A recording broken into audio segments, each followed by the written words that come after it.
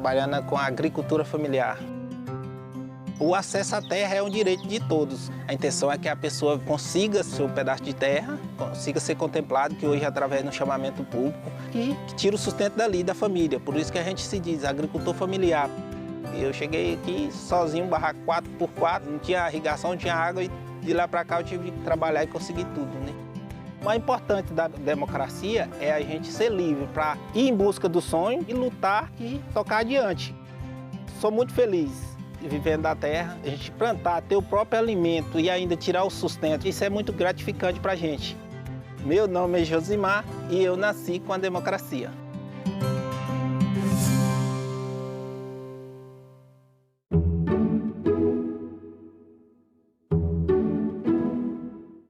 O programa a seguir é livre para todos os públicos.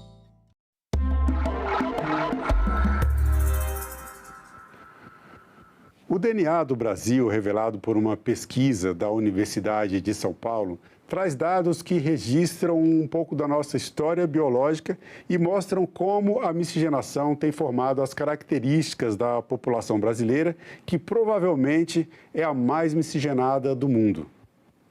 Ciência genética é assunto de cidadania e é sobre isso que eu converso agora com a professora do Instituto de Biociências da Universidade de São Paulo, Lígia da Veiga Pereira.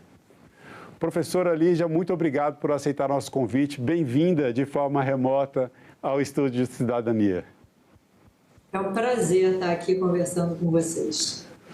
Então, professora, a minha primeira pergunta, que é a pergunta de muita gente, por que investir tempo, recursos, pesquisa no DNA do Brasil, nessa pesquisa genética?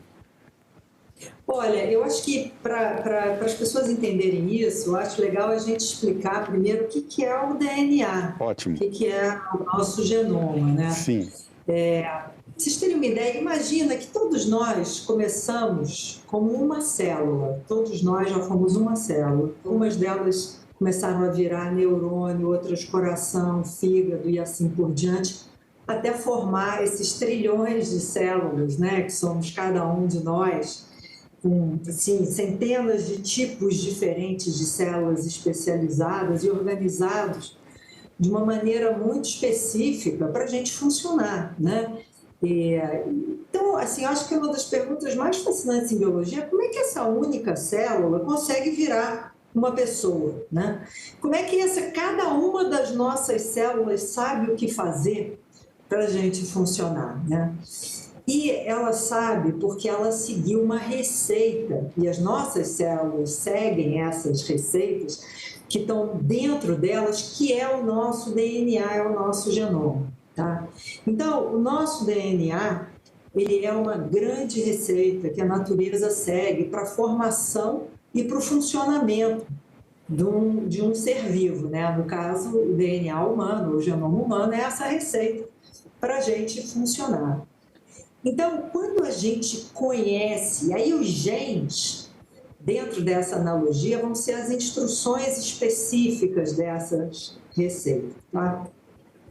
Então, quanto mais a gente conhecer sobre o funcionamento do nosso DNA, de como é que essas receitas funcionam, quais são os genes que estão determinando ou influenciando cada uma das nossas características, a gente vai conhecer melhor a biologia humana e vai poder desenvolver uma medicina de muito maior precisão e eficácia.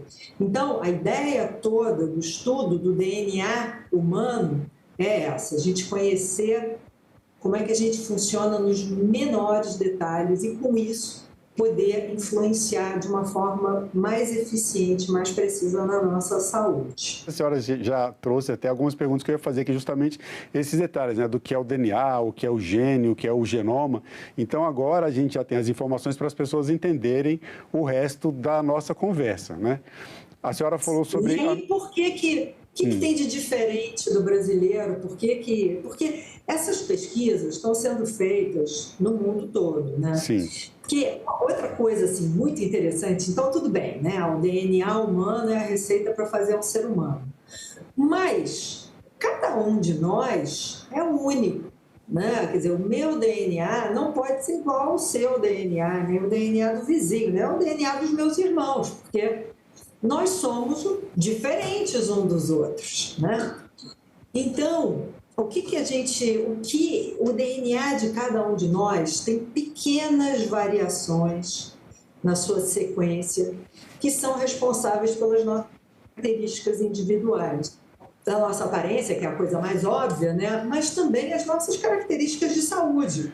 E Por que algumas pessoas... Essas diferenças das características do DNA são elas que vão determinar, quer dizer, esse é um dos objetivos, inclusive, da pesquisa que a senhora comentou sobre a medicina de precisão, né?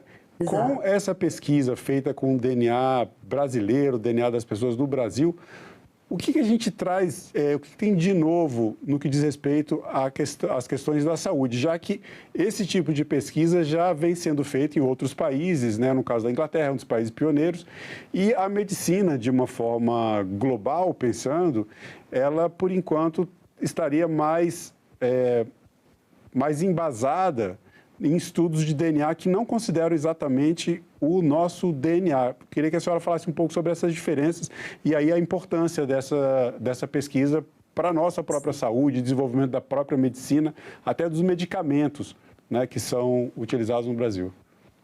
Legal. Olha, então, essas pesquisas, então, que ficam estudando como é que essas pequenas diferenças que tem entre o DNA de cada um de nós impactam a nossa saúde, elas já vêm sendo realizadas há alguns anos, e principalmente em países da Europa e dos Estados Unidos, tá? E aí, isso está bem desenvolvido. E qual é a limitação desses estudos? Eles estão estudando o DNA de populações, basicamente de populações brancas, né? Que são essas populações europeias e dos Estados Unidos. A gente chama de populações de ancestralidade europeia. E populações de outras ancestralidades, africana, asiática, indígena, vão apresentar variações genéticas diferentes, né? Então, o que em 2017, por aí, a comunidade científica se deu conta que a gente só vai poder desenvolver essa medicina de precisão para pessoas brancas. Aí, nesse momento, a gente se deu conta da urgência do Brasil ter um projeto próprio de conhecimento do nosso DNA. Porque a nossa população, e a gente conhece isso dos livros de história, né, tem uma formação muito única.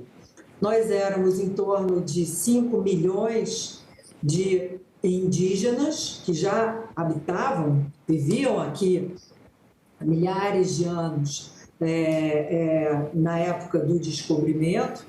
E aí vieram os portugueses, trouxeram mais ou menos uns quase 4 milhões de europeus, e durante a escravidão foram trazidos para cá, forçados, escravizados, 6 milhões de africanos. E africanos de diferentes regiões do continente africano, né? Africanos que nem se encontram lá na África, foram trazidos para cá.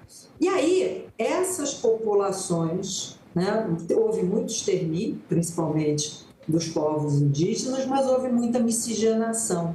Então, o brasileiro atual, cada um de nós tem uma mistura de diferentes frações de DNA de origem europeia, africana e indígena. E essa mistura é única. E a gente precisa conhecer essas variações genéticas que existem na nossa população para a gente conseguir desenvolver essa medicina de precisão que seja precisa para a nossa população. Professora, dentro dessa pesquisa foram encontrados cerca de 8 a 9 milhões de novas variações genéticas. O que isso representa em termos de possibilidade de prevenção de doenças e também com essa questão da saúde, especialmente da saúde pública que a senhora está colocando? Isso é um dado positivo? Isso é um sinal de alerta? O que isso traz como dado para esses objetivos da pesquisa? Então, isso é um sinal de alerta do seguinte, quer dizer, a gente precisa estudar mais o nosso DNA. E olha, a gente só sequenciou 2.700 brasileiros, mas só nessa pequena amostra nós achamos quase 9 milhões de variações genéticas do DNA que ainda não tinham sido descritas em nenhum banco de dados, né? Isso é porque brasileiro é marciano? Não. É porque nós temos aí todo esse DNA de ancestralidades não europeias que não está sendo estudado aí no mundo. Então, por que eu digo que isso é um sinal de alerta? É um alerta para dizer, olha, tem coisas aqui, tem variações genéticas aqui na nossa população que não são comuns em outras. Então, se a gente não estudar, né, a gente não vai conseguir desenvolver a medicina de precisão para a nossa população. Agora, qual é o impacto dessas variações genéticas na saúde do brasileiro? Isso a gente não sabe ainda, né? 2.700 genomas ou DNAs foi um número muito expressivo para a gente ter até um panorama da estrutura da formação da nossa população, mas para a gente entender o impacto que essas variações têm na nossa saúde, a gente precisa estudar um número muito maior de brasileiros, de DNAs de brasileiros, né? Então, isso é que o programa do Ministério da Saúde, o programa Genomas Brasil, está fazendo, né? E aí o plano é você somar todos esses genomas que estão sendo estudados numa grande plataforma, chegar a 100 mil genomas, e a partir daí a gente começa a ter poder estatístico para entender qual é o impacto de cada uma dessas variações genéticas que a gente encontra aqui na saúde da nossa população. Professora, passando um pouco agora para a questão da nossa história biológica, a pesquisa também trouxe alguns dados bem interessantes sobre isso e eu gostaria que a senhora falasse um pouco. A senhora comentou sobre DNAs de origem africana, de etnias que provavelmente lá no continente africano estavam separadas, que não se encontravam e que acabaram se misturando aqui no Brasil, né? Então, eu falei que provavelmente a população brasileira é a mais miscigenada do mundo. Eu queria que a senhora explicasse o porquê desse provavelmente e falasse um pouco sobre essas informações que trazem novidades sobre a nossa história do ponto de vista biológico e como é que isso tem se revelado no DNA, essa proporção de europeia, né, de origem europeia, indígena, africana. Conta pra gente essas novidades aí. Tá. Bom, por que eu falo que a gente, quer dizer, né, que é a mais miscigenada do mundo? O meu rigor científico não me permite dizer isso, porque eu não conheço a genética de todas as populações mundiais, né? Para poder dizer que a do Brasil é a mais miscigenada. O que eu sei é que a nossa é a maior população miscigenada do mundo, tá? E aí, o que a gente enxergou no nosso DNA? Primeiro, dessas 2.700 pessoas, se a gente somar tudo, a gente encontra 57%, quase 60% de DNA de ancestralidade europeia, né? Em torno de 17% de DNA de ancestralidade indígena, um percentual menor, e o restante de ancestralidade, quase 30% de ancestralidade africana, né? Então, essa menor fração de ancestralidade indígena já é um reflexo de todo o extermínio que a gente sabe pelos livros de história que houve, né? A gente estima-se que até 90% das populações originais foram extintas. E a gente enxerga isso com essa menor fração de DNA indígena na nossa população. Por outro lado, o que eu acho muito lindo é que nesse DNA indígena que a gente encontra DNAs de povos indígenas que não existem mais, que foram extintos, mas eles seguem vivos, né, no DNA do brasileiro atual. Então, a gente tem essa herança aí desses povos. Depois, a gente também encontra misturas de DNAs africanos, de povos africanos, que não existem no continente africano, porque, como eu falei, né, são povos que foram sequestrados, escravizados de regiões muito distantes que não se encontram na África e foram trazidos para cá. Então, essa é uma outra consequência biológica da nossa história que a gente enxerga no DNA do brasileiro. Misturas de DNAs africanos que não existem lá na África. Professor, Assim, fala. Bom, a senhora quer concluir?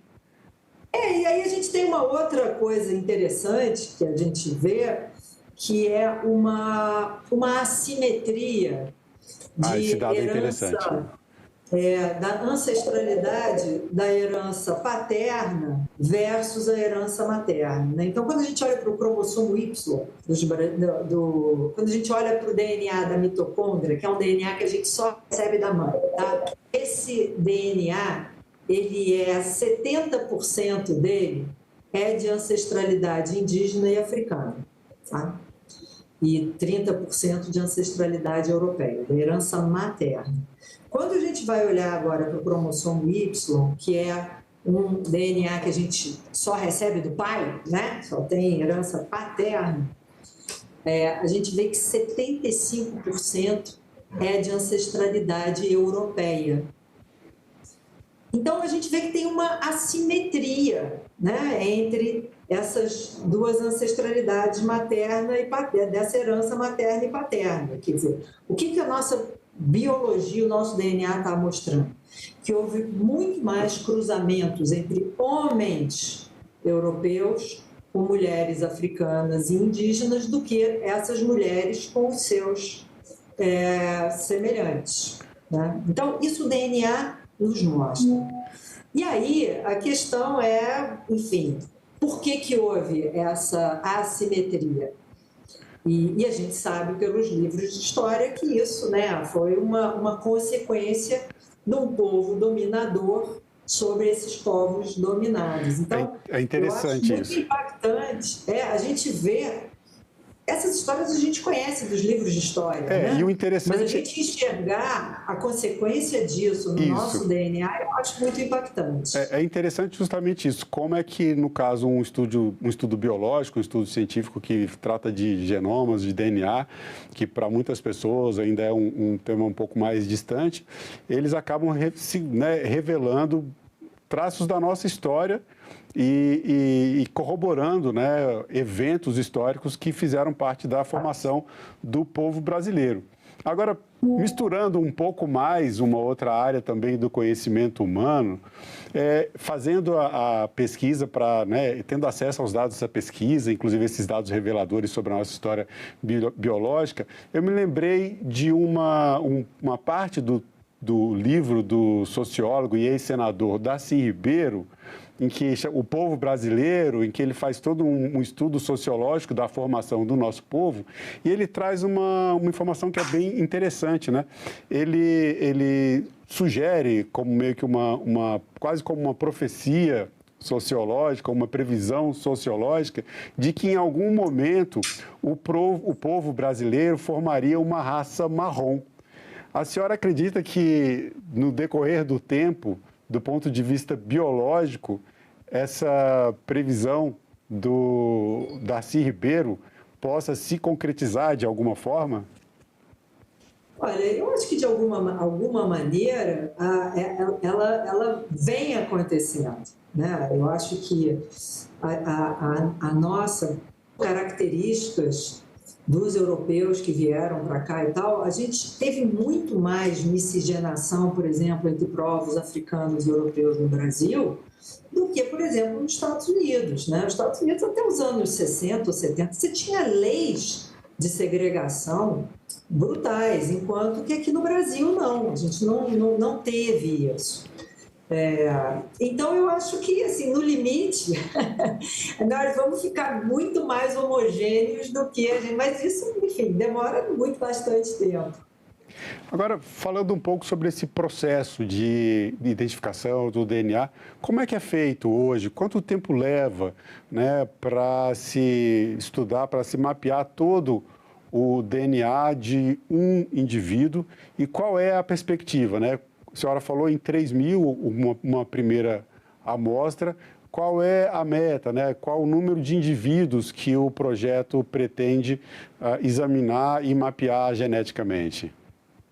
Olha, vocês terem uma ideia do avanço da tecnologia, o primeiro genoma humano, o primeiro projeto genoma humano para sequenciar um genoma, demorou 15 anos para ser completado e custou 3 bilhões de dólares. Isso foi de 85 até o ano 2000. Agora, por 200 dólares, você sequencia um genoma humano em 24 horas. Quer dizer, o avanço tecnológico foi gigante e por isso que a gente hoje tem essa possibilidade de sequenciar o genoma de centenas de milhares de pessoas. E isso é fundamental para a gente ter, de novo, poder estatístico para entender como essas pequenas variações do DNA de cada um de nós impactam na nossa saúde. Então, o projeto DNA do Brasil, a gente já vai terminar, daqui a um mês, a gente já vai ter um total de 11 mil genomas sequenciados. E que aí a gente vai, de novo, fazer... Aí é assim, a história do sequenciamento em si, você manda o DNA numa máquina e ele transforma aquilo em dados. E são dados gigantes. E aí vem a parte interessante, que é o nosso pessoal de bioinformática, analisar e tirar conhecimentos desses dados. Então, a gente está terminando os últimos para completar 11 mil, e aí vamos repetir todas essas análises de novo com uma amostra agora bem maior.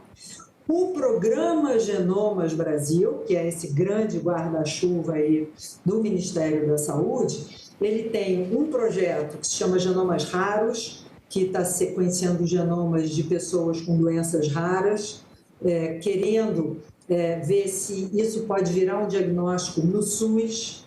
Você tem um outro programa olhando pessoas com doenças cardiovasculares, né? Tem um outro programa chamado Genomas SUS, que está sequenciando genomas de grupos de brasileiros com diferentes tipos de doenças.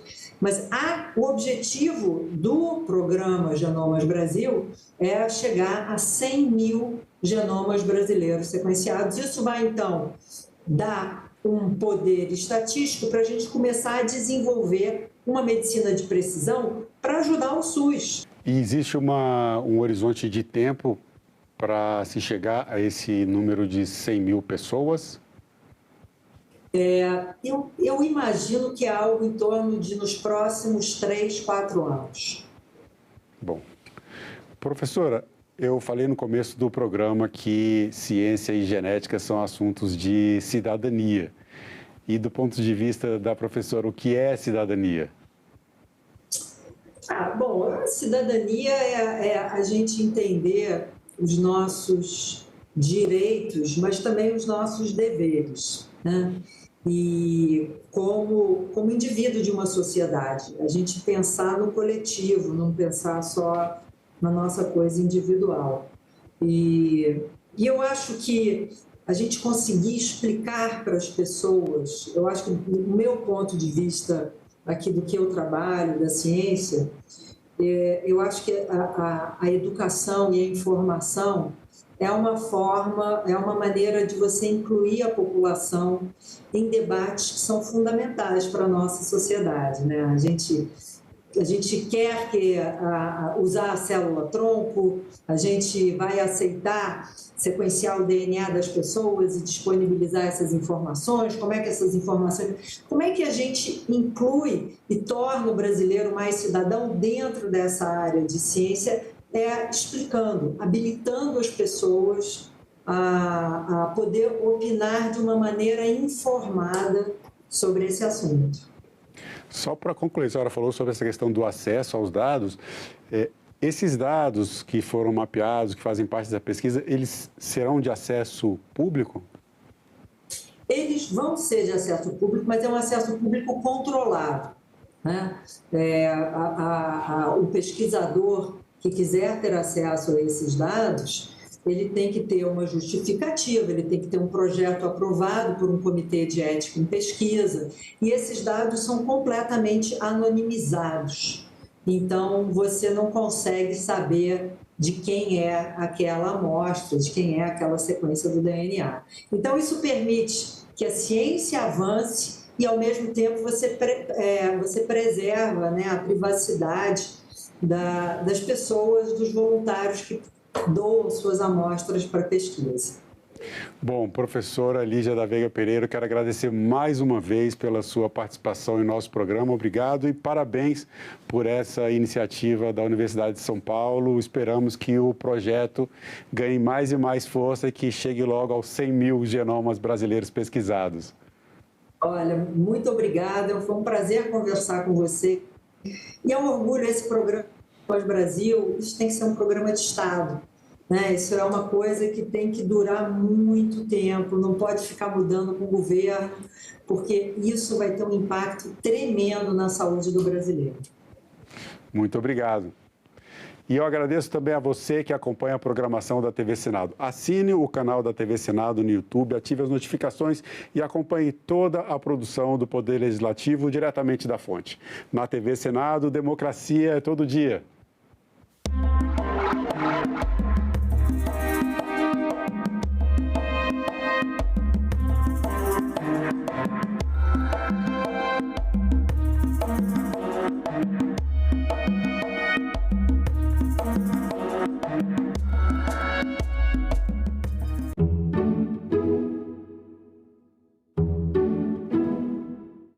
No próximo assunto de Estado, vamos falar sobre produção rural, saúde, combate a enchentes, entre outros temas. E o nosso convidado é o senador Luiz Carlos Reins, do PP do Rio Grande do Sul. Não percam. Esse nosso projeto ajuda a liberar recursos dessa forma e destravar para poder aplicar na safra 25-26. Assunto de Estado. Hoje, 20h, aqui na TV Senado. Trabalhava de doméstica. Quando eu não consigo mais ficar na casa dos parentes e a patroa não me aceita na casa dela, eu vou passar as noites na rua. Vou comprar o jornal procurando emprego e encontro o anúncio de um concurso para o Tribunal de Justiça. Vou ao cursinho comprar a apostila e quando eu vejo o preço da apostila, fico sem ação. Fiquei olhando a pessoa que fazia a reprodução no mimeógrafo e ela descartava algumas folhas. Peguei a folha. E ao retornar àquele cursinho para buscar aquelas folhas, percebi que as folhas passaram a ser colocadas num lixo seco. Quando eu assumi, em 1985, eu não tinha nenhum traquejo para me aproximar dessas pessoas. Ela pegou nas minhas mãos e falou, seja bem-vinda. Foi a primeira vez que alguém me falou, seja bem-vinda na vida. Agora é lei.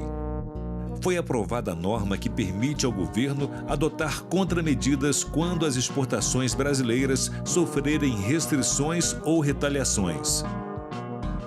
A Lei da Reciprocidade Econômica contempla situações como o aumento de tarifas de importação decretados pelos Estados Unidos. O Senado votou. Agora é lei. São 14 ou 15 tipos de plástico. Deixar o resíduo à mercê do vento ou da lei da gravidade é uma irresponsabilidade. Hoje, 141 países já têm legislações que restringem o uso de plástico e o Brasil não. O que nós temos é pouco, porque o problema está aumentando. Temos que nos engajar numa solução aceitável para todos. Salão Nobre, nesta quarta, 20h, aqui na TV Senado. O site do Senado agora mostra projetos de lei em linguagem simplificada. É o Senado Explica, uma ferramenta de inteligência artificial combinada com revisão humana que torna mais fácil entender e acompanhar as leis em debate aqui no Senado. Na página de tramitação das matérias e no portal E-Cidadania, Senado Explica.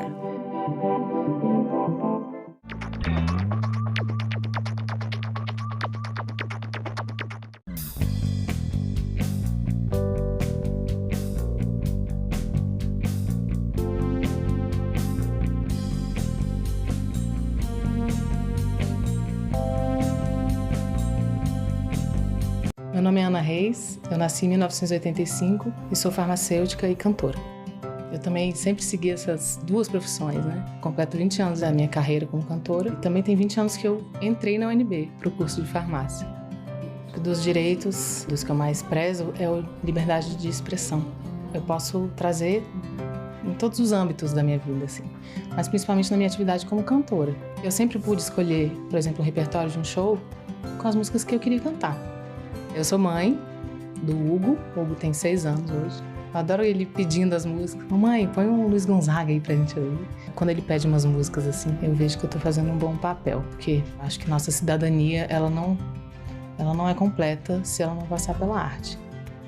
Eu posso trabalhar com o que eu gosto, eu posso cantar o que eu quero. Democracia é isso, é a liberdade. Meu nome é Ana e eu nasci com a democracia.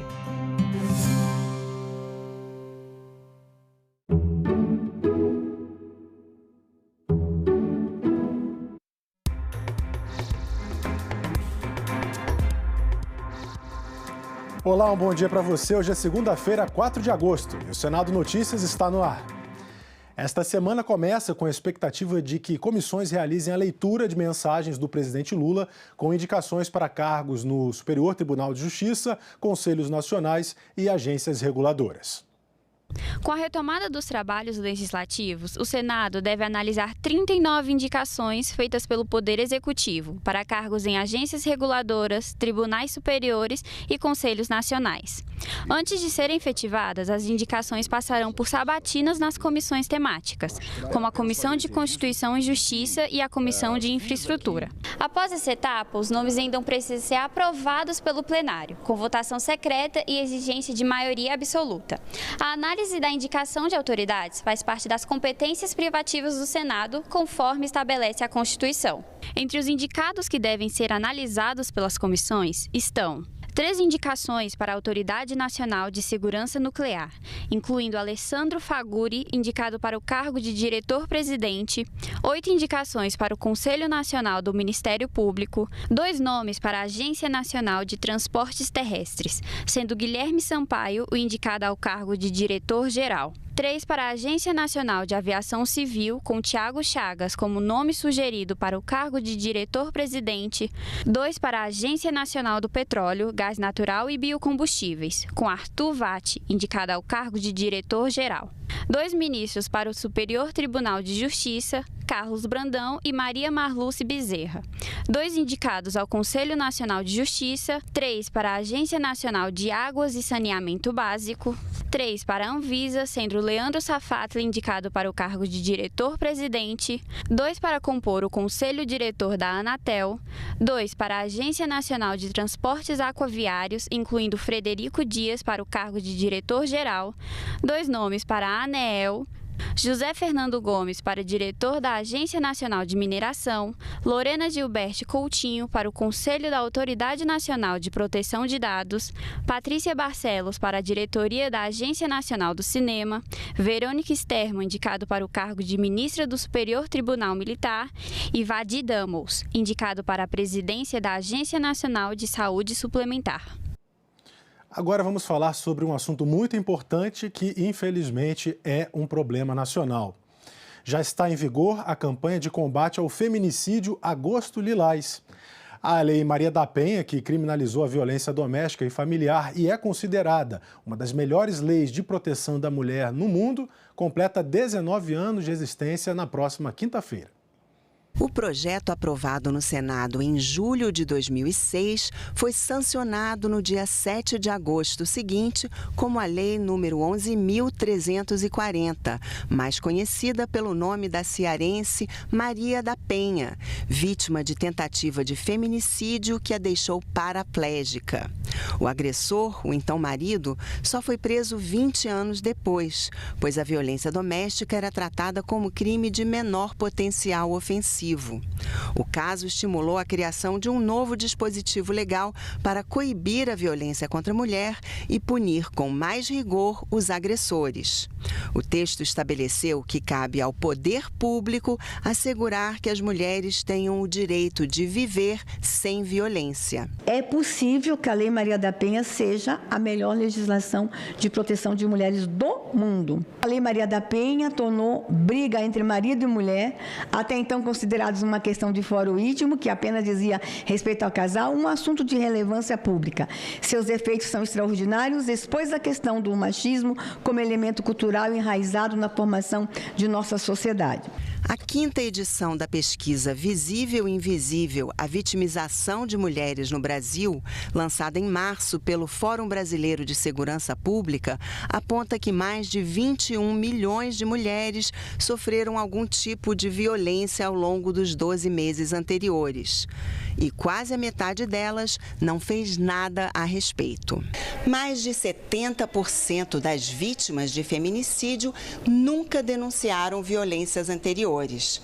A denúncia é importante não só para punir o agressor, mas para evitar a escalada da violência e, principalmente, que se chegue a um feminicídio, crime que mata 4 mulheres por dia no Brasil. Violência contra a mulher, ela não atinge só a mulher. Ela atinge os filhos dessa mulher, ela atinge a família dessa mulher e atinge o Estado de uma maneira indireta. A primeira violência é importante que essa mulher denuncie. Sabe por quê?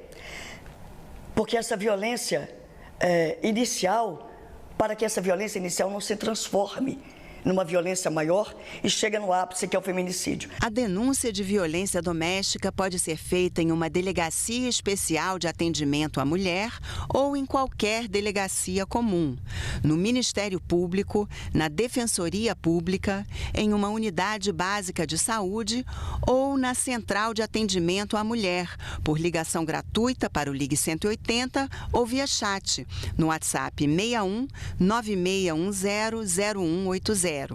Em casos de emergência, deve ser acionada a Polícia Militar no Disque 190. Desde 2022, o mês de agosto é dedicado ao enfrentamento da violência doméstica e familiar contra a mulher. No lançamento da campanha Agosto Lilás, a ativista Maria da Penha reforçou a necessidade de mudar a cultura da violência. Acreditamos que a mudança de cultura precisa passar impreterivelmente pela educação. Gostaria de dizer com isso que precisamos de todas e de todos para juntos lutarmos por uma sociedade mais justa e igualitária. Um dos mecanismos criados para viabilizar a assistência à vítima é a sinalização de situação de violência em curso com uma letra X escrita na mão. Basta de violência contra nossas mulheres e meninas. E o Senado participa desse esforço da campanha Agosto Lilás e até já instalou o Banco Vermelho. É um instrumento para despertar a consciência para a proteção das mulheres. Um banco vazio para lembrar milhares de mulheres que perderam suas vidas para a violência. Este espaço é um convite à conscientização e à mudança. Sentar, refletir, levantar e agir.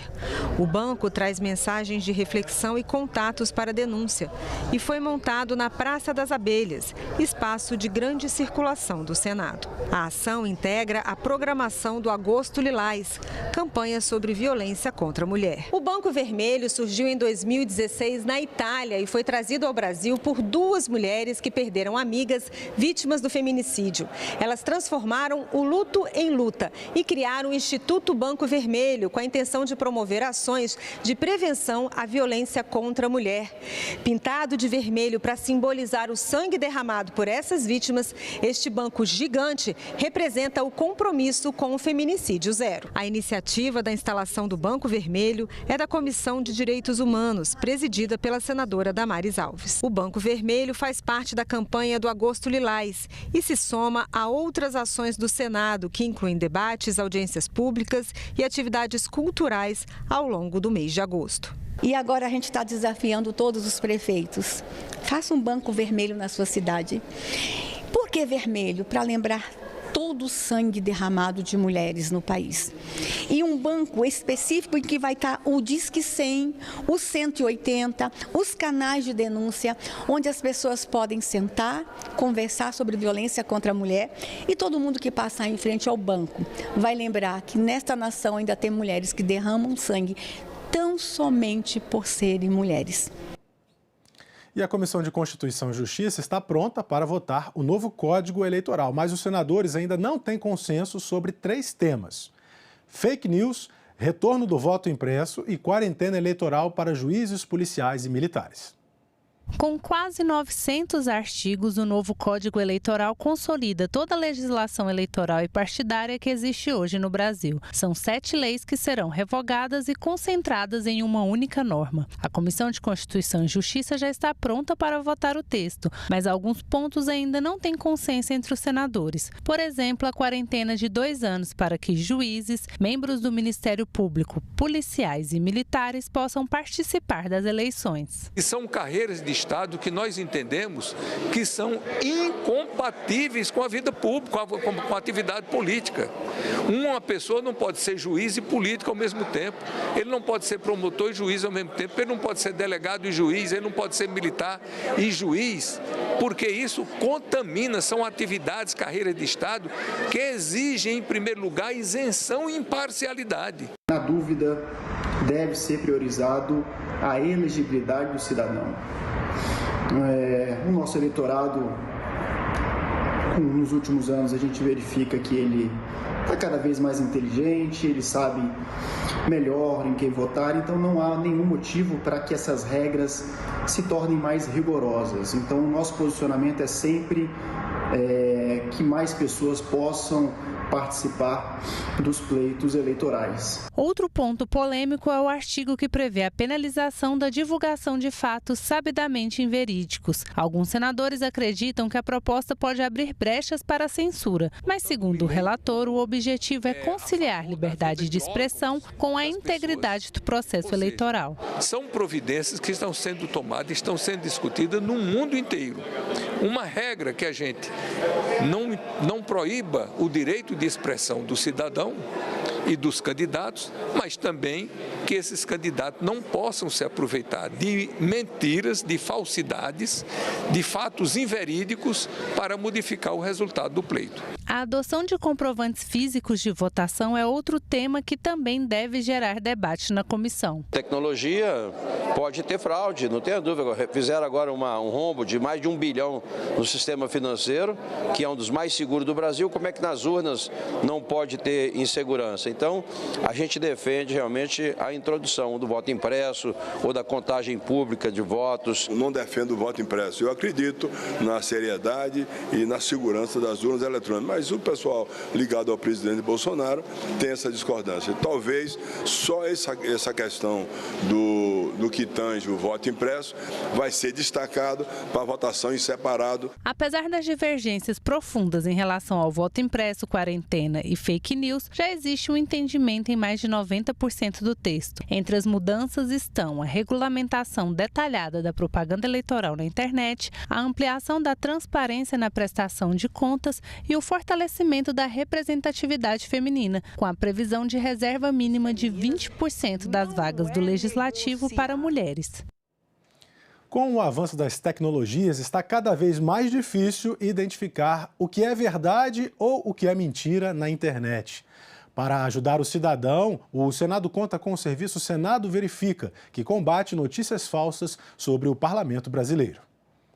Será que o Senado aprovou o projeto que cria imposto para donos de cães? Ou um pedido de impeachment contra o ministro do Supremo Tribunal Federal? E o senador tem direito à aposentadoria depois de 180 dias no cargo? A resposta para essas perguntas é só uma: não. Mas além da resposta, sabe o que todas essas perguntas têm em comum? Foram dúvidas que chegaram ao Senado Verifica, um serviço de combate a notícias falsas sobre o Parlamento brasileiro e que neste ano comemora 5 anos em funcionamento. O que a gente hoje chama de fenômeno das fake news ou a desinformação é um problema muito grave para as instituições democráticas, na medida em que uma fake news altera a capacidade da pessoa de, por ela mesma, se posicionar sobre um fato político para poder tomar uma decisão, e isso afeta a democracia diretamente. Nesse sentido, o Senado Verifica contribui efetivamente para a gente combater a desinformação. É uma contribuição efetiva para o fortalecimento da democracia no Brasil. O serviço checa informações sobre projetos de lei, atividades legislativas, administração do Senado e atuação dos senadores no desempenho da função.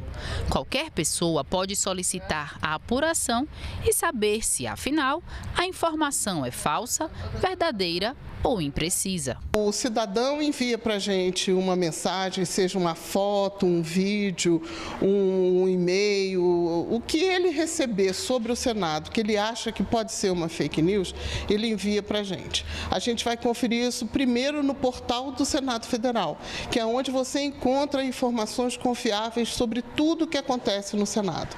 Votações, debates, tudo que se diz respeito ao Senado Federal está disponível no portal do Senado. Então é lá que a gente procura primeiro. A gente vai ver se não é um áudio manipulado, se não é um vídeo manipulado, se aquela informação é verdadeira, se tem realmente, por exemplo, a gente recebe muito pedido sobre projeto de lei, sobre o andamento de um projeto de lei. A gente vai na página da tramitação, a gente verifica se realmente aquele projeto foi apresentado, do que ele trata, qual é a situação dele, e a gente sempre informa o cidadão sobre esse projeto. Mas a gente também recebe muito pedido que não tem nada a ver com o Senado. E o Senado Verifica trata só do Senado, não vai fazer verificação sobre outros assuntos. Mas a gente não deixa o cidadão sem resposta. Mesmo que não seja um assunto relacionado ao Senado, a gente orienta o cidadão sobre como ele pode conferir se aquilo é uma fake news ou não. 66% dos brasileiros confiam na internet para se manterem informados. E nesse mar de informações disponíveis a qualquer tempo, em qualquer lugar, na distância de um clique, algumas fake news são mais frequentes. Nesses 5 anos, o impeachment do ministro Alexandre de Moraes é um dos casos que a gente mais tem, um número de pedidos bem grande sobre o impeachment do ministro Alexandre de Moraes. A gente também tem o caso do voto impresso nas eleições. Sempre às vésperas de eleições surgem fake news envolvendo a impressão do voto. E a outra é sobre a Lei de Proteção Doméstica, que é um projeto de lei que trata de ruído sonoro produzido por templos religiosos. Mas nas redes sociais as pessoas sempre falam que esse projeto impede as pessoas de praticar a sua religião, que impede o pastor de ir à casa de uma pessoa, impede pregação nas ruas. Isso não é verdade.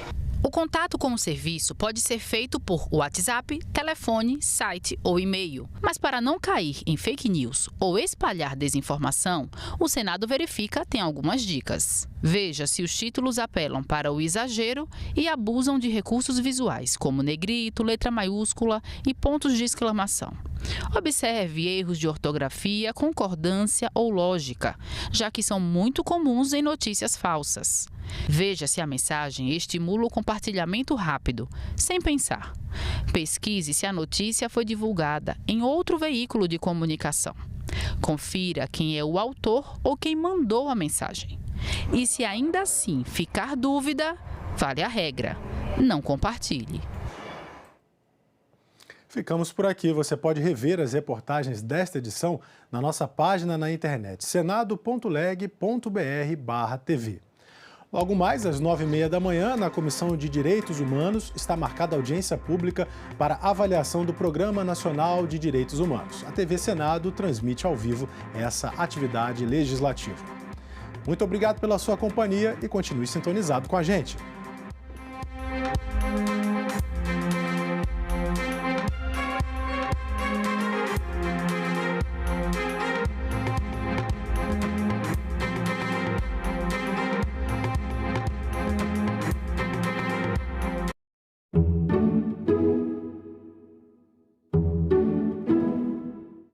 No próximo assunto de Estado, vamos falar sobre produção rural, saúde, combate a enchentes, entre outros temas. E o nosso convidado é o senador Luiz Carlos Reins, do PP do Rio Grande do Sul. Não percam. Esse nosso projeto ajuda a liberar recursos dessa forma e destravar para poder aplicar na safra 25-26. Assunto de Estado. Hoje, 20h, aqui na TV Senado.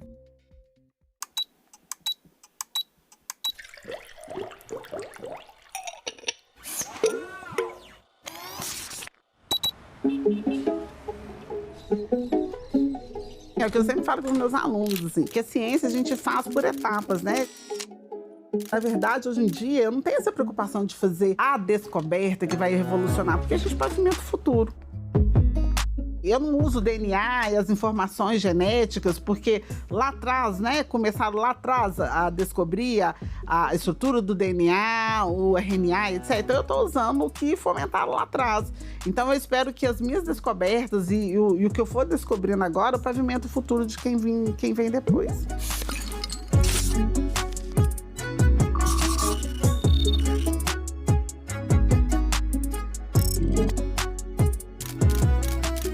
Para quem não conhece o câncer de ovário, é uma doença extremamente silenciosa, insidiosa.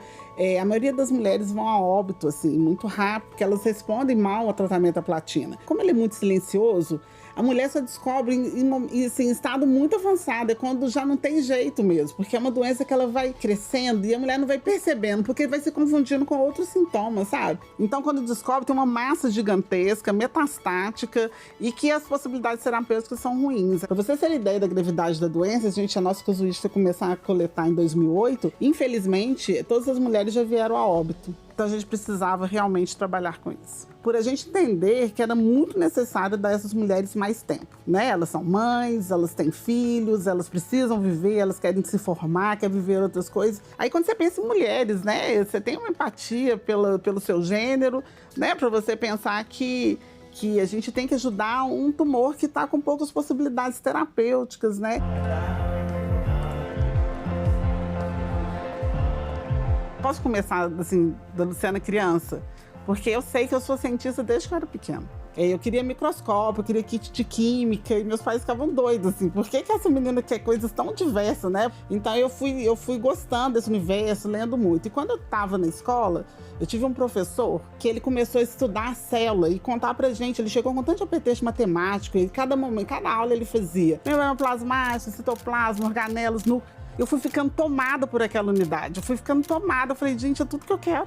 Eu quero entender o que é isso. E eu, a partir desse momento, eu quis perseguir o estudo das células. Então, quando eu cheguei na faculdade, né, por exemplo, como minha família me achava muito inteligente, porque eu era muito estudiosa e tal, eles falavam, vai ser a primeira menina negra que vai ser médica. Eu falei, mas eu não quero medicina, porque eu não queria ser assistencial. Eu queria desvendar o que estava no meu entorno, na célula.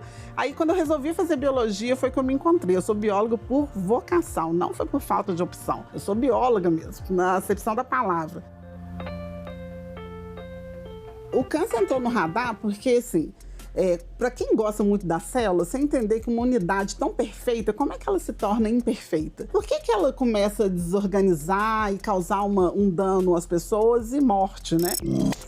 O tumor é uma célula que está situado, imagina um ambiente tecidual, né, no corpo da pessoa, uma célula ela começa a sofrer danos. E esses danos acabam se acumulando e ela consegue dividir uma célula com dano também. Esse dano não é reparado. E dessa segunda célula vira a terceira célula, que vira outra célula, que atrai as células do entorno para se sustentar, porque o tumor é um grande parasita, na verdade, né? Então eu fiquei muito curiosa para saber qual que era a desordem causada, que a célula causava. E o câncer de ovário, ele entrou na minha vida porque já trabalhando com câncer, uma vez um médico, né, que é o professor Guinaldo da Faculdade de Medicina aqui, ele chegou para mim e falou assim, eu preciso resolver a questão da oncologia no câncer de ovário. Porque na mama, né, para câncer de mama, a gente já incorporou a sobrevida, tratamentos mais eficazes e tem melhorado a sobrevida das pacientes com câncer de mama. Mas no ovário, não.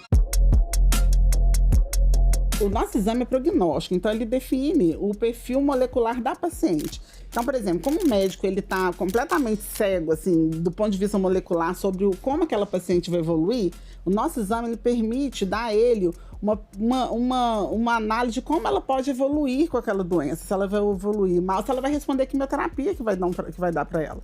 Entende? Ou se ela tem uma tendência a metastizar mais rápido. Por exemplo, se você pensar que se a gente está contando que a paciente ela tende a não responder a platina, né? Por que eu vou dar tratamento para ela base de platina? Eu tenho que buscar outros tipos de tratamento para permitir que ela tenha uma chance melhor de sobrevida, né? Porque senão ela vai a óbito em 6 meses. Eu sempre falo que a gente tem que pensar no câncer igual trato hipertensão. Eu sou hipertensa. Eu não tomo remédio todo dia para controlar minha pressão. Se eu não parar de tomar meu remédio de pressão, eu vou morrer. Eu posso ter um AVC, se eu comer uma coisa mais salgada. Então, o câncer, a gente não tem que falar muito em cura, sabe? Porque se muito tempo a gente fica nessa coisa de cura, nós temos que falar em tratamento, em controle dele. A pessoa não necessariamente ela precisa morrer do tumor, ela pode morrer com ele, mas não dele.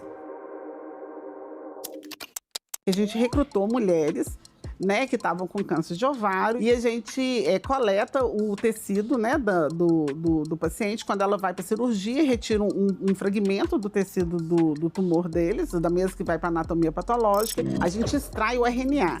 Então, a gente extrai esse tipo de molécula, porque esse RNA é uma molécula mensageira.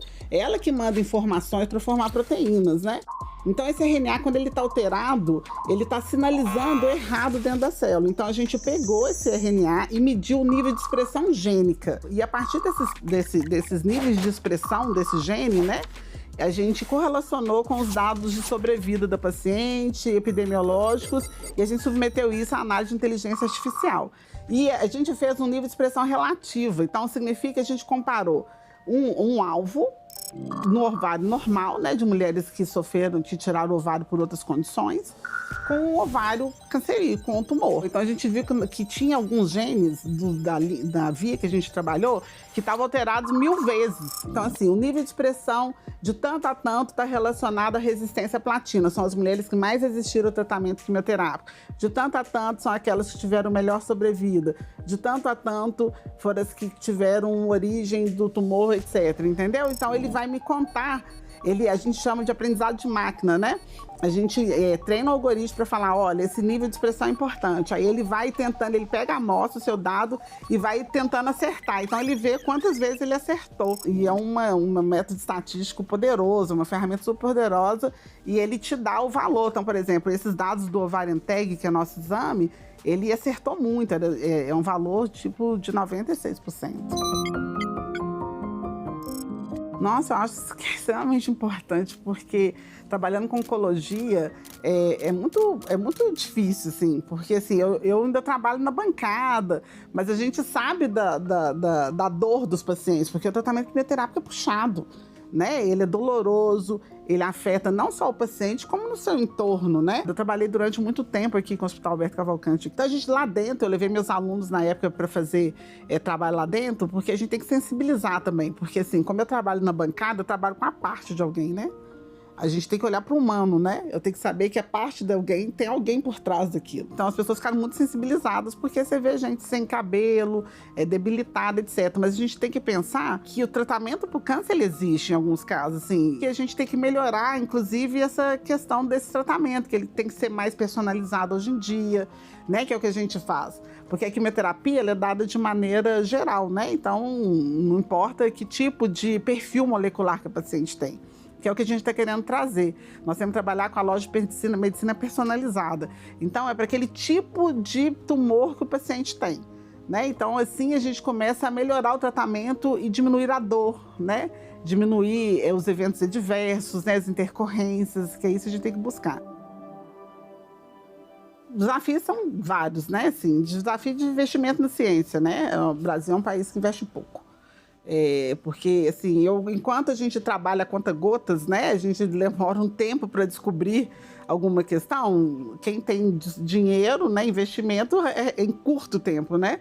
Agora, a questão de ser mulher e negra, né, a questão da questão da negritude, ela é constante, assim. Fui alvo de várias questões por causa da minha cor. Assim. Então, assim, em lugares que você vai, que você chega... E as pessoas não te reconhecem como pesquisadora, sabe? Assim, eu já fui tudo, assim. Eu já me rotularam de todas as profissões, que é uma questão que a gente sempre fala. Não é questão de me falar que eu não posso ser uma babá. Não é isso. A questão é a pressa de me rotular.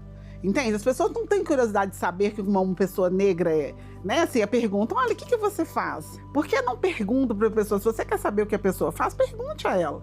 Né? Por que você tem que já colocar ela num nicho que você acha que ela deve estar, porque você acha que não merece credibilidade, entendeu? Então essas coisas incomodam e a gente passa por isso o tempo inteiro. Mas eu sou muito teimosa, né? Assim, essas coisas não me intimidam, não. Mas você vê claramente, causa um desconforto, mas não me intimidaram. Meus próximos passos do meu trabalho é continuar formando gente, porque se tem uma coisa também, eu falei que eu sou bióloga por vocação, mas eu também sou docente por vocação e eu gosto de formar pessoas. Então, meus próximos passos é continuar fazendo as minhas pesquisas, conseguir meus recursos para poder investir neles, né? Expandir meus horizontes também, porque eu sou muito inquieta e eu gosto, vai surgindo novas tecnologias, eu quero incorporar o laboratório, né? As coisas que eu quero fazer. Então, eu fico muito pensando nisso. E pensar no futuro é pensar que a gente tem que estar contribuindo mesmo, contribuindo com a formação das pessoas, sabe? E ajudar mais as pessoas a entender como é que funciona, como é que a ciência funciona.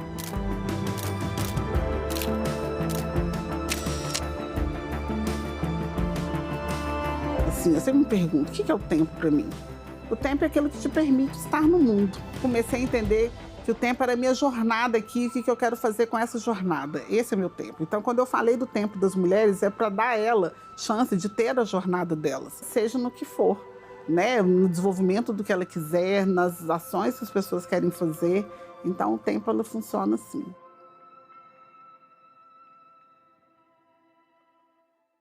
Agora é lei. A reforma tributária promete simplificar o pagamento de impostos no Brasil. A nova lei detalha reduções e isenções de tributos, além de regras para a devolução de impostos para famílias de baixa renda. O mecanismo de devolução deverá valer para contas de energia, água, saneamento, gás e telefonia. E as mudanças serão implementadas de forma gradativa. O Senado votou, agora é lei. São 14 ou 15 tipos de plástico. Deixar o resíduo à mercê do vento ou da lei da gravidade é uma irresponsabilidade.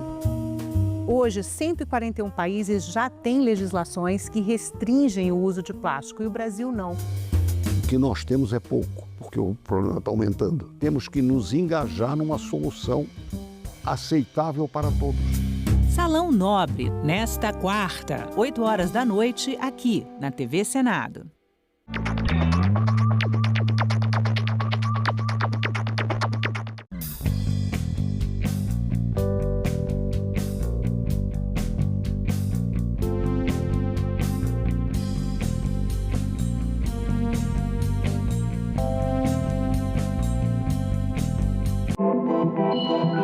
O site do Senado agora mostra projetos de lei em linguagem simplificada.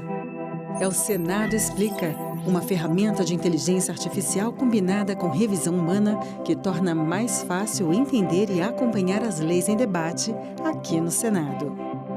Na página de tramitação das matérias e no portal E-Cidadania, Senado Explica.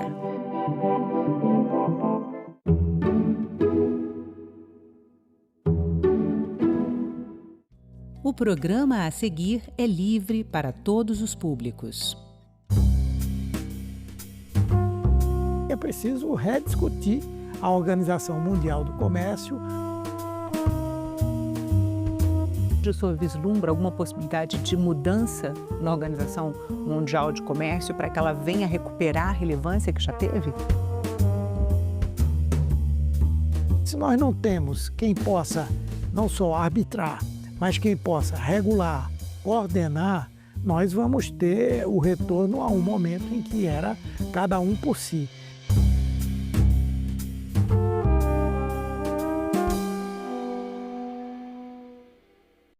Seja bem-vindo, senador Humberto Costa. Muito obrigada pela presença. O 11º Fórum Parlamentar do BRICS reuniu parlamentares dos países do bloco aqui no Congresso Nacional, em Brasília, no início de junho. A cúpula de chefe de Estado, porque o bloco agora está sob a liderança do Brasil, a cúpula de chefe de Estado também vai acontecer no Brasil, no Rio de Janeiro, em julho, né? Mas o senhor foi o coordenador parlamentar do BRICS pelo Senado, né? É um conjunto de países heterogêneo do ponto de vista social, econômico, cultural, né? O senhor pode explicar qual que é a relevância desse encontro de parlamentares dos países integrantes do BRICS? Bem, primeiro a própria relevância do BRICS, né? O BRICS hoje agrupa um conjunto de países, tanto entre os integrantes quanto os países associados, que representa mais de 40% da população mundial, portanto um mercado imenso, e também muitas pessoas, né? e também representa mais de 40% do produto interno bruto no mundo.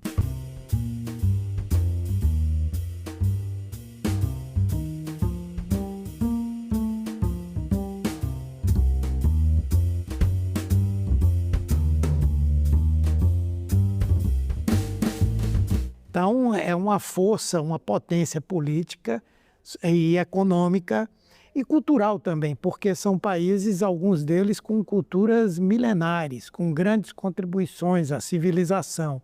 Portanto, existe essa relevância, essa importância.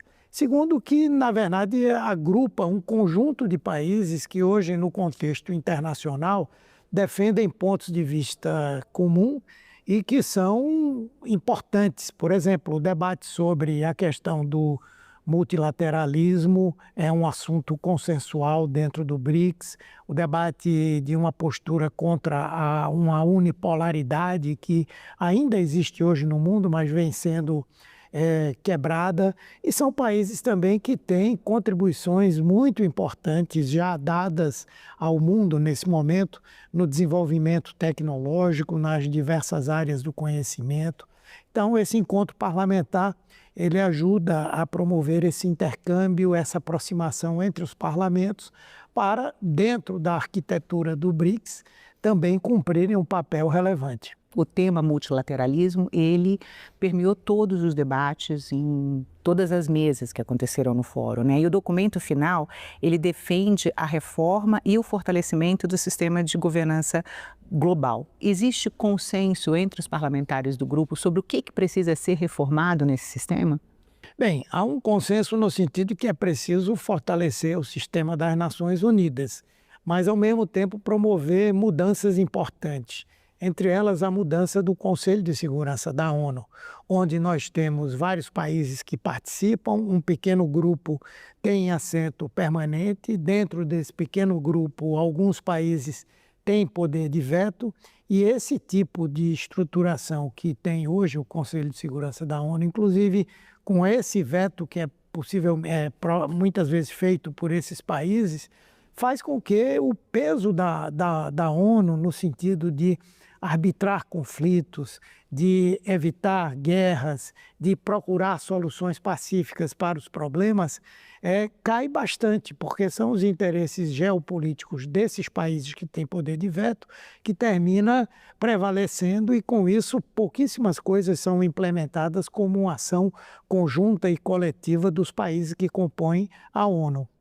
Então, a necessidade de aumentar o número de assentos de países representados no Conselho de Segurança da ONU é um consenso dentro dos países do BRICS? Sim, é um consenso de que deve haver uma ampliação do número de países que têm assento permanente no Conselho de Segurança. No entanto, há algumas divergências no sentido de quem deve estar lá, não é? Por exemplo, o Egito almeja ter uma vaga, assim como o Brasil almeja também, outros países do BRICS almejam também. Portanto, primeiro temos que garantir que haja essa ampliação, não é? E que mude essa governança do Conselho de Segurança da ONU. E segundo, discutirmos até mesmo entre nós quais são os países que poderão, mediante um consenso, ocupar essas possíveis vagas a serem criadas. Senador, alguma dessas etapas de mudança passa pelos parlamentos? Sim, uma boa parte, sim, não é?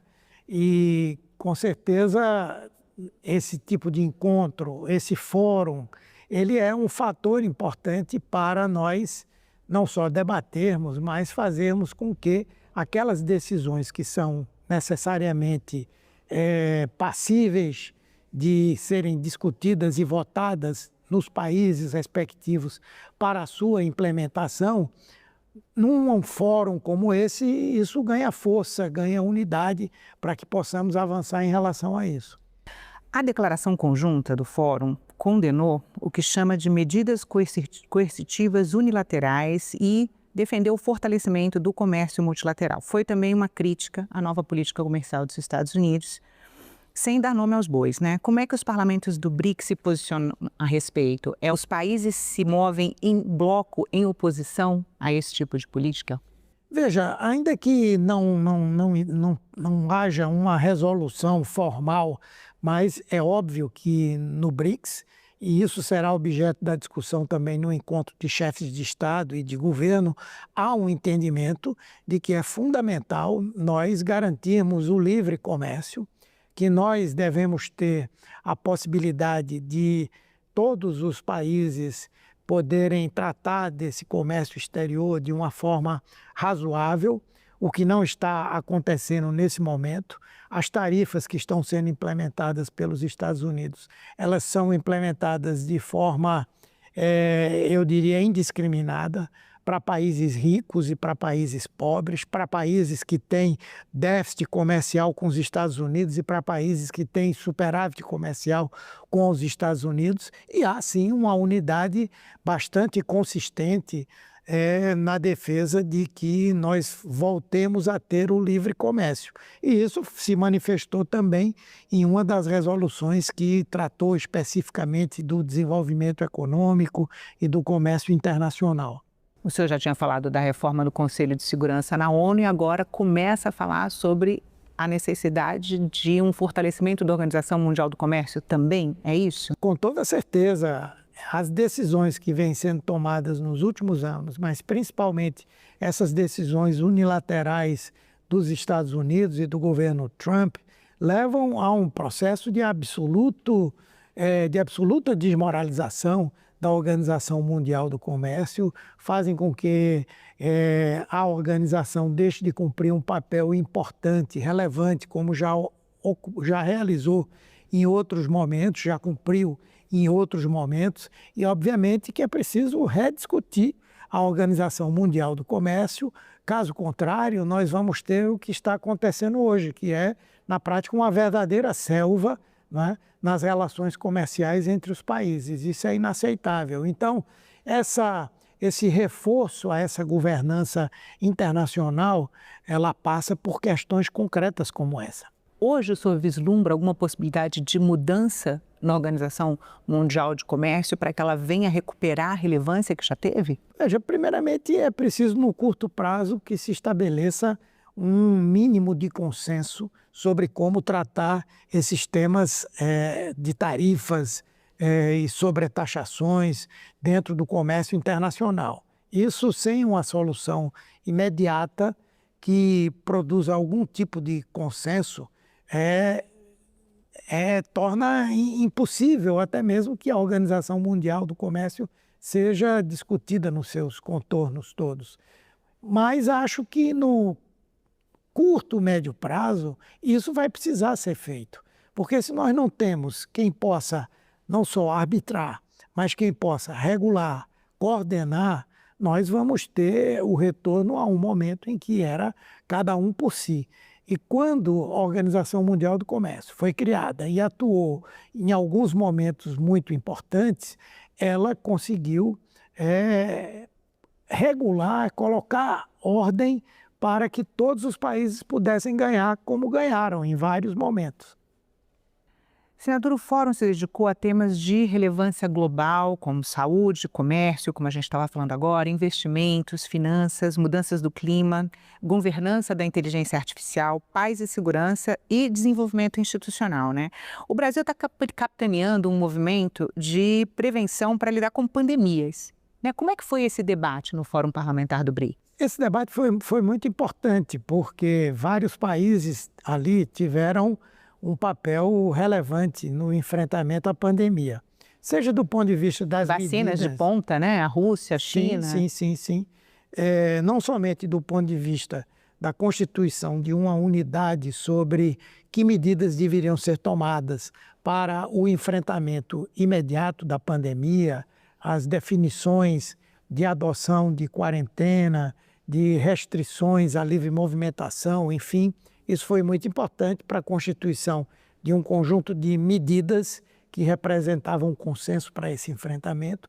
E, por outro lado, nós tivemos várias iniciativas, também do Brasil numa escala menor, mas principalmente de alguns países do BRICS, como a Rússia, como a China, a Índia em particular, que tiveram um papel fundamental no desenvolvimento de medicamentos, no desenvolvimento de vacinas para o enfrentamento à pandemia e, de agora em diante, uma articulação que existe e vai se fortalecer no sentido de que nós estejamos mais preparados para enfrentar eventuais emergências sanitárias que, com toda certeza, voltarão. Então, eu vejo que nós tivemos aqui um entendimento muito importante nesse aspecto. Inclusive, a discussão sobre o processo de reconhecimento, não só de patentes, mas de reconhecimento de uma avaliação da efetividade de vacinas, de medicamentos, enfim. E acho que foi muito importante, porque nesse caso concreto os parlamentos têm um papel a desempenhar, né, no sentido do estabelecimento de padrões internacionais que devem ser adotados pelas suas agências de vigilância sanitária. E qual foi o consenso que se desenhou? O consenso é que nós temos que avançar no sentido de constituir o que eu falei de padrões internacionais que devem ser seguidos por todas as agências de regulação. Com isso, você poderá ter reciprocamente o reconhecimento, por exemplo, de medicamentos, de vacinas. Isso chegou a acontecer na pandemia, em que uma agência como a Anvisa reconheceu a avaliação feita por agências de outros países, na Europa, nos Estados Unidos, como um caminho mais rápido para a adoção desses medicamentos e dessas vacinas no próprio país. Então, você ter parâmetros onde haja esse reconhecimento recíproco entre as agências que fazem essa regulação, permite que as populações tenham um acesso muito mais rápido a vacinas, a medicamentos, a equipamentos, enfim, aquilo que constitui os apetrechos, os instrumentos para o exercício da saúde. Então, e isso depende em grande parte do que os parlamentos decidem sobre a questão. A ideia é o desenvolvimento de legislações em cada país para que isso seja possível. Sim, é perfeita, é mais ou menos não, é essa a preocupação. Uma cooperação internacional do ponto de vista legislativo. E extrapola, inclusive, o próprio grupo do BRICS, né? Senadora, as chamadas doenças negligenciadas e socialmente determinadas estavam na pauta do encontro também. Eu sei que é uma área de interesse pessoal até do senhor, né? O senhor pode explicar quais são essas doenças, como é que elas foram tratadas pelo Fórum? Bem, são doenças que são evitáveis, são doenças para as quais existe cura, mas como são doenças que a produção de medicamentos, por exemplo, é pouco rentável para a indústria farmacêutica, essas doenças terminam sendo, como o nome diz, negligenciadas. Não é? A gente está falando o quê? De tuberculose? Estamos falando de tuberculose, estamos falando de hanseníase, estamos falando da malária, estamos falando de várias doenças que atingem uma parcela muito significativa da população mundial, especialmente as populações mais pobres, mais vulneráveis e que não são produzidos medicamentos, seja na quantidade suficiente ou com eficácia maior do que aqueles que já existem hoje. Então, o entendimento é que, nesses casos, são os estados que devem assumir diretamente a produção desses medicamentos. Não a indústria farmacêutica. E não necessariamente a indústria farmacêutica, ou pelo menos também estimular para que a indústria farmacêutica venha a produzir esses medicamentos. Esse é um tema muito importante para esses países que compõem o BRICS, porque vários deles, inclusive nós, Brasil, inclusive a Índia, né, e outros países, têm ainda uma prevalência muito grande dessas doenças e precisamos ter mecanismos para barrar o crescimento dessas doenças. Senador, uma outra pauta consensual foi a necessidade de reformar também as instituições financeiras internacionais, né? De modo a refletir melhor os interesses dos países em desenvolvimento. Como é que foi esse debate? Sim, essa é uma discussão mais complexa, não é? Hoje, dentro do BRICS, já temos vários acordos e entendimentos para a realização de transações comerciais com moedas locais. Há um posicionamento claro de alguns países no caminho de um processo de diminuição da relevância do dólar nesse comércio internacional, de nós marcharmos para termos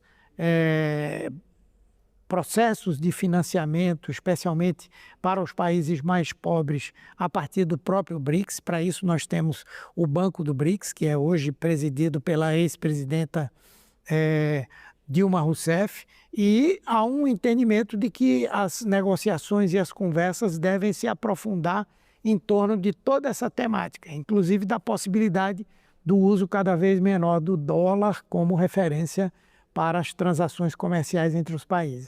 Qual é o impacto, senador? O Brasil vai negociar com a Índia e não precisa mais usar dólar no processo. Assim, não é o que impacto? Não precisa, é que há várias transações que já podem ser feitas dessa maneira. Assim como a China, assim como com a Rússia, é uma maneira dos países também se protegerem, não é? dessa posição hegemônica que tem o dólar e que faz com que cada um deles seja atingido, por exemplo, pela política tarifária dos Estados Unidos agora, sejam atingidos pelas oscilações para cima ou para baixo do dólar e que tem como muitas vezes razão a política econômica que está sendo desenvolvida nos Estados Unidos. Então, o objetivo passa por aí. Então seria um impacto muito mais de proteção do que um impacto para a própria economia mundial. Não só de proteção, mas também para ampliação das relações comerciais entre os países. Por quê? Alguns países têm dificuldade hoje, como é o caso da Rússia, por exemplo, dadas as sanções que foram implementadas pelos Estados Unidos. Outros países foram sancionados também, têm dificuldade de ter acesso a essas transações por intermédio do dólar. Tem contas bloqueadas em vários países. Então, quando se faz uma negociação em que a moeda local de cada um dos países pode ser a referência, a ampliação das possibilidades de comércio cresce bastante. Mas para além do uso das moedas locais no comércio, também foi debatida a reforma das instituições financeiras internacionais? Sim, há muitos questionamentos, até porque algumas dessas instituições que são originárias de Bretton Woods, elas hoje ocupam um papel e uma relevância cada vez menor e muitas vezes um papel nocivo. Entre eles, por exemplo, o FMI, não é? Que tem imposto a diversos países que tiveram a necessidade de recorrer aos seus empréstimos a uma situação de uma ampliação das dívidas externas desses países que interferem pesadamente na sua economia. Veja o exemplo da Argentina hoje, não é? Então, essa discussão ela precisa ter uma amplitude grande no sentido de como essa reforma deve se fazer.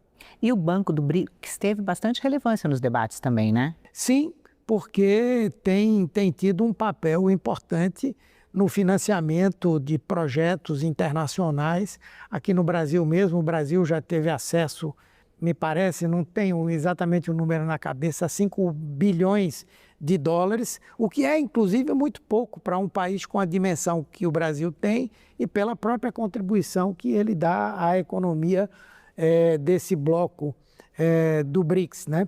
Então, essa discussão também se fez. Mudança do clima, senador, como é que foi esse debate?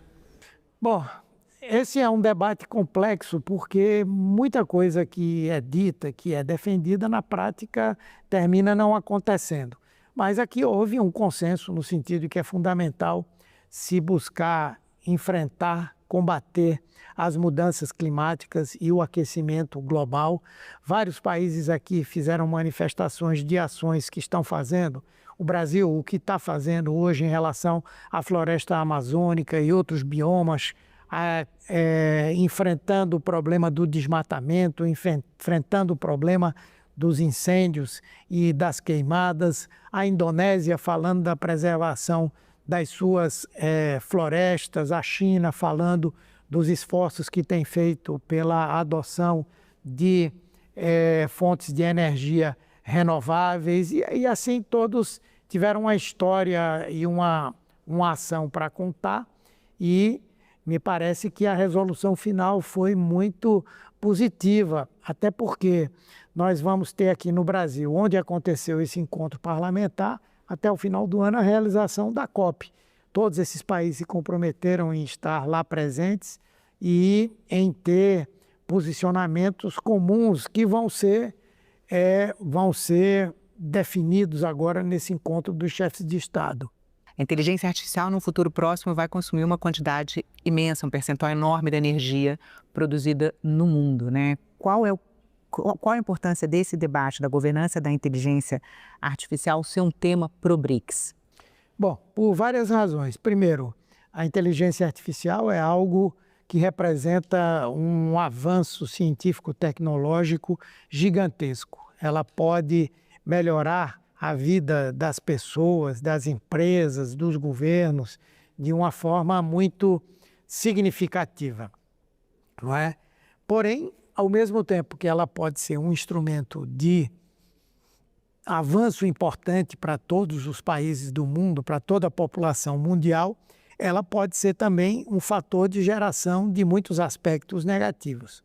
Então, o debate que houve aqui, primeiro, foi no sentido de que o uso da inteligência artificial fosse uma coisa universal, que chegasse a todos os países e que chegasse a todas as pessoas, que ela tivesse um sentido democrático na sua implementação, o que significa que ela deve ser inclusiva, trazer as populações mais pobres, ser aplicada para melhorar a vida dessas populações também, e ao mesmo tempo algo que precisa de uma regulação. Porque basta a gente falar do uso da inteligência artificial para a divulgação de notícias falsas, para o desenho de discursos de ódio, o uso que pode ser feito de maneira indevida nos processos eleitorais dos diversos países. Então, esses temas também foram temas consensuais. Agora, uma coisa é ter a visão geral, consensual sobre o tema e discutir como essa implementação vai acontecer e como essa regulação vai se dar. Nós aqui no Parlamento Brasileiro já aprovamos uma legislação que tem avanços, tem limitações, mas tem avanços para o estabelecimento da regulação da inteligência artificial.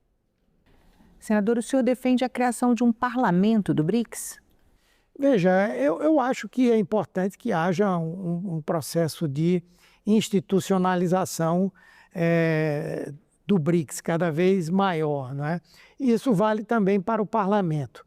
Acho que pensar já agora na instituição de um parlamento do BRICS talvez seja um pouco assodado. Eu acho que nós temos que avançar mais como bloco. Essa reunião que vamos ter agora, ela pode ser importante para o estabelecimento de uma política cada vez mais unificada entre os países, o fortalecimento dessas relações culturais, sociais, econômicas. O senhor está falando da cúpula de Estado, dos chefes de Estado. Sim, sim. E a partir disso, do avanço nesses diversos aspectos, eu acho que o avanço para a institucionalização do BRICS no campo parlamentar também se torna uma coisa importante, não é? Mas, assim, de imediato, eu acho que é preciso maturar um pouco mais o próprio bloco, as suas ações, a sua unidade, para depois nós pensarmos na possibilidade de um parlamento do BRICS. Senador, o lema do fórum foi o papel dos parlamentos do BRICS na construção de uma nova governança global, mais inclusiva e sustentável. Que legado o senhor acha que esse encontro deixa? Bom, todas as resoluções que daqui saíram, elas foram nesse campo, não é? Temas extremamente atuais, como a questão da saúde, como a questão da educação, a ciência e tecnologia, o enfrentamento às pandemias, a questão do meio ambiente e o enfrentamento ao aquecimento global, a regulação da inteligência artificial, enfim, todos os temas estão extremamente vinculados a esse grande enunciado que o encontro teve. E todas as resoluções apontam nessa linha. Nós esperamos que muito do que aqui foi definido, discutido, venha permear também a reunião da cúpula, né? E se vários desses pontos vierem a ser adotados, que são sugestões, né, sem dúvida nós vamos ter um avanço significativo do BRICS. Senador, muito obrigada pela entrevista. Eu que agradeço. Um prazer estar aqui com vocês.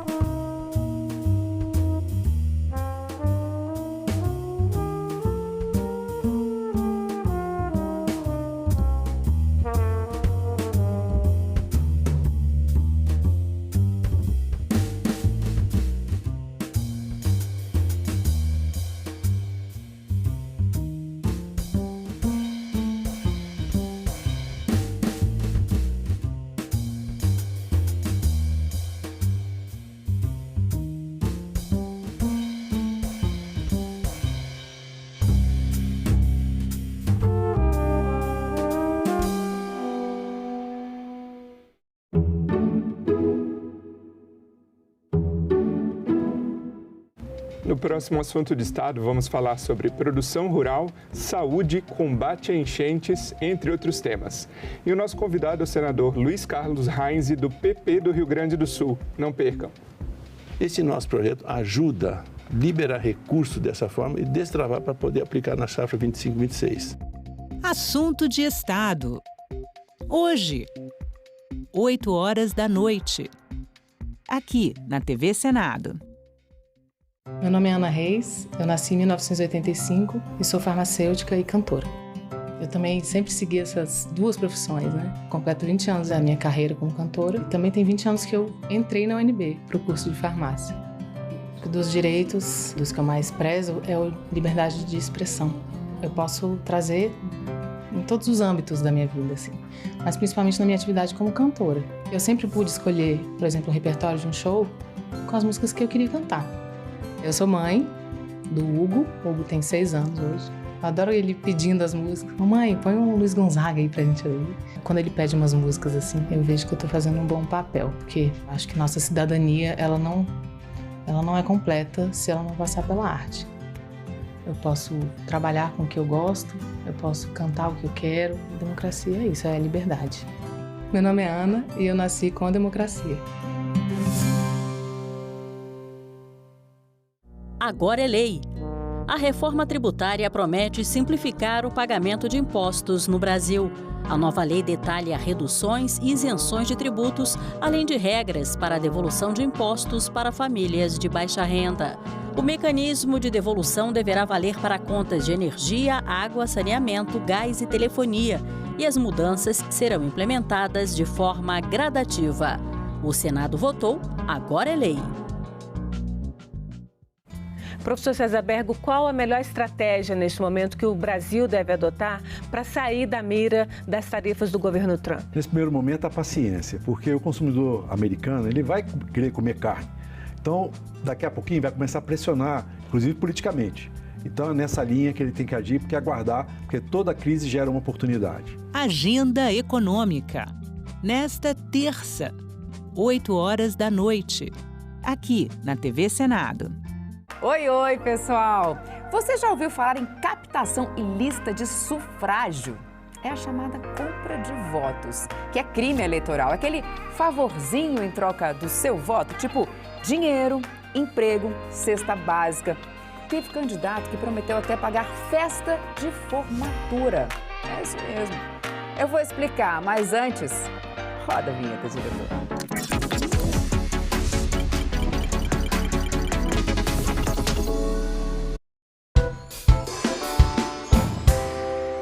Anos de legislação participativa da 3ª sessão legislativa ordinária da 57ª legislatura. Essa é a segunda reunião pública realizada nos termos do requerimento número 4 de 2025 da comissão, de autoria do senador Messias de Jesus de Roraima, que tem como objetivo avaliar o programa Nacional de Direitos Humanos, PNDH3, no exercício 5. A reunião será interativa, transmitida ao vivo e aberta à participação aos interessados por meio do portal e-Cidadania na internet, no seguinte endereço: www.senado.leg.br/e-Cidadania, ou pelo telefone da ouvidoria, que é o 0800 061 2211. Essa ligação não tem nenhum custo, vou repetir o número. Você pode interagir com a gente durante esse trabalho, 0800 061 2211. Nós temos hoje como convidados nesta audiência pública Henrique Vila da Costa Ferreira. Henrique, ele é o coordenador-geral de cooperação internacional do CNPq. Muito bem-vindo, Henrique. Henrique vai abordar desafios e avanços para a participação e controle social nas políticas públicas de desenvolvimento com grande impacto socioambiental. Nós vamos ficar com a diretriz 5, valorização da pessoa humana como sujeito central do processo de desenvolvimento, o objetivo estratégico 1, garantia da participação e do controle social nas políticas públicas de desenvolvimento com grande ambiental. Obrigada, doutor Henrique, pela participação. Nosso segundo convidado é o Fernando Henrique. Fernando, vai ser difícil de falar seu nome inteiro, tá? Vou deixar você falar o seu sobrenome. Fernando Henrique, que é diretor de projetos do Instituto Interamericano de Cooperação para a Agricultura, o ICA, que vai abordar desafios e avanços no fortalecimento de modelos de agricultura familiar e agroecológica no Brasil. Nós vamos trabalhar a diretriz 4 e o objetivo estratégico 2 do programa, que é efetivação de modelo de desenvolvimento sustentável com inclusão social e econômica, ambientalmente equilibrado e tecnologicamente responsável, cultural e regionalmente diverso, participativo e não discriminatório. E, claro, que vai focar no fortalecimento de modelos de agricultura familiar e agroecológica. Temos o Eduardo Dal Bosco, que já está conosco na sala, coordenador-geral do Departamento de Apoio ao Empreendedorismo do Ministério do Desenvolvimento e Assistência Social, Família e Combate à Fome. Estaremos falando sobre os desafios e avanços para a promoção do desenvolvimento sustentável com inclusão social e vamos trabalhar o objetivo 4 e o objetivo estratégico 1. Efetivação de um modelo de desenvolvimento sustentável com inclusão social e econômica, ambientalmente equilibrado e tecnologicamente responsável, cultural e regionalmente diverso, discriminatório. E, claro, o Eduardo vai falar sobre implementação de políticas públicas de desenvolvimento com inclusão social. Ainda temos Alexandre Alonso, chefe-geral da Embrapa Agroenergia, que nós vamos trabalhar com ele o objetivo estratégico 3 do programa, que é o fomento à pesquisa e à implementação de políticas para o desenvolvimento de tecnologias socialmente inclusivas, emancipatórias e ambientalmente sustentáveis. Senhores, e a todos que estão nos acompanhando, a Comissão de Direitos Humanos e Legislação Participativa do Senado Federal está realizando no ano de 2025 a avaliação do Programa Nacional de Direitos Humanos 3. O programa foi instituído em dezembro de 2009 e surgiu como uma carta de intenções governamentais, resultado de um amplo e participativo debate nacional. Seu propósito primordial foi estabelecer diretrizes, objetivos estratégicos e ações programáticas para influenciar e consolidar o arcabouço jurídico dos direitos humanos no Brasil. Ao longo de mais de uma década e meia, o programa buscou orientar um modelo de desenvolvimento que fosse intrinsecamente ligado à inclusão social e econômica, ao equilíbrio ambiental, à responsabilidade tecnológica e ao respeito pela diversidade cultural e regional, sempre sob a égide da não discriminação e da participação cidadã. No entanto, a avaliação de políticas públicas com longo período de vigência é essencial, pois a realidade socioeconômica e política em um país está em constante evolução. Relatórios de análise de desempenho do PNDH3, inclusive os produzidos pelo próprio Ministério dos Direitos Humanos e da Cidadania e seus antecessores, têm apontado desafios significativos. Entre eles, destaca-se a evidente deficiência na definição de insumos, recursos financeiros e indicadores claros para as ações programáticas, especialmente no eixo 2, o que dificultou a mensuração precisa de sua efetividade. Ademais, foi identificado um desalinhamento das políticas a partir de 2015, com impactos nas ações do programa devido a mudanças ministeriais e decisões políticas que alteraram o cenário de sua implementação. É neste contexto, é dentro deste contexto que a comissão vem fazer a avaliação do PNDH3. Inclusive, senhores, entendo que demorou o Senado Federal fazer essa avaliação. O artigo 96 do Regimento Interno do Senado Federal determina que as comissões são obrigadas a avaliar 2 a 3 políticas públicas por ano relativas à sua pasta. E faz muito tempo que eu acho que o Senado já deveria ter parado tudo e se debruçado sobre o PNDH3. Os senhores que conhecem o programa sabem que ele é imenso, ele é extenso, ele foi construído no momento em que os programas eram entregues exatamente dessa forma, com inúmeros eixos, inúmeros objetivos, centenas de ações programáticas, difícil de ser avaliado, acompanhado, monitorado, melhorado e implementado. No passado, eu estive como assessora no Congresso Nacional, ajudando na construção do PNDH3, muito envolvida com a sociedade civil, mas teve um momento que eu fui para a crítica ao programa, acompanhando de uma forma muito crítica, como ativista de direitos humanos, entendendo que é uma nação imensa, diversa e plural, que é difícil na área de direitos humanos e especialmente na área que os senhores vão abordar, a gente colocar tudo dentro de um quadradinho, numa nação diversa como esta, uma nação com território imenso, uma nação com tantos povos culturais, tantos povos tradicionais, com tanta diversidade cultural, uma nação de uma pluralidade que não dá nem para a gente ficar aqui dizendo, olha, não, nós temos uma pluralidade no nosso bioma, na nossa cultura, é uma nação extraordinária. Eu costumo falar que, desculpa, Alexandre, que está fora do Brasil, né, Alexandre? Desculpa falar, né? Não é o Alexandre, é o Eduardo. Não é o Eduardo, é o do ICA, é o Fernando. Eu sei que você está na Costa Rica, desculpa, mas o Brasil é a mais extraordinária nação do mundo, tá, Fernando? É o Brasil.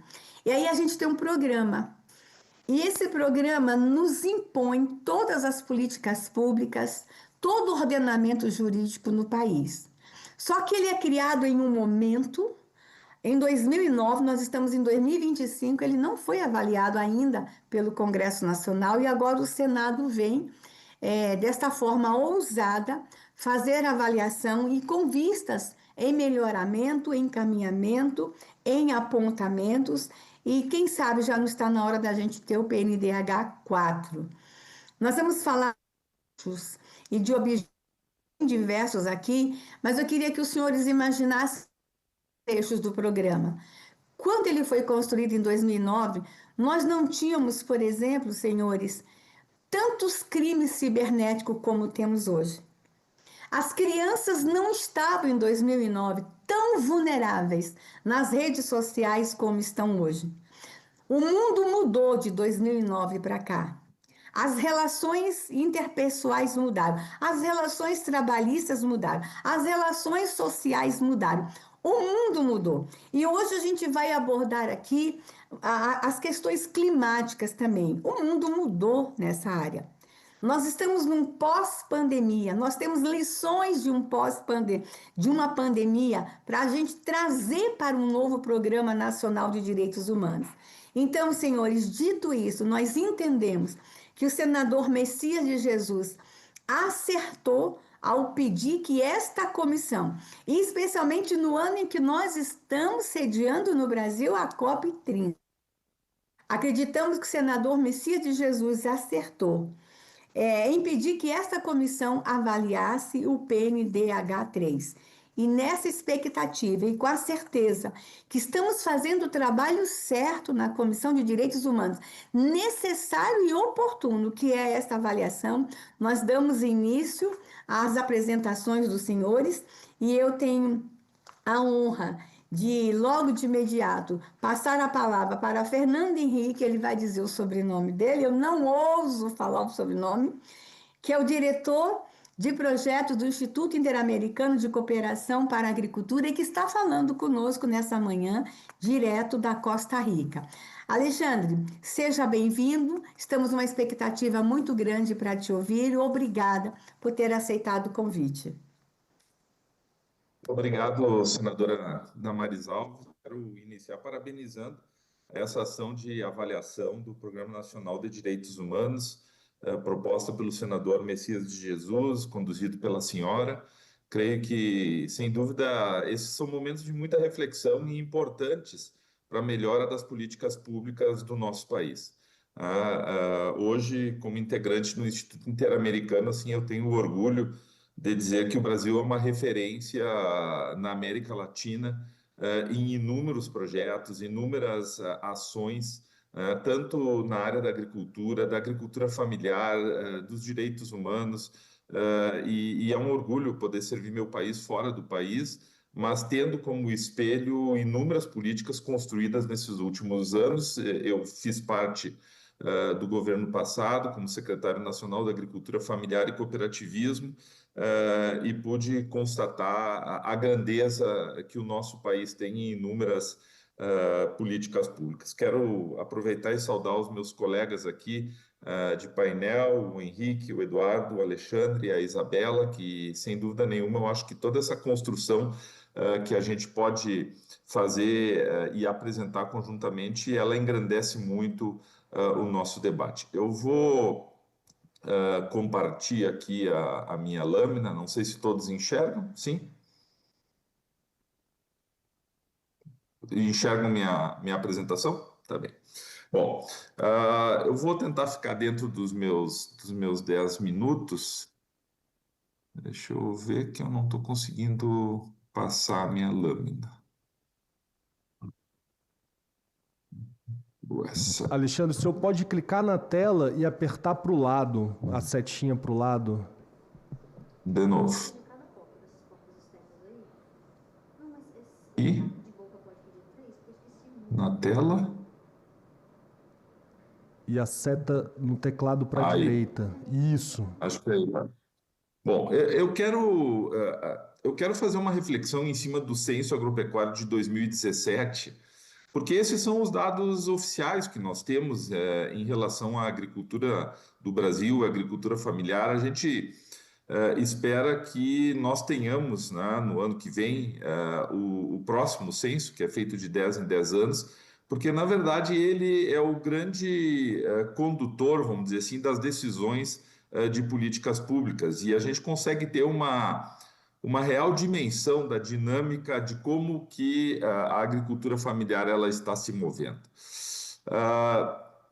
Queria começar mostrando que que a agricultura familiar no Brasil, em 2006, ela tinha um valor bruto de produção agropecuária de 101 bilhões, aumentou 5%, mas a agricultura não familiar cresceu muito mais, e esse é o reflexo que nós conseguimos enxergar no agro brasileiro e toda a dinâmica que o agro brasileiro tem. Isso não diminui a importância dos agricultores familiares do país, mas demonstra a importância que eles têm e justamente da gente poder fortalecer este setor da agricultura.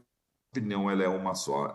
Os agricultores familiares continuam com em torno de 80 milhões de hectares. Esse é um volume extremamente considerável e importante na produção de alimentos, das cadeias integradas, onde, sem dúvida nenhuma, ela tem um fundamental dentro da agrícola do nosso.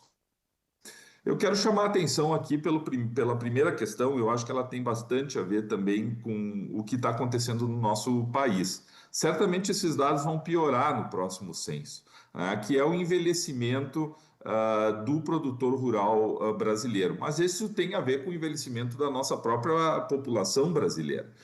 Em 2006, nós tínhamos 38% de agricultores com mais de 55 anos.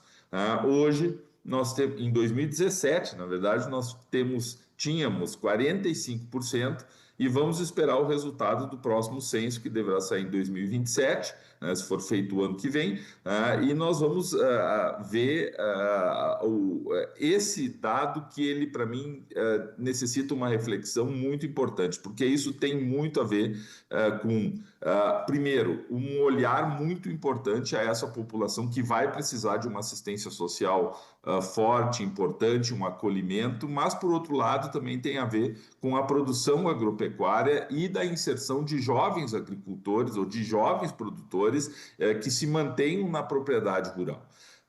Aqui eu quero chamar a atenção para justamente políticas que possam trazer de volta ou que possam manter esse jovem no campo e que possam acolher esses idosos que estão envelhecendo no campo também. Aqui, para mim, a conectividade ela vai ter um papel extremamente importante nas áreas rurais brasileiras, e a gente sabe que existe um trabalho que está sendo realizado, mas ele vai precisar ser bastante fortalecido nos próximos anos.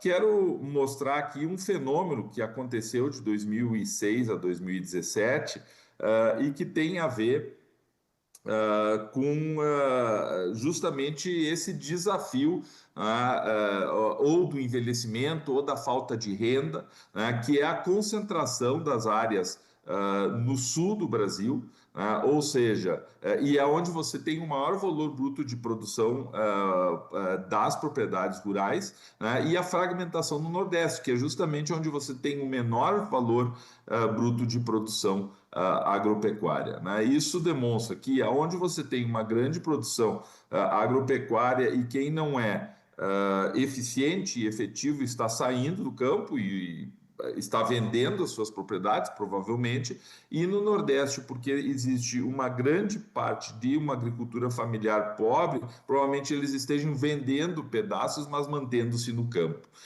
Então, esse é um fator que é importante de ser olhado, porque depois nós vamos olhar aqui a dinâmica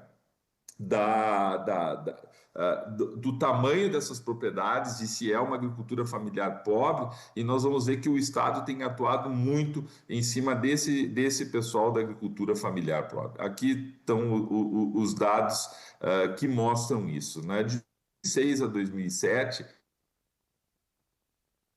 8% de médios, provavelmente porque os estabelecimentos diminuíram, mas as áreas elas aumentaram.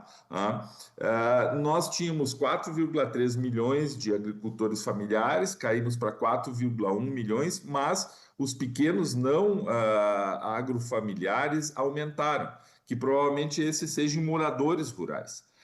Então, nós saímos de 351 mil de pequenos produtores não agricultores familiares, moradores rurais, e se aumentou para 754 mil estabelecimentos rurais. Aqui a gente começa a olhar muito fortemente o olhar que o Estado tem que ter para esse percentual da agricultura familiar pobre, que produz muito pouco, mas que está no campo e que muitas vezes necessita de outras políticas públicas, que são políticas públicas não necessárias à produção agropecuária, mas políticas que eu sei que provavelmente que o Eduardo vai estar falando fortemente, que é políticas de acesso à água, políticas de acesso à luz, uma saúde de melhor qualidade, uma educação de boa qualidade. Quer dizer, esse é um pessoal que muitas vezes não acessa o PRONAF. O PRONAF está muito mais sendo acessado por aquela parte produtiva do que por esta parte da agricultura familiar pobre. Durante a pandemia, nós tivemos vários debates, inclusive com a CONTAG, e conversando um pouco da assistência a esse pessoal, e a gente vai olhar, talvez o Eduardo tenha esses números mais atualizados, mas nós tínhamos mais de 50% desses agricultores familiares pobres que recebendo Bolsa Família. E, portanto, eles já têm uma ação do Estado sobre eles, mas para tornar as políticas públicas eficientes, talvez, e essa é uma sugestão, seria interessante olhar a legislação da agricultura para estratificar e que as políticas possam ser mais eficientes para públicos distintos. A agricultura do Brasil ela é muito diversa, e a agricultura familiar também é diversa. Eu faço aqui coro ao discurso da ministra, de abertura da ministra Damares, dizendo que o Brasil é uma nação tão diversa, tão plural e tão cultural. E isso também acontece dentro da agricultura familiar, onde nós temos diversos estratos, e para que nós tenhamos políticas públicas eficientes, talvez seja interessante fazer uma reforma na lei e trabalhar com um ou dois mais estratos da agricultura familiar, quem sabe uma que está voltada à integrada e menos 1,5 milhão de agricultores, uma agricultura familiar de subsistência, aqueles que estão no campo e que praticamente produzem os seus alimentos, e essa outra agricultura familiar, que talvez não seja agricultura familiar, mas que tenha que ir para o Ministério do Desenvolvimento Social, que são os pobres e que muitas vezes necessitam mais do acolhimento do Estado. O que nós estamos verificando nesses últimos anos, é um acirramento das desigualdades. E aí, justamente, vale a pena nós nos debruçarmos, olharmos e podermos agir para que essa desigualdade não seja tão grande, ou pelo menos que a gente trate isso de uma forma distinta. De um lado, que são os pobres, nós temos uma dinâmica de perda de função produtiva, então aumentando a renda de fora da propriedade, a aposentadoria sendo a principal renda de muitas dessas propriedades, ou programas sociais, onde a gente tem exclusão, envelhecimento do Estado, e agendas muitas vezes retardatárias, que talvez seja importante olhar para isso e poder agir de uma forma que a gente traga quem puder de volta para o sistema produtivo, e trabalhe com os que fiquem com políticas públicas de atendimento social. E, por outro lado, nós temos um grupo que está se concentrando, aumentando a escala, a gente mostrou isso nos dados daquele mapa, trazendo uma agricultura mais digital, 4.0, olhando para o mercado, e trabalhando com inovação. E aqui a gente tem até um grupo de jovens voltando, mas na grande maioria isso não tem acontecido.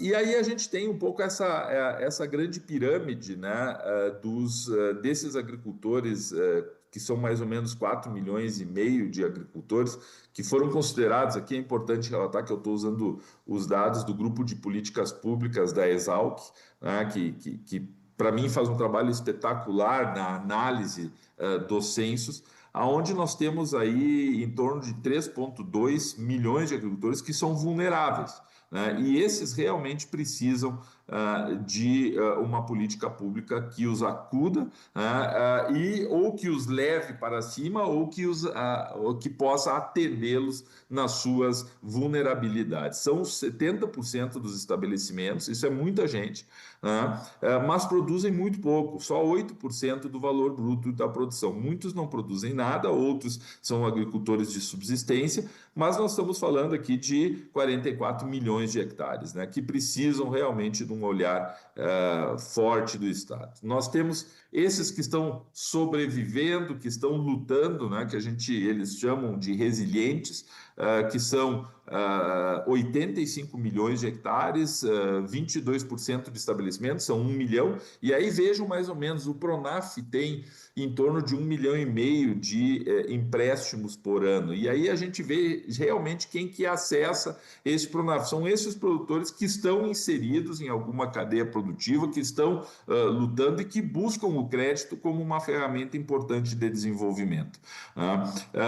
Esses agricultores são importantes que a gente possa jogá-los 15 segundos. Porque eles são importantes na produção agropecuária. E nós temos um grupo de 8%, 350 mil, que produz quase 70% do que o Brasil produz no agro, e só nesses 10% da área dos 22 milhões de hectares. Então, para mim, são dois grupos. O grupo dos vulneráveis, que precisam políticas mais de assistência social, e o grupo dos resilientes empreendedores, que precisam políticas de mercado. Meu tempo está acabando, eu vou para o final. Bom, a sugestão é na parte de cima, a gente fortalecer as políticas de crédito. A gente viu acabando de ser lançado o Plano Safra, ele é importante para esse grupo, apesar de já não ser mais a grande parte do financiamento da agricultura brasileira, mas para a agricultura familiar ele é extremamente importante que se possa baixar juros para alavancar a produção. Na minha opinião, o grande desafio é a transferência tecnológica através de inovação, assistência técnica no país.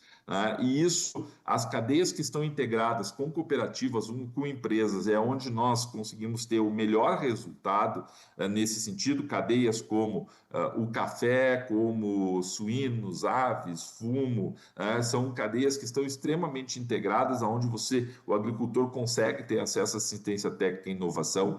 Acessar mercados, e eu acho que aqui o cooperativismo tem um papel fundamental na questão dos pequenos agricultores e, na minha opinião, devemos fortalecer a intercooperação das cooperativas do sul do Brasil, sul e sudeste, para o norte e nordeste do Brasil. E, na parte de baixo, os agricultores vulneráveis, que precisam, sem dúvida nenhuma, de um processo de inclusão produtiva, porque são agricultores muitas vezes de subsistência e precisam de uma assistência social muito mais forte, água, luz, saúde.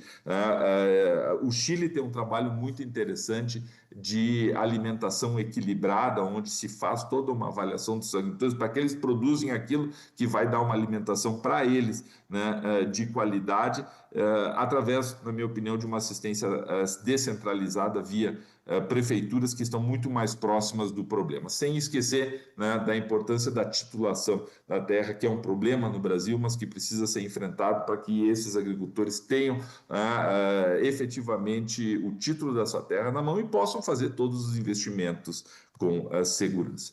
Muito obrigado, senadora, pela oportunidade e estamos à disposição.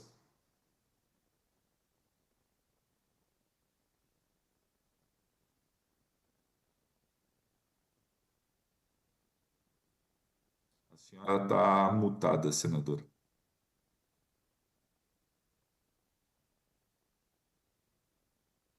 Bom, agora está ouvindo. Ok. Sim. Fernando, quero agradecer. Você só não disse seu sobrenome todo, pelo amor de Deus, fala. O meu sobrenome é Coleman Schwanke. Isso, é exatamente isso. Fernando, eu quero agradecer a participação, mas você trouxe para a gente aí uma situação extremamente preocupante. A Lei da Agricultura Familiar ela nasce em 2006. 2009 nasce o PNDH3, com base na lei de 2006 da Agricultura Familiar.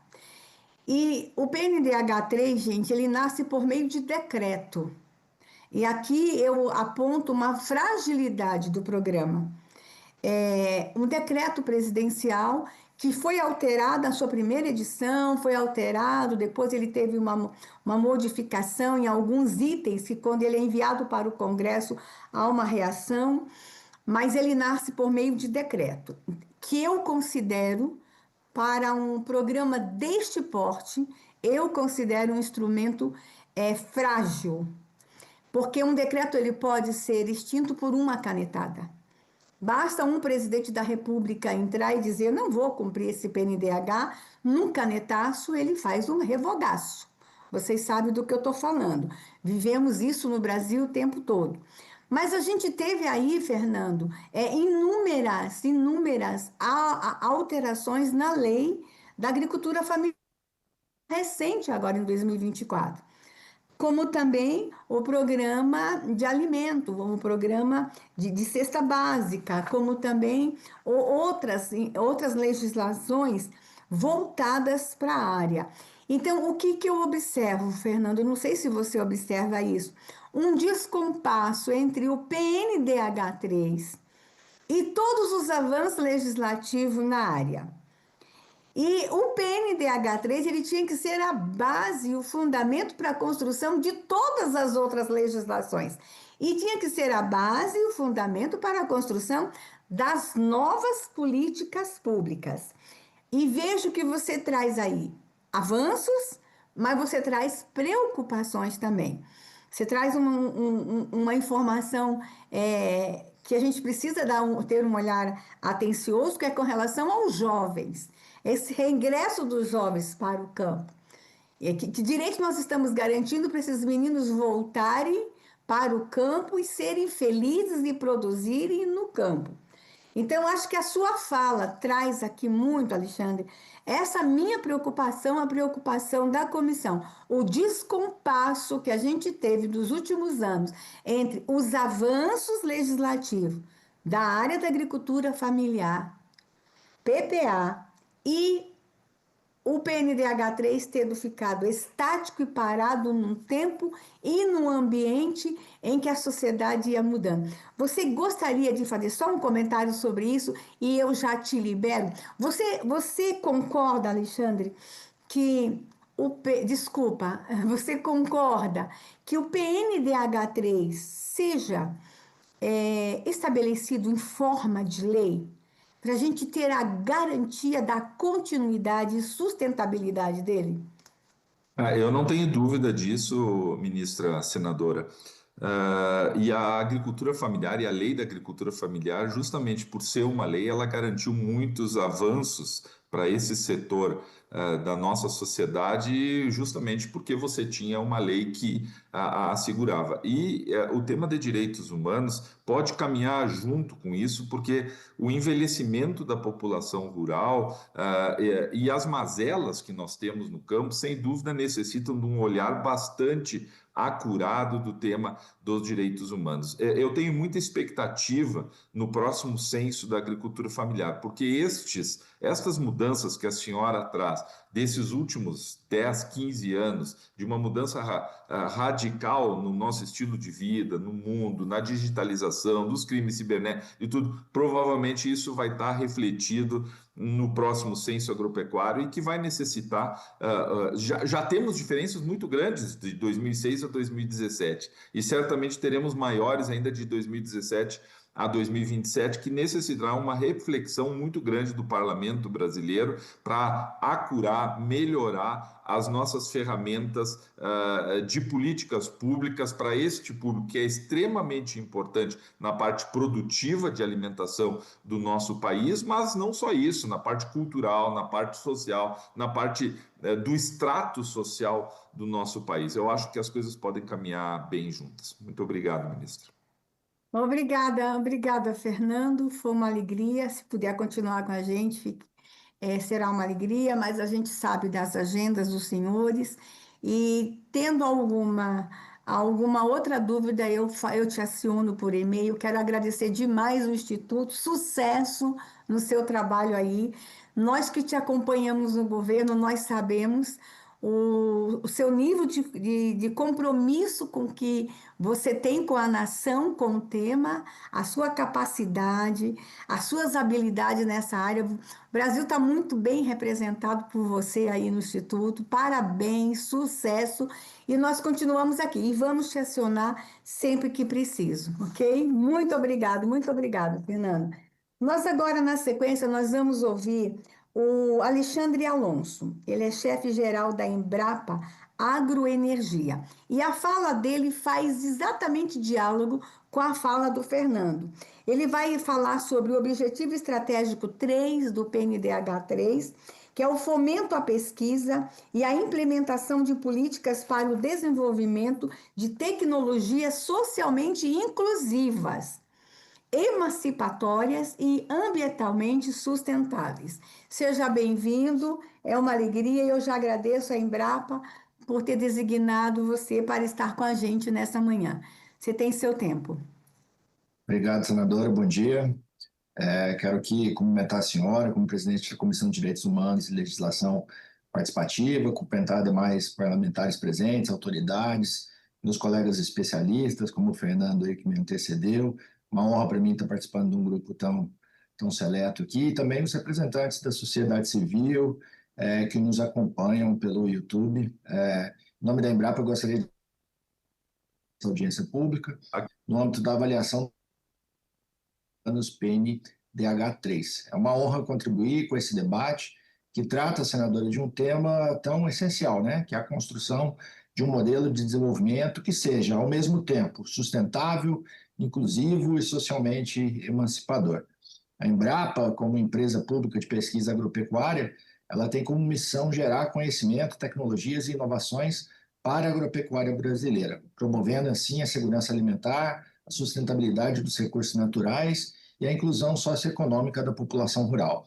Nosso trabalho, senador, está assim profundamente conectado com os princípios do eixo 2 do PNDH3, que busca conciliar o desenvolvimento econômico com justiça social e com equilíbrio ambiental.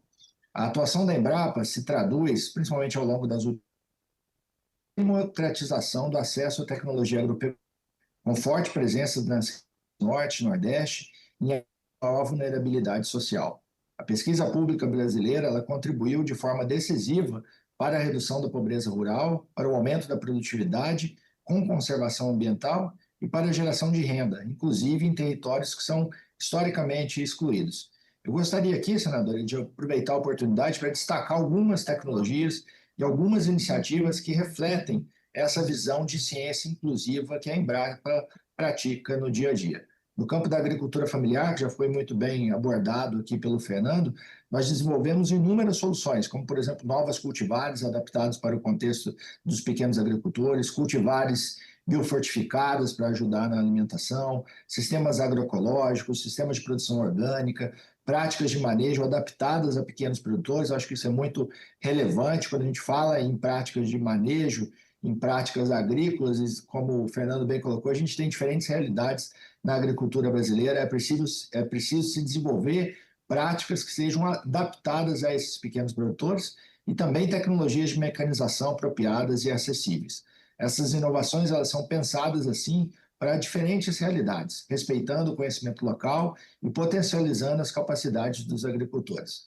Na dimensão ambiental, senadora, a gente promove o uso de matérias-primas nativas, como, por exemplo, a macaúba, para a produção de bioprodutos, como, por exemplo, o biodiesel, bioinsumos. Nós também desenvolvemos soluções para aproveitamento integral de resíduos agrícolas, seja para a geração de biofertilizantes, biogás, biochar, fomentando, assim, uma economia circular, que reduz passivos ambientais e que gera novas oportunidades de renda no campo. Eu gostaria aqui também de trazer a experiência da Embrapa Agroenergia, que é a unidade que eu tenho a satisfação de liderar. Uma unidade que atua com um foco muito grande em bioeconomia e na transição energética sustentável. Nós desenvolvemos, senadora, biocombustíveis e bioprodutos a partir de matérias-primas regionais e que têm um interesse social. Eu cito aqui, por exemplo, o biogás, que pode ser produzido a partir de resíduos de pequenas propriedades agrícolas, e o biodiesel a partir, por exemplo, da macaúba, que pode incluir dessa forma comunidades extrativistas e agricultores familiares, como, por exemplo, do semiárido brasileiro. E nós também estamos estruturando, como bem colocado pelo Fernando, uma série de parcerias com cooperativas e startups, articulando assim a inovação com inclusão socioprodutiva. Agora, senadora, mais do que gerar conhecimento, a gente acredita que a ciência ela deve servir como um instrumento de justiça social. Isso passa, portanto, pela valorização da diversidade sociocultural do país, pelo fortalecimento da resiliência climática dos sistemas produtivos e pelo respeito aos direitos territoriais e ambientais dos povos tradicionais e indígenas. E é por isso que nós temos buscado ampliar as ações voltadas à juventude rural, às mulheres no campo e a populações em situação de vulnerabilidade. Essa visão ela tem se materializado, por exemplo, por meio de um conjunto robusto de iniciativas de cunho de inovação social.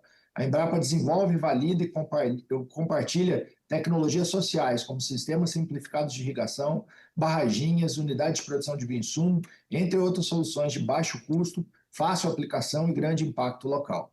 Essas tecnologias elas têm sido apropriadas, por assim dizer, por comunidade em todos os biomas do nosso país, que, como a senhora bem destacou, é bastante grande, bastante diverso. E essa apropriação dessas tecnologias tem gerado, promovido, por assim dizer, maior autonomia para as comunidades, aumento de renda para os nossos agricultores, segurança alimentar, algo tão caro para o nosso país, e protagonismo social. Um exemplo emblemático é o programa Inova Social, que a Embrapa desenvolve, que articula soluções sociotécnicas com cadeias produtivas locais em territórios rurais. O programa ele apoia uma série de redes de agricultores familiares, extrativistas, assentados com foco em agroecologia, segurança alimentar, cooperativismo e valorização da biodiversidade. E a Embrapa, além disso, senadora, lançou recentemente um novo portfólio de pesquisa, chamado de Agroecologia e Inclusão Socioprodutiva, que busca integrar ações de pesquisa e desenvolvimento e transferência de tecnologia voltadas a sistemas agroalimentares sustentáveis, na valorização de práticas tradicionais e no fortalecimento das economias locais.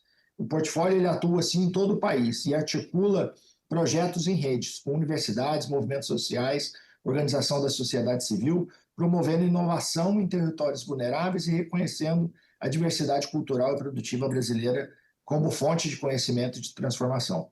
Esse conjunto de ações que eu me atrevia a elencar aqui, ele dialoga diretamente para o alcance dos Objetivos de Desenvolvimento Sustentável da ONU, com destaque para o ODS 1, de erradicação da pobreza, ODS 2, fome zero e agricultura sustentável, ODS 10, redução das desigualdades sociais e territoriais, ODS 13, ação contra a mudança global do clima por meio de sistemas de baixo carbono. Essa é uma temática muito importante, principalmente nesse ano, por conta da COP30, e outros ODS, como, por exemplo, o ODS 15, que trata do uso de recursos naturais. Mas a gente sabe, senadora, que ainda há desafios importantes a superar. E um deles, e talvez um dos principais, é garantir que as nossas agendas de pesquisa elas estejam ancoradas em demandas reais da sociedade. Só é possível a gente gerar impacto se nós conhecermos em profundidade as diferentes realidades do mundo rural brasileiro. Por isso, a Embrapa tem investido na escuta ativa, no mapeamento de sinais emergentes e no uso de ferramentas de inteligência territorial. Outro desafio é garantir que as tecnologias desenvolvidas elas sejam acessíveis. Isso significa investir em soluções de fácil uso, com manuais simplificados, com linguagem adequada, custos reduzidos e, sempre que possível, sem barreiras de propriedade intelectual. Precisamos superar, assim, a complexidade como barreira de entrada e tornar a adoção da tecnologia mais democrática. Por fim, é essencial fortalecer os mecanismos de transferência de tecnologia, como o Fernando bem apontou. Não basta fazer ciência, é preciso garantir que a inovação ela chegue à ponta. As ações de pesquisa e desenvolvimento elas precisam estar integradas com as estratégias de capacitação, de comunicação e de assistência técnica. A Embrapa tem consolidado esse esforço por meio de uma série de vitrines tecnológicas, kits demonstrativos, parceria com associações, cooperativas, projetos territoriais e cada vez mais por meio de ferramentas digitais. Duas iniciativas estratégicas que se destacam nesse contexto é a plataforma ATR Mais Digital e a plataforma eCampo. Desenvolvida pela Embrapa, a ATR Mais Digital é uma solução digital, senadora, que organiza e disponibiliza conteúdos técnicos qualificados, sob a forma de vídeos, áudios, infográficos, aplicativos, cartilhas, cursos, para que técnicos e produtores possam acessá-los, com foco, portanto, na ampliação e qualificação da assistência técnica e extensão rural no Brasil. A plataforma ela está estruturada em hubs temáticos, como, por exemplo, o hub de mudança climática, de apicultura, de feijão, de segurança alimentar, entre tantos outros, e vem contribuindo para superar o desafio histórico de acesso limitado à assistência técnica e extensão rural pública, ainda restrita a uma parcela reduzida da agricultura familiar. Além de ampliar o alcance, a TR Digital qualifica o diálogo técnico e contribui para a inclusão digital, o acesso a mercados, como o Fernando também mencionou, e a formação de redes socioprodutivas e territoriais. Complementarmente, a Embrapa mantém uma plataforma chamada de eCampo, um ambiente virtual de aprendizagem que oferece cursos online gratuitos, além de materiais didáticos, podcasts, vídeos, publicações técnicas voltadas à capacitação de agricultores, estudantes, técnicos e gestores públicos. A plataforma ela representa, assim, um canal estratégico para que a gente possa levar a ciência ao campo de uma forma acessível, flexível e contínua. Entre os cursos disponíveis, eu destaco aqui, por exemplo, 2 deles que são oferecidos pela Embrapa Agroenergia, que incluem temas como produção de biodiesel e também de patrimônio genético e conhecimento tradicional associado, que reforçam o compromisso da empresa com a bioeconomia inclusiva e a valorização da sociobiodiversidade brasileira. A transformação digital, portanto, senadora, será cada vez mais determinante para que a gente possa garantir que o conhecimento gerado pela ciência pública chegue de forma ampla, ágil e qualificada a quem mais precisa dele. Trata-se de uma condição de fortalecimento da autonomia, da inovação social e da inclusão produtiva nos diversos territórios brasileiros. Diante disso, já me encaminhando para o final aqui, eu gostaria de aproveitar esse espaço para apresentar algumas recomendações. A primeira delas é que é fundamental reconhecer a ciência agropecuária como uma política de Estado para o desenvolvimento inclusivo e sustentável do país. E eu fico muito feliz aqui de poder sempre contar com o seu apoio, senadora, apoiando a Embrapa, destinando recursos, apontando caminhos para que a gente possa seguir. O segundo é que é necessário ampliar o financiamento de pesquisas voltadas tanto à agropecuária, mas principalmente também a territórios vulneráveis, com foco em soluções de baixo carbono e uso social. Infelizmente, o financiamento da pesquisa ainda é restrito, ainda é limitado. O Brasil precisa investir mais em ciência e tecnologia, principalmente com esse foco social. E terceiro, é preciso reforçar a cooperação entre os ministérios, as universidades, os centros de pesquisa, os movimentos sociais, porque esse movimento ele é essencial para que a inovação ela seja verdadeiramente transformadora. E, por fim, a gente precisa fomentar redes de inovação, novos hubs voltados à bioeconomia regional, para que a gente possa fortalecer o protagonismo local e a valorização do nosso conhecimento tradicional associado. Encerrando, senador, eu reafirmo aqui que a Embrapa está comprometida com uma ciência pública participativa, plural e voltada para o bem comum. 15 segundos. Coloco a empresa à disposição dessa comissão para continuar contribuindo com os trabalhos de avaliação do PNDH3 e com a construção de políticas públicas que coloquem a ciência e o serviço, a ciência a serviço da inclusão, da sustentabilidade e da dignidade humana. Muito obrigado, senadora, pela oportunidade. Parabenizo pela iniciativa e fico à disposição.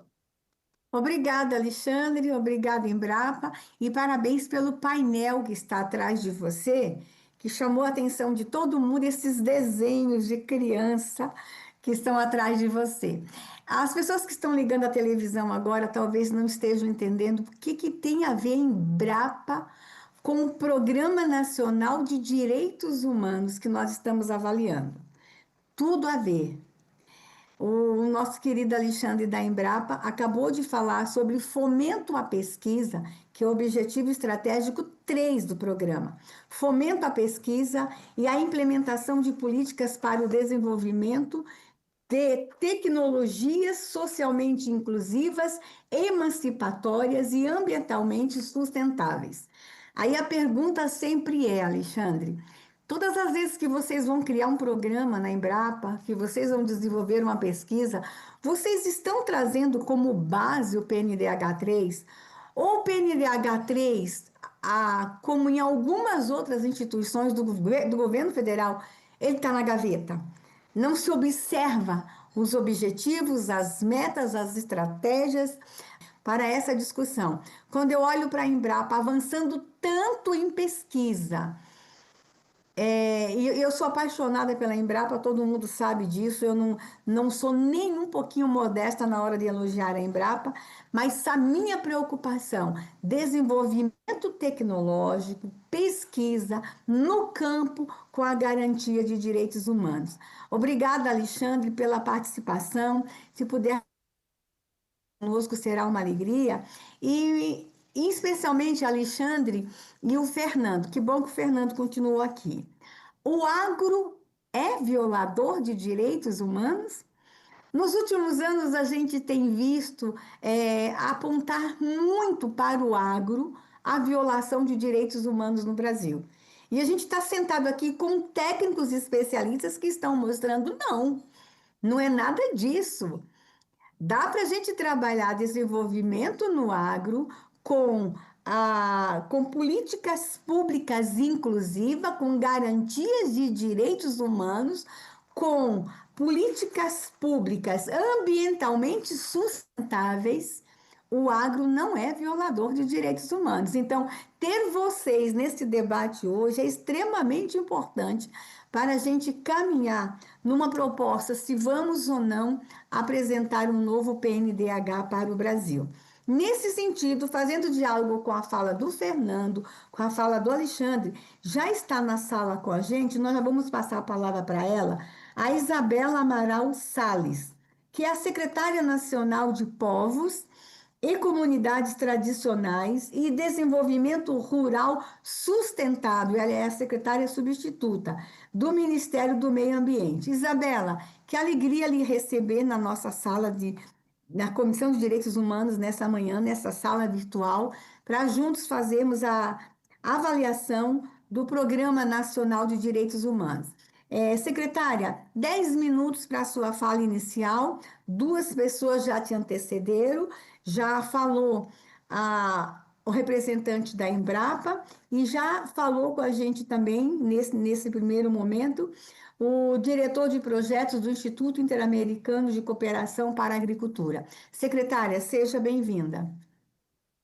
Obrigada, senadora Damares, uma alegria estar aqui. Senhoras e senhores, bom dia. Em nome da ministra Marina Silva, aqui de toda a nossa equipe da Secretaria Nacional de Povos e Comunidades Tradicionais do Ministério do Meio Ambiente e Mudança do Clima, primeiro nós gostaríamos de agradecer pelo convite para participar desse momento e, na oportunidade, cumprimento todos os parlamentares que, porventura, acompanham a pauta, essa pauta que é de suma importância, especialmente nesse momento em que vivemos, no país, o avanço das mudanças climáticas, aos parlamentares que compõem a Comissão de Direitos Humanos, então, na pessoa da senhora relatora Damares Alves, os cumprimento, assim como os colegas aqui que me acompanham, o Fernando do ICA, o Alexandre da Embrapa, que são 2 instituições parceiras do Ministério do Meio Ambiente, também ao Eduardo e ao Henrique, aos colaboradores, os que nos assistem, os demais convidados dessa sessão. É uma satisfação estar aqui para falar do PNDH 3, especialmente nesse momento da história que, como disse, assistimos os efeitos das mudanças climáticas se agravarem de forma recorrente, o que evidencia a necessidade de uma abordagem do meio ambiente a partir dos direitos humanos e vice-versa. E exatamente essa é uma das diretrizes do PNDH 3, promover e proteger os direitos ambientais, incluindo as gerações futuras como sujeitos de direitos. É a partir dessa premissa que eu gostaria de trazer aqui o Ministério do Meio Ambiente para o PNDH 3. Esse plano que tem um eixo específico que trata de desenvolvimento e direitos humanos. Nós falamos necessariamente de um modelo de desenvolvimento sustentável, como agora há pouco citou a excelentíssima senadora, que inclua socialmente as pessoas, economicamente também, que seja ambientalmente equilibrado, que seja tecnologicamente responsável, cultural e regionalmente diverso, participativo e não discriminatório, que é o que enuncia a diretriz 4 do PNDH 3. E como exemplo de todas essas premissas, eu trago um programa do qual nos orgulhamos muito aqui no Ministério do Meio Ambiente, que é o programa Bolsa Verde de Conservação da Biodiversidade. Esse programa ele foi retomado no ano de 2023, é um programa que começou a ser executado em 2011, pós-PNDH3, portanto. Basicamente, reconhece os serviços ecossistêmicos que são prestados pelas populações tradicionais que vivem em territórios considerados ambientalmente relevantes, como as unidades de conservação, os territórios quilombolas e os assentamentos agroextrativistas. Esse programa, ele oferta um valor trimestral de R$ 600 para essas famílias, como uma contrapartida pela conservação dos ecossistemas, e hoje nós temos quase 70 mil beneficiários inscritos. Para acessar esse programa, é importante dizer que os beneficiários estão inscritos no CadÚnico, e o território precisa cumprir os requisitos da legislação ambiental. E o mais interessante, senadora, é que o Bolsa Verde, a partir dele, os beneficiários passam a acessar toda a rede de proteção social e de serviços públicos a partir do CadÚnico. Então, esses serviços vão desde o acesso à documentação civil básica, que inclusive é também um dos objetivos do PNDH3, é um problema no nosso país ainda hoje, até programas de assistência técnica rural socioambiental, que é especializada para esse público. Também acesso ao programa de cisternas e outros serviços prestados pelos parceiros do programa Bolsa Verde. Então, é um programa que muito nos orgulha, exatamente porque ele proporciona essa abordagem de desenvolvimento sustentável com inclusão social. Com o mesmo propósito, cito aqui que no ano 2024, o governo federal lançou a Estratégia Nacional de Bioeconomia, com ações que envolvem 13 ministérios e busca estimular que esse modelo de desenvolvimento produtivo e econômico, baseado em valores de justiça social, justiça ambiental, ética, inclusão, que seja capaz de gerar produtos, processos e serviços eficientes com base no uso sustentável desses recursos, na regeneração e na conservação da biodiversidade, norteado também pelo conhecimento científico, mas não só por ele, pela valorização dos conhecimentos tradicionais, com as suas inovações, com as suas tecnologias, visando agregar a essa cadeia serviços e conhecimentos que gerem a valorização do trabalho, que gerem renda, sustentabilidade e que contribuam para o equilíbrio climático. Então, essa é uma premissa na qual também temos investido muito tempo, muita energia, e é uma das linhas mestres aqui do nosso trabalho. No mesmo sentido, eu cito aqui a Política Nacional de Resíduos Sólidos. Dentro da execução dessa política, foi possível viabilizar, no ano passado, a integração das catadoras e catadores de materiais recicláveis no Sistema Nacional de Informações sobre a Gestão dos Resíduos Sólidos. E isso possibilita agora que esses atores, que são fundamentais para o processo de logística reversa, para o processo de tratamento de resíduos, que eles possam estar inseridos no ciclo de gestão dos resíduos sólidos nas suas respectivas localidades e que, portanto, eles possam receber pagamentos por esses serviços ambientais. No ano passado, o Ministério do Meio Ambiente pôde lançar um edital no valor de R$ 8 milhões para apoiar as cooperativas de catadores de recicláveis, já que é do interesse do Estado brasileiro que esses atores sejam visibilizados, que as cooperativas se organizem e, portanto, integrem essa rede de serviços ambientais. Um outro ponto que eu gostaria de destacar, agora já pensando aqui na pauta falada pelos colegas que me antecederam, da transição agroecológica e a sua intersecção com as questões de saúde, é que o MMA acompanhou e vem acompanhando de forma ativa as discussões do Programa Nacional de Redução de Agrotóxicos, o PRONARA, e tem articulado esforços junto a outros atores para que esse programa tenha êxito. Então, nesse sentido, foi lançado no ano passado a Estratégia Nacional de Monitoramento Ambiental de PFOS e Agrotóxicos, que está sendo implementado juntamente com a Embrapa, aqui presente, e vai monitorar 53 substâncias em todo o país. Os PFOS, senadora, são produtos, substâncias que derivam dos agrotóxicos e que, uma vez em contato com o meio ambiente, eles se tornam substâncias de difícil degradação. Então, eles passam a sofrer um processo de bioacumulação que muitas vezes vai parar na nossa cadeia alimentar e se tornam substâncias perigosas e nocivas para a saúde humana.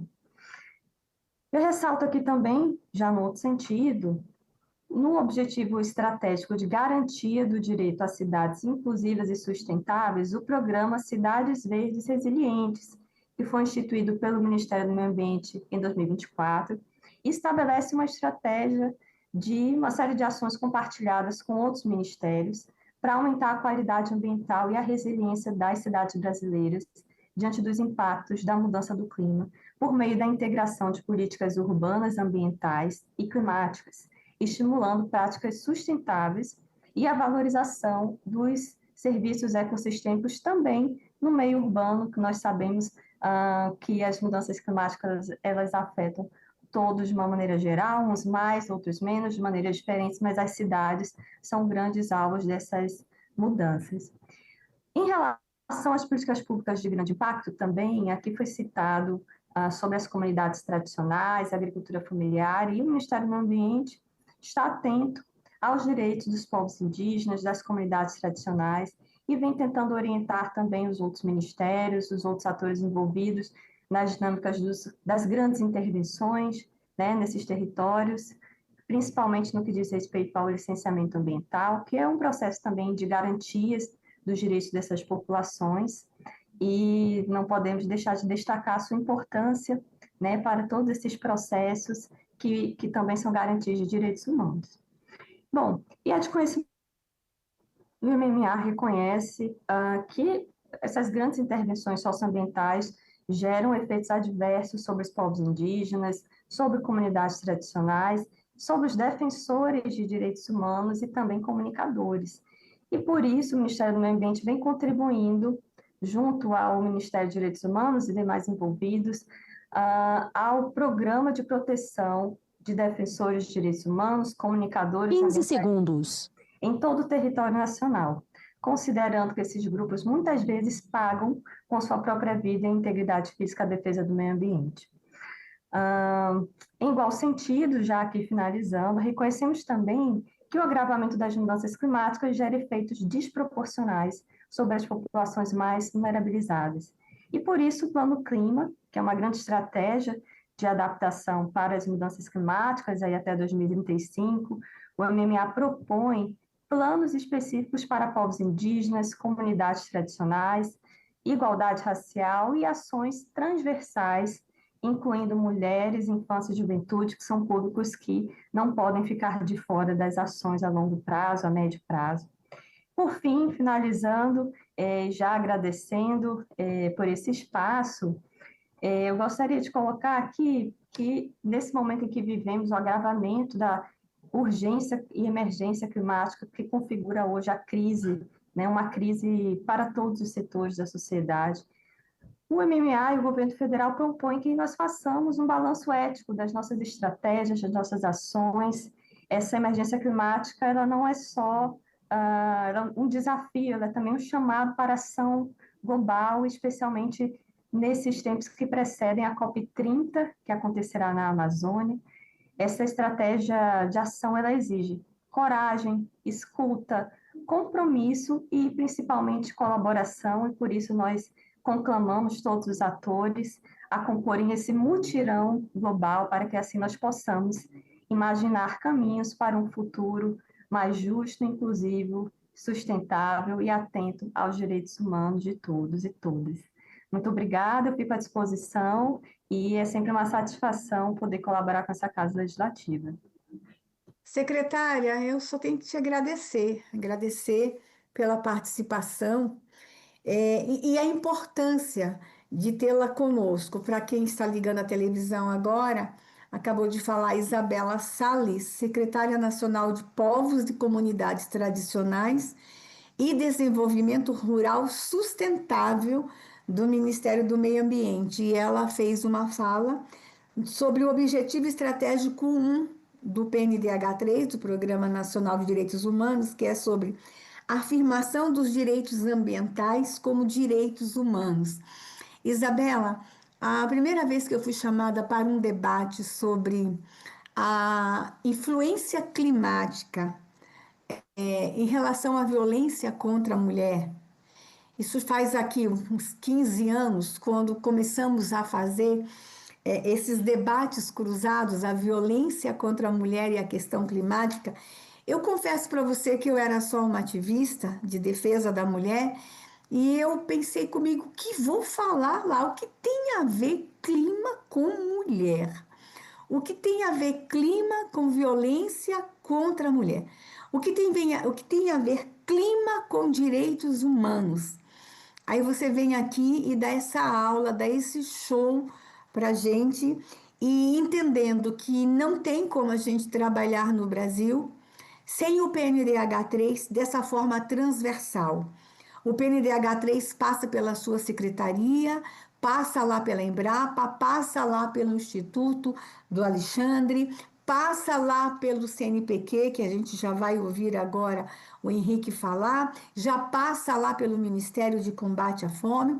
Olha a importância da gente ter um Programa Nacional de Direitos Humanos atualizado. E você é de uma secretaria que nos chama muita atenção, que é a Secretaria de Povos e Comunidades Tradicionais. E eu vou te lançar um desafio, secretária. Não vai ser possível a gente fazer esse diálogo aqui agora, mas eu fui ministra da pasta.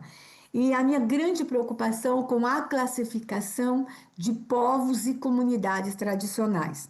Eu acredito que nós estamos hoje com 38 comunidades e povos classificados como tradicionais.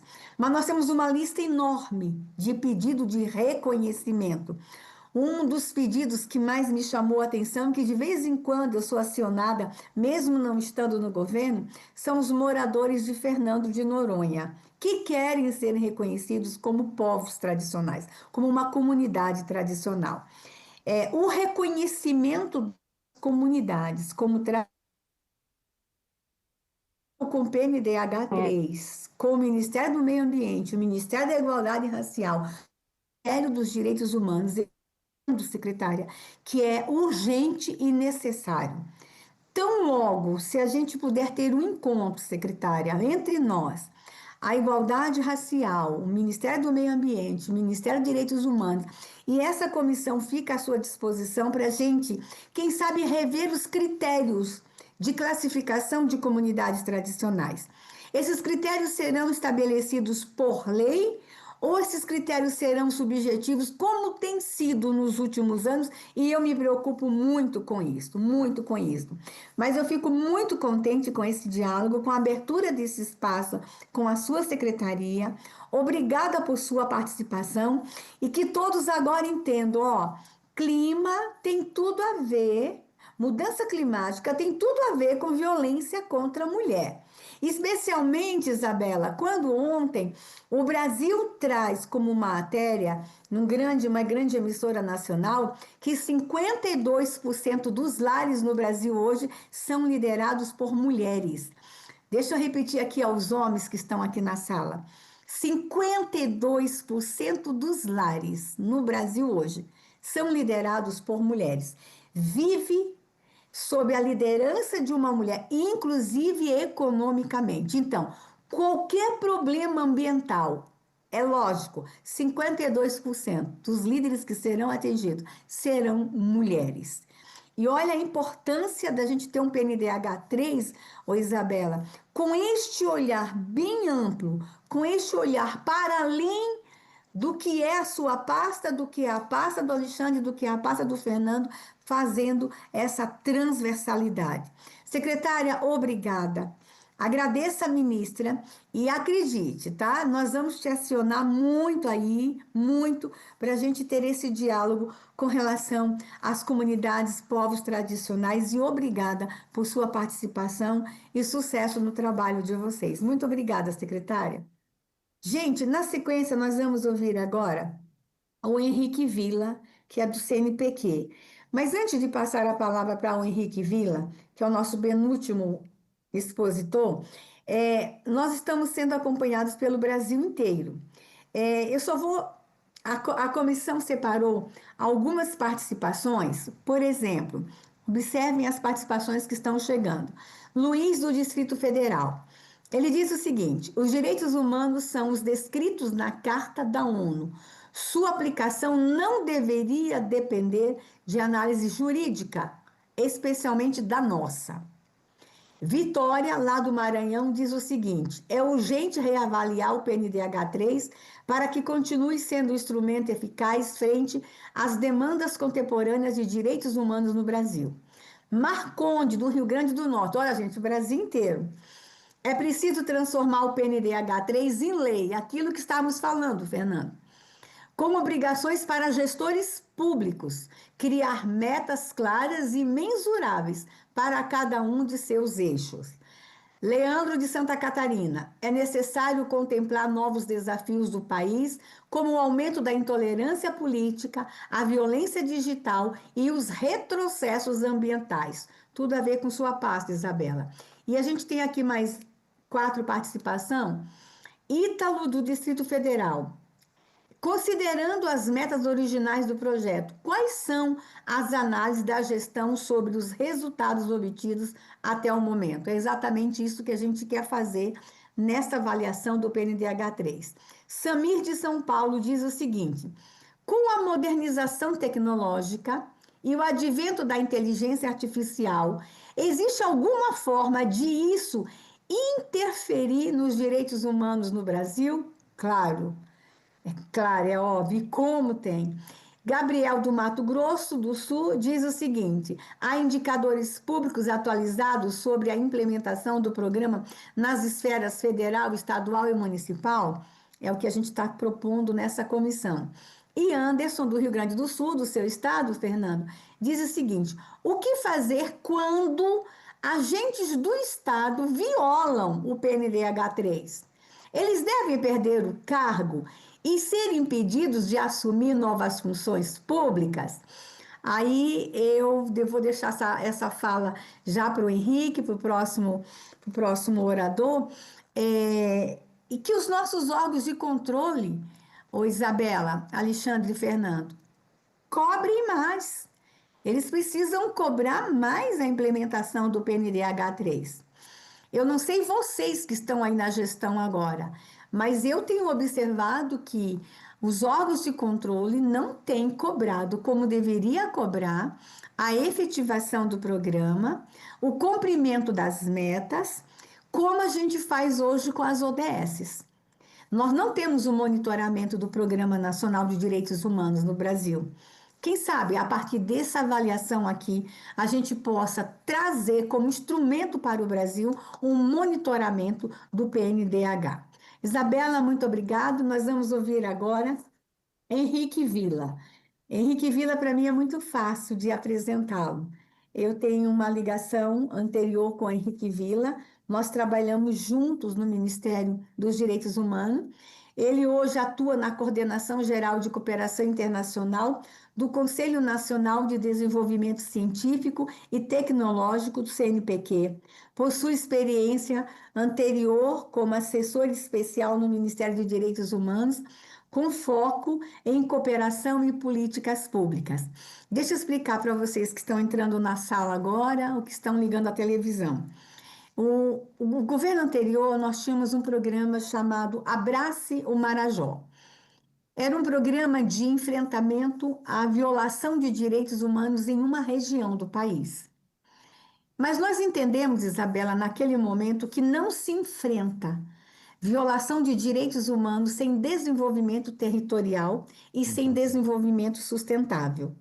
Então, nós trouxemos para o Brasil um programa de desenvolvimento territorial, desenvolvimento sustentável, que tivesse como objetivo enfrentar violações de direitos humanos. E o Henrique foi cedido pelo CNPq para o Ministério na época para conduzir esse programa, que teve indicadores, resultados, números, e que acabou ficando no nosso Ministério. Era para ter ficado no Ministério do Desenvolvimento Regional, mas acabou ficando no nosso Ministério para a gente ter esse olhar do acompanhamento do desenvolvimento territorial, regional, com vistas à violação, ao enfrentamento à violação dos direitos humanos. Então, nós vamos ouvir agora o Henrique Villa. É uma alegria, doutor Henrique, estar contigo, te ver novamente, estava com saudade. Seja bem-vindo a esta reunião, a esta sala.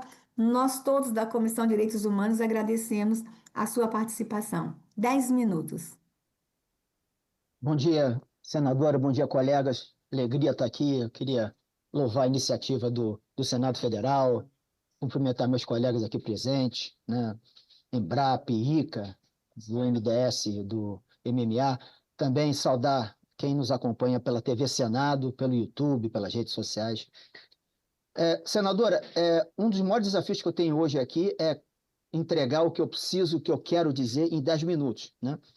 E hoje eu estou com um problema mais sério ainda. A minha colega Suzana, né, que sempre me acompanha há anos nesse quesito também, não está aqui do meu lado. Então eu vou tentar colocar aqui rapidamente um cronômetro para eu não subverter a ordem da audiência. Eu queria fazer alguns comentários iniciais sobre o eixo orientador 2, né, do Desenvolvimento e Direitos Humanos, e sobre a diretriz 4 em particular, que fala sobre a efetivação de um modelo de desenvolvimento sustentável com inclusão social e econômica, ambientalmente equilibrado e tecnologicamente responsável, cultural e regionalmente diverso. Veja o tamanho do enunciado da diretriz 4. Eu estou falando de modelo de desenvolvimento sustentável. Que modelo é esse? Só para começar aqui a provocação dessa minha participação.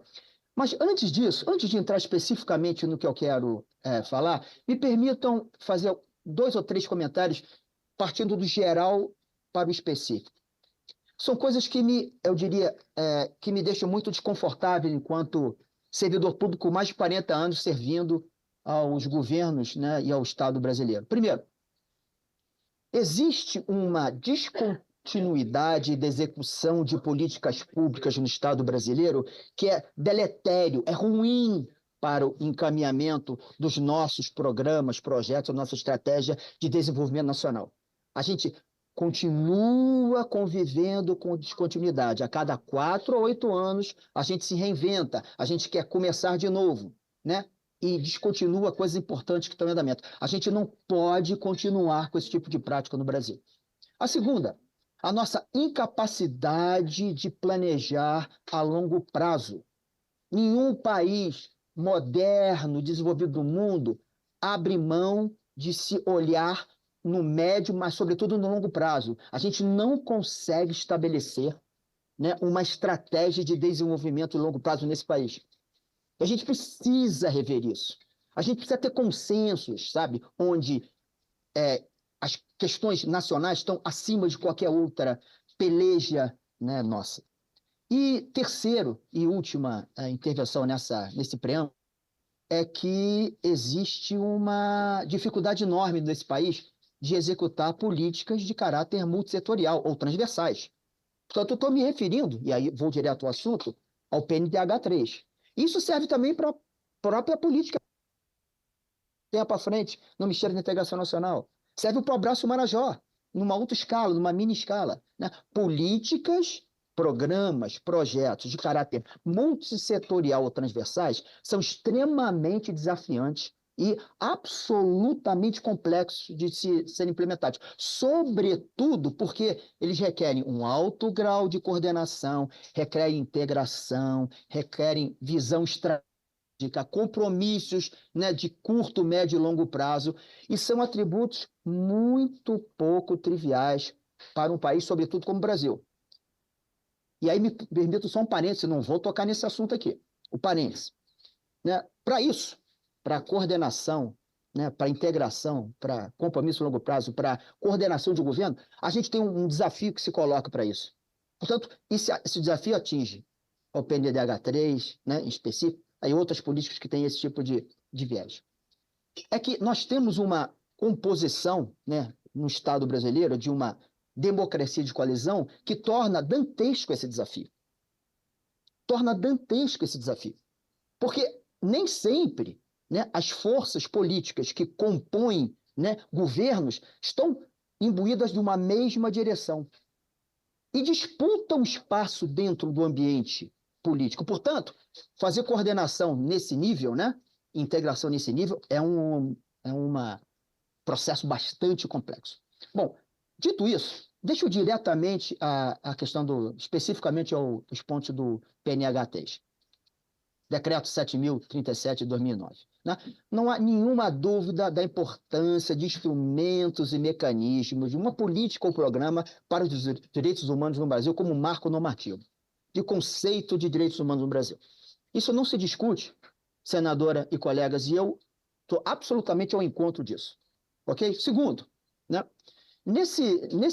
Nessa complexidade que o PNDH3 está inserido, aquilo que eu comentei brevemente anteriormente, que, por exemplo, na questão da complexidade da coordenação de um programa como esse, eu acho que algumas questões precisam ser levantadas. Primeiro, vamos à diretriz 4.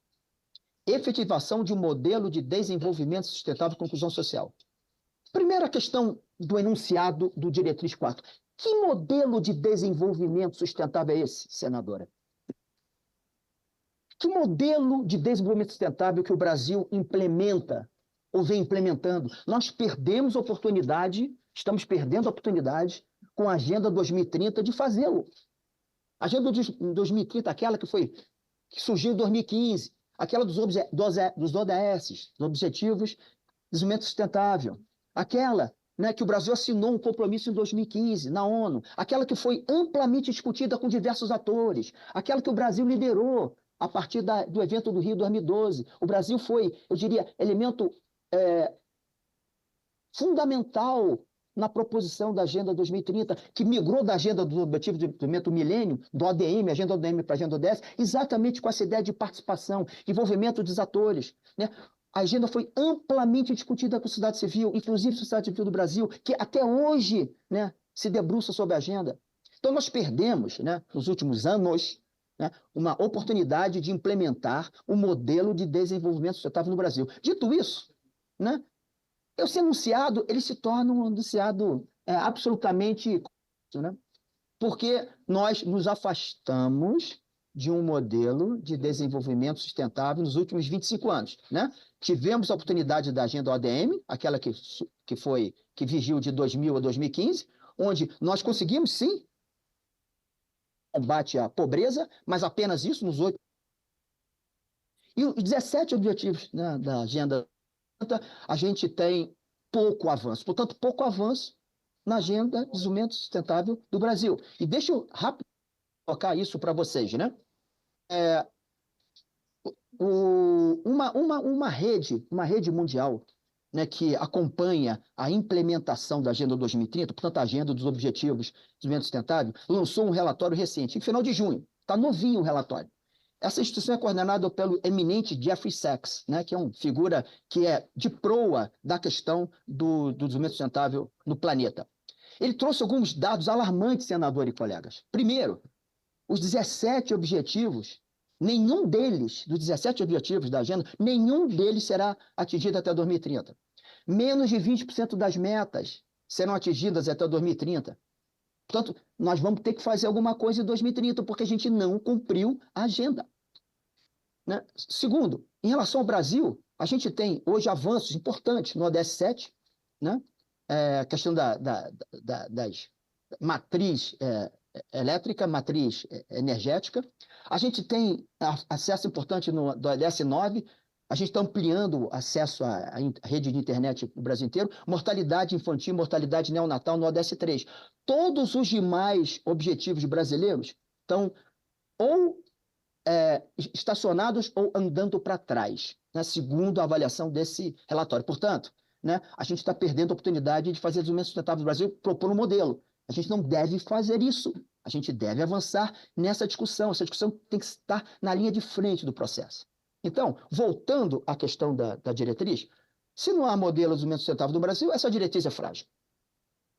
Aí deixa eu partir rapidamente para um outro objetivo estratégico, né? E eu estou aqui controlando o meu tempo para não subverter a ordem. O de valorização da pessoa humana como sujeito central do processo de desenvolvimento. Estou falando da diretriz 5, lá do eixo 2, né? E o objetivo estratégico 1, ele fala sobre garantia, participação e controle nas políticas públicas de desenvolvimento com grande impacto socioambiental. Pois bem, A participação social, o controle social, são conquistas importantes da Constituição nossa de 88. Né? Eles são elementos fundamentais, centrais na democracia brasileira. 15 segundos.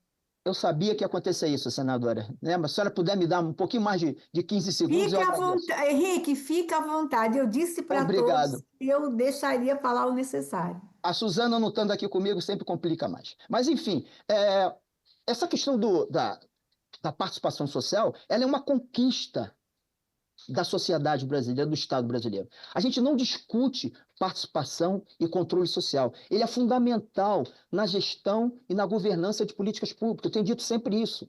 Né? Inclusive, na minha passagem na presidência da República, em 2016, a gente inseriu esse aspecto de inovação social em políticas públicas como um elemento exatamente para ir a um encontro de participação e controle social ampliado nessas políticas públicas, mas essa é uma outra agenda que a gente fala numa outra oportunidade. E, portanto, o que eu queria dizer é que esse objetivo estratégico ele continua sendo um enorme desafio para a gente. Esse do controle e participação social. Porque no que tange a participação social em gestão de políticas públicas, esse é um desafio que a gente ainda precisa elaborar melhor. Né? Não basta você ter atores participando das diversas entidades de governança que a gente constrói. Esses atores precisam ser plurais, precisam representar toda, eu diria, a complexidade da sociedade brasileira e precisam estar preparados para o processo de participação. São pontos de lá nessa que, infelizmente, nossa conversa dizer, né, a participação social em políticas públicas, as organizações complexas têm pouca experiência nisso, né? E nossas instituições, né, via de regra, são organizações complexas. A gente ainda tem que avançar muito nisso. Não basta você ter um elemento, né, de um ministério A, B ou C dentro de uma estratégia de participação ou de controle social dentro de uma política pública, sendo que ele não necessariamente representa todas as entidades daquela unidade que ele representa. E a Isabela, do MMA, sabe o que eu estou dizendo. Sabe da complexidade do MMA e sabe que quando a Isabela está sentada numa entidade qualquer de governança, né, da área do conhecimento ou da área da missão que ela representa, nem sempre é trivial levar todo o ministério para a instância de governança. Essa é uma arte que a gente ainda precisa evoluir. Portanto, eu queria dizer, dizendo basicamente isso, chegar, senadora, a alguns breves comentários e sugestões finais. Primeiro, levando-se em conta que o PNDH3 tem essa dificuldade, comentamos anteriormente, e sem perder de vista, eu insisto, a sua indiscutível importância, né, para o Estado brasileiro, eu queria dividir meus comentários gerais em 4 categorias. Primeiro, quanto à participação social. A gente precisa institucionalizar a participação social no PNDH3. A gente precisa torná-la mais ampla, mais plural e sistêmica. Né? Eu giro muito fortemente conceitos de inovação social em políticas públicas, e está aí meu colega Sérgio, que deve estar nos acompanhando lá da Fundeb de Pernambuco, né? Que está liderando o Nordeste, que pode nos ajudar, que os conceitos sejam aplicados ao programa PNDH3. Quanto à categoria cooperação federativa, a gente precisa fortalecer o processo e prestigiar a participação das 3 esferas de governo e da sociedade civil em geral. A gente precisa efetivamente avançar na estratégia de trazer estados e municípios para o programa. Sem isso, a gente não consegue sucesso algum. Portanto, a gente precisa fortalecer a cooperação federativa. A gente tem outra categoria que eu queria levantar, e é a penúltima, tá? Não vou mais tomar o tempo dos senhores. Quanto aos novos princípios, conceitos e procedimentos do PNDH. A inovação, senador e colegas, precisa ser ativo da cultura institucional, no setor público em geral e no PNDH em particular. Ademais, eu acho que esse programa deve fortalecer seus mecanismos de monitoramento, acompanhamento, fundamentos traz para qualquer política pública, programa ou projeto que seja. Eu queria também, quanto ao programa de governo, sugerir, né, um olhar dedicado a algo como uma atualização ou redesenho ou revisão do mesmo. modelo lógico mais robusto, com clara indicação do problema a ser enfrentado.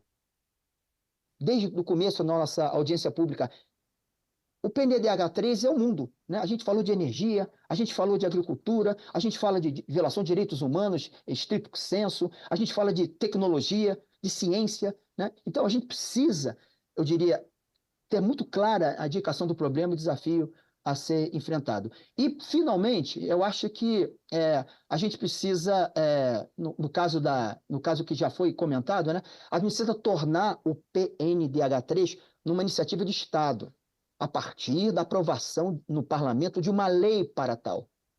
Com isso, né, na lei já viria muito, eu diria, muito explícito, né, criação de indicadores, metodologia de avaliação participativa, né, produções sistemáticas de relatórios, de avaliações, etc, etc. A gente já tem muita coisa produzida na academia, né? Muita coisa produzida no setor público. A gente poderia partir desse documento para, eu diria, começar uma iniciativa de revisão ou redesenho do PNDH3. Inclusive, num trabalho que eu lembro que, se não me engano, o Ministério da Mulher, Família e Direitos Humanos fez em 2022, trabalho de fôlego, né?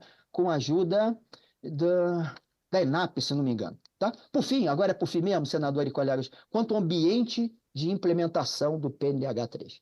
A gente precisa criar novos arranjos institucionais, ampliando o acesso e o protagonismo da população em geral, do cidadão comum em especial, né? Deixando claro o papel de cada um, né? Cada ator coletivo, né? Ou ator social nessa iniciativa. A gente não pode abrir mão de ter a sociedade civil conosco na implementação, desde a gênese, na discussão, desde a gênese e na implementação de um programa com esse perfil, que não é trivial, como eu disse, e que é bastante complexo.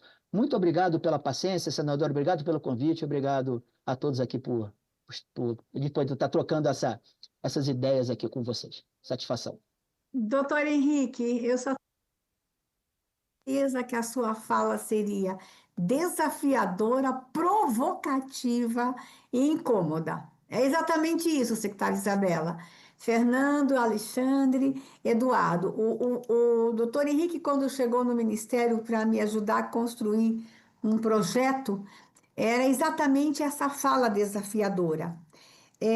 Da gente estar construindo tantas propostas no Brasil, sem o monitoramento, sem a efetividade, sem o acompanhamento e o mais sério, sem a sustentabilidade, sem a continuidade.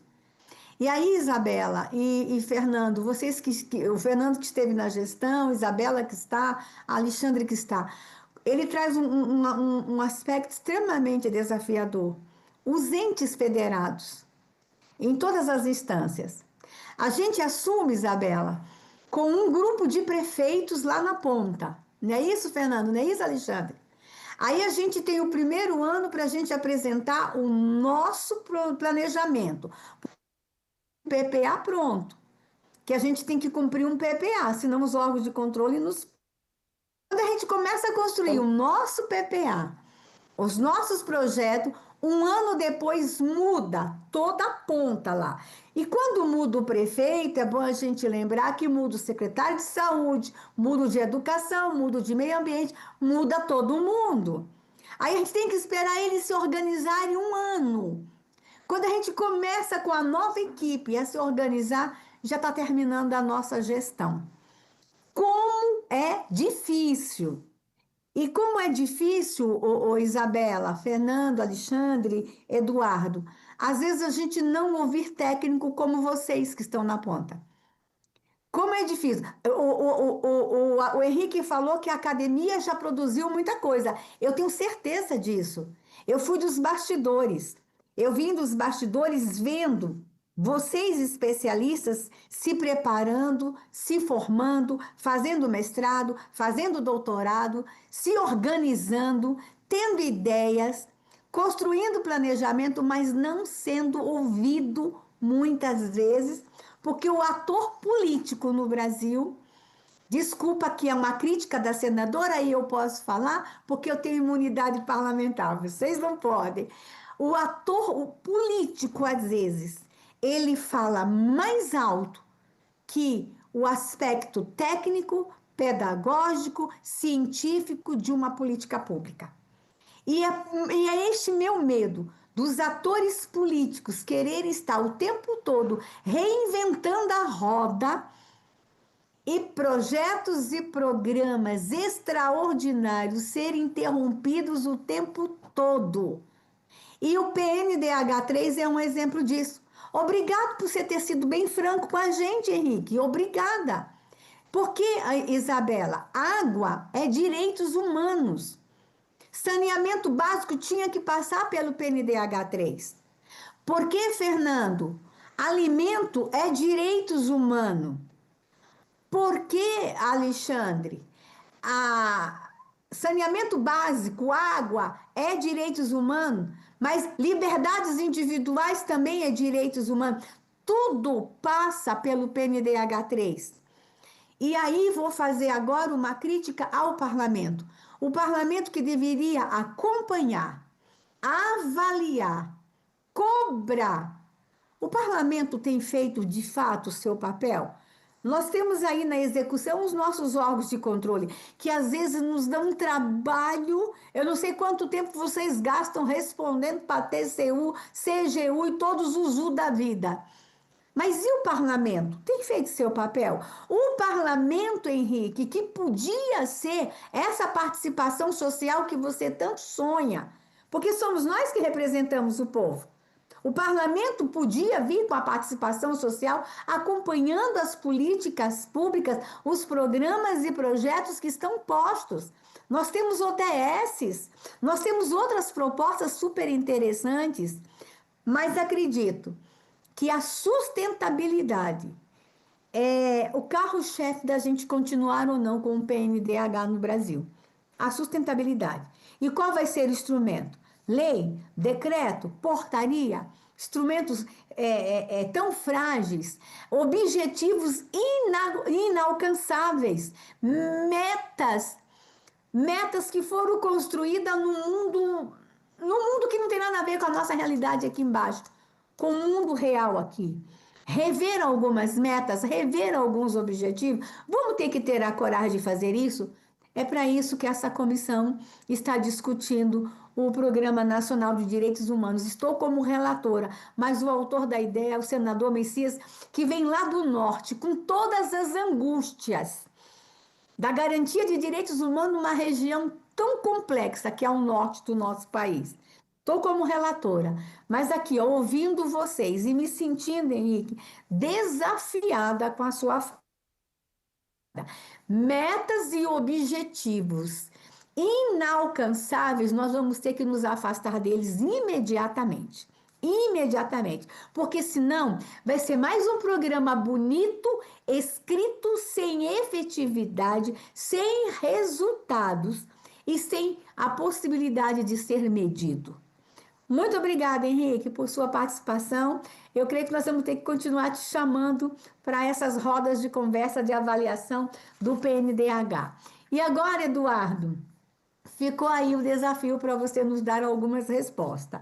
Nós vamos ouvir agora o coordenador-geral do Departamento de Apoio ao Empreendedorismo do Ministério do Desenvolvimento e Assistência Social, Família e Combate à Fome.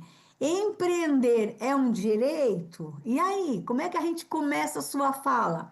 Hein, Eduardo? Como é que está a construção de todos os programas no seu ministério, levando como base ou não o PNDH3? Seja bem-vindo, 10 minutos, você vai falar sobre Objetivo Estratégico 1, que é implementação de políticas públicas de desenvolvimento com inclusão social. Bem, bom dia, parabéns aos meus colegas, o Fernando, Alexandre, Isabela e especialmente ao Henrique pela rica provocação para o debate, né? Em nome do ministro Wellington Dias, lá do Ministério do Desenvolvimento e Assistência Social, Família e Combate à Fome, e do secretário Luiz Carlos Everton, da Secretaria de Inclusão Social, eu gostaria de agradecer imensamente o convite aí da Comissão de Direitos Humanos do Senado e apresentar meus cumprimentos particulares à senadora Damares Alves e ao senador Messias de Jesus pela realização desta audiência e a todos os senadores que acompanham e a todos que assistem a transmissão aí pelos canais. Eu acho que o debate sobre o Programa Nacional de Direitos Humanos é uma reflexão fundamental para a sociedade brasileira e eu acho que essa audiência pública ela colabora para esse debate. Bem, o Ministério do Desenvolvimento Social ele abriga as políticas de proteção do Estado brasileiro, envolvendo o Sistema Único da Assistência Social, os programas de transferência de renda de cidadania, a segurança alimentar e nutricional, a Política Nacional de Cuidados e a mobilização de oportunidades para a superação da pobreza e da fome. A assistência social, você sabe, juntamente com a Previdência e a Saúde, faz parte da Seguridade Social, ou seja, é um sistema de proteção para garantir os direitos básicos de todos os cidadãos. É um conjunto de ações do poder público e da sociedade, importante dizer, financiado por todos, com o objetivo de promover a justiça social e a dignidade humana. Os seus serviços e benefícios promovem o acesso aos direitos individuais e coletivos para todos os que precisam do apoio, especialmente aqueles mais vulneráveis e em situação de risco social. Eu sou servidor da Secretaria de Inclusão Socioeconômica no Departamento de Apoio ao Empreendedorismo e nós trabalhamos com as pessoas do Cadastro Único, né, no âmbito do programa Acredita no Primeiro Passo. Esse programa foi aprovado pelo Legislativo brasileiro em 2024, por meio da Lei 14.995, e tem o objetivo claro assim, de mobilizar as oportunidades de inclusão socioeconômica para a população inscrita no Cadastro Único, situação de baixa renda ou em situação de pobreza. Eu gostaria de destacar que essa casa, né, o Senado Federal, especialmente com a importante contribuição da senadora Mara Gabrilli, tá, colaborou muito para o texto final do nosso programa, incluindo as pessoas de deficiência no rol do público prioritário, além de aperfeiçoar os mecanismos de controle social, com metas anuais e instrumentos de monitoramento. Acho que essa contribuição foi decisiva. Tá? O nosso programa Acredita no Primeiro Passo tem 3 eixos. Tá? É o emprego, qualificação profissional e apoio ao empreendedorismo. Nosso objetivo é fazer com que o desenvolvimento das capacidades e habilidades rompam as barreiras sociais e econômicas que mantêm 70 milhões de pessoas na pobreza e na baixa renda, com ocupações precárias e baixa remuneração. É bom dizer que o Cadastro Único tem 94 milhões de pessoas, né? 24 milhões de pessoas elas ganham acima de meio salário mínimo. Então, a nossa prioridade é uma renda de até meio trabalha com esse 40 milhões de pessoas. Tá? É importante dizer que o saldo do CAGED, o Cadastro Geral de Empregados e Desempregados, de 2024, mostrou que por 87 vagas naquele ano, ou seja, 1.600.000 vagas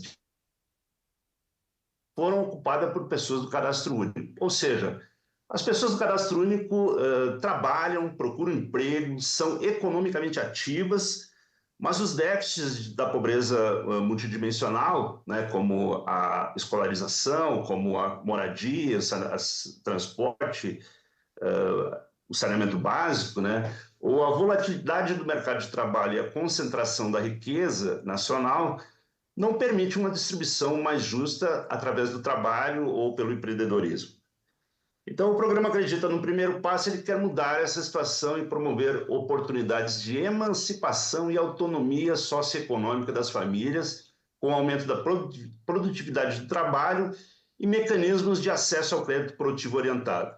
Nós identificamos em numerosas pesquisas, inclusive com o apoio do SEBRAE, né, que hoje a principal barreira para as pessoas terem um crédito produtivo é o acesso ao crédito. Né? Muitas pessoas usam o cheque especial, né, o dinheiro mais caro que existe, né, ou cartão de crédito, para financiar os seus investimentos. Né?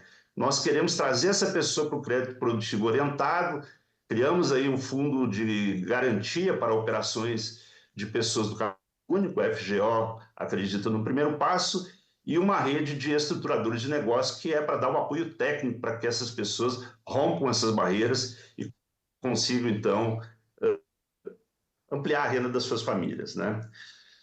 Nós reconhecemos que o Plano de Direitos Humanos 13 ele expressa o compromisso do país com a promoção e a defesa dos direitos humanos à luz da Constituição Federal e das normas internacionais de direitos humanos ratificadas pelo Estado brasileiro. Né? Ele alinha-se com os 17 Objetivos do Desenvolvimento Sustentável, né, que o governo subscreveu aí com o nosso colega Henrique, que já abordou anteriormente. Também já foi abordado aqui, eu tive a oportunidade de assistir a outra audiência, né, que o PNDH3 ele foi resultado de um amplo processo de participação social, né? Ele produziu 6 eixos orientadores, 25 diretrizes, mas é importante resgatar que ele foi construído com 50 conferências temáticas entre 2013 e 2009, com destaque para a 11ª Conferência Nacional de Direitos Humanos, realizadas em 2008, que reuniu 2.000 representantes do poder público, da sociedade civil organizada, de movimentos sociais e de especialistas das mais diversas áreas. Computa-se mais de 14.000 pessoas participaram desse processo. Então, assim, o plano ele assegura o princípio da transversalidade dos direitos humanos, o que é uma decisão corajosa e ousada, né? Envolvendo a presença integrada de políticas de educação, segurança, meio ambiente, desenvolvimento social, comunicação, cultura, dentre outros. Nesse sentido, o PNDH3, como instrumento normativo do Estado, ele manteve diretrizes duradouras que instruíram como referência os diversos governos que sucederam nesse período de vigência, né? Nós tivemos várias sucessões governamentais, aqui já foi abordado pelo Henrique o que representa de dificuldade essas sucessões pela cultura política do país, mas o plano se manteve, né? E ele continuou orientando, né, essa transversalidade. Desde a Declaração Universal dos Direitos Humanos de 1948 e sobretudo agora, né, diante dessas transformações sociais e tecnológicas do mundo moderno, essas são rápidas, instantâneas, digitais, é muito positivo e necessário, e a comissão está de parabéns, né, que se faça esse debate sobre o papel do ser humano como sujeito central do desenvolvimento, inclusive incorporando debates sobre o direito à dignidade humana e à própria felicidade, né?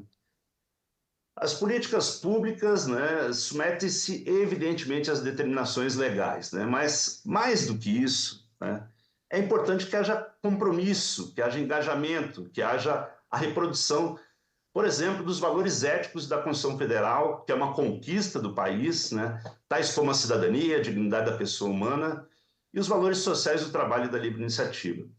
Também é preciso sempre repetir os objetivos fundamentais da Constituição Federal de construir uma sociedade livre, justa e solidária, garantir o desenvolvimento nacional, erradicar a pobreza e a marginalização, reduzir as desigualdades sociais e regionais, além de promover o bem de todos, sem preconceitos de origem, raça, sexo, cor, idade e quaisquer outras formas de discriminação. Isso eu estou lendo apenas a Constituição Federal, certo, gente? E eu acho que é importante a gente repetir esses enunciados. Porque respeitar a Constituição e incorporar os seus desígnios no cotidiano da agenda pública é uma questão de viver em sociedade, né? Com regras pactuadas que transformam, né, a nossa vida numa vida coletiva e socialmente mais organizada, né? A prevalência dos direitos humanos também é princípio de nossas relações internacionais e está perfeitamente contemplado nos documentos estratégicos que orientam a atual gestão pública, no plano atual de governo, no planejamento plurianual ou nos planejamentos estratégicos das suas unidades. Eu vou dar um exemplo aqui do Ministério do Desenvolvimento Social, que nós temos lá o nosso planejamento estratégico institucional. Vejam só os valores do planejamento do nosso PEI, tá? O primeiro, ética, harmonização e conciliação das práticas pessoais e institucionais com os valores civilizatórios. Valorização das pessoas, humanização das relações de trabalho e promoção da saúde ocupacional. Comprometimento, priorização e defesa do interesse público. 15 segundos. Transparência, fortalecimento da participação social e do acesso de informações e dados públicos. Respeito, reconhecimento da dignidade, da diversidade, da autonomia e do direito ao cidadão. Inclusão, integração e promoção de oportunidades ao cidadão. É por isso que, como missão estratégica do MDS, nós chegamos na síntese de superar a fome, reduzir a desigualdade social, garantir a dignidade, a inclusão, a proteção social às pessoas em situação de vulnerabilidade social. Então, gente, como representante do Ministério do Desenvolvimento Social, eu gostaria de destacar rapidamente, né, já está terminando meu tempo, tá? Mas eu vou abusar um pouquinho da senadora Damares, né, e vou concluir com 3 observações. Tá? Primeiro, tentando relacionar o nosso ministério com o plano de direitos humanos. Primeiro, o eixo orientador 1, interação democrática entre Estado e sociedade civil, na diretriz 1, interação democrática entre o Estado e a sociedade civil como instrumento de fortalecimento da democracia participativa. Ora, essa questão está plenamente contemplada na organização do Sistema Único da Assistência Social, com instâncias tripartite de pactuação e sistemáticos processos conferenciais do local ao nacional que ensejam o fortalecimento da participação democrática e controle social sobre o sistema social. Esse ano nós vamos ter a realização da 14ª Conferência Nacional de Assistência Social, comemorando os 20 anos do SUAS, e teremos um avanço institucional que são as conferências livres.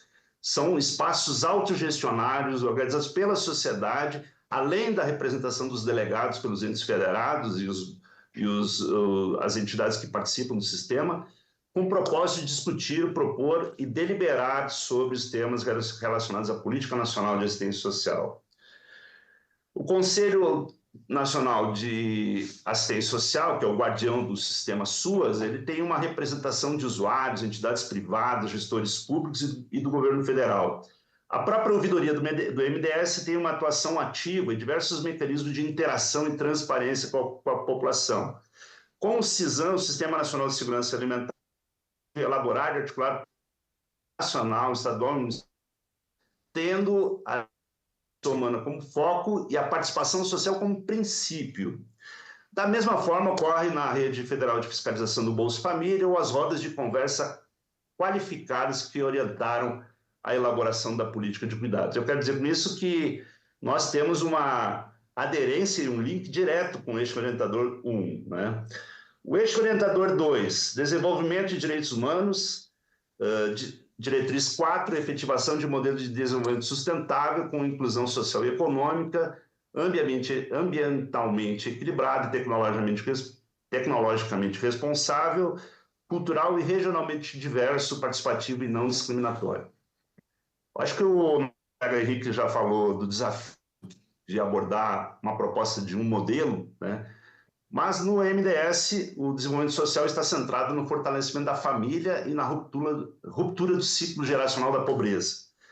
As condicionalidades do programa Bolsa Família, por exemplo, como a saúde e a educação de crianças, com valorização e empoderamento da mulher no núcleo familiar, promovem um ciclo virtuoso para o combate da pobreza e redução das desigualdades.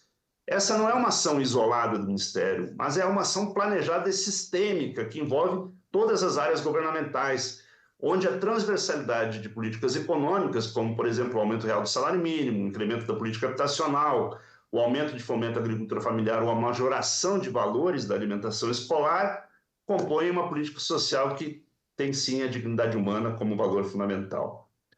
E, por último, no eixo 3, universalizar direitos em um contexto de desigualdades, diretriz 9, combate às desigualdades estruturais de diretriz 10, garantia da igualdade na diversidade, eu gostaria de dizer que o enfrentamento à desigualdade estrutural é um compromisso inarredável do MDS, né? Nós atuamos fortemente para promover uma sociedade mais justa e mais... O país acabou de sair do mapa da fome, que é uma conquista.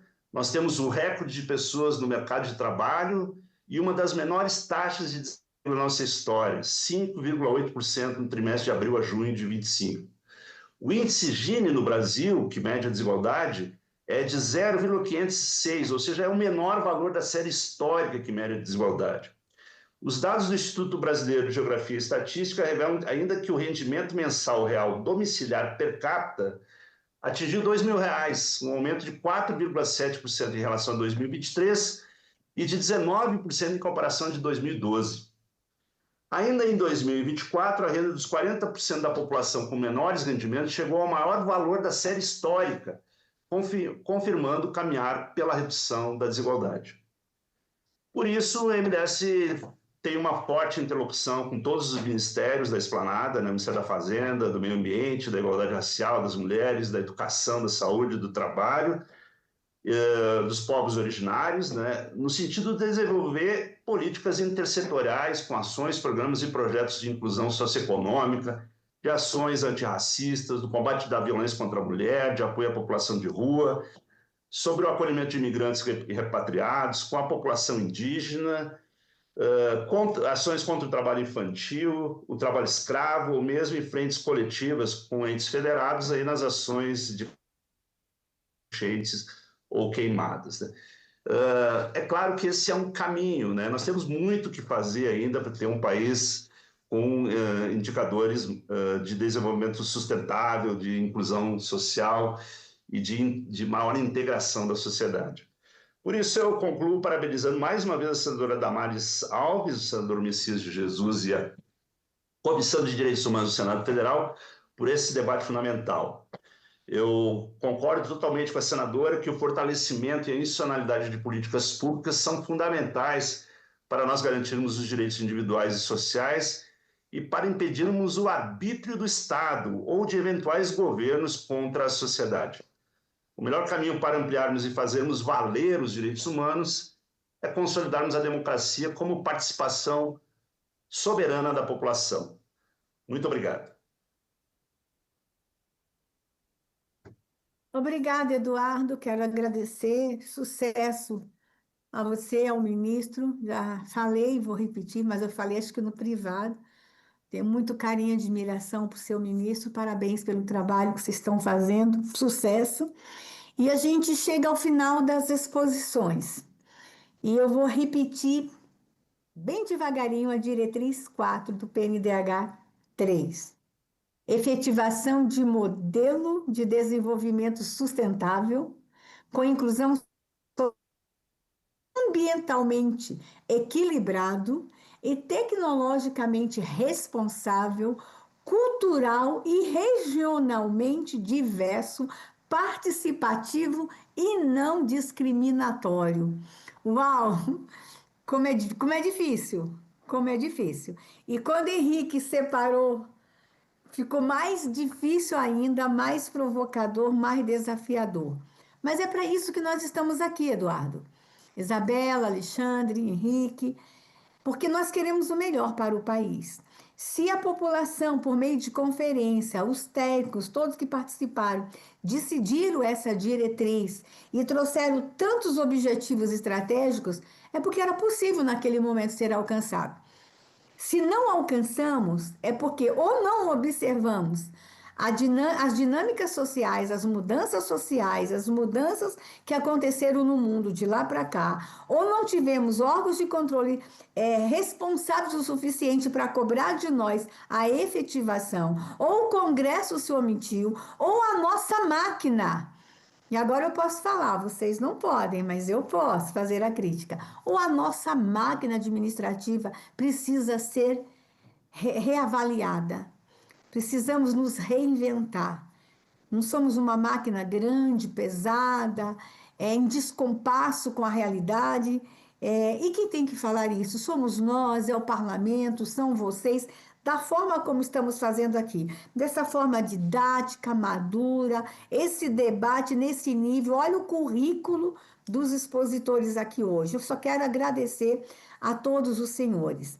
E a gente vai para o final agora. Eu vou passar para vocês 2, 3 minutos, fiquem à vontade, para agradecimentos finais, alguma pergunta, alguma consideração. E a gente vai começar pelo Alexandre. Alexandre está com a gente ainda? Alexandre Alonso, da Embrapa. Considerações finais e agradecimento, Alexandre?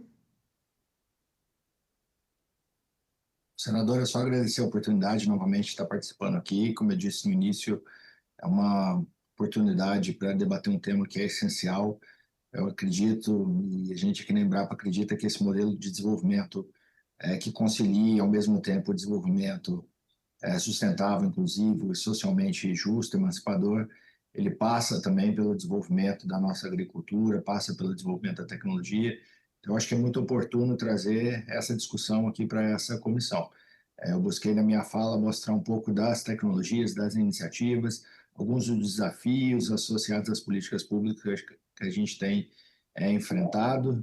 Deixei aqui algumas recomendações, né, entre elas, reconhecer o papel da pesquisa como uma política realmente de agropecuária, como política de Estado, necessária para o desenvolvimento inclusivo, sustentável do nosso país, ampliar as fontes de financiamento para pesquisa e desenvolvimento, principalmente para soluções de baixo carbono em territórios vulneráveis, e reforçar algo que já foi dito aqui, que é essa cooperação, essa conexão entre diferentes atores. Eu acho que um programa desse só funciona com essa articulação. E no mais, só colocar novamente a Embrapa à disposição. A gente está comprometido com uma ciência pública participativa, plural, voltada para o bem comum, e a gente vai continuar desenvolvendo o nosso papel aqui em prol da agricultura brasileira, da sociedade brasileira, e agradeço de novo a oportunidade de contribuir. Obrigado. Obrigada, Alexandre. Parabéns à Embrapa pelo trabalho que faz. O Fernando continua com a gente ainda. Fernando Henrique do ICA.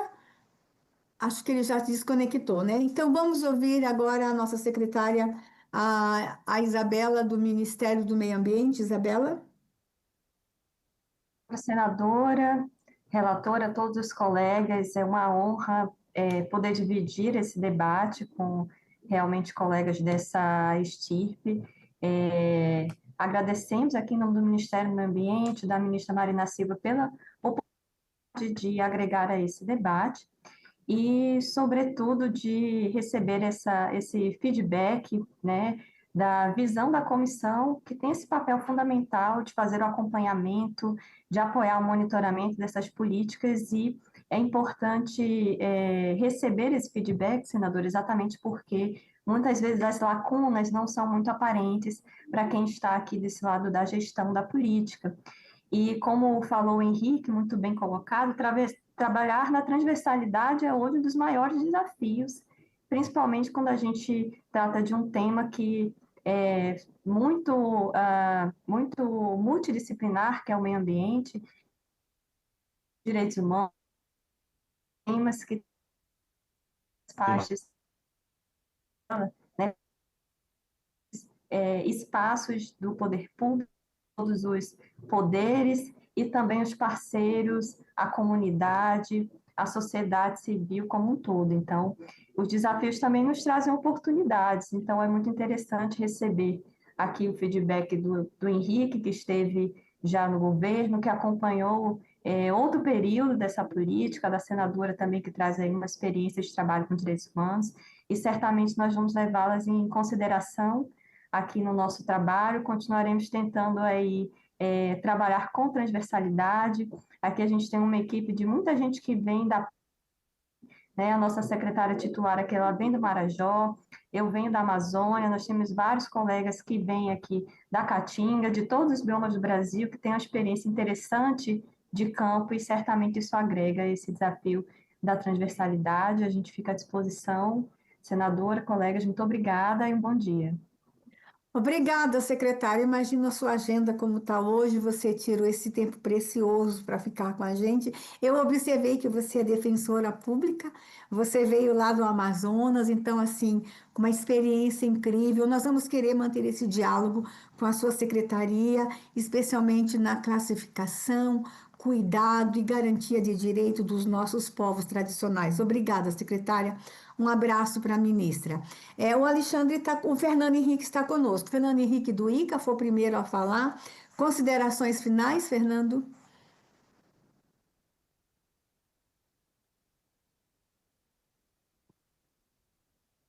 Acho que ele não está com... Me escuta? Bom, ministra, primeiro agradecer pelo convite. Realmente foi muito rica a discussão e creio que colabora bastante com o objetivo de vocês. Eu queria só aproveitar para citar uma política que já está implementada no nosso país há 30 anos, que é o Programa Nacional da Agricultura Familiar, o PRONAF, que passa a governo de esquerda, de direita, de centro. É uma política que continua e que trouxe enormes benefícios para um público extremamente importante do nosso país, que são os pequenos agricultores que mantêm a cultura agrícola do nosso Brasil tão diverso. Esses 30 anos trouxeram enormes benefícios de uma política que se consolidou independente de governos. Por quê? Porque olha para a sociedade acima de ideologias políticas. Eu acho que esse é um exemplo importante para outras políticas que nós necessitamos consolidar dentro do nosso país, integrando, por exemplo, as políticas sociais do Ministério de Desenvolvimento Social, as políticas do Ministério do Meio Ambiente, as políticas do Ministério de Defesa dos direitos humanos. Enfim, na verdade, creio que nós temos capacidade intelectual, inteligência, técnicos muito capazes de construir essas políticas que sejam de Estado, mas que não sejam de governos e efêmeras. Muito obrigado pela oportunidade, contem conosco, parabéns por essa excelente discussão. Obrigada, Fernando, e obrigada por ter nos lembrado do Pronaf. Se o Pronaf deu certo, se os programas de transferência de renda como Bolsa Família, se outros programas deram tão certo, têm continuidade, monitoramento, são cobrados, o PNDH3 tem que seguir o mesmo caminho. É isso que nós queremos nessa comissão, porque as coisas se complementam, elas tão somente se complementam. Obrigado por ter nos trazido a lembrança do Pronaf. Nós vamos ouvir agora, que foi um dos nossos oradores, o Henrique. Henrique, 3, 4 minutos para as suas considerações finais, doutor Henrique Villa.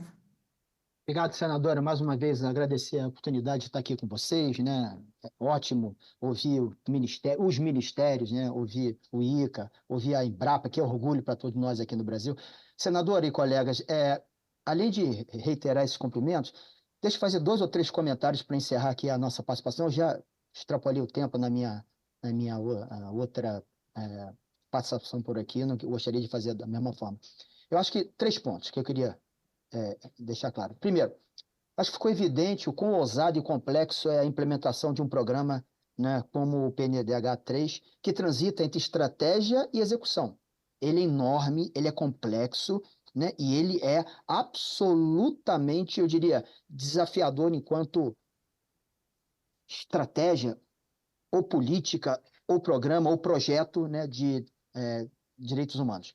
Segundo, eu acho que o PNDH3, que é um instituto de 2009, ele precisa sim um importante olhar para algo como uma, não sei, revisão, reestruturação, um novo olhar, né? Repito, né? A gente precisa revisitar o PNDH3 de 2009, né? Num novo momento, né, da sociedade brasileira. O mundo está num novo momento. Eu ia falar um pouco sobre isso no contexto mundial que a gente está vivendo, complexo, absolutamente, né, disruptivo, perturbador, né? A gente precisa, evidentemente, trazer a discussão do programa como esse dentro desse complexo momento que a gente vive no planeta, né? E aí, mudanças climáticas, enfim, com tudo que tem acontecido que a gente conhece bem, né? Mas a gente precisa fazer essa discussão a partir, eu insisto, senador e colegas, de um modelo lógico robusto, sustentável no âmbito mais amplo da palavra, né? Com participação social desde a gênese dessa discussão. A gente vai precisar ter muito, eu diria, capacidade de envolver os atores, né? A pluralidade desses atores. E, por fim, senadora, mais uma vez, reiterando a alegria de estar aqui com vocês e de ter essa semana, esse começo de semana tão prazeroso, me comprometer em enviar, né, os comentários que eu fiz, os comentários que eu não fiz porque o tempo não permitiu, para a Secretaria da Comissão, ok? Para que possa, de alguma forma, servir, né, para essa caminhada e desse trabalho da CDH. Muito obrigado e a satisfação enorme estar com vocês. Obrigada, doutor Henrique Villa, muito obrigada. E agora, Eduardo, do Ministério do Desenvolvimento e Assistência Social, Família e Combate à Fome, foi o nosso último expositor. Senador, eu vou aproveitar os meus minutinhos aqui para lhe responder sobre o empreendedorismo na população de baixa renda, tá? Nós temos no Cadastro Único 11 milhões de pessoas que se declararam por conta própria. E esse número pode ser o dobro, inclusive, porque tem muitas das pessoas no Cadastro Único que não se declaram. nós temos 4.600.000 MEIs, né, no cadastro único. Só no Bolsa Família nós temos 1.800.000 MEIs, que é os microempreendedores individuais. Então, o potencial de trabalho empreendedor do público de baixa renda, ele é muito forte, entendeu? E representativo. E representa hoje uma grande alternativa para o aumento de renda das famílias, né? Uma alternativa que dialoga, inclusive, com as dificuldades do mercado de trabalho, as exigências de qualificação profissional e produtividade que existe hoje no mercado dominado pela tecnologia, né? Então, a gente acredita muito no empreendedorismo da baixa renda, né? E o nosso programa Acredita no Primeiro Passo tem esse objetivo de impulsionar esse potencial e qualificar, assessorar e fazer com que represente uma boa oportunidade de superação aí da pobreza para essas pessoas. Eu encerro aqui parabenizando o seu trabalho, senadora Damares, e gostaria de parabenizar também a Comissão de Direitos Humanos por esse debate. Eu acho que nós aprendemos muito aqui com esse diálogo, né? Eu acho que há um consenso aqui que nós precisamos ter uma visão de mais longo prazo, né, para que as coisas se executem com sucesso, com efetividade. A gente entende aí que a cultura política do país é problemática, né? Os mandatos curtos, né? Os mandatos do executivo curtos, com muita alternância, acabam dificultando a permanência das políticas. Eu acho que esse é o nosso desafio, né? Se a gente quer ter, como eu falei na minha fala, institucionalidade, uma boa institucionalidade que represente de forma segura, né, o avanço da lei de direitos humanos no país. Então, parabéns aí pela audiência pública. Eu acho que há condições para que a gente avance nesse debate. Secretário, obrigada, viu, secretário? Sei o tamanho do seu desafio nessa pasta do empreendedorismo e como empreender com garantia de direitos. Eu acho que a gente pode te ajudar muito nesse diálogo também. O PNDH pode te ajudar muito no alcance desse objetivo. Parabéns, olha, o nível do nosso debate foi extraordinário, mas deixe que eu falo, eu tenho a imunidade, eu posso brigar, mas me dê, por favor, o norte. Não nos deixe, vocês que estão na ponta trabalhando, não nos deixe como Congresso Nacional a gente tomar decisões equivocadas. Não nos deixe errar, não nos deixe sair do rumo, do prumo. Nos ajudem. Às vezes eu vejo uma distância muito grande entre nós e vocês.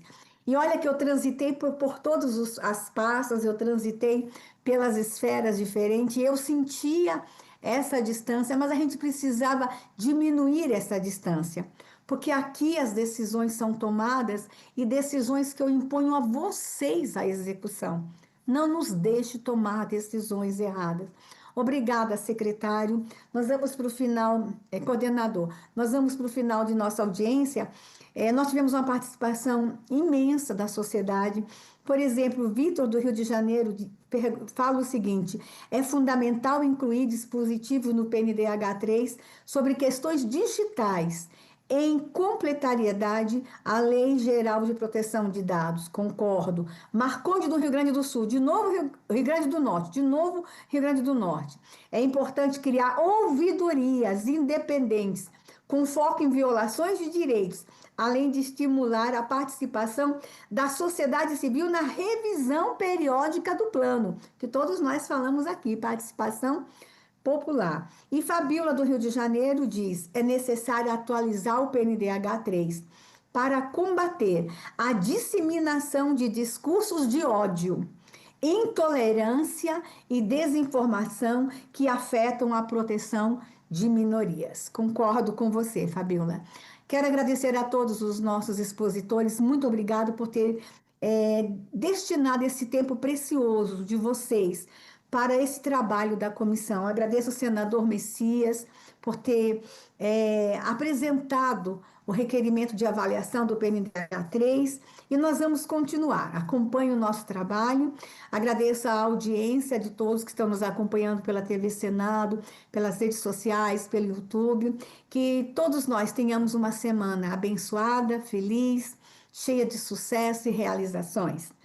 Assim, nada mais tendo a tratar, eu declaro encerrada essa audiência pública, essa reunião. Muito obrigada, senhores.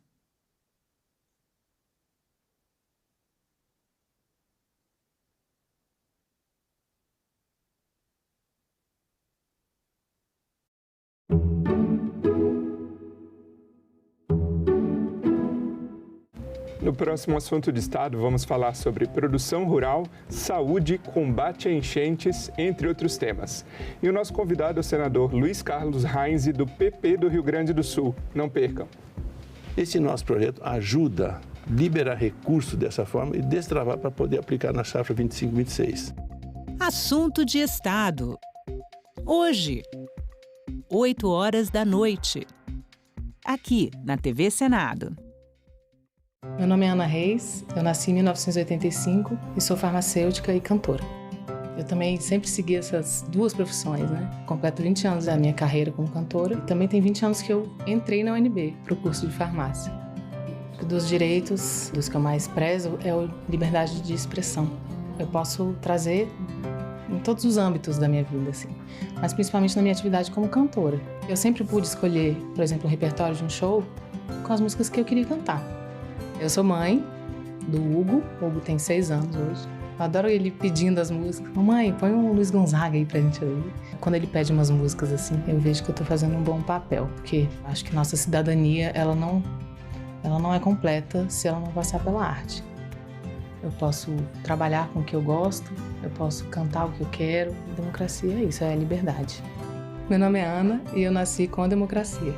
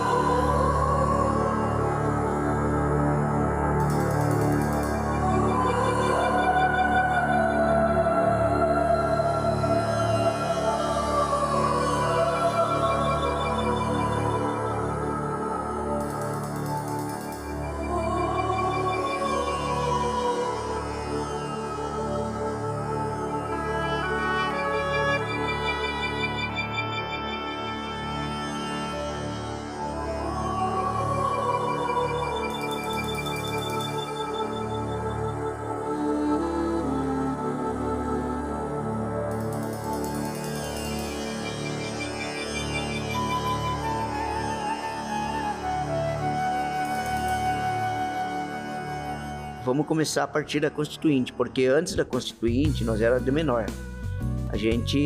Nós não podia tomar decisão, inclusive até para me dar uma entrevista como essa agora, eu teria que ter uma autorização do SPI, né, que era o Serviço de Proteção ao Índio, ou pela FUNAI. Índio, sai dessa mata, senão a lata pode cortar.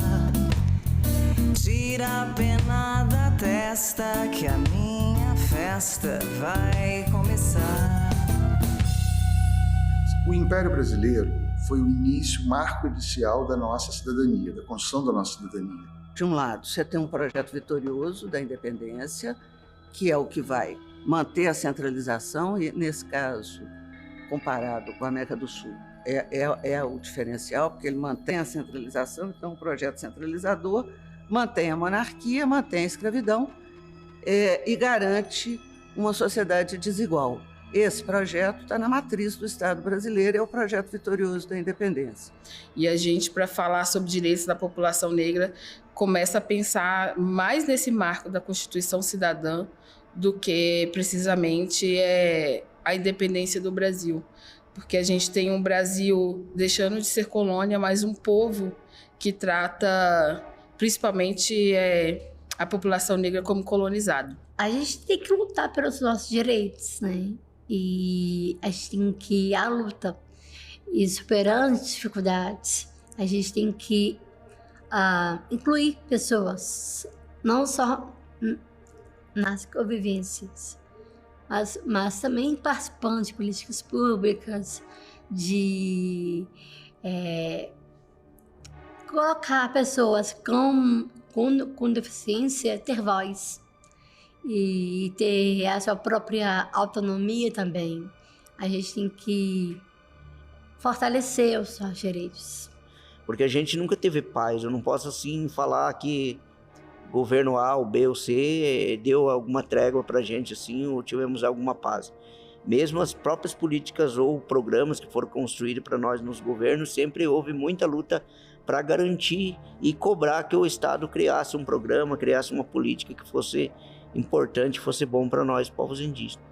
Porque ninguém é igual a ninguém. A gente só se juntou porque são pessoas que sofrem estigma, discriminação e preconceito. Então, foi uma estratégia. A gente inventou uma bandeira, a gente inventou uma plataforma e foi assim que a gente conseguiu os direitos. Então, a gente teve que inventar todos esses rótulos, eles são totalmente arbitrários. A gente pode mudar.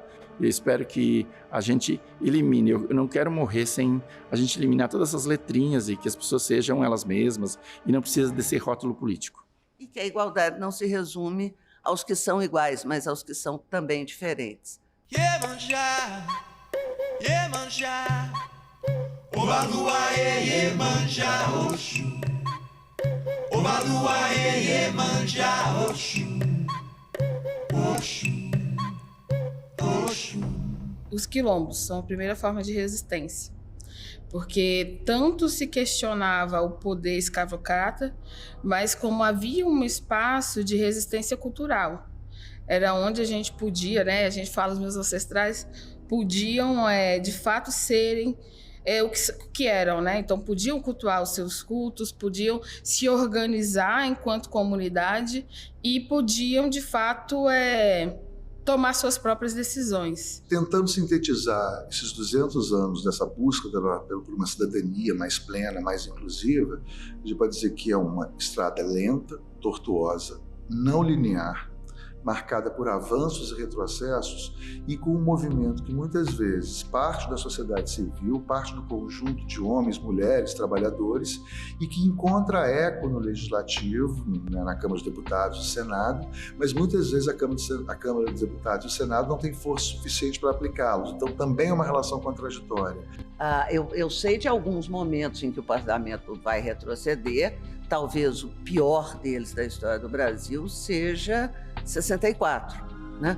No momento em que é o parlamento que consuma o golpe de Estado quando ele declara vaga a presidência da República com João Goulart presente no território nacional. Em 1999 começa a surgir os movimentos contra nossos direitos.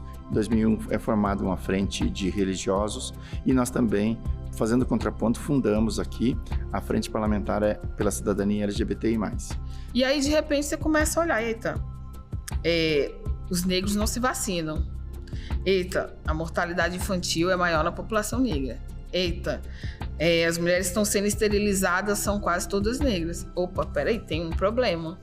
Então, o problema da miscigenação foi ter escondido a exclusão da população negra. Mas, infelizmente, existe ainda preconceito, rejeição também. O papel do Legislativo em relação ao avanço ou os retrocessos da cidadania no Brasil é exatamente contraditório. Porque se nós tínhamos 2 projetos de independência, tem um brasileiro republicano, libertário, revolucionário, que está com mulheres instalando a República no meio da praça. Esse é o brasileiro que nós poderíamos ter sido, né? E tem o brasileiro que nós fomos, e que também se mobilizou, e que enfrentou a guerra de independência, e que montou um projeto de uma monarquia constitucional, pensou uma Constituição. Então, se você juntar as duas coisas, tem algumas perguntas. Então, esse brasileiro que nós fomos e que nós poderíamos ter sido, trazem para nós as questões centrais que estão lá. O Dom Pedro dizendo que democracia no Brasil nem pensar, e o jornal, né, saindo no dia seguinte, o jornal dizendo: só a santa democracia poderá nos salvar. A questão das riquezas que tem nos territórios indígenas, eles para nós, ele não é o que interessa para nós, o que tiver abaixo das terras indígenas. O que interessa para nós é o que está em cima, é a terra que tem em cima, é a floresta, é os animais, é os encantados que a gente chama, é os invisíveis que estão lá dentro e nós, os povos indígenas que estamos ali também.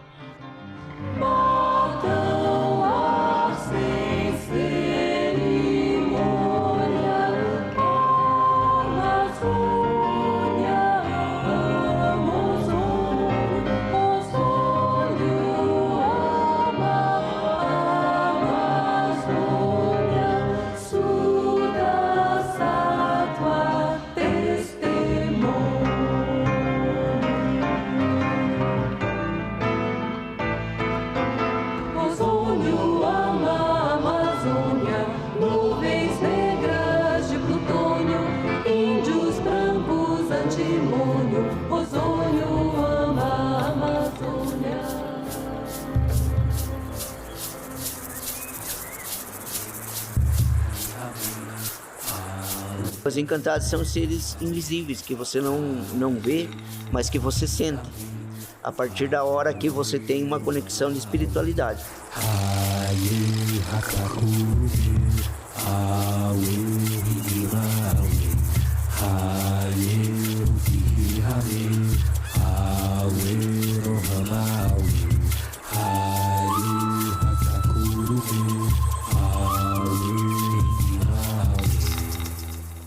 Que as pessoas com deficiência possam ter voz em todos os espaços, não só nas políticas públicas também, né? E também exercer os seus próprios direitos e deveres. Nós estamos em 8º lugar no âmbito internacional em termos de direitos conquistados. Nós temos uma série de desafios, nós temos muitas mortes, nós temos uma discriminação muito grande das pessoas trans, nós temos muitos desafios, mas a gente, em termos de direitos garantidos, nós estamos bem na figura. De um lado, você tem movimentos que o Senado, pelos deputados, tentou garantir esses direitos e chegou até a ser fechado, a sofrer sanções por conta dessa luta, e teve momentos que essas instituições impediram ou dificultaram ou não ouviram fortemente os ecos da sociedade. Mas é o espaço, por definição, onde esses direitos são consolidados.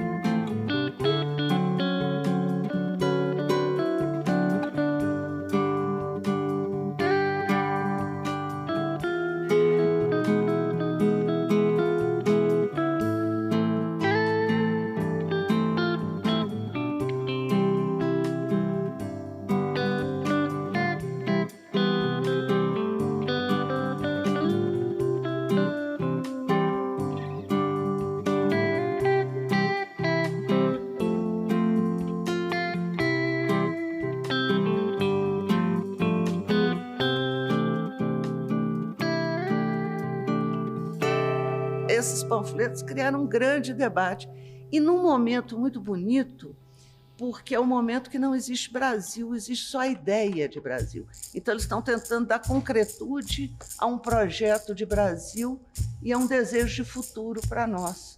Isso eu acho que vale a pena nós chamarmos de volta ao coração hoje. Um grande debate público para que a gente possa imaginar o brasileiro que nós ainda queremos ser. Qual é o futuro que nós queremos para o nosso país?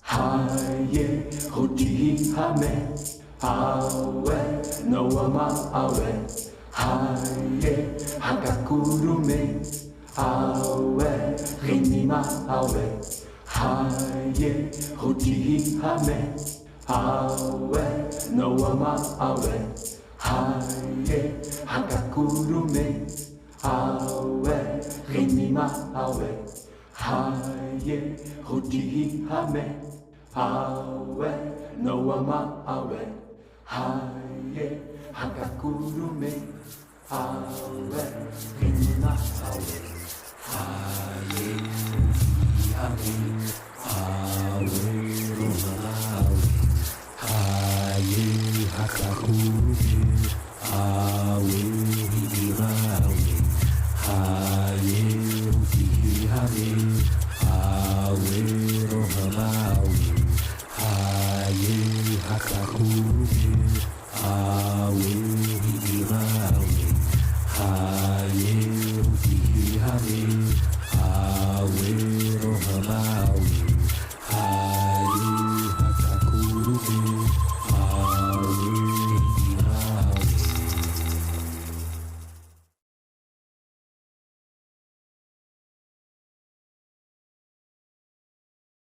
Agora é lei.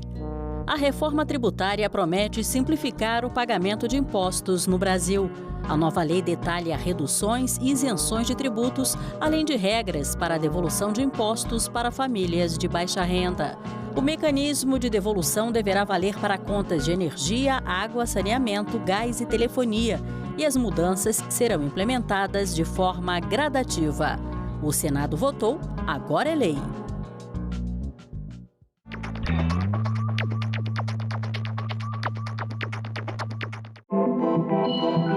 O site do Senado agora mostra projetos de lei em linguagem simplificada.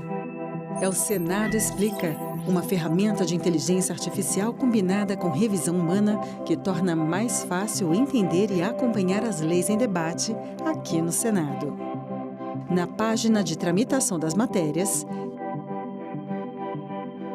e no portal E-Cidadania, Senado Explica.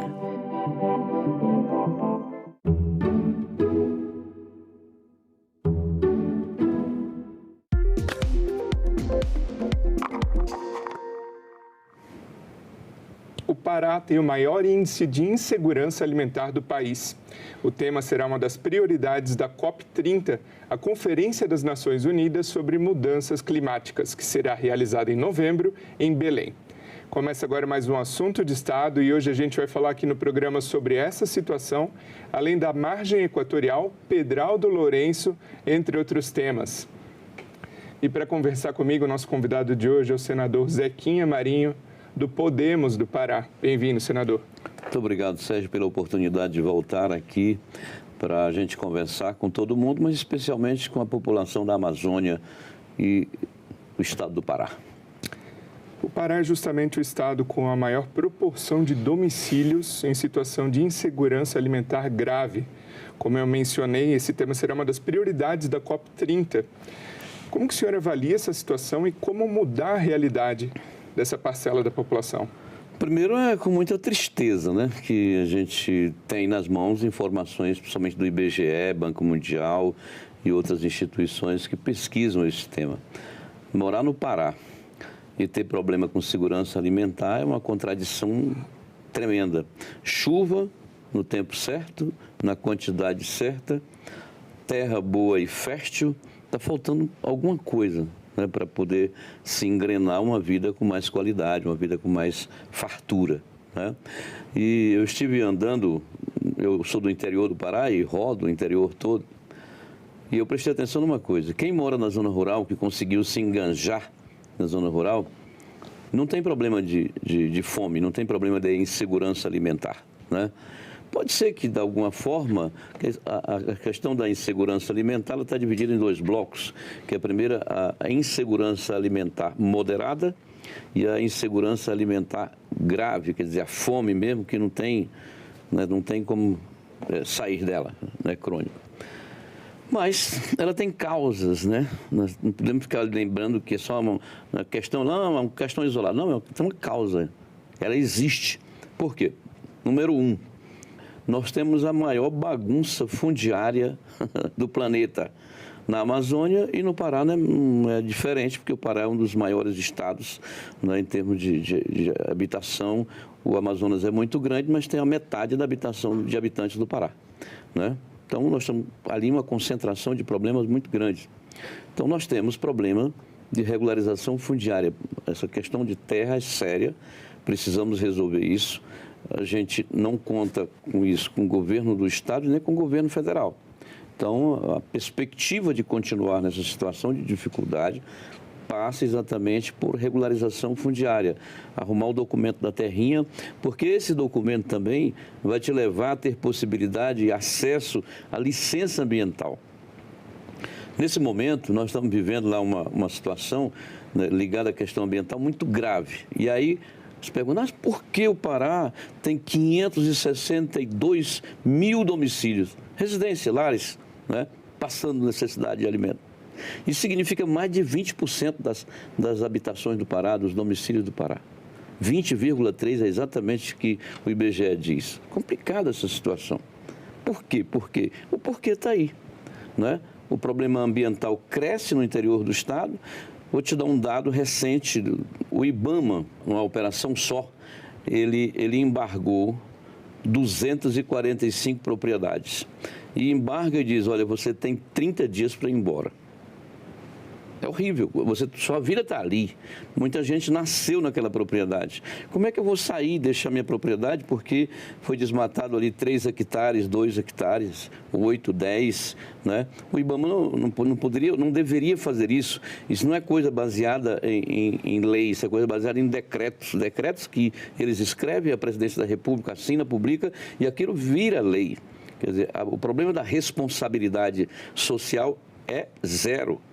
Não é? Quando você manda 245 famílias caírem fora das suas propriedades, porque a terra precisa fazer a autorregeneração, né? A brotação tem que voltar. Onde que eu vou colocar 245 famílias? Número 2, agora dia 2 de junho, começo de junho, o IBAMA fez mais uma operação, né? Via satélite, você embarga a propriedade e diz o que tem que ser feito. 890 propriedades, correto? Pequenininha, mais ou menos, médio, não tem nenhuma grande. Mas é quase tudo de gente pequena, que depende daquilo para comer.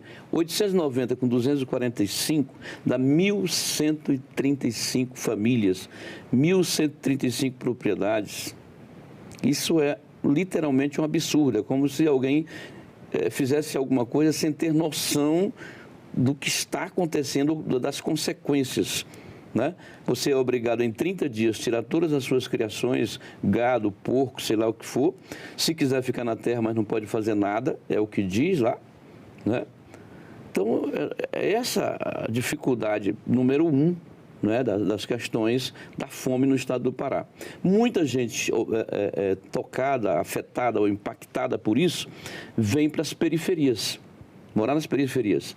Por exemplo, reserva indígena Apitereua, expansão, não é a original, mas a expansão. São 2.500 famílias que saíram de lá sem levar nada, suas casas foram queimadas, o cacau, que ele planta cacau, né, como sobrevivência, e produção de alimentos aqui do outro lado.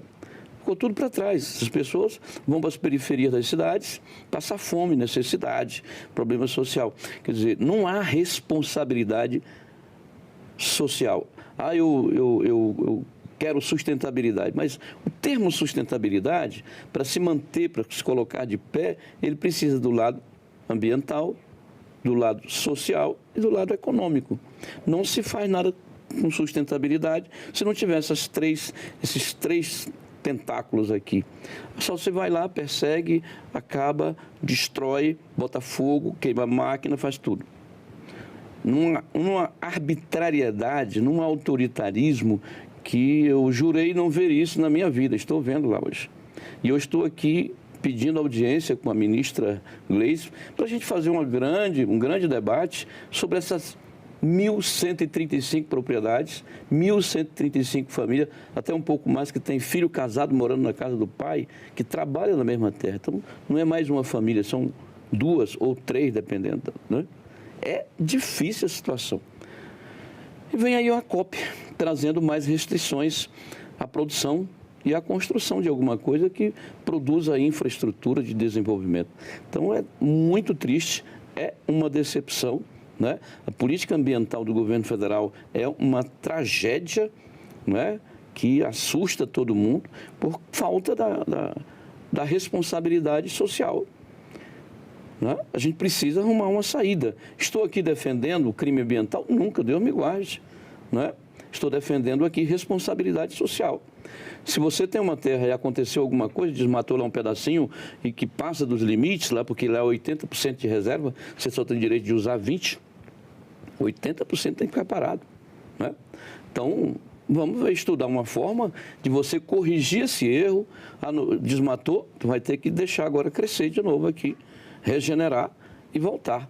E instrui e obriga o cara a assinar um termo de conduta, aquele antigo TAC que a gente sempre fala quando o negócio não está dando certo, você faz um ajuste de conduta, não é? E as partes assinam e se pactuam ali para fazer aquilo que tem que ser feito, não é?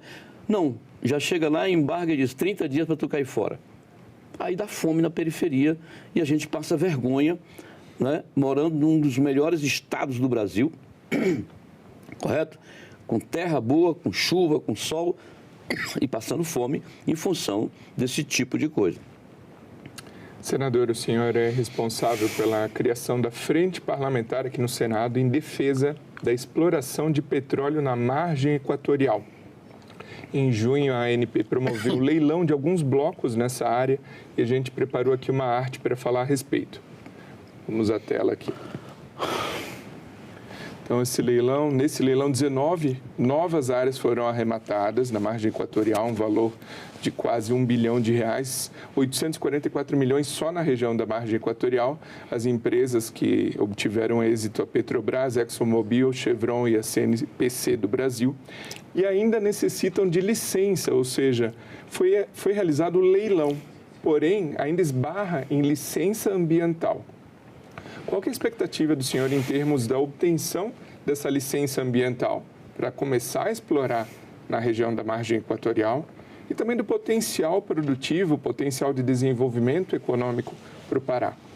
Nós criamos uma frente parlamentar, que é aquele grupo de parlamentares que tem interesse no tema, né, para começar uma grande articulação política, né, junto ao governo e a todos os setores que têm resistência a isso, né, todos os setores que têm resistência, incluindo a própria ministra do Meio Ambiente, né? Ela com o IBAMA sustentam que não há viabilidade para fazer isso em função de uma série de coisas. Em qualquer um outro lugar, vai lá e perfura e faz licença e a coisa roda. Perto da Amazônia, que lá fica um pouco retirado, é um tanto distante. Se fala em Foz do Amazonas, mas fica em linha reta, 500 quilômetros de mar dentro. Então, 500 quilômetros já não é mais, não faz parte das águas da Foz do Amazonas, já estão bem distantes. Mas estamos ali, pertinho da Guiana, mais ou menos a 50, 60 quilômetros da onde estão explorando, né? O Brasil, Sérgio, precisa disso.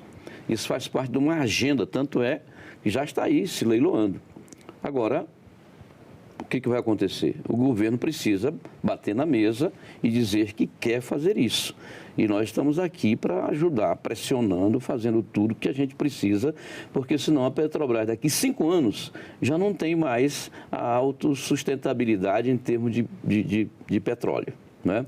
Há uma necessidade, não é só a gente que mora para lá, que quer ter algum royalty, que quer ter negócios, que quer ver a economia crescendo, que quer ver um emprego acontecendo, porque isso é fato, né?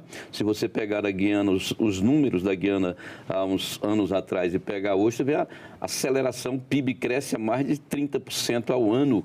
Onde é que já se viu isso? Não é verdade? Por quê? Força dos negócios do petróleo.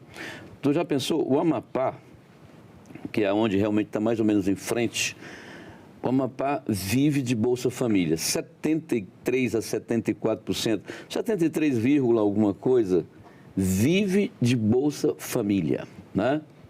O Amapá é todo reserva ambiental, literalmente. Nós temos lá no Amapá 5 mil quilômetros quadrados, um negocinho pequenininho, uma área para poder produzir, e que praticamente o pessoal não explora isso, né? Então, o Amapá tem valorizaram demais essa questão ambiental e esqueceram de comer, de produzir comida, de trabalhar, enfim, né? Então, essa exploração lá vai pegar o Amapá e transformar numa Guiana, mais ou menos nesses termos, é o que eu estou te dizendo. Isso aí vai sobrar para o Pará também, vai sobrar para o Maranhão também. Nós temos no Pará, entre o Amapá e o Pará, nós temos o arquipélago do Marajó, não é? Os piores IDHs do Brasil estão ali. Uma dificuldade imensa. E, na minha concepção, esses negócios vão impactar economicamente essa região também. E a gente tem a expectativa de viver dias melhores, não é? Tenho muito medo não é porque a Marina Silva está se reunindo com a USP e alguns cientistas, entre aspas, não é, para criar nessa região um grande parque marinho, não é? A COP vai acontecer em novembro. A pessoa, se a Marina aparece lá com um decreto para o Lula assinar, né, dizendo, olha, aí nós esquecemos isso. Por isso a nossa mobilização política em torno desse tema, para arregimentar os senadores da Amazônia e quem queira nos ajudar de outras regiões, porque, como disse, esse é um assunto importante para o Brasil. Não é só para a gente ali, não. Correto? Para a gente fazer isso acontecer. E é muito importante que o IBAMA, em vez de fazer análise política e ideológica, na hora de conceder alguma coisa, faça primeiro a análise técnica, né? Análise técnica e ambiental, para poder fazer a licença desembuchar, sair. Nossa esperança, e eu concluo esse assunto, lembrando que nós aprovamos aqui no Senado Federal um novo marco legal de licenciamento ambiental, porque a legislação que a gente tem sobre o tema hoje é muito dispersa. É mais de 27 mil itens distintos tratando de um tema. Quem é que dá conta de atender tudo isso? É uma coisa de doido.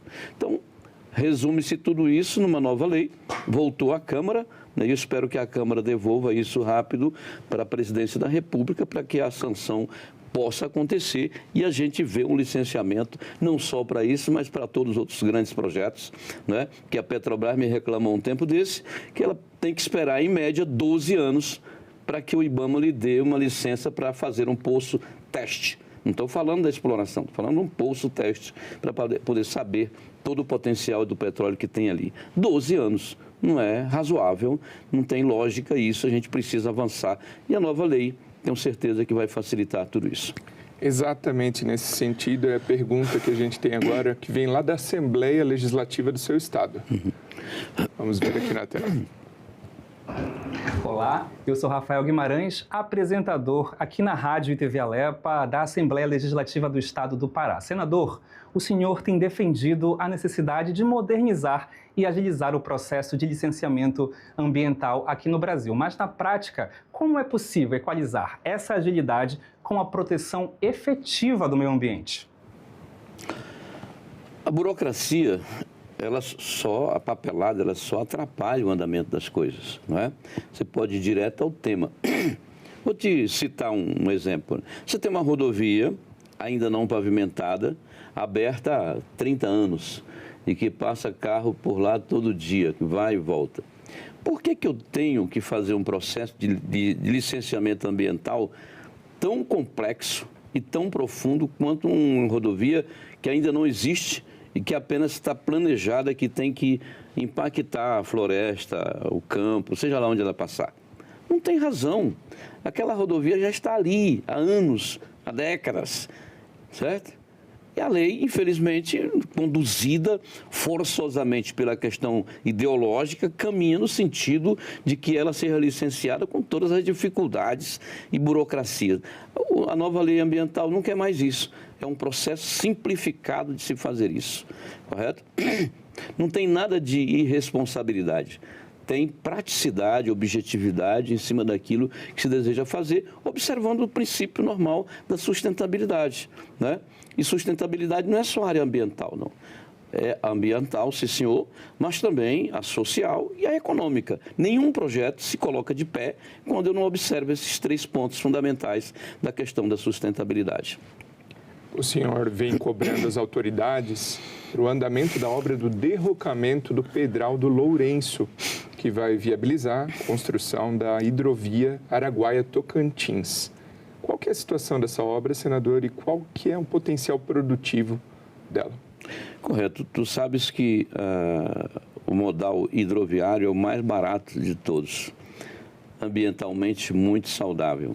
Há alguns anos o governo federal gastou 1,6 bi na eclusa de Tucuruí para construir o complexo lá, esperando exatamente que a gente pudesse ajeitar o leito do Tocantins para facilitar as barcaças que deveriam receber os grãos e outros produtos em Marabá, né? Para acabar de chegar em Barcarena, que é a nossa cidade portuária, lá em Belém, né? E dali pegar um navio grande e seguir viagem para o exterior.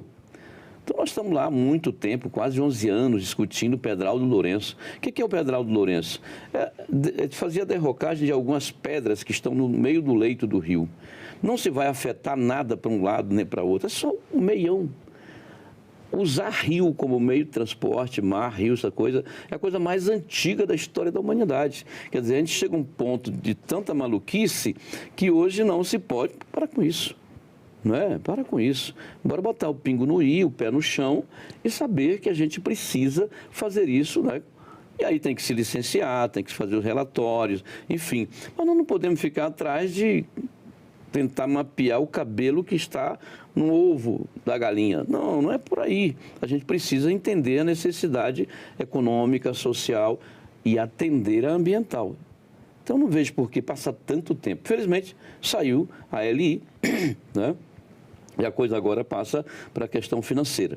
Já questão ambiental, já cobramos, criticamos, fizemos tudo que estava ao nosso alcance. Graças a Deus, vencemos essa barreira aí. O setor produtivo tem daquela região ali, e isso é a menina dos olhos. Né? Isso vai baratear frete, diminuir custos, enfim, encurtar a distância, porque a barcaça leva dezenas de caminhões que estariam na PA 150 ali. Se você vê a situação dessa rodovia, uma rodovia estadual muito importante, espinha dorsal entre a grande cidade de Marabá e Barcarena, Belém, estão ali, né? E ali é acidente, é morte, é atraso, é tanta coisa difícil. A hidrovia acaba com toda essa bagunça toda, dá calma, tranquilidade, e a gente vai começar a usar isso, encurtando distância, diminuindo custos, não é? E sendo mais competitivo no mercado lá fora. Quando eu consigo colocar a tonelada do meu produto bem mais barato lá fora, eu disputo muito bem no mercado o preço desse produto e posso ser muito mais competitivo. Então, o caminho já está aberto, graças a Deus. Agora é uma questão de orçamento, dinheiro, para que a gente possa avançar. E, senador, o senhor, em um pronunciamento aqui na casa recente, o senhor criticou o endividamento do governo do Pará. São operações de crédito com aprovação da Assembleia Legislativa e o senhor questionou o motivo da crescente operação de crédito, o volume do crédito contraído. Em uma manifestação, o líder do governo na Assembleia Legislativa disse que tratam-se de investimentos na área de saúde, infraestrutura, cultura, saneamento e que esse volume de investimento em empréstimos está longe ainda da capacidade de contrair crédito do Estado, que seria de 90 bilhões, e essas operações giram em torno de 20, 23 bilhões. Qual que é o problema, na opinião do senhor, de se promoverem investimentos contraindo operações de crédito? Correto. É que a Assembleia também tem uma culpa muito grande disso, aproveitando que, né, citou a Assembleia reagiu lá do outro lado. A Assembleia Legislativa do Pará não está fazendo o seu papel, né? Está sendo apenas um cartório de carimbar alguma coisa. Não tem uma audiência pública, não tem um debate, né? Eu não acredito em dinheiro emprestado e colocado à disposição de qualquer gestor, podia ser até eu, se fosse o caso, como cheque em branco. Não sei se tu lembra do cheque, o cheque está ficando assim para trás, né? Mas tinha um cheque nominal que você tinha que ir, ou então endossar e depositar, ou se você quisesse pegar no caixa, tinha que se identificar e tá, fechadinho. Cheque em branco não funciona dessa maneira. Eu sou bancário de origem, né? Antes de chegar aqui, meu setor é o banco. Quando você aprova um projeto no banco para construir uma obra, fazer alguma coisa, plano de trabalho é literalmente detalhado ao extremo. O dinheiro tem que sair de acordo com o andamento do projeto. Não se pode aprovar um projeto de lei para o governo do Estado e dizer construção de infraestrutura no Estado do Pará. Só isso. Se eu fizer um pedaço de estrada, isso é infraestrutura.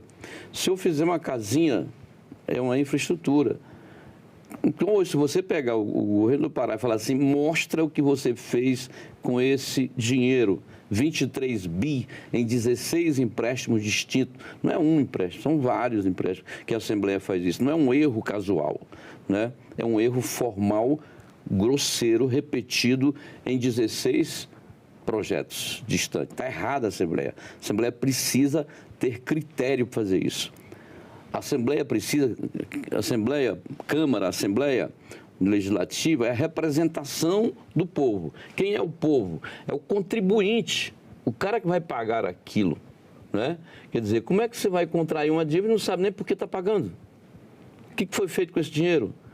Eu queria que o governo do Pará e a Assembleia Legislativa me mostrassem o que foi feito com 23 bilhões. A rodovia mais importante, eu acabei de citar no bloco anterior, aqui na pergunta anterior, é a PA 150 Marabá-Barcarena. Vai lá. Verifique as condições dessa rodovia. Né? No primeiro governo do governo atual lá, nos primeiros 4 anos, gastaram 516 milhões de reais para fazer tapa-buraco. Né? Os buracos agora estão maiores do que naquela época. É uma operação fajuta de tapa-buraco.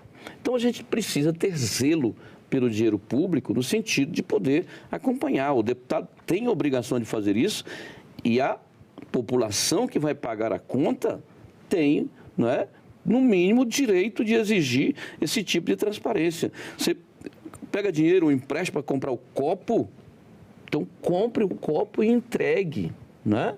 O Estado não é meu, o Estado não é do deputado, o Estado não é do governador, o Estado é da sociedade, né? E ela vai pagar cada centavo. Entendido? Eu não sou contra tomar emprestado para construir uma infraestrutura, absolutamente. Mas que a gente tem que definir o que vai fazer com cada centavo da sociedade, porque ela vai pagar isso com juro e com correção. Lembra daquele tempão antigo? Correção monetária era JCM? Pois é. Em outras palavras, é a mesma coisa que acontece hoje. Senador Zequinha Marinho, muito obrigado pela participação aqui no Assunto de Estado. Eu que agradeço a oportunidade, estamos sempre à disposição para fazer esses bons debates, porque a gente tem condição de falar com a população, explicar aquilo que de repente é apenas uma cortina de fumaça e o cidadão, o contribuinte, às vezes não sabe que está pagando uma conta que alguém contraiu em seu nome e ele nem sabia. E o meu muito obrigado a você que nos prestigia com a sua audiência. Essa entrevista já está disponível para você rever ou compartilhar no nosso site senado.leg.br/TV, também no nosso canal no YouTube. Aproveita e se inscreve lá. Até o próximo Assunto de Estado. Obrigado.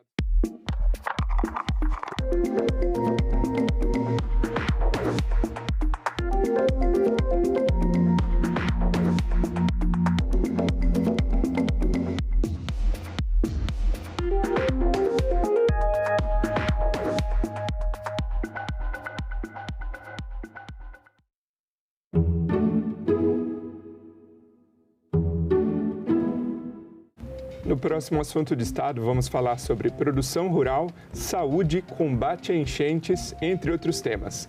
E o nosso convidado é o senador Luiz Carlos Reins, do PP do Rio Grande do Sul. Não percam. Esse nosso projeto ajuda a liberar recursos dessa forma e destravar para poder aplicar na safra 25-26. Assunto de Estado.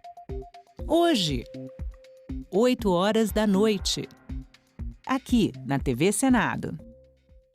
Meu nome é Lara Torres, eu nasci em 1985, sou empreendedora no mercado de vinhos. Eu não vivi a época da ditadura, eu nasci com a redemocratização. Eu acho que tem uma palavra essencial, que é liberdade. Liberdade de escolha.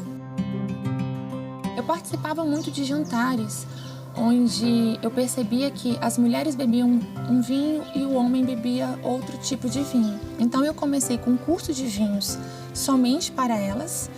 O mercado de vinho ele tem mudado muito nesse sentido porque ele era um mercado muito masculino. Mas a gente tem visto cada vez mais muitas mulheres inseridas.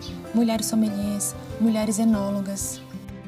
A democracia para mim é o alicerce. É muito gratificante saber que de alguma forma eu estou colaborando para que as mulheres se tornem mais independentes.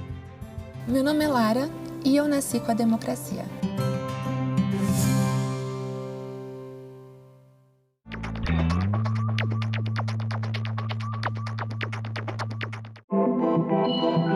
O site do Senado agora mostra projetos de lei em linguagem simplificada. É o Senado Explica, uma ferramenta de inteligência artificial combinada com revisão humana que torna mais fácil entender e acompanhar as leis em debate aqui no Senado. na página de tramitação das matérias e no portal e-Cidadania, Senado Explica.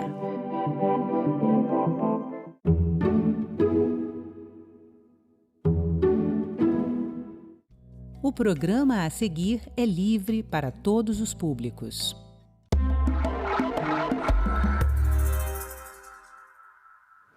De 2015 a 2024, o número de internações hospitalares por choque anafilático mais que dobrou no Brasil.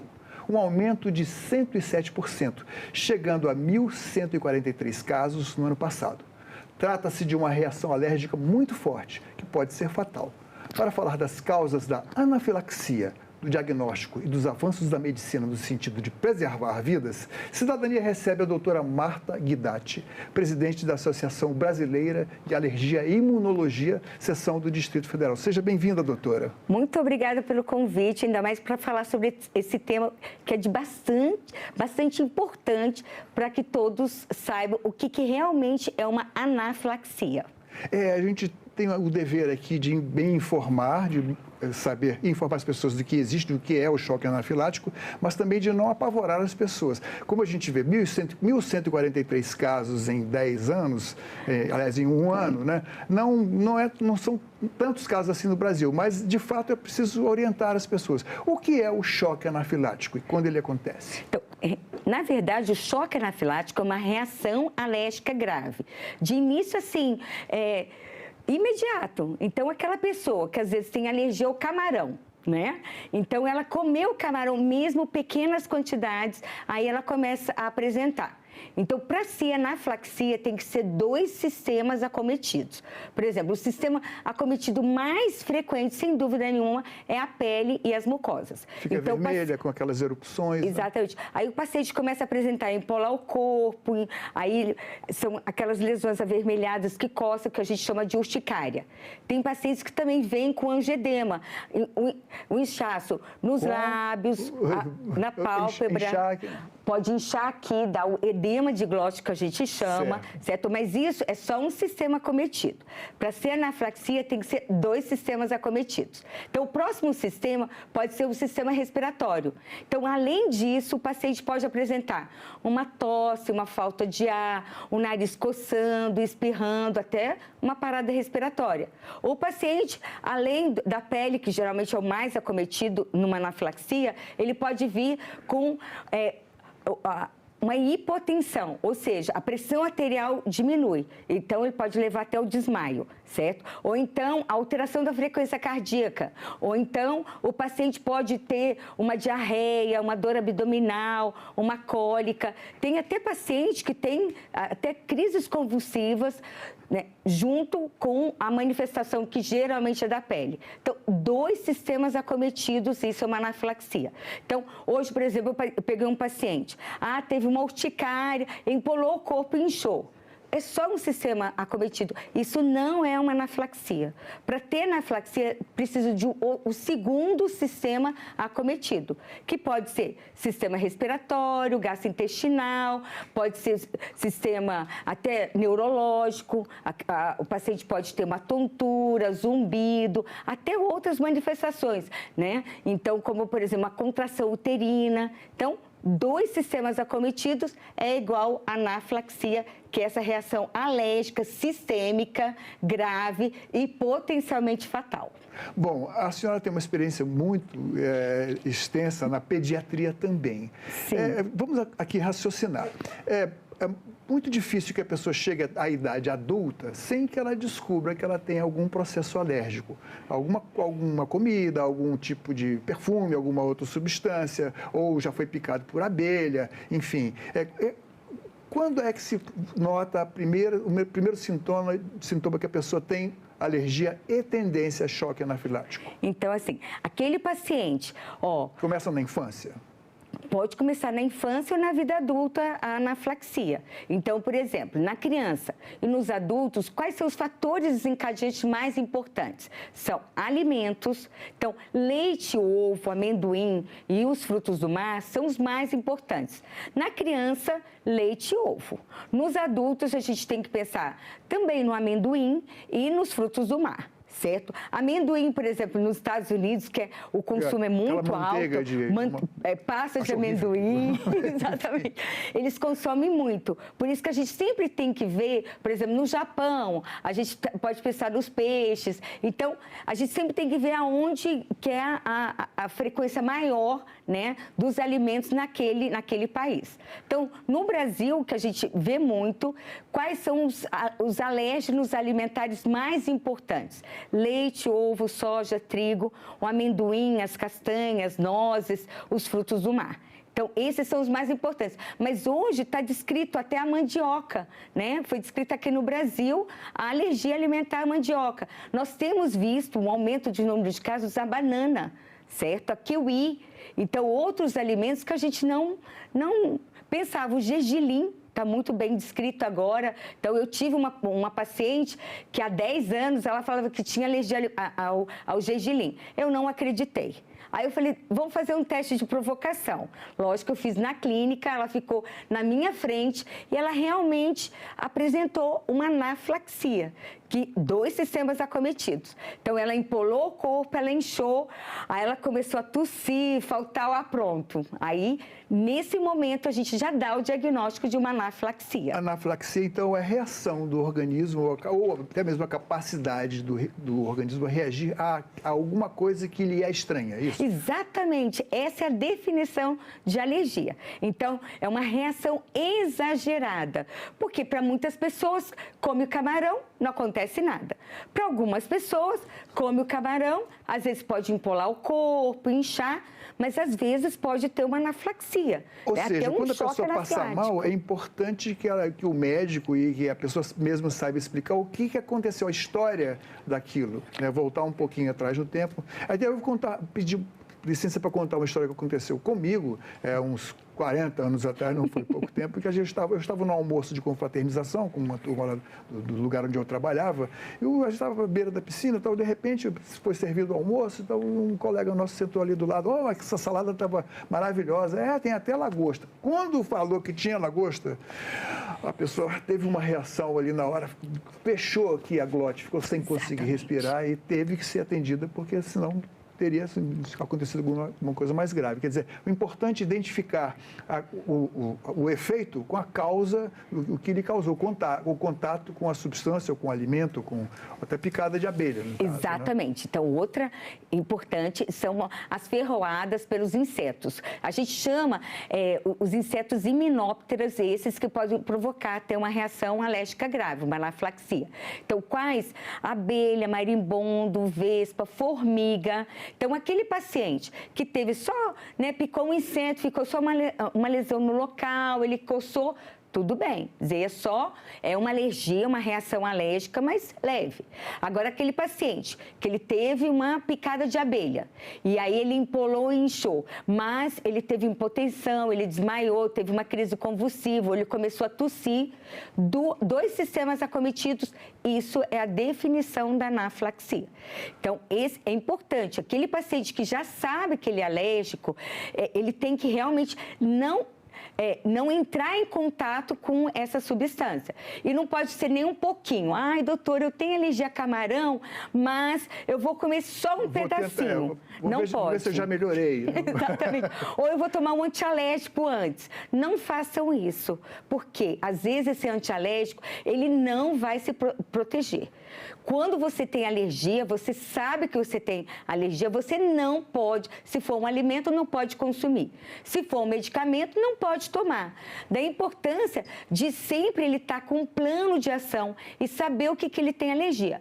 Teve uma reação alérgica, mesmo que não seja anafilática, ele tem que investigar, até se foi durante uma cirurgia. A gente tem que investigar. A gente tem que ver todo o mapa anestésico do paciente para saber qual foi provavelmente aquele medicamento que ele realmente tem alergia. Porque, eventualmente, se ele precisar de fazer outra cirurgia, ele já sabe, esse medicamento eu não posso. Existe alguma forma de detectar ainda na infância, isso é para os pais, um recado aqui para os pais, ainda na infância, algum exame de rotina que se possa detectar na criança, se ela não existe, né?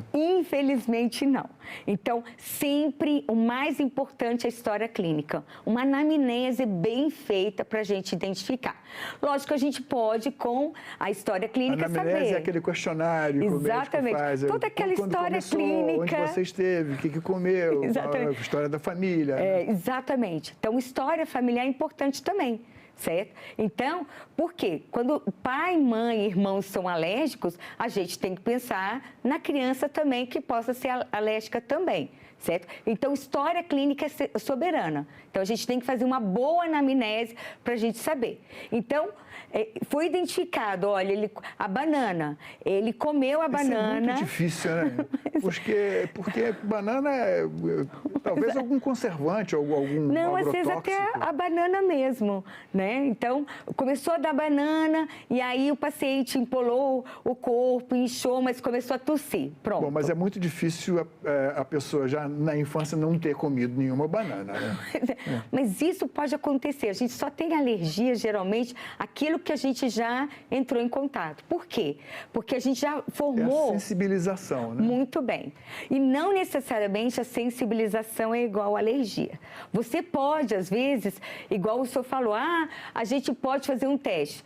Às vezes a gente pega os pacientes que vêm um monte de teste positivo para determinada substância. Mas, às vezes, aquilo ali é só sensibilização, não necessariamente é uma alergia.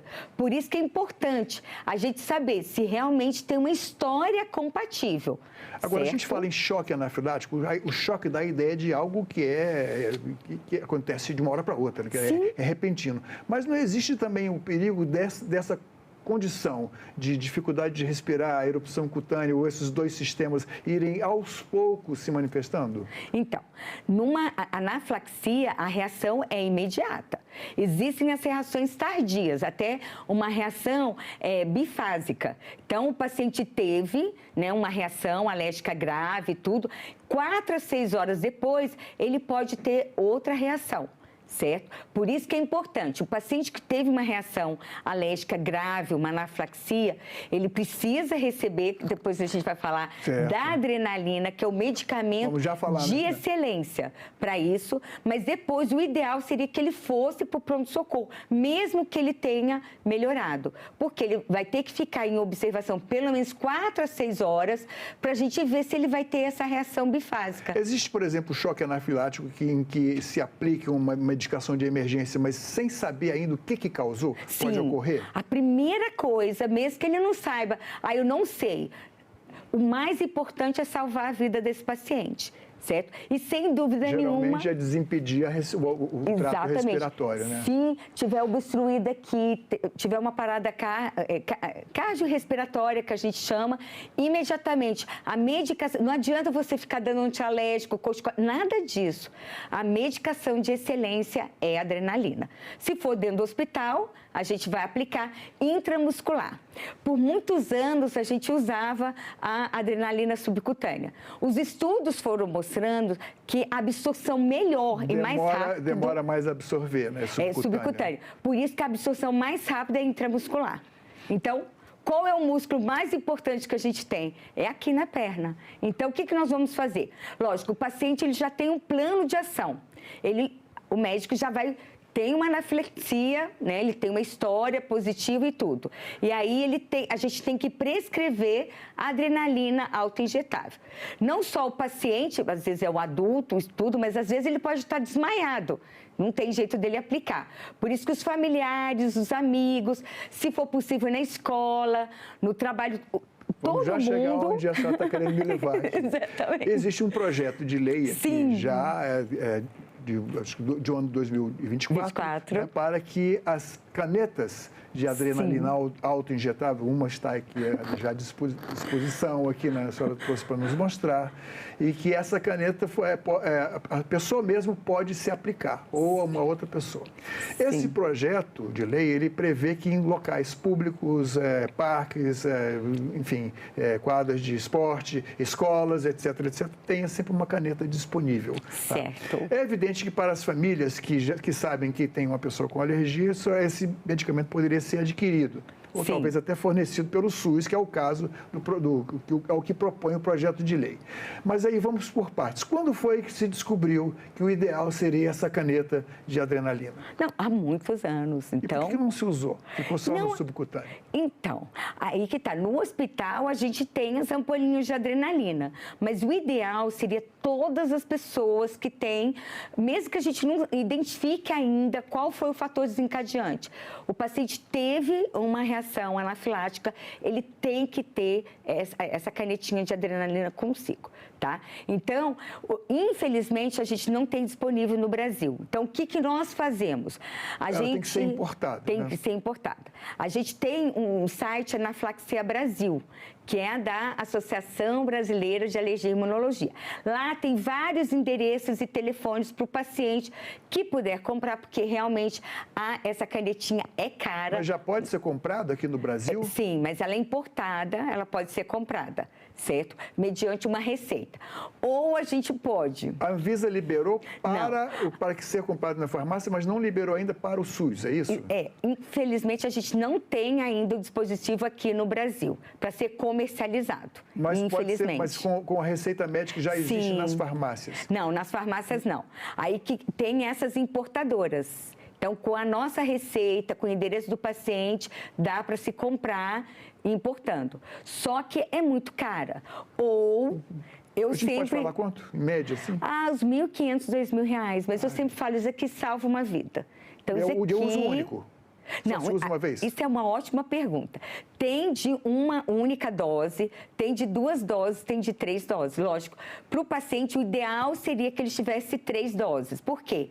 Ele pode aplicar até de 5 em 5 minutos, no máximo 3 vezes, até ele chegar no pronto-socorro ou tiver uma assistência. Emergencial, exatamente, isso aqui salva aí uma vida. Não dispensa a ida ao médico, ao hospital, à emergência do hospital. Exatamente, por isso que eu falo, tem que usar e ir para o pronto-socorro. Por quê? Primeiro, para saber como é que ele está, e segundo, para ele ficar lá pelo menos de 4 a 6 horas, para saber se não vai ter essa reação bifásica, 4 a 6 horas depois. Mas isso aqui, sem dúvida nenhuma, é o melhor, assim, do kit de emergência, que a gente tem um plano de ação, a gente prescreve um plano de ação. Bom, aí é necessário a gente, porque ninguém pode sair assim, digamos assim, a torta e direito aplicando ou já sei aplicar. Não. Teria que haver uma informação, uma campanha educativa para mostrar como é que se aplica, né? E em que ocasião e quem poderia estar encarregado disso. O ideal seria que uma pessoa próxima de quem está tendo o choque anafilático. Eu pediria então à senhora que aí demonstrasse assim, mesmo superficialmente, só para a gente entender, né, que é algo que se coloca aqui e é fácil de operar, né? Então, geralmente, então a gente abriu, existem várias empresas, certo? Então, isso aqui é uma das empresas que tem essa caneta. Isso aqui é só um demonstrativo, certo? Não estamos fazendo propaganda de nada. Exatamente. A gente abriu aqui, então ela vem assim, certo? Aí a gente tira a outra tampa, certo? Ela vem assim, certo? Certo? E aí, o que a gente vai fazer? Imediatamente, a gente vai colocar aqui, na coxa do paciente. A gente fala na face anteromedial, certo? Já falou mediquês. Não. Exatamente.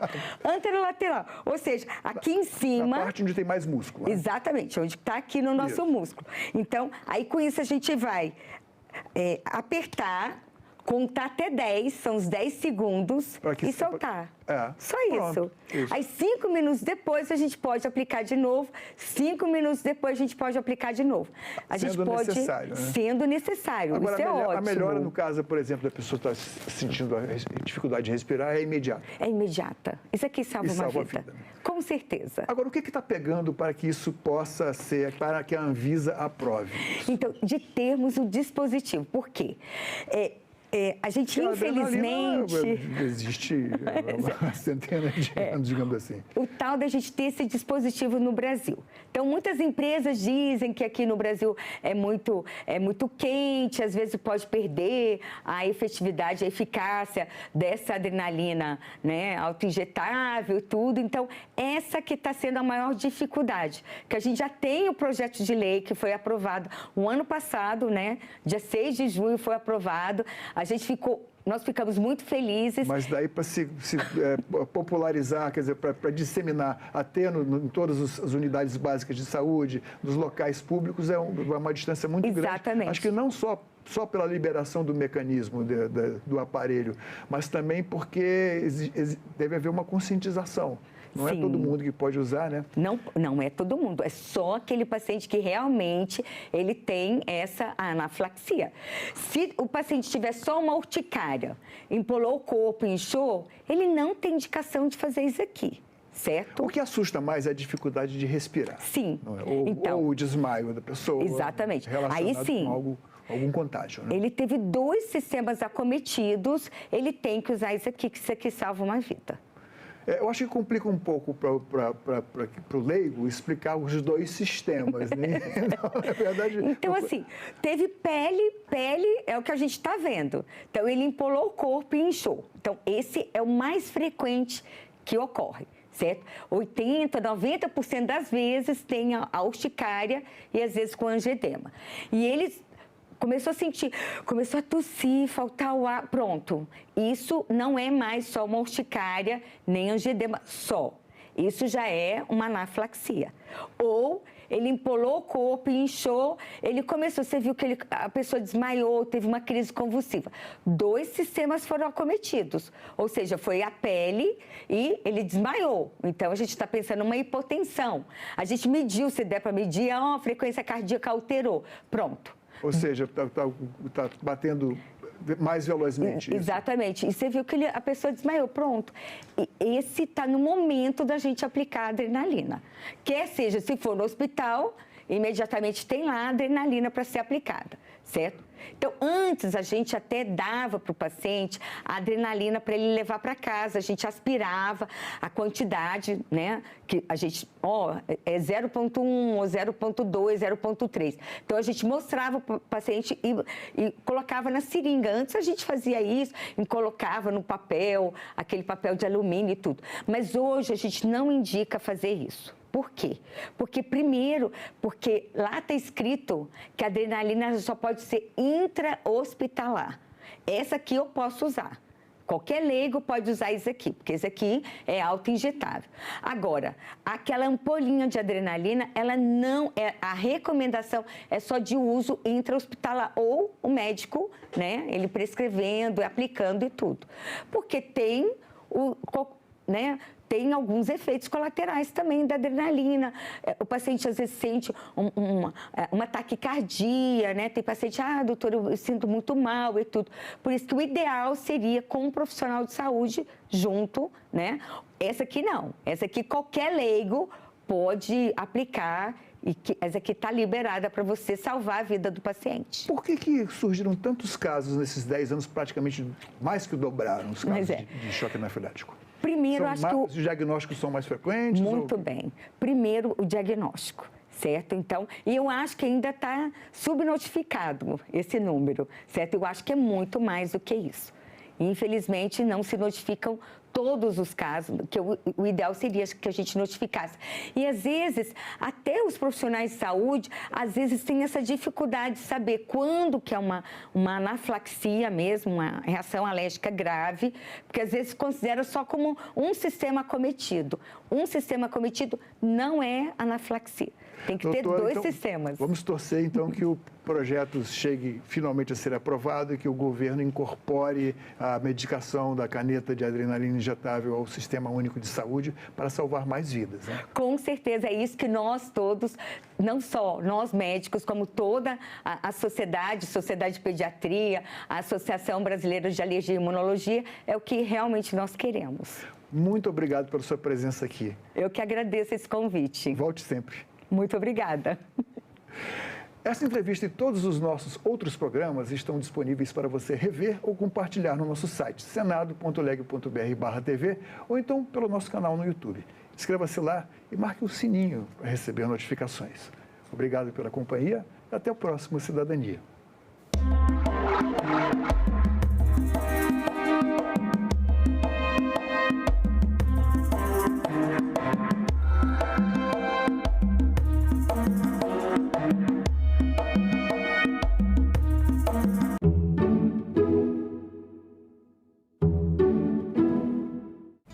Professor César Bergo, qual a melhor estratégia neste momento que o Brasil deve adotar para sair da mira das tarifas do governo Trump? Nesse primeiro momento, a paciência, porque o consumidor americano ele vai querer comer carne.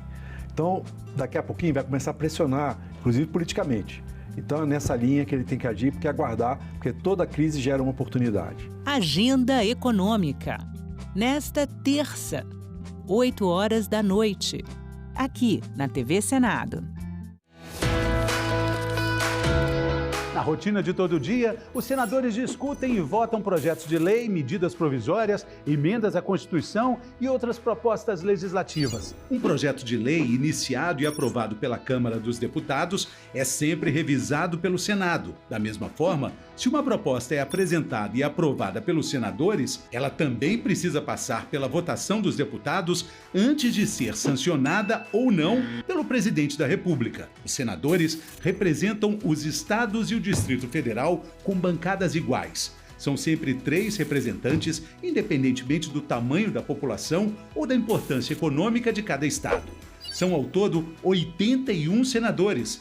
O mandato é de 8 anos, mas a renovação é intercalada entre as eleições a cada 4 anos e assim são escolhidos 1 e 2 senadores alternadamente. Os senadores atuam nas diversas comissões temáticas do Senado, onde são discutidas questões como saúde, economia, educação, transporte, meio ambiente, tecnologia, entre muitos outros temas importantes.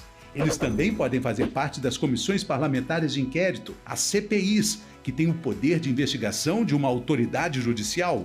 Os senadores podem julgar e processar nos crimes de responsabilidade o presidente e o vice-presidente da República, os ministros, os comandantes das Forças Armadas. Eles também podem julgar os ministros do Supremo Tribunal Federal, o Procurador-Geral da República e o Advogado-Geral da União. Outra função importante é a de analisar e aprovar as indicações do presidente da República para diversos cargos, como o de ministro do STF. A definição do limite das dívidas da União, dos estados e dos municípios é outra atribuição dos senadores.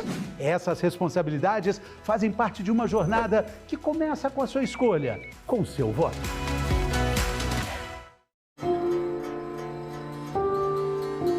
De 2003, 2004, 2005, a gente ainda estava tirando anacronismos muito discriminatórios do Código Penal, do tipo, o que é estupro? Tirar termos de mulher honesta dentro do Código Penal, que davam justificativa e até hoje dão para o discurso da honra dos homens que podem matar as suas mulheres porque sua honra foi ferida até hoje.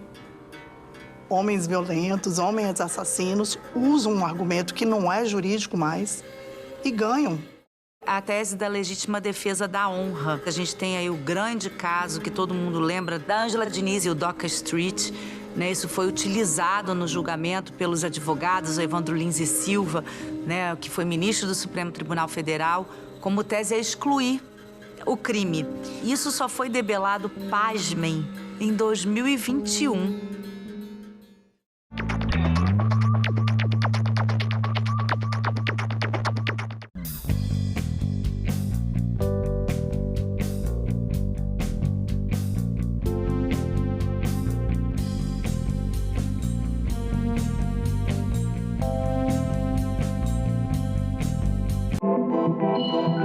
O site do Senado agora mostra projetos de lei em linguagem simplificada. É o Senado Explica, uma ferramenta de inteligência artificial combinada com revisão humana que torna mais fácil entender e acompanhar as leis em debate aqui no Senado. Na página de tramitação das matérias e no portal E-Cidadania, Senado Explica.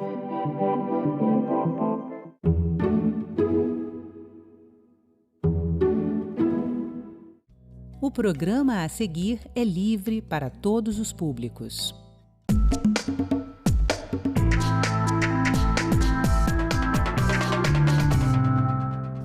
Belém ganha Parque da Cidade, um dos espaços principais da COP30, que vai ficar de legado para a população. Ferrovia da Integração do Centro-Oeste já está trazendo benefícios econômicos para as cidades na região do Araguaia. Ato no Senado defende licença paternidade de no mínimo 30 dias.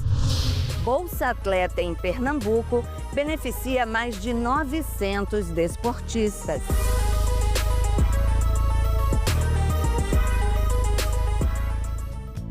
Que tal saber o que as casas que fazem as leis têm feito o país afora? Afinal, são decisões que impactam a sua vida. É isso que a gente mostra aqui no Parlamento Brasil, um programa que há 19 anos é feito em parceria com as TVs legislativas de todo o país. Eu sou Andréa Alves e te convido para um giro.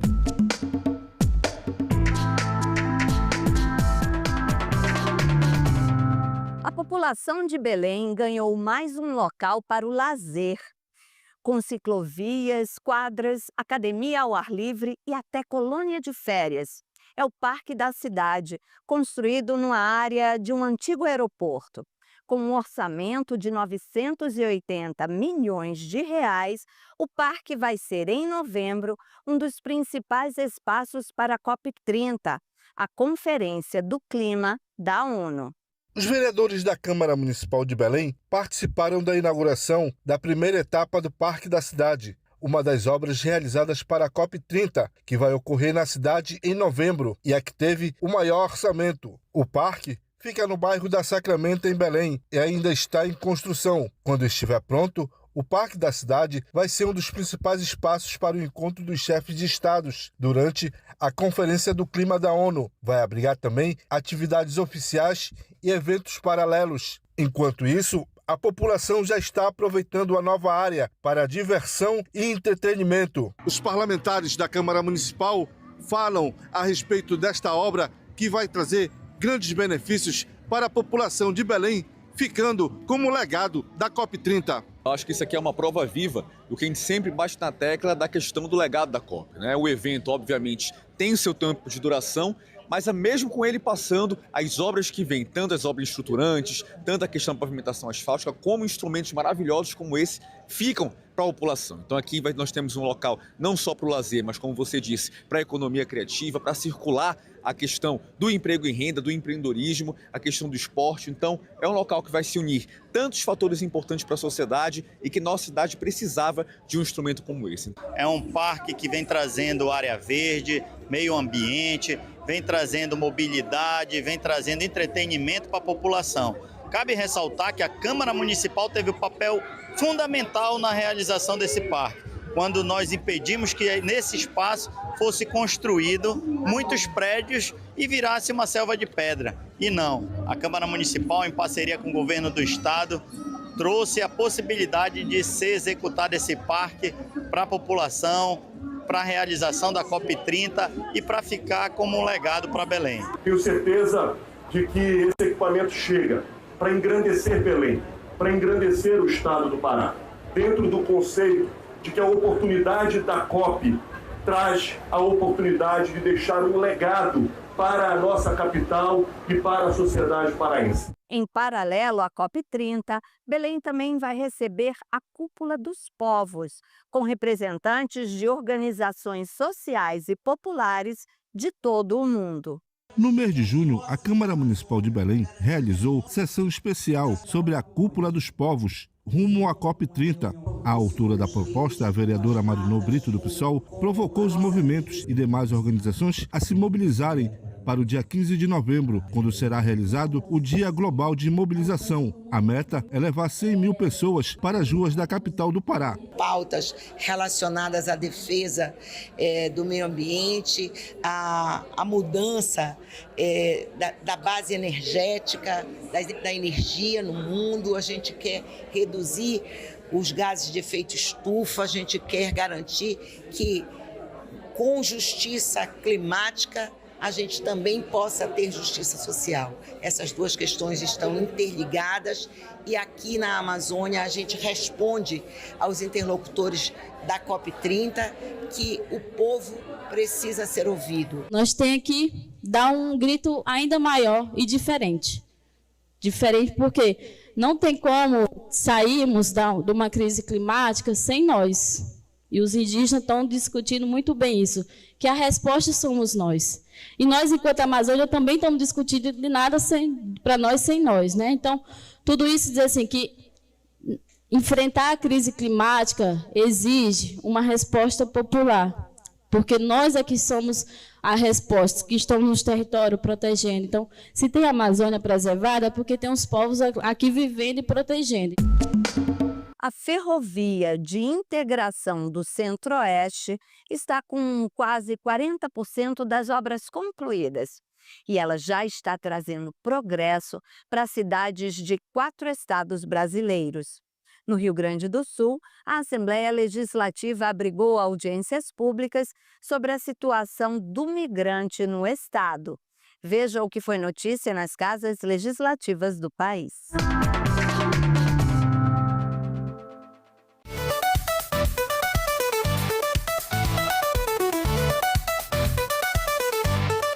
A Assembleia Legislativa de Mato Grosso realizou uma audiência pública no município de Água Boa para discutir os impactos econômicos e sociais da chegada da ferrovia. A ferrovia não é mais um sonho, ela é uma realidade.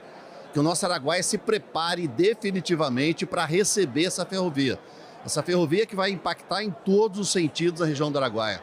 Social, economicamente, principalmente, transformando cidades menores em médias e grandes cidades. Na ocasião, especialistas, autoridades e representantes discutiram as oportunidades que a FICO poderá trazer à região do Araguaia. Será uma nova Califórnia brasileira, na medida que nós temos terras férteis, gente trabalhadora, bons climas. É óbvio, evidente, na medida que nós tivermos esse transporte intermodal, rodovia, ferrovia, numa possibilidade também da exploração da navegabilidade do rio Tocantins, aqui Araguaia, Tocantins, com certeza nós estaremos transformando aqui a região do Araguaia numa das melhores regiões do nosso Brasil. Já conseguimos trazer para cá o Senar, um grande centro de treinamento e capacitação, também a Escola Técnica Federal, tanto para Água Boa como para Canarana, serão 80 milhões de investimento para preparar a nossa juventude, o trabalhador, para que ele com a profissão, ele sendo capacitado, ele vai poder ganhar mais, para que as indústrias que venham para cá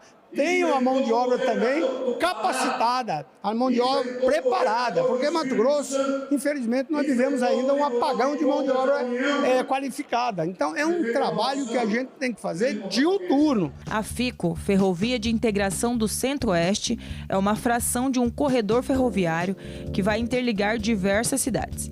Entre as obras está uma ponte sobre o Rio das Mortes, que ligará os municípios de Cocalinho e Nova Nazaré. Nós estamos recebendo praticamente 3 empresas, onde aproximadamente mais de 1.500 pessoas já têm movimentado no nosso município e com isso os aluguéis, a nossa economia local como a padaria, o mercado, o posto de combustível. Então, assim, tem rodado a nossa economia para melhor. A ferrovia, quando instalada, vai permitir a conexão com a ferrovia Norte-Sul, Goiás, Tocantins e Maranhão, e com a ferrovia Centro-Atlântica, Goiás, Minas Gerais, São Paulo e Bahia.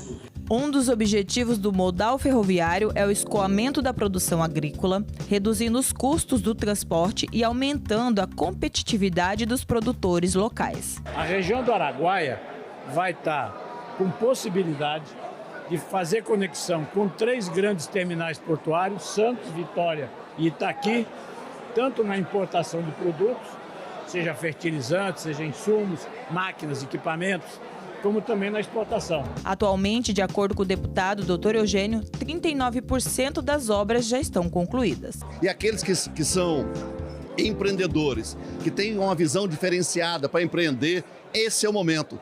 Você que está nos acompanhando pode ter certeza disso. Venha para o Araguaia, as cidades do Araguaia estão se desenvolvendo de forma gigantesca. Você vê que 4 usinas de etanol do milho estão sendo instaladas na região. Uma em Água Boa, uma em Canarana, uma em Querência e uma já pronta na cidade de Porto Alegre do Norte. Então veja que essas empresas não vêm porque gostam do deputado, porque gostam do prefeito, porque fazem uma análise de mercado extremamente rigorosa e fruto dessa análise, eles enxergaram na região do Araguaia essa potencialidade de investir aqui. Uma roda de conversa afetuosa numa sexta-feira à noite.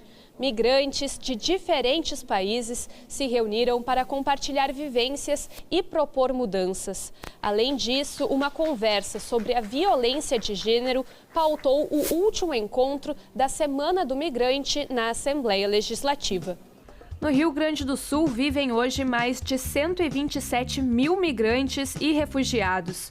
O dado é do Ministério da Justiça e Segurança Pública e foi divulgado no Boletim de Saúde do Trabalhador Migrante, com base em informações até março de 2024. Love é uma dessas pessoas e faz parte do grupo Mulheres Negras em Diáspora, da Universidade Federal do Rio Grande do Sul. Aos 27 anos, veio do Haiti com o objetivo de cursar enfermagem na capital gaúcha. São inúmeros os desafios enfrentados desde então, mas Love encontrou no grupo força e apoio para seguir em frente. Esse grupo significa muita coisa para mim, porque esse grupo a gente consegue reunir junto para poder debater tudo o que está passando na nossa vida como mulheres imigrantes. Por exemplo, questão da língua. Quando a gente chega aqui, a gente não fala português, é uma grande barreira para nós conseguir emprego. Ainda mulheres que têm crianças, que já é mãe, gestante também, na questão de saúde.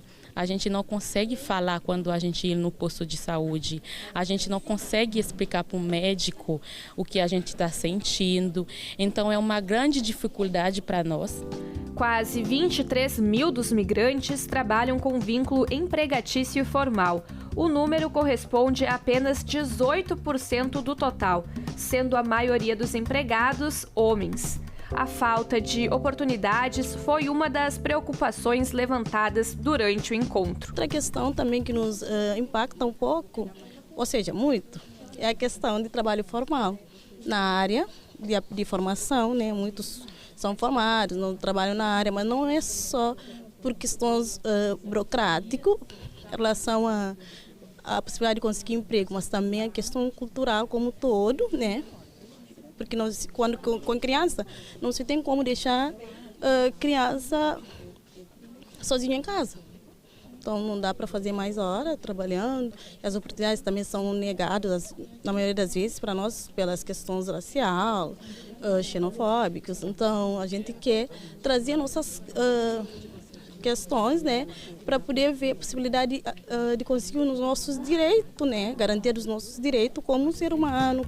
A pauta da violência de gênero também foi discutida. A psicóloga Aline Vettorazzi, do projeto Borboleta, trouxe uma cartilha para compartilhar com as participantes. Infelizmente, né, temos aí números alarmantes. Cada ano tem um crescimento, né, desses números de violência de forma geral contra a mulher em todo o país, não só no Rio Grande do Sul, mas esse ano fomos realmente assim, né, chocados, impactados com esses 10 feminicídios, né, em um final de semana de feriado. Então é muito importante que a gente tenha espaços para poder trazer à luz esse tema, né? E hoje também trouxemos aqui uma cartilha, né, sobre a violência doméstica, sobre a Lei Maria da Penha, os meios, os recursos de proteção em 2 línguas, tanto no espanhol quanto no haitiano, né? Justamente para que todas as mulheres possam ter acesso, né, de proteção e aos seus direitos.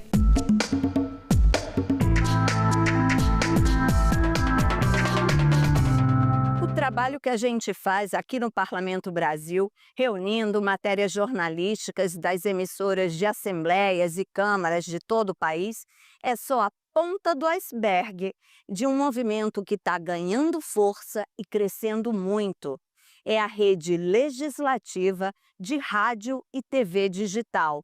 Um evento aqui na Câmara dos Deputados debateu a expansão e o futuro dessa grande parceria que já alcança 128 milhões de pessoas. A Câmara Municipal de Cuité, na Paraíba, é uma das novas parceiras que assinaram adesão à rede legislativa de rádio e TV digital. O presidente da Câmara, Dagmando Lopes, destacou a importância de aproximar o parlamento local da população do município de 20 mil habitantes. Isso vai trazer muitas informações, tanto do Legislativo Municipal como também do Legislativo Federal, para que a população possa ter ciência do nosso trabalho. A cobertura da rede legislativa de rádio e TV digital reúne dezenas de emissoras e já atinge 128 milhões de pessoas em 2.210 municípios brasileiros. E não para de crescer. A expansão e o futuro da rede foram discutidos com os parceiros, entre eles a empresa Brasil de Comunicação, como explica Cláudio Araújo, diretor de comunicação da Câmara dos Deputados. A intenção é chegar em 300 municípios, financiados com recursos públicos do governo federal, que vai implementar toda essa estrutura por meio de parcerias com as câmaras municipais, em alguns lugares também com a EBC, para levar os canais públicos, não só das legislativas, mas da própria EBC. Aspectos tecnológicos e regulatórios da TV Interativa 3.0 também foram abordados no encontro, incluindo a criação de um aplicativo para as emissoras públicas. Os detalhes foram apresentados pelo secretário de Comunicação Eletrônica do Ministério das Comunicações, Wilson Diniz Welch. Para a rede pública, isso também é muito importante, porque justamente a gente consegue buscar informações da população, prestar serviços à população. Então está sendo desenvolvido no âmbito da TV 3.0 também um aplicativo público, um aplicativo de governo, para que todos os serviços de governo possam sim ser disponibilizados para a população brasileira através da TV 3.0. O diretor da TV Assembleia do Rio Grande do Norte, Gerson de Castro, preside a Associação Brasileira de Televisões e rádios legislativas. Ele falou dos desafios dessa nova forma de se fazer comunicação. É um novo nicho, é um novo mercado de comunicação e é uma nova ferramenta de comunicação entre os parlamentos e a população brasileira. Então, nada mais necessário do que promover discussões como essa sobre inteligência artificial, sobre a TV digital 3.0, o novo salto tecnológico da TV brasileira. Além de um salto tecnológico de grande qualidade, é um desafio enorme porque a gente vai reformar a forma de fazer comunicação e principalmente mudar a forma do brasileiro assistir televisão. O secretário de Comunicação da Câmara dos Deputados, Marcos Beltrão, do PP de Alagoas, ressaltou a importância da rede para os parlamentos e cidadãos brasileiros. A comunicação, ela tem que ser para todos e da forma que ela é debatida no parlamento. O povo tem que ter acesso a tudo que é debatido no Congresso e que é debatido nas assembleias e também nas câmaras municipais. E é através da expansão da comunicação que a gente está aqui fazendo junto com o governo, a gente vai fazer com que o povo possa ser ouvido através dos parlamentares. Uma licença paternidade de no mínimo 30 dias. É o que defende a Frente Parlamentar Mista pela Licença Paternidade, que promoveu um ato aqui no Senado Federal. Hoje, os pais têm direito, por lei, a um afastamento de 5 dias após o nascimento ou adoção de um filho. O Senado Federal fez um ato em favor da regulamentação da licença paternidade no Brasil. O evento contou com a presença de várias autoridades, jornalistas e também com uma exposição fotográfica a respeito do assunto.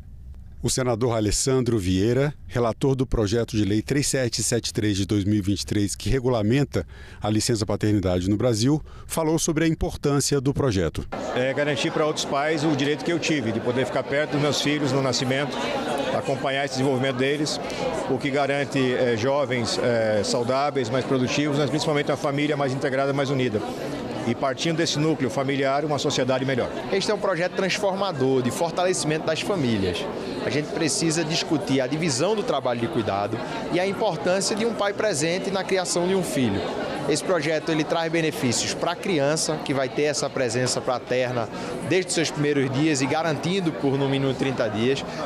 Vai ter o fortalecimento também para a mãe, que vai ter a divisão justa dos trabalhos de cuidado, e para o próprio pai o privilégio de poder estar junto do seu filho. O influencer Marcos Pianges, autor do canal Papai Pop, também esteve no ato.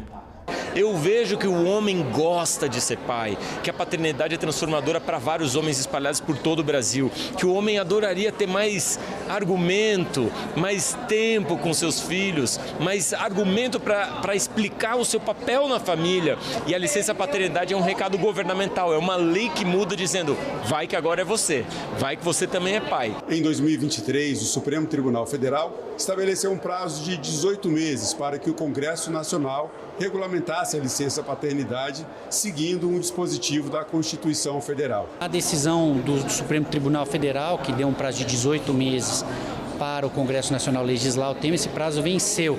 A gente tem uma expectativa de que isso motive, para nós é muito melhor que haja uma decisão legislativa, ouvir os anseios da sociedade. Um dos problemas enfrentados pelos parlamentares para a aprovação do projeto de lei que amplia a licença paternidade é a questão orçamentária. Nós estamos trabalhando junto com a consultoria do Senado para garantir uma fonte orçamentária segura, estável e dentro de um contexto de equilíbrio fiscal. É absolutamente possível fazer isso, a gente sabe disso. Primeiro definindo o tamanho do impacto, imagino que a gente consiga fazer isso ao longo da próxima semana, e aí destinando o recurso adequado, porque é investimento no futuro do Brasil.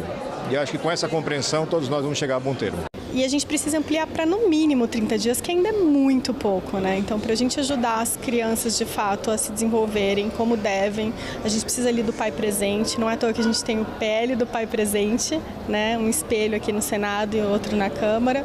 E a gente precisa que isso comece a reverberar para a gente mudar a cultura do pai estar ali desde o início da vida e a gente ter um país melhor.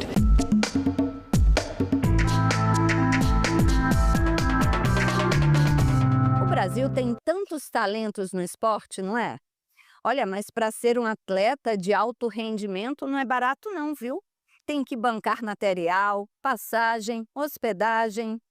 Lá em Pernambuco, o programa Bolsa Atleta, que foi aprovado pela Assembleia Legislativa, ele oferece apoio financeiro a quem sonha em conquistar um lugar no pódio. Para Paulinho, o esporte é mais que uma paixão.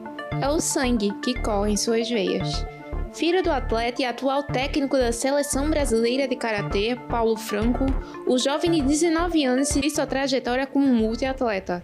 Já conquistou 9 vezes o Campeonato Brasileiro de Karatê, é o atual campeão sul-americano nas categorias sub-21 e sênior na Seleção Brasileira na modalidade comitê e acumula inúmeros títulos do Campeonato Pernambucano. Agora, incorporou também o futebol à sua rotina, integrando o time sub-20 do Clube Atlético Torres.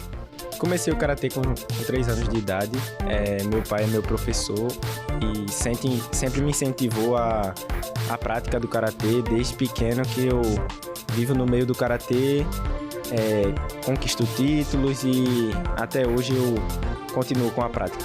Quem vê os louros e os troféus pode não enxergar os sacrifícios. O alto custo exigido para a participação em grandes competições é um verdadeiro obstáculo na vida de quem pratica esporte de alto nível e causa frustração em inúmeros talentos.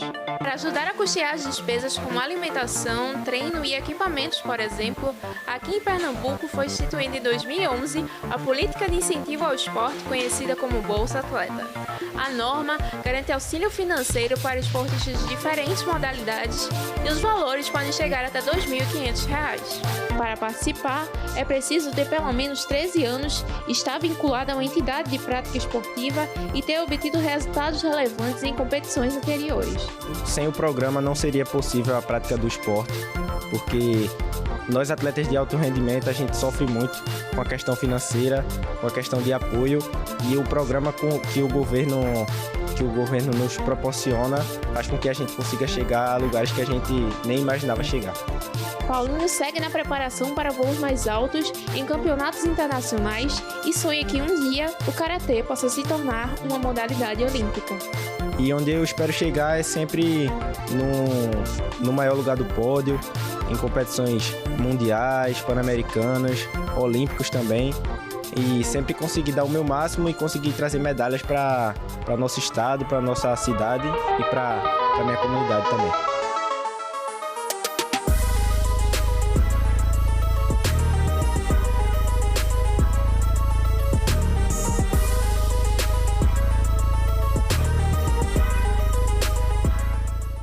Olha, no ano passado, nada menos que 940 desportistas foram beneficiados pelo Bolsa Atleta lá em Pernambuco. Bacana, né? Bom, eu vou apresentar vocês agora para o meu colega André Ricardo. Vem cá, André. Oi, pessoal. André Ricardo é aqui da TV Senado, vocês já devem conhecer, e ele vai me substituir durante as minhas férias. Bom, André, eu fiquei muito honrado com esse convite, porque eu acredito muito no programa Parlamento Brasil, por esse trabalho de conectar as casas legislativas e mostrar que não é só em Brasília que se fazem as leis, né? Mas é em cada pequena cidade, nas grandes cidades também, refletindo o contexto local. Então, eu acho que eu vou aprender muito com esse programa, com essa experiência. Oh, coisa boa. E agora, então, o que é que vem por aí? Se não me engano, visitantes do Congresso Nacional. É isso mesmo. E vocês sabem que são mais de 3.000 todas as semanas? E olha, se você quiser rever este ou qualquer outro programa da TV Senado, tem tudo na internet, no site da TV ou no YouTube. Até o próximo programa. Até a volta, pessoal. Eu acho que essa invitação é importante justamente para trazer para a população o conhecimento do que é feito aqui no Senado e na Câmara em relação ao que a Brasília, né, representa para o Brasil. A gente sempre vê muito bem a questão das leis, a questão da democracia no Brasil, e é legal você ver onde que as coisas acontecem de fato, né? E também poder propiciar isso para minha família. Eu acho importante que faz parte do nosso país. E isso é essencial para a nossa vida, ter conhecimento das coisas que acontecem aqui. Além de ser muito lindo, né? Achei muito imponente e foi maravilhoso. Eu acho que muita gente está começando a meio que esquecer muitas coisas sobre o Congresso, então eu sinto que é importante visitar para pelo menos influenciar algumas pessoas, né? A voltarem a achar mais importantes esses pontos, essas partes. Primeiro a arquitetura, né? Muito bonita, a limpeza e a segurança, um lugar bem seguro. Conhecer um pouco mais da história de Brasília, conhecer um pouco mais como é que é feito tudo nesse país e ter esse contato. Qual projeto de lei o senhor gostaria de ver saindo daqui? Uma política contra feminicídio mais séria e que realmente pudesse acontecer, fazer com que ocorresse prisões definitivas e não temporárias.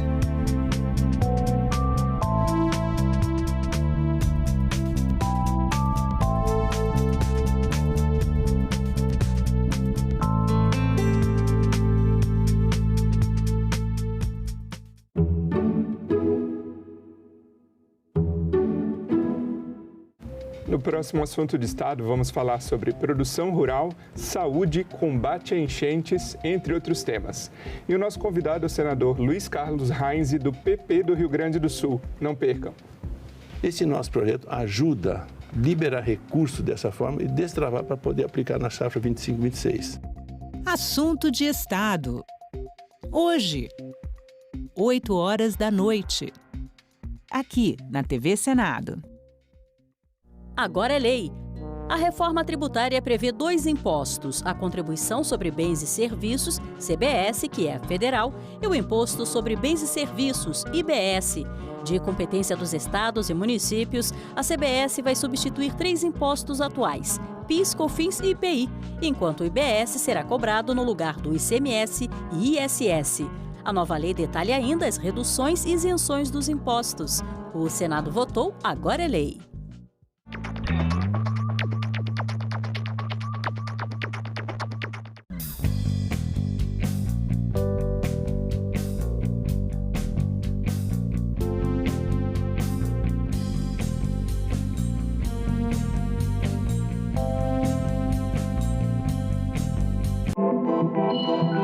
O site do Senado agora mostra projetos de lei em linguagem simplificada.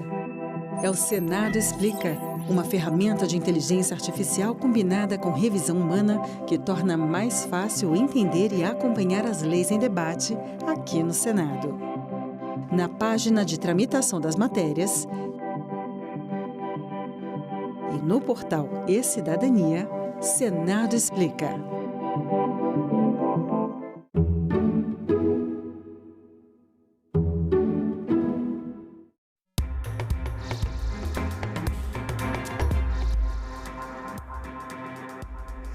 Olá, boa tarde. Em Brasília, 13h30 e o Senado Notícias está no ar.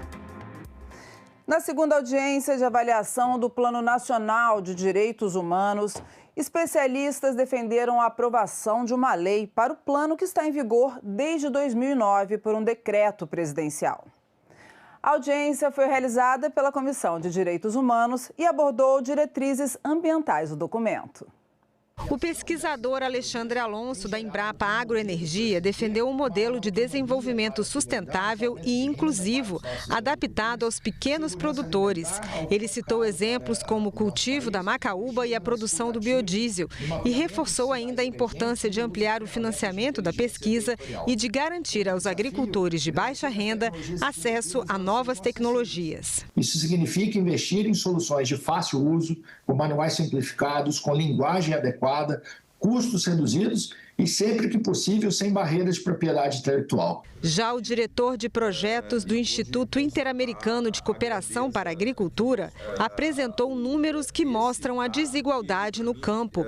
70% dos estabelecimentos agropecuários respondem por apenas 8% da produção. Temos aí em torno de 3,2 milhões de agricultores que são vulneráveis, né? E esses realmente precisam de uma política pública que os acuda ou que os leve para cima ou que possa atendê-los nas suas vulnerabilidades. Para a representante do Ministério do Meio Ambiente, as mudanças climáticas podem afetar diretamente comunidades indígenas e tradicionais e defendeu planos para proteger esses grupos. Conhecemos também que o agravamento das mudanças climáticas gera efeitos desproporcionais sobre as populações mais vulnerabilizadas.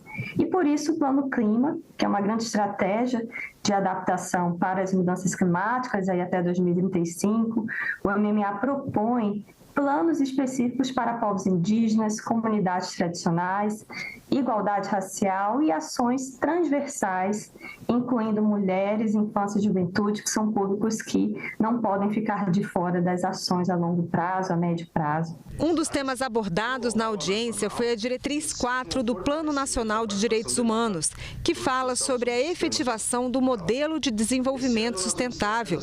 Para o representante do CNPq, o Brasil não tem modelo de sustentabilidade e criticou a falta de continuidade nas políticas públicas. Existe uma descontinuidade da execução de políticas públicas no Estado brasileiro que é deletério, é ruim para o encaminhamento dos nossos programas, projetos, a nossa estratégia de desenvolvimento nacional. A gente continua convivendo com descontinuidade. A cada 4 a 8 anos, a gente se reinventa, a gente quer começar de novo, né? E descontinua coisas importantes que estão em andamento. A presidente da Comissão de Direitos Humanos, Damares Alves, chamou a atenção para a fragilidade do plano, que foi criado por decreto e foi apoiada pelos convidados da audiência. Um decreto ele pode ser extinto por uma canetada. Basta um presidente da República entrar e dizer não vou cumprir esse PNDH, num canetaço ele faz um revogaço. Vocês sabem do que eu estou falando. Vivemos isso no Brasil o tempo todo. A gente precisa tornar o PNDH3 numa iniciativa de Estado, a partir da aprovação no parlamento de uma lei para tal. E a assessoria do senador Marcos Duval divulgou uma nota sobre a ação da Polícia Federal na manhã de hoje. O gabinete do senador Marcos Duval informa que na manhã desta segunda-feira, 4, ao retornar ao Brasil de uma viagem com a sua família aos Estados Unidos, o parlamentar cumpriu medida cautelar imposta pelo ministro Alexandre de Moraes, do Supremo Tribunal Federal, e passou a ser monitorado por meio de uma tornozeleira eletrônica. Além da tornozeleira, foi imposto o recolhimento domiciliar do senador no período noturno, a partir das 19 horas até às 6 horas, de segunda-feira a sexta-feira, e integral nos finais de semana, feriados e dias de folga. Também foi determinado o cancelamento e devolução do passaporte diplomático do senador, a proibição da utilização de qualquer rede social por intermédio de terceiros e o bloqueio da verba de gabinete de Marcos Duval. Cumpre esclarecer que o senador Marcos Duval sequer é réu ou foi condenado em qualquer processo. As medidas impostas impedem o pleno exercício do seu mandato. A defesa do parlamentar acompanha o caso de perto e adotará as medidas jurídicas cabíveis possíveis para garantir o pleno respeito aos direitos e garantias constitucionais assegurados a qualquer cidadão, em especial a um senador em pleno exercício do mandato. O senador Marcos do Val reitera sua confiança nas instituições democráticas e no devido processo legal e reafirma seu compromisso com a verdade, com a transparência e com a sua missão parlamentar representando o povo capixaba. E esta semana começa com a expectativa de que comissões realizem a leitura de mensagens do presidente Lula com indicações para cargos no STJ, conselhos nacionais e agências reguladoras. Com a retomada dos trabalhos legislativos, o Senado deve analisar 39 indicações feitas pelo Poder Executivo para cargos em agências reguladoras, tribunais superiores e conselhos nacionais. Antes de serem efetivadas, as indicações passarão por sabatinas nas comissões temáticas, como a Comissão de Constituição e Justiça e a Comissão de Infraestrutura.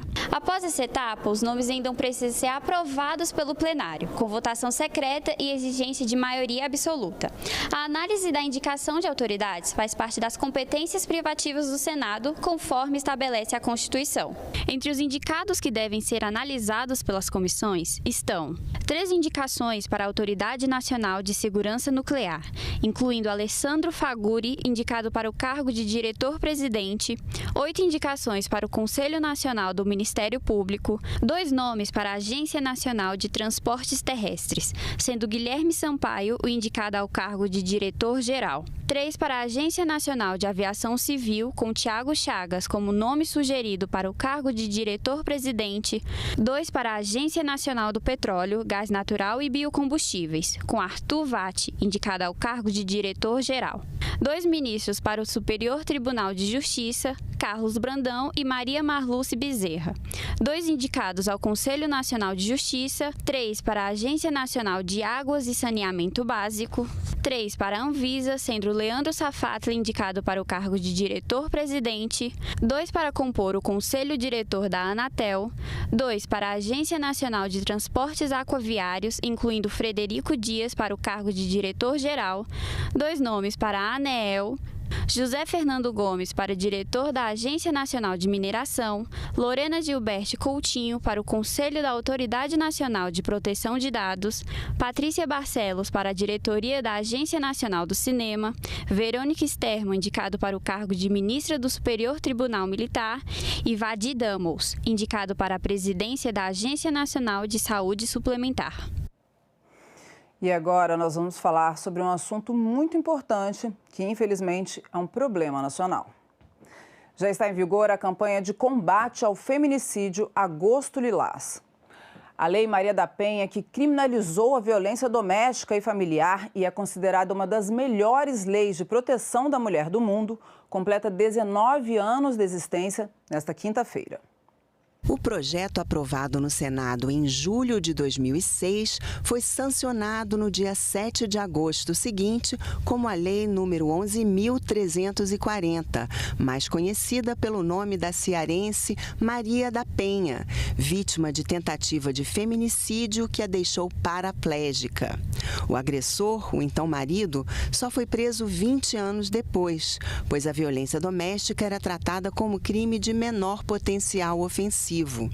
O caso estimulou a criação de um novo dispositivo legal para coibir a violência contra a mulher e punir com mais rigor os agressores. O texto estabeleceu que cabe ao poder público assegurar que as mulheres tenham o direito de viver sem violência. É possível que a Lei Maria da Penha seja a melhor legislação de proteção de mulheres do mundo. A Lei Maria da Penha tornou briga entre marido e mulher, até então considerada uma questão de fórum íntimo, que apenas dizia respeito ao casal, um assunto de relevância pública. Seus efeitos são extraordinários, expôs a questão do machismo como elemento cultural enraizado na formação de nossa sociedade. A 5ª edição da pesquisa Visível e Invisível, a vitimização de mulheres no Brasil, lançada em março pelo Fórum Brasileiro de Segurança Pública, aponta que mais de 21 milhões de mulheres sofreram algum tipo de violência ao longo dos 12 meses anteriores. E quase a metade delas não fez nada a respeito. Mais de 70% das vítimas de feminicídio nunca denunciaram violências anteriores. A denúncia é importante não só para punir o agressor, mas para evitar a escalada da violência e, principalmente, que se chegue a um feminicídio, crime que mata 4 mulheres por dia no Brasil. Violência contra a mulher, ela não atinge só a mulher. Ela atinge os filhos dessa mulher, ela atinge a família dessa mulher e atinge o Estado de uma maneira indireta. A primeira violência é importante que essa mulher denuncie, sabe por quê?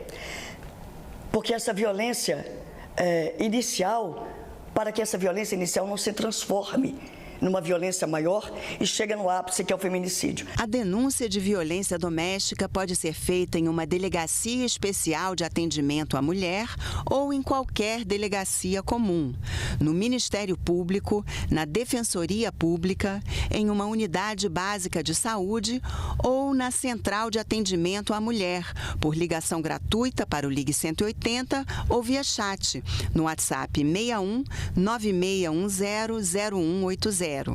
Em casos de emergência, deve ser acionada a Polícia Militar no Disque 190. Desde 2022, o mês de agosto é dedicado ao enfrentamento da violência doméstica e familiar contra a mulher. No lançamento da campanha Agosto Lilás, a ativista Maria da Penha reforçou a necessidade de mudar a cultura da violência. Acreditamos que a mudança de cultura precisa passar impreterivelmente pela educação. Gostaria de dizer com isso que precisamos de todas e de todos para juntos lutarmos por uma sociedade mais justa e igualitária. Um dos mecanismos criados para viabilizar a assistência à vítima é a sinalização de situação de violência em curso com uma letra X escrita na mão. Basta de violência contra nossas mulheres e meninas. E o Senado participa desse esforço da campanha Agosto Lilás e até já instalou o Banco Vermelho, um instrumento para despertar a consciência para a proteção das mulheres. Um banco vazio para lembrar milhares de mulheres que perderam suas vidas para a violência. Este espaço é um convite à conscientização e à mudança. Sentar, refletir, levantar e agir. O banco traz mensagens de reflexão e contatos para denúncia e foi montado na Praça das Abelhas, espaço de grande circulação do Senado. A ação integra a programação do Agosto Lilás, campanha sobre violência contra a mulher. O Banco Vermelho surgiu em 2016 na Itália e foi trazido ao Brasil por 2 mulheres que perderam amigas vítimas do feminicídio. Elas transformaram o luto em luta e criaram o Instituto Banco Vermelho com a intenção de promover ações de prevenção à violência contra a mulher. Pintado de vermelho para simbolizar o sangue derramado por essas vítimas, este banco gigante representa o compromisso com o feminicídio zero. A iniciativa da instalação do Banco Vermelho é da Comissão de Direitos Humanos, presidida pela senadora Damares Alves. O Banco Vermelho faz parte da campanha do Agosto Lilás e se soma a outras ações do Senado, que incluem debates, audiências públicas e atividades culturais ao longo do mês de agosto. E agora a gente está desafiando todos os prefeitos. Faça um banco vermelho na sua cidade. Por que vermelho? Para lembrar todo o sangue derramado de mulheres no país. E um banco específico em que vai estar o Disque 100, o 180, os canais de denúncia, onde as pessoas podem sentar, conversar sobre violência contra a mulher e todo mundo que passar em frente ao banco vai lembrar que nesta nação ainda tem mulheres que derramam sangue tão somente por serem mulheres. E a Comissão de Constituição e Justiça está pronta para votar o novo Código Eleitoral. Mas os senadores ainda não têm consenso sobre 3 temas: fake news, retorno do voto impresso e quarentena eleitoral para juízes, policiais e militares.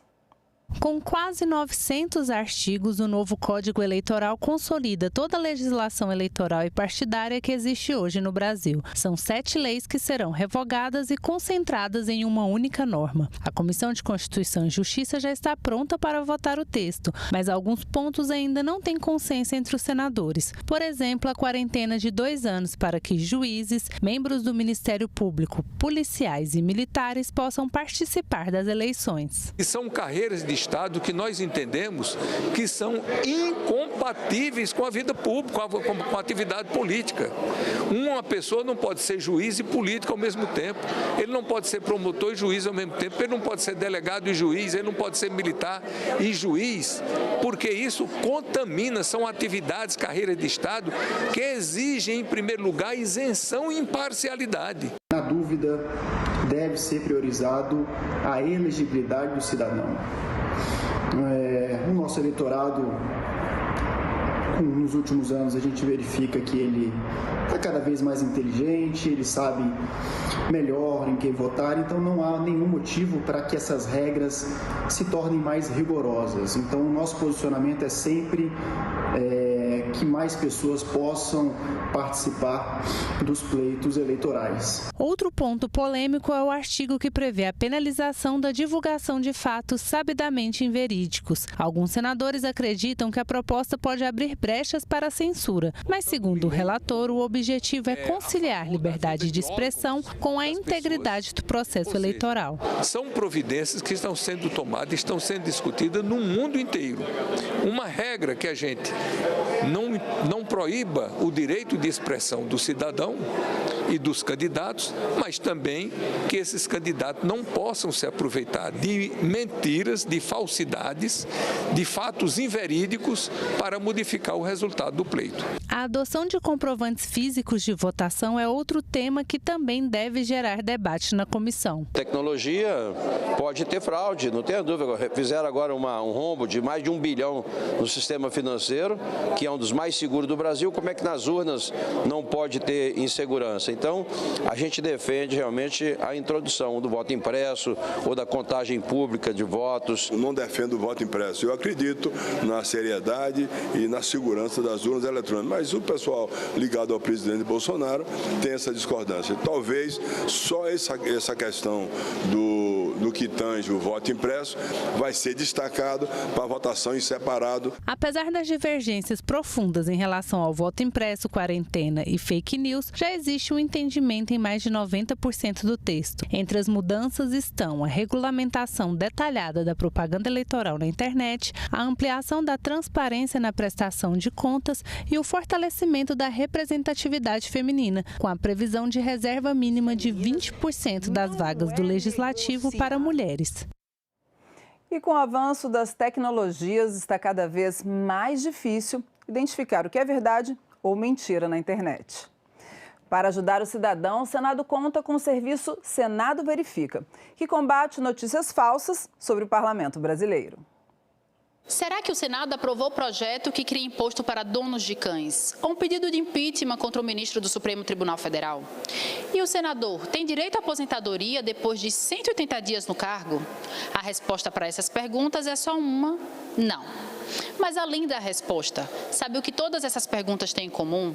Foram dúvidas que chegaram ao Senado Verifica, um serviço de combate a notícias falsas sobre o Parlamento brasileiro e que neste ano comemora 5 anos em funcionamento. O que a gente hoje chama de fenômeno das fake news ou a desinformação é um problema muito grave para as instituições democráticas, na medida em que uma fake news altera a capacidade da pessoa de, por ela mesma, se posicionar sobre um fato político para poder tomar uma decisão, e isso afeta a democracia diretamente. Nesse sentido, o Senado Verifica contribui efetivamente para a gente combater a desinformação. É uma contribuição efetiva para o fortalecimento da democracia no Brasil. O serviço checa informações sobre projetos de lei, atividades legislativas, administração do Senado e atuação dos senadores no desempenho da função. Qualquer pessoa pode solicitar a apuração e saber se, afinal, a informação é falsa, verdadeira ou imprecisa. O cidadão envia para a gente uma mensagem, seja uma foto, um vídeo, um e-mail, o que ele receber sobre o Senado, que ele acha que pode ser uma fake news, ele envia para a gente. A gente vai conferir isso primeiro no portal do Senado Federal, que é onde você encontra informações confiáveis sobre tudo o que acontece no Senado. Votações, debates, tudo que se diz respeito ao Senado Federal, está disponível no portal do Senado. Então é lá que a gente procura primeiro. A gente vai ver se não é um áudio manipulado, se não é um vídeo manipulado, se aquela informação é verdadeira, se tem realmente, por exemplo, a gente recebe muito pedido sobre projeto de lei, sobre o andamento de um projeto de lei. A gente vai na página da tramitação, a gente verifica se realmente aquele projeto foi apresentado, do que ele trata, qual é a situação dele, e a gente sempre informa o cidadão sobre esse projeto. Mas a gente também recebe muito pedido que não tem nada a ver com o Senado. E o Senado Verifica trata só do Senado, não vai fazer verificação sobre outros assuntos. Mas a gente não deixa o cidadão sem resposta. Mesmo que não seja um assunto relacionado ao Senado, a gente orienta o cidadão sobre como ele pode conferir se aquilo é uma fake news ou não. 66% dos brasileiros confiam na internet para se manterem informados. E nesse mar de informações disponíveis a qualquer tempo, em qualquer lugar, na distância de um clique, algumas fake news são mais frequentes. Nesses 5 anos, o impeachment do ministro Alexandre de Moraes é um dos casos que a gente mais tem, um número de pedidos bem grande sobre o impeachment do ministro Alexandre de Moraes. A gente também tem o caso do voto impresso nas eleições. Sempre às vésperas de eleições surgem fake news envolvendo a impressão do voto. E a outra é sobre a Lei de Proteção Doméstica, que é um projeto de lei que trata de ruído sonoro produzido por templos religiosos. Mas nas redes sociais as pessoas sempre falam que esse projeto impede as pessoas de praticar a sua religião, que impede o pastor de ir à casa de uma pessoa, impede pregação nas ruas. Isso não é verdade. O contato com o serviço pode ser feito por WhatsApp, telefone, site ou e-mail. Mas para não cair em fake news ou espalhar desinformação, o Senado Verifica tem algumas dicas. Veja se os títulos apelam para o exagero e abusam de recursos visuais, como negrito, letra maiúscula e pontos de exclamação. Observe erros de ortografia, concordância ou lógica, já que são muito comuns em notícias falsas. Veja se a mensagem estimula o compartilhamento rápido, sem pensar. Pesquise se a notícia foi divulgada em outro veículo de comunicação. Confira quem é o autor ou quem mandou a mensagem. E se ainda assim ficar dúvida, vale a regra: não compartilhe. Quando a gente ouve a música O Guarani, lembra na hora da Voz do Brasil. O programa de rádio mais antigo, ainda em transmissão, completou 90 anos no dia 22 de julho. E o Congresso vai comemorar a data com uma sessão solene nesta terça-feira, a partir das 11 da manhã. Conheça agora um pouco mais sobre os bastidores do programa aqui no Senado.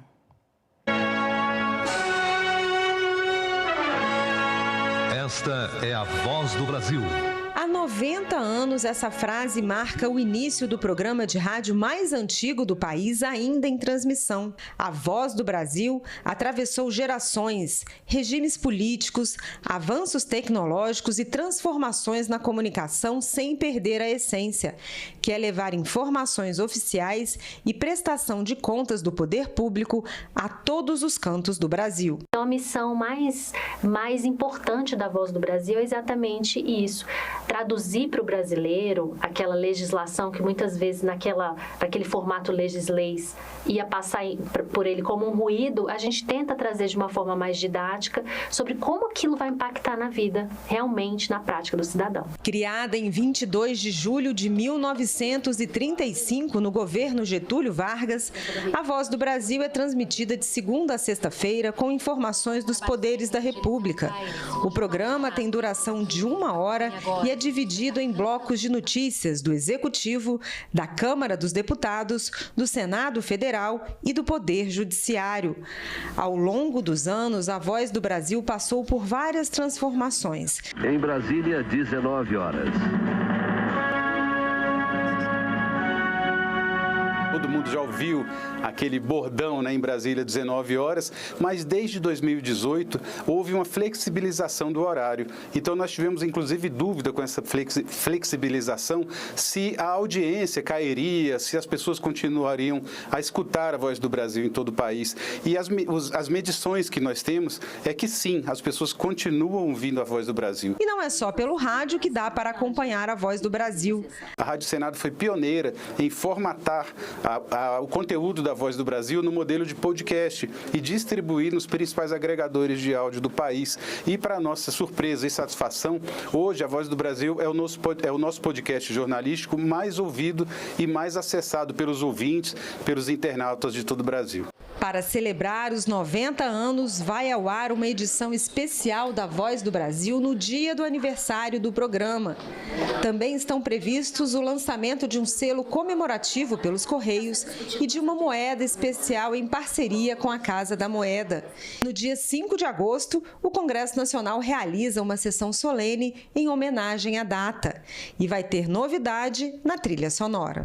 Ela viria como uma forma de unificar um pouco mais a identidade sonora das 4 instituições que fazem a produção da Voz do Brasil diariamente, mantendo, logicamente, como tema principal o Guarani, né, de Carlos Gomes, que é aquela música tema da Voz do Brasil histórica, que seria, eu acho que, um pecado a gente tirar ela agora com 90 anos. A editora-chefe da Voz do Brasil no Senado explica quais são os critérios para a seleção das notícias do programa. É difícil a gente compactar tudo que está sendo feito no Senado em 10 minutos, mas o que a gente faz é procurar sempre selecionar os assuntos mais relevantes, os assuntos que vão impactar o maior número de pessoas. A gente procura sempre trazer um equilíbrio para o jornal também, que isso é muito importante, já que a gente aqui tem vários partidos e representações de várias linhas ideológicas. E quem trabalha no programa não esconde o orgulho. Desde adolescente eu brincava de apresentar a Voz do Brasil, porque todo mundo falava que eu tinha voz de locutor.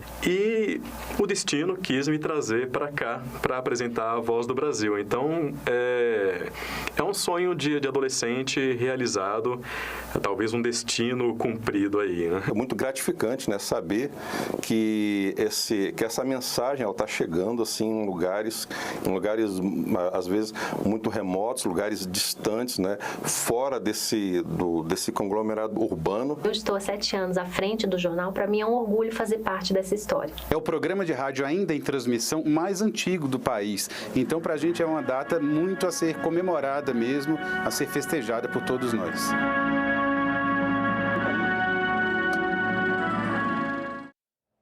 Muito bacana, né?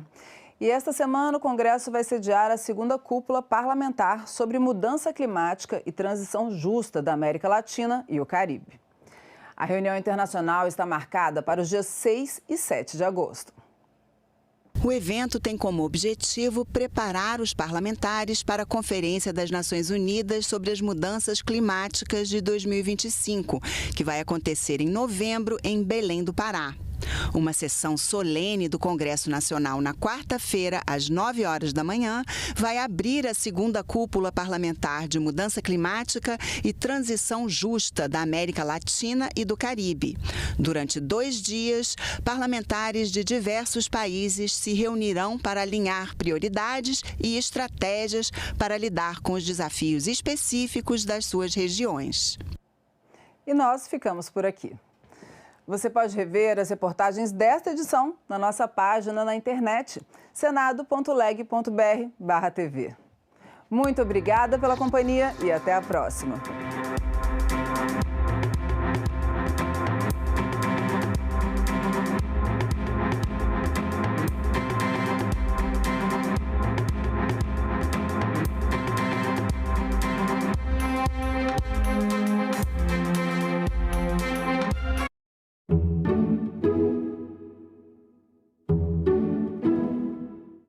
No próximo assunto de Estado, vamos falar sobre produção rural, saúde, combate a enchentes, entre outros temas. E o nosso convidado é o senador Luiz Carlos Reins, do PP do Rio Grande do Sul. Não percam. Esse nosso projeto ajuda a liberar recursos dessa forma e destravar para poder aplicar na safra 25-26. Assunto de Estado. Hoje, 8 horas da noite. aqui na TV Senado. Tudo começou por conta da dificuldade de eu não ter onde deixar minha filha, que na época tinha 2 anos. As condições eram pouco de pagar uma creche particular, né? Eu não tinha condições, na época eu era catadora. E foi onde eu tive a ideia de montar o projeto por conta da dificuldade. Eu comecei, já vai fazer agora 9 anos, dia 16 de julho. Quando eu comecei era tudo madeirite. Eu consegui uma ajuda através dessa empresa que tem aqui do lado. Eles ajudou a gente com material. Eu montei aqui esse espaço mais o meu esposo. Na época eu montei com a ajuda de um benefício que eu tinha, né? Para poder ajudar o próximo. Antes eu tinha 90. Só que como o meu espaço ele é pequeno, eu diminuí para 22 crianças. Quando eu tive que tirar algumas crianças daqui, meu coração doeu demais. Porque já tinha de muitos anos que eu cuidava. Teve criança que eu peguei aqui com 2 meses nascida. E a gente teve que tirar. Porque o espaço é pequeno e eu não posso atender. Foi uma medida, na magnitude, bastante imprevisível, essa questão de 50%. Né? Isso não, acho que nem eles mesmos, os negociadores esperavam, americanos, né? Esperavam uma medida nessa magnitude.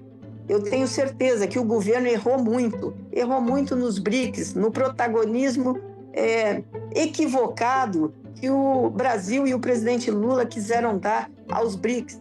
Eu acho que um fato discricionário como este, com característica de sanção com C cedilha, nunca aconteceu na nossa história. Mas eu não aceito que o Trump venha meter o bedelho num caso aqui que é interno nosso. Há uma injustiça sendo praticada contra o presidente Bolsonaro? Há uma injustiça sendo praticada. Mas compete a nós, brasileiros, resolvermos isso. Nós já estamos trabalhando há algum tempo, estimulado que fomos pelo próprio encarregado de negócios do governo americano aqui na embaixada, que responde pelo cargo de embaixador, a fazer um grupo de trabalho e ir até Washington falar com a nossa contraparte americana. Uma reunião de nível, uma reunião onde parlamentar vai falar com parlamentar, porque essa situação ela é ruim para o Brasil, mas também é ruim para os Estados Unidos. Hoje essa audiência pública é liderada por Vossa Excelência, ela é extremamente importante. Inclusive, a proposição dessa missão nossa de parlamentares para estar lá nos Estados Unidos, conversando, dialogando em nome do Parlamento brasileiro.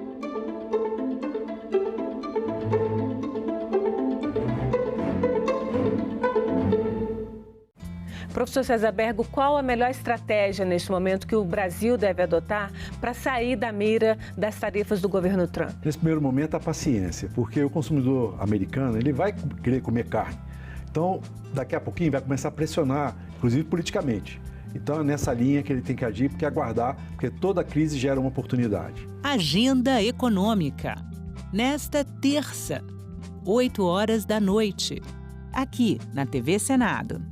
Eu sou Josimar Pereira, nasci em 1985, vim lá do interior de Minas Gerais para a cidade, né? Mas não me adaptei. Aí entrei no movimentos sociais e fiz a luta pela terra. Hoje estou trabalhando com a agricultura familiar. O acesso à terra é um direito de todos. A intenção é que a pessoa consiga seu pedaço de terra, consiga ser contemplado, que hoje é através do chamamento público, que tira o sustento dali da família. Por isso que a gente se diz agricultor familiar. Eu cheguei aqui sozinho, barraco 4x4, não tinha irrigação, não tinha água e de lá para cá eu tive que trabalhar e conseguir tudo, né? O mais importante da democracia é a gente ser livre para ir em busca do sonho e lutar e tocar adiante. Sou muito feliz vivendo da terra, a gente plantar, ter o próprio alimento e ainda tirar o sustento, isso é muito gratificante para a gente. Meu nome é Josimar e eu nasci com a democracia.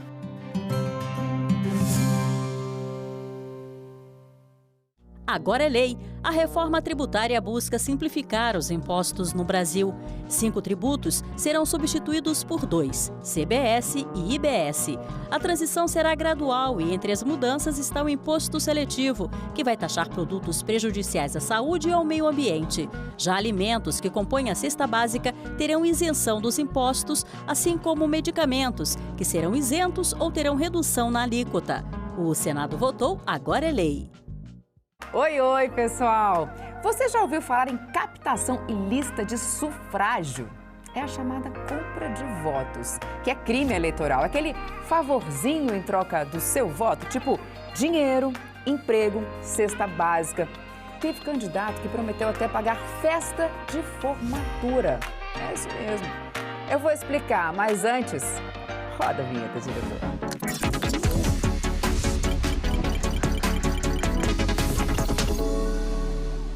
Então, é isso. Tá lá no Código Eleitoral, também na Lei das Eleições. Candidatas e candidatos não podem oferecer qualquer tipo de vantagem em troca de voto e nem precisa entregar. Se prometeu, já é crime. Pode dar ruim, viu? A pena vai de multa à perda do mandato. E não importa se é numa capital ou numa cidade pequena. Olha só esse caso lá de Serra do Navio, cidade com menos de 6 mil habitantes do Amapá. Um candidato a vereador prometeu pagar a festa de formatura de 30 alunos de ensino médio, em troca dos votos deles nas eleições de 2020. Ele foi eleito e o caso veio parar na Justiça Eleitoral. Aí, o Fausto José dos Santos foi condenado por compra de votos, teve o diploma cassado e ainda levou uma multa.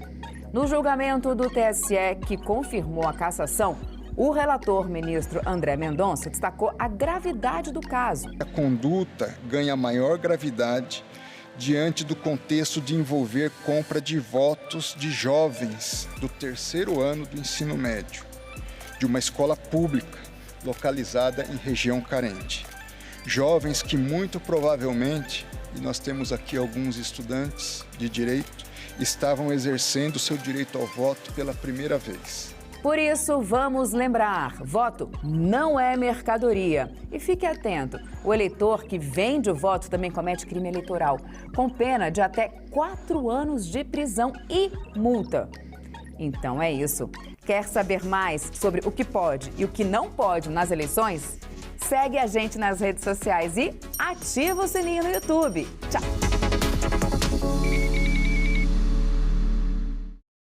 São 14 ou 15 tipos de plástico. Deixar o resíduo à mercê do vento ou da lei da gravidade é uma irresponsabilidade. Hoje, 141 países já têm legislações que restringem o uso de plástico e o Brasil não. O que nós temos é pouco, porque o problema está aumentando. Temos que nos engajar numa solução aceitável para todos. Salão Nobre, nesta quarta, 8 horas da noite, aqui na TV Senado.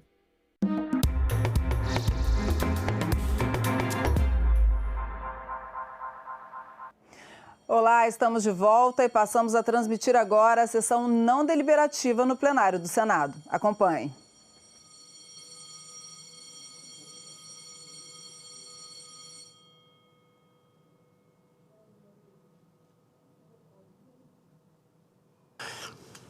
Havendo o número regimental, declaro aberta a presente sessão. Sob a proteção de Deus, iniciamos nossos trabalhos. A presente sessão não deliberativa destina-se a discursos, comunicações e outros assuntos de interesse partidário ou parlamentar.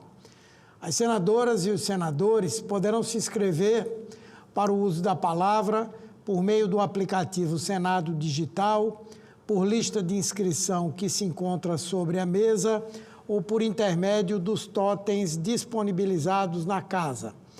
Passamos à lista de oradores e o primeiro inscrito que está presente é o senador Eduardo Girão. Vossa Excelência dispõe de 20 minutos para a sua manifestação.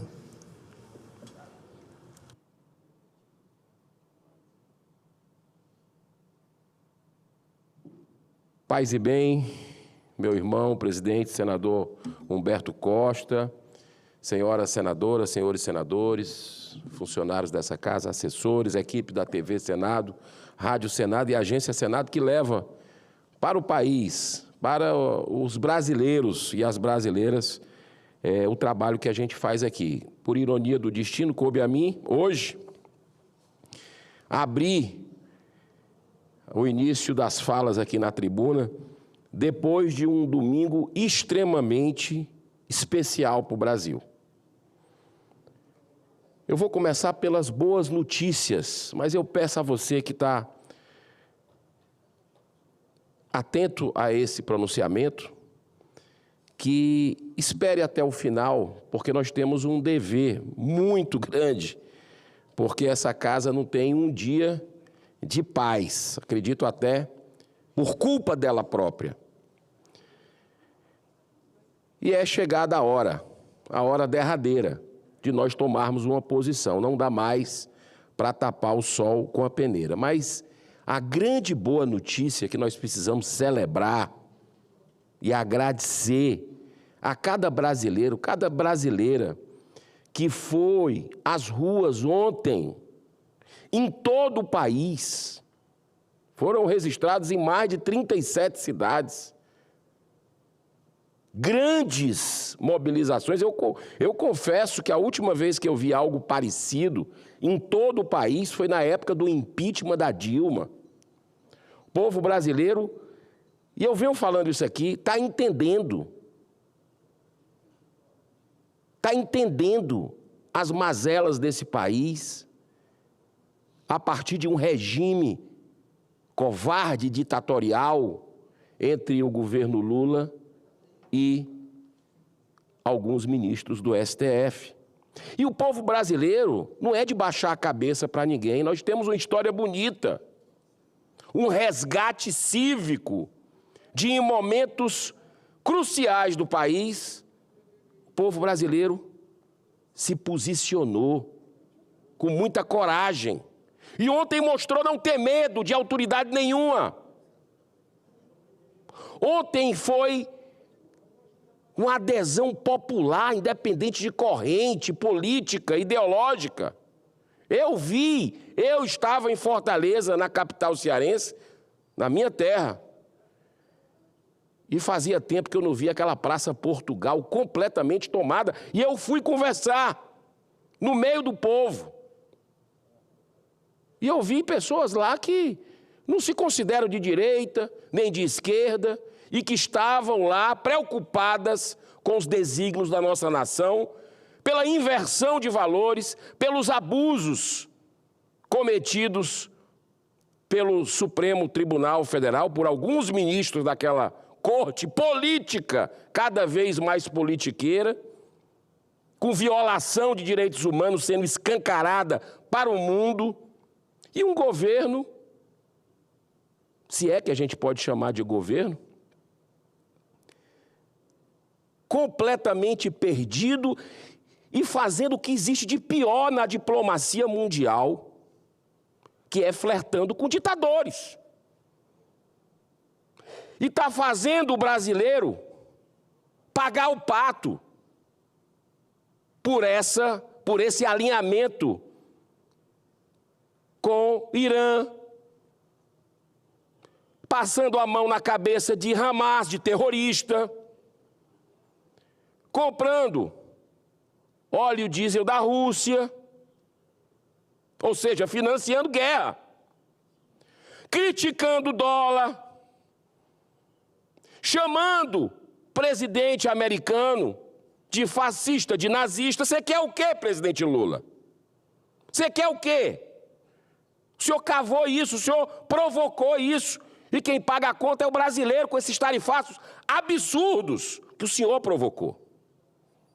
Está muito claro na carta do presidente, reiterada algumas vezes, assim como a ditadura implantada aqui pelo Supremo Tribunal Federal, que não poupa cidadãos americanos, nem empresas americanas. E aí é aquela velha história, a soberba precede a queda. Foi aí que vocês cegaram.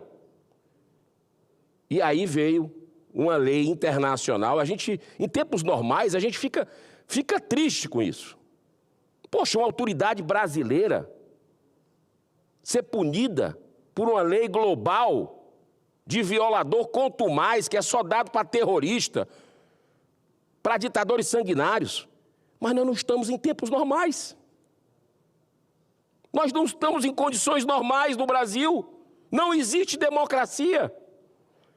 Então, para parar algo ferrenho que está colocando o Brasil num caminho pior do que o da Venezuela, eu digo pior, eu vou explicar por quê. Nós já estamos no caminho pior do que a Venezuela.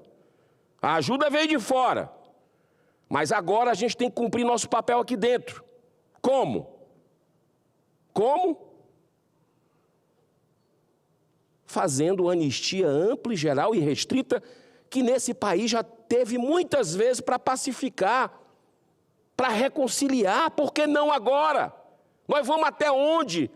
Nessa guerra insana de correntes políticas.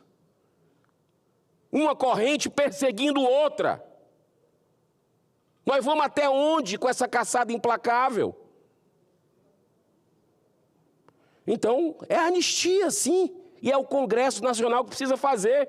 E ontem foi bradado em alto e bom som por milhões de brasileiros no país, clamando pela anistia. As pesquisas mostram já os brasileiros compreendendo tudo isso e apelando para que o Congresso se mova diante de tamanha injustiça. Nós já tivemos anistia para quem assaltou banco. Basta pesquisar.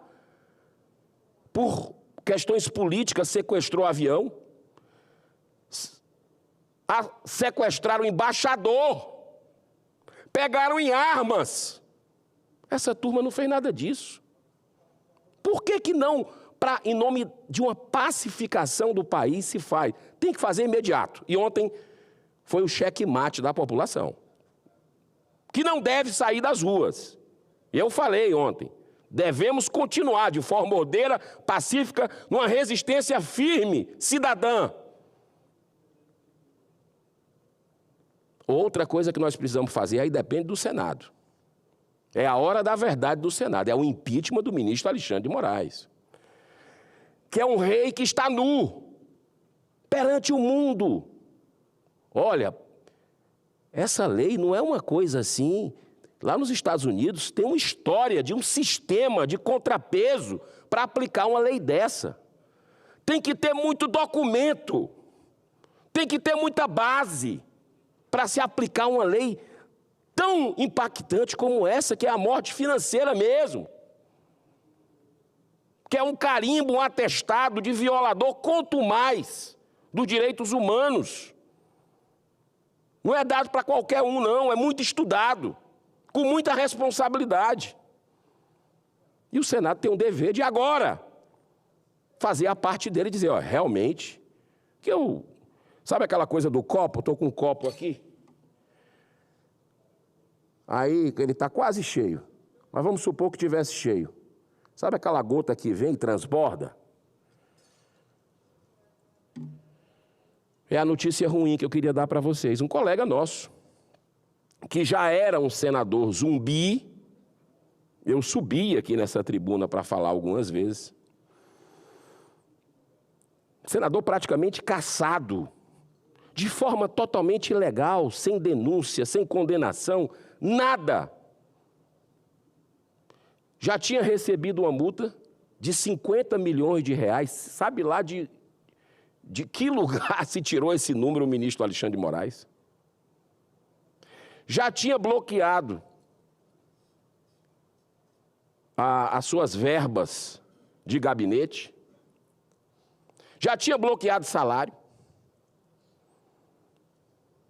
Já tinha bloqueado suas redes sociais. Ah, é democracia aqui no Brasil?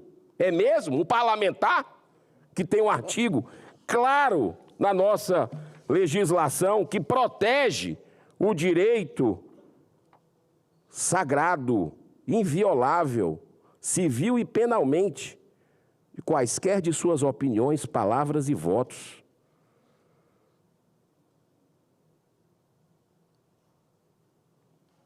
Ele já tinha a rede social bloqueada, uma extensão dessa tribuninha aqui, que eu tô. Aí começaram a dizer, cada entrevista que você dá, cada fala que você der, alguém repercutir, é 50 mil reais a mais para você. É um negócio sem limite, translocado, o que está acontecendo na Suprema Corte do Brasil. E todo mundo fica calado. Cadê os homens de bem desse país? Um senador da República está aí. Quem ainda duvidava, hoje, na chegada dele ao Brasil, porque ele foi passar férias, segundo ele avisou, não tinha nenhum tipo de proibição. Chegaram a dizer, uma boa parte da mídia, que ele fugiu, era um foragido. Ele disse que estava indo tirar férias com a família dele. Chegou lá, cortaram cartão, cortaram Pix, cortaram tudo para acabar com as férias da família dele. É desumanidade, com filha. Um senador que não saiu com malas de corrupção, como nós temos na história recente desse país, com Petrolão, Mensalão e tantas outras tragédias em relação à ética. Não tem nada disso, senador Marcos Duval. Aí quando chega no aeroporto hoje, depois da manifestação de ontem, do Brasil cobrando o Senado, cobrando o impeachment, aí vai lá, pega o cara e prende, que é uma prisão, é uma medida restritiva com tornozeleira eletrônica. Não vai poder sair final de semana. Uma série de outras medidas que aí o Senado Federal não vai ter jeito, vai ter que botar digital, porque também uma norma técnica da Casa, escrita por Diogo Novaes, advogado e analista legislativo do Senado, diz o seguinte: as medidas restritivas de liberdades impostas hoje ao senador Marcos Duval são passíveis de serem derrubadas por decisão da maioria absoluta do Senado, com fulcro no artigo 53, aquele que eu leio há pouco tempo, da questão que é inviolável, opinião, palavra e voto, e o artigo 2º diz o seguinte: desde a expedição do diploma, ele foi eleito pelo povo do Espírito Santo, os membros do Congresso Nacional não poderão ser presos, salvo em flagrante crime inafiançável. Nesse caso, os autos serão remetidos dentro de 24 horas à casa respectiva, aqui a Casa Revisora da República, no caso, para que, pelo voto da maioria de seus membros, resolva sobre a prisão. Está aqui, emenda constitucional número 35 de 2001, não tem como sair. Nós vamos ter que colocar digital. E aqui não cabe se é um senador de direita. Por favor, se é um senador de esquerda, se é um senador de centro, se é contra governo, se é a favor do governo. Isso é uma violação de um trabalho parlamentar num país que se diz sério. Num país que ainda tem gente que acha que tem democracia, que nós já perdemos há muito tempo. Mas está aqui. Está aqui. Um senador zumbi. Todo tipo de medida possível. Eu acho que isso só pode ser, senhor presidente, para humilhar essa casa, para desmoralizar de vez que o ministro Alexandre de Moraes tomou essa decisão, para desmoralizar. Ah, quer saber? Olha como eu não respeito aqui vocês. Não adianta, o mundo está me vendo como violador, não adianta sanção. Não adianta o povo se manifestar de forma ordeira, pacífica, dizer o que pensa. Vou pegar um senador eleito por vocês e vou colocar uma tornozeleira nele. E não é por corrupção, porque ninguém sabe. Ninguém sabe que ele não está condenado, não tem denúncia, totalmente ilegal o processo. Então, deixando claro que nós vamos ter esse momento. Agora, senhor presidente, nos 5 minutos que me faltam, eu tenho que voltar aqui com a gravidade da desumanidade que está acontecendo com pessoas, que podia ser qualquer um de nós aqui, qualquer um de que estava naquela multidão ontem, em todo o país. É só a gente ter o princípio da empatia, se colocar no lugar da pessoa. A gente já sabe, eu não vou repetir aqui, até para cumprir o tempo, eu não vou repetir as violações. Vou pegar só desse julgamento, que depois eu vou falar sobre ele essa semana, que se diz que foi dito pelo ministro Moraes que era transparente, mas na hora da cariação de Braga Neto, não podia passar. Para tomar celular de parlamentar, de advogado, não podia filmar. Né? Quer dizer, a verdade está aí. Será que é por isso que não querem que a verdade venha? Para censurar o que a gente diz? É por isso que querem controlar as redes sociais? O próprio STF, que também desmente que não está legislando sobre isso. Pensa que a gente é bobo. Pensa que todo mundo é tolo. Tem gente que pensa. Agora, essas inúmeras violações com brasileiros, milhares de brasileiros que estão hoje censurados, presos, passando todo tipo de provação, sem direito à dupla jurisdição constitucional, sem direito aos seus advogados, muitas vezes, ao acesso aos autos, algo basilar de um devido processo legal, sem terem a ampla defesa, o contraditório, sendo julgados por um ministro que é, ao mesmo tempo, a vítima, que se confessa como vítima, que é o julgador, que é o promotor, muitas vezes, é o dono de tudo, que se acha o dono do Brasil. Agora, eu tenho que mostrar para a gente entender o que está acontecendo. Olha essa senhora aqui, a dona Iraci Nagoshi. Eu botei grande aqui até para não ter como. A dona Iraci Nagoshi. Essa senhora, essa brasileira, sem prova de nada, mais uma daqueles copia e cola para condenar brasileiro. Ela passou por uma cirurgia delicada no fêmur e menos de 24 horas após a cirurgia, a polícia foi recolocar a tornozeleira dela dentro do hospital. A defesa afirma que, mesmo com os graves problemas de saúde, ela está dormindo no chão, presa. No chão da cela. E sem tratamento médico. Olha o tipo de barbaridade que essa mulher está passando. Pô, você vai colocar a cabeça no travesseiro e dormir vendo uma injustiça dessa? Eu vou te falar, 72 anos. Agora, para encerrar, olha esse caso. O primeiro preso político depois da redemocratização do país. Olha só. Olha a foto aqui da perna do ex-deputado Daniel Silveira. Você sabe o que está acontecendo com ele nesse exato momento, enquanto a gente está aqui no Bem Bom? O médico dele suspeita de uma infecção sanguínea, de um derrame articular também, solicitando que ele seja levado imediatamente ao hospital, pois está apresentando febre altíssima. Ele fez uma cirurgia, já foi remetido direto para o presídio, apresenta febre, segundo as informações, 2 dias seguidos. E o ministro Alexandre de Moraes, olha só a decisão dele sobre esse caso humanitário. Ele pediu que o presídio se manifeste sobre a possibilidade de tratá-lo dentro da unidade prisional. Como é que vai tratar?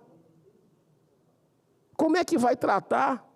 Suspeita de sepsis, uma infecção sanguínea e de um derrame articular. Então, senhor presidente, assim, eu confesso para o senhor que eu fico com muita vergonha,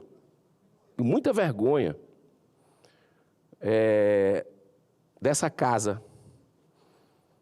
Mas eu não perdi a esperança, não. Pode ter certeza que até o último minuto que eu estiver aqui, se Deus permitir, me der saúde, até 2027, no dia 1º de fevereiro, dia 31 de janeiro, porque primeiro já assume outro senador, eu vou lutar para que essa casa se engrandeça como ela deve, e como sempre foi, no conjunto da obra do Senado Federal de 200 anos. A coisa vem degringolando, degradando, de poucos anos para cá. Pelo menos quando eu cheguei em 2019, foi o avassalador a deteriorização dessa casa. Mas eu vou lutar por ela, porque ela é importante para a democracia.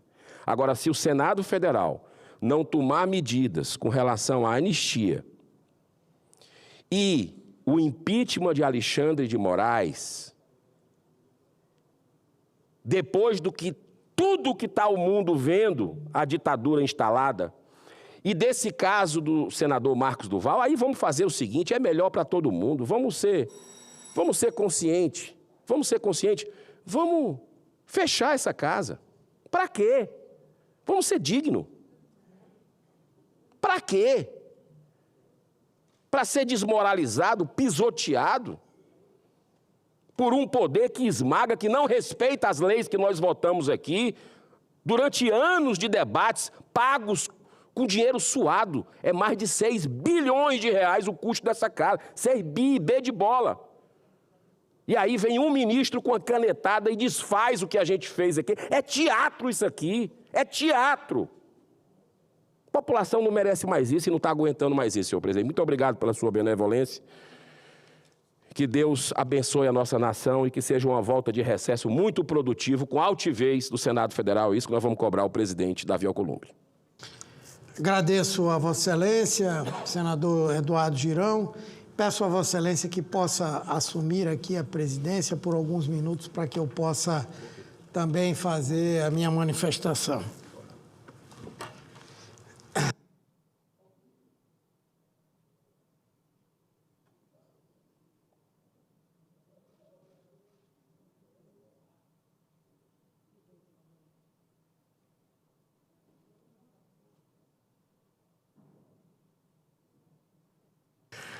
Com a palavra, o senador Humberto Costa, do estado de Pernambuco. O senhor tem 20 minutos com a tolerância da casa para o seu pronunciamento, senador Humberto.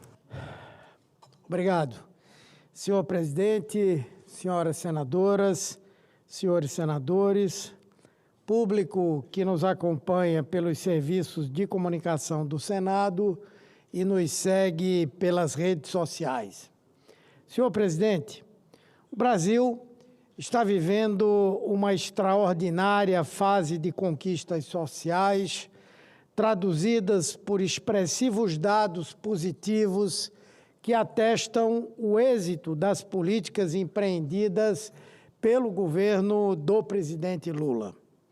Foi com muita alegria que recebemos a notícia da Organização das Nações Unidas de que o nosso país conseguiu, graças ao empenho do nosso governo, sair do mapa da fome para onde havia sido devolvido pelas gestões de Temer e Bolsonaro.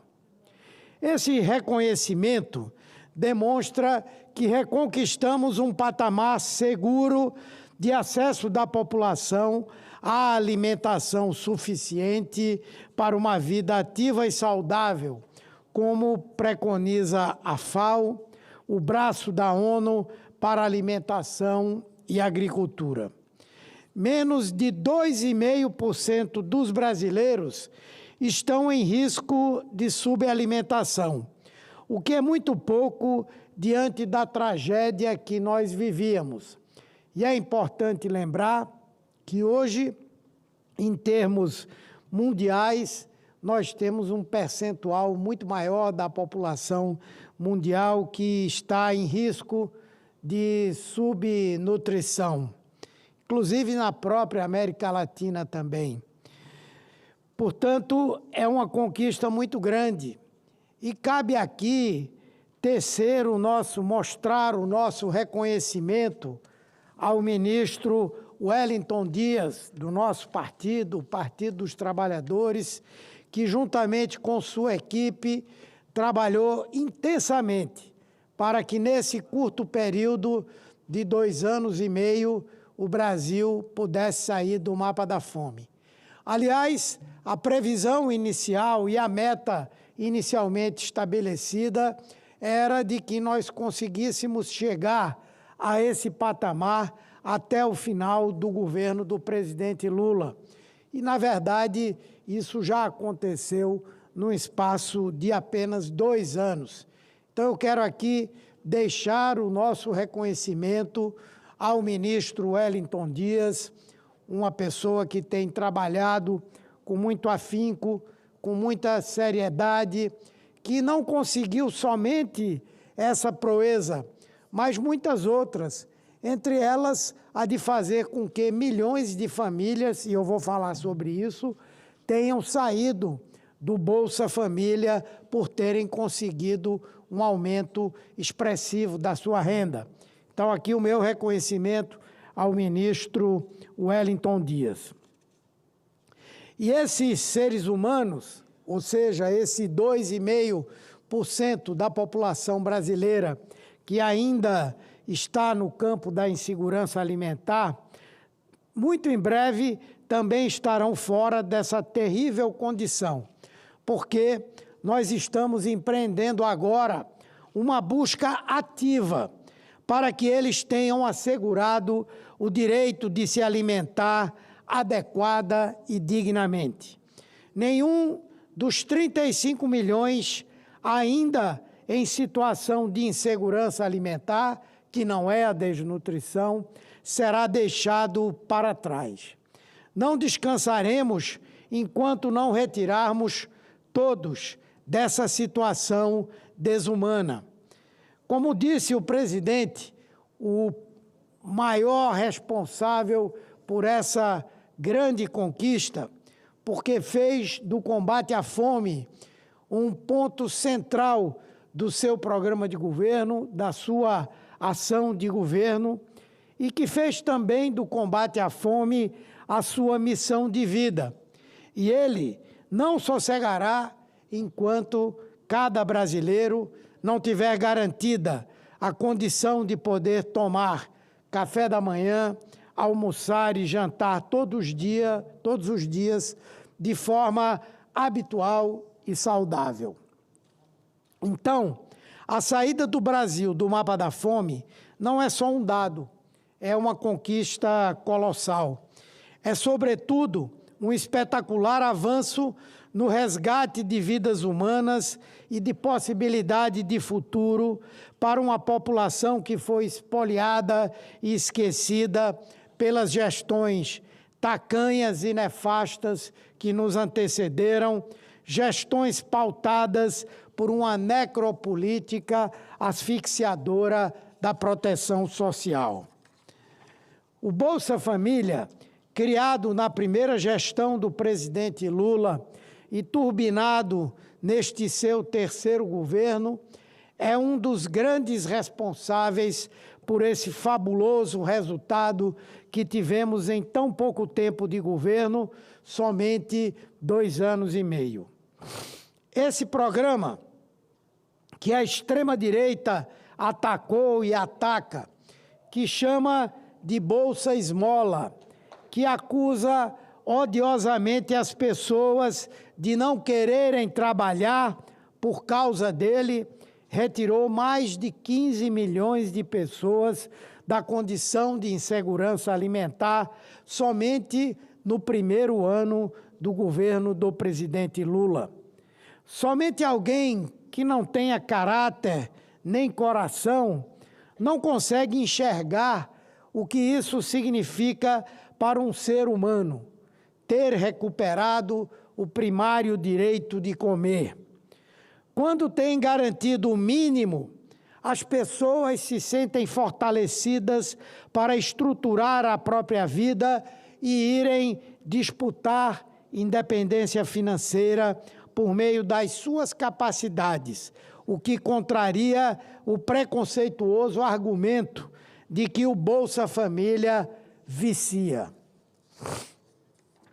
Somente no mês passado, mais de 1 milhão de domicílios, ouçam bem, por favor, mais de 1 milhão de domicílios deixaram de receber o benefício por terem alcançado o aumento da renda. É um público ainda protegido por outra medida, uma medida muito justa, implementada pelo Ministério do Desenvolvimento Social, que se chama Retorno Garantido, que assegura a volta da família à regra de proteção caso ela reingresse na situação de pobreza. Ou seja, digamos que uma família como essas milhões de famílias que já saíram do Bolsa Família tiverem novamente uma perda de renda e voltarem a uma condição de queda dos seus rendimentos, elas podem automaticamente demandar o retorno ao recebimento do Bolsa Família. Isso, inclusive, é um argumento que desmente frontalmente a fake news de que tem muita gente que não quer trabalhar porque tem medo de perder o Bolsa Família. Não é verdade. Tem medo de trabalhar para não ter o aumento da renda e perder o Bolsa Família. Isso não é real. Além de ter um tempo, de existir um tempo em que as pessoas, mesmo tendo alcançado esse aumento de renda, elas podem continuar recebendo o benefício, existe essa regra, que é a regra de proteção, que faz com que alguém que tenha sofrido um declínio do valor da sua renda possa imediatamente e automaticamente pedir o retorno ao programa Bolsa Família. Então, não é por medo de perder o Bolsa Família que muita gente não vai trabalhar. Para esses que ficam dizendo, olha, eu tenho um negócio e hoje meu negócio não tem gente para trabalhar porque o pessoal está no Bolsa Família e aí fica acomodado, tem preguiça. O presidente Lula disse muito bem por que é que essas pessoas não conseguem contratar trabalhadores. É porque, hoje em dia, se não pagarem salários minimamente justos, as pessoas sabem que não vão morrer de fome porque estão absolutamente sem ocupação. Então, a regra de proteção é algo espetacular que dialoga com outro indicador extremamente animador, que é a situação de emprego no nosso país. No segundo trimestre deste ano, o desemprego caiu a 5,8%. O menor nível da nossa história. Vamos lembrar isso, o menor nível da nossa história. O Brasil está caminhando para o pleno emprego e as políticas do nosso governo têm feito com que o desemprego caia cada vez de forma mais intensa e mais rápida. Exemplos disso é o fato do crescimento do país. O produto interno bruto do Brasil tem crescido de um modo que nem os economistas brasileiros, nem os economistas estrangeiros poderiam prever, poderiam adivinhar, digamos assim. Adivinhar não, porque as coisas estão acontecendo, não são por sorte nem por adivinhação, mas pelo trabalho sério que o governo está fazendo. O crescimento do PIB leva ao aumento da atividade econômica, consequentemente. Leva à geração de novos empregos. Leva ao aumento da renda da população. E, consequentemente, também nós vamos ter uma diminuição do desemprego. Estamos caminhando vivamente para uma situação de pleno emprego, a mesma a que chegamos nos governos anteriores do presidente Lula e da presidenta Dilma. Chegamos ao maior nível de ocupação e de trabalhadores com carteira assinada de todos os tempos. Vejam, a redução do desemprego não se dá principalmente pelo trabalho informal. mas é exatamente pelo crescimento dos empregos com carteira assinada, empregos formais, com a plenitude dos direitos garantidos pela CLT. Chegamos ao maior nível, como eu disse, de trabalhadores com carteira assinada em todos os tempos. Isso mostra que as pessoas estruturadas pelo Bolsa Família podem conseguir empregos e, consequentemente, com o aumento da renda, deixar o benefício para receber seus próprios salários e organizar a vida independentemente de programas governamentais. Não à toa, a renda média no Brasil alcançou no ano passado o maior nível de toda a história, com o valor de R$ 3.057, superior à maior marca conquistada até então, em 2014, durante o governo da presidenta Dilma, que foi de R$ 2.974. A renda do trabalho dos mais pobres subiu 10,7% no ano passado, um ritmo de crescimento 50% maior do que o verificado entre os 10% mais ricos. Isso significa também redução, diminuição das desigualdades. A escolaridade entre os mais pobres também cresceu 2%. E olhe que é por intermédio da educação, na mais ampla parte, que as pessoas conseguem migrar de uma situação de pobreza para uma situação de ter uma perspectiva de futuro para si e para as suas famílias. Então, é uma prova inconteste de que nosso governo está gerando mais crescimento, mais redução de pobreza com base em distribuição de renda, algo que não acontecia havia muitos e muitos anos. É por isso que também estamos experienciando, como resultado, a maior redução da desigualdade social dos últimos anos no nosso país. De 99 indicadores, 66 tinham tido sensível melhora sob o governo do presidente Lula até o primeiro semestre deste ano. É um governo de trabalho, de ação e, sobretudo, de muitos resultados positivos. O PIB está crescendo e a inflação está absolutamente sob controle. Hoje, novamente revisada para baixo, segundo o boletim Focus do Banco Central, pela 10ª semana consecutiva. E tudo isso a despeito da extorsiva taxa de juros de 15% que impede avanços econômicos maiores. Talvez seja até por isso que aqui nesse plenário nós deixamos de ouvir os discursos inflamados da extrema-direita falando contra a inflação dos alimentos. Hoje caiu o preço do ovo, caiu o preço da carne, caiu o preço do arroz, vai cair o preço do café, vão cair o preço das frutas, caiu o preço do combustível, apesar dos tubarões da distribuição de combustíveis no Brasil não incorporarem aos preços nas bombas de gasolina a redução que o governo do presidente Lula tem feito o tempo inteiro. E a inflação vai cair ainda mais nesse período do nosso governo.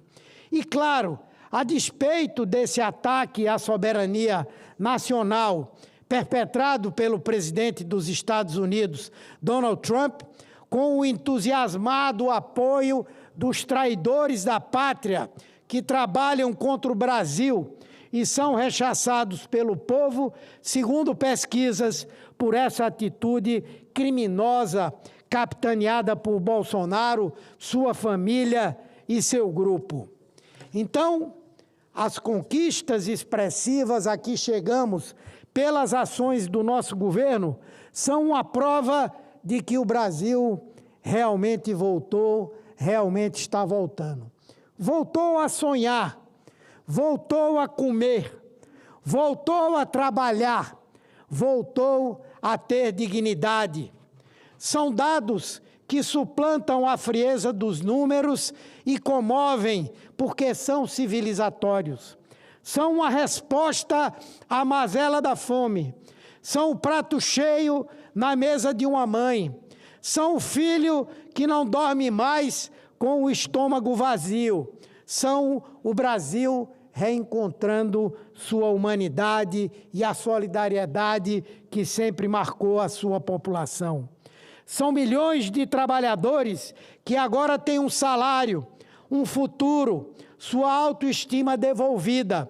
São homens e mulheres que voltaram a ter propósito, que movimentam a economia com a dignidade das suas competências e dos seus talentos.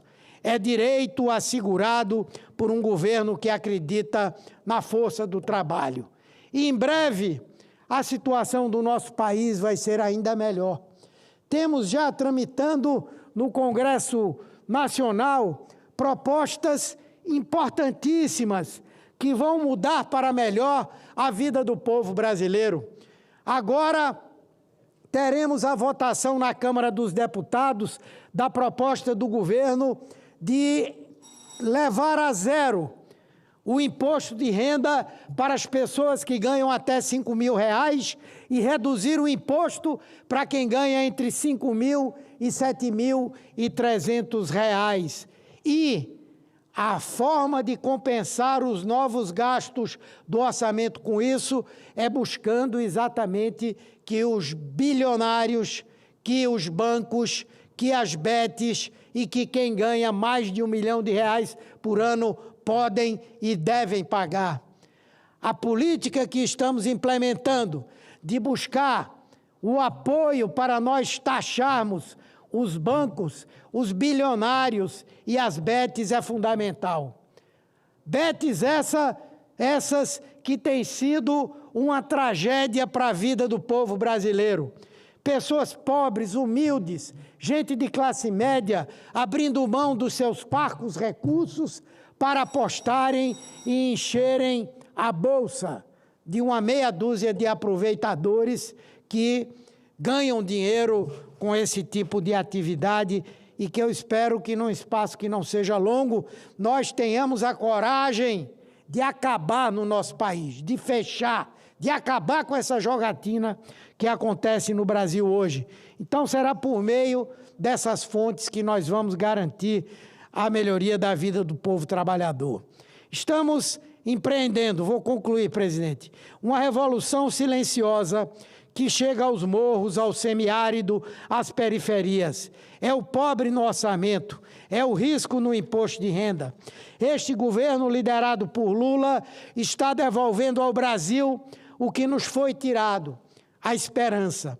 Esperança que não é passiva, mas ativa, que se traduz em ação, em decisão política, em coragem de enfrentar os privilégios para garantir os direitos, porque governar é isso, escolher de que lado da história se quer estar, é eleger prioridades. E o presidente Lula já escolheu. Ele está, como sempre esteve, ao lado do povo, povo que ele cuida e que ele tem como sua prioridade de vida. Muito obrigado a todos e a todas. Muito obrigado, senador Humberto Costa, do estado de Pernambuco. O senhor vai assumir a presidência aqui? Pronto, eu já vou passar a presidência novamente para o senador e daqui a pouco teremos, por um acordo, uma permuta de falas, o senador veneziano cedeu para o senador Chico Rodrigues, depois senador veneziano e, por último, senador Márcio Bittar. Ótima semana a todos.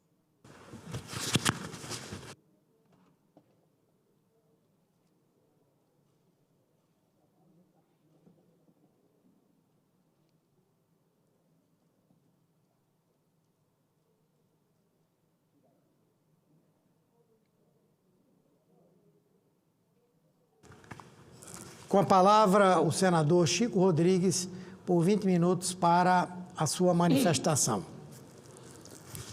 Meu caro presidente, senador Humberto Costa, meus colegas senadores, e quero aqui agradecer ao senador veneziano Vital do Rego pela inversão na nossa fala, porque por compromisso com prefeitos do nosso gabinete, e ele sempre gentil, generoso, como é o nosso querido amigo. Então, eu quero aqui hoje, senhor presidente, senhoras e senhores senadores, comentar um tema que é um tema recorrente hoje da vida nacional e, por que não dizer, da vida global. O Brasil vem enfrentando, neste momento, uma das mais sérias crises diplomáticas com os Estados Unidos, marcada por decisões unilaterais daquele país que impõem duras barreiras comerciais aos nossos produtos. Na semana anterior, o presidente Donald Trump isentou do tarifaço alguns produtos que correspondem a cerca de 45% da nossa pauta de exportações. Porém, mais de 35% dos nossos produtos ainda estão sujeitos a tarifas de 50%, como é o caso do café, da carne, pescado e frutas. Todavia, como toda crise, esta também lançou luz sobre um ponto que não pode ser ignorado: os minerais estratégicos brasileiros, em especial as chamadas terras raras, passam a ocupar o centro do debate geopolítico global e do interesse, obviamente, nacional, do interesse do nosso país. É preciso que se diga com todas as letras: o Brasil é uma potência mineral adormecida. O Brasil, senhor presidente, tem a 7ª maior reserva mundial de lítio já descoberta. As maiores reservas do mundo estão numa área não muito distante de nós, entre a Bolívia, o Chile e a Argentina. Evidentemente, o potencial de novas descobertas em solo brasileiro é muito grande. Quanto ao nióbio, temos a maior reserva descoberta no mundo. Cerca de 95% das reservas mundiais estão no nosso país. E o nióbio, que é o mineral do século XXI, estratégico para todos os países desenvolvidos. Segundo o relatório do Serviço Geológico dos Estados Unidos, nosso país detém 23% das reservas conhecidas de terras raras do mundo, mas responde por menos de 1% da produção global. Isso porque grande parte dessas riquezas encontram-se na Amazônia, regiões de grande sensibilidade ambiental, é bem verdade, e a nossa legislação, apesar de essencial para proteger os nossos biomas, e nós o defendemos, e também os povos tradicionais, hoje emperra qualquer avanço estratégico para esse setor fundamental para a economia do Brasil. Enquanto isso, outras nações, como a Ucrânia, assinam acordos históricos com os Estados Unidos para explorar seus minerais em troca de segurança e reconstrução. A China, por sua vez, já domina 60% da produção e 90% do refino global de terras raras. A própria OTAN, Organização do Tratado do Atlântico Norte, declarou que o suprimento desses elementos é vital para a sua superioridade tecnológica e operacional militar. E o governo Trump não esconde mais sua prioridade, ou seja, busca garantir o acesso a esses recursos onde quer que eles estejam. E eu pergunto, em meio à escalada da guerra tarifária entre os Estados Unidos e China, as duas maiores economias do planeta, o governo dos Estados Unidos decidiu suspendendo temporariamente as restrições à exportação de tecnologia para a China, mesmo após duras acusações de violação de acordos anteriores. E o motivo, senhores e senhoras? Qual o motivo? O interesse estratégico dos Estados Unidos em garantir acesso contínuo às terras raras e aos ímãs produzidos pelo país asiático. Trata-se, na prática, de um reconhecimento explícito. Quem detém o controle das terras raras detém também a capacidade de moldar o futuro tecnológico do mundo. As negociações que vinham travadas por meses foram destravadas, não por concessões ideológicas, mas pela necessidade pragmática de assegurar suprimentos para setores estratégicos como inteligência artificial, microeletrônica, defesa e energias renováveis, o que o Brasil está na vanguarda da renovação de fontes renováveis. O secretário de Comércio dos Estados Unidos chegou a afirmar que a retomada das vendas de chips de empresas estadunidenses à China estava diretamente ligada a tratativas sobre esse mineral essencial.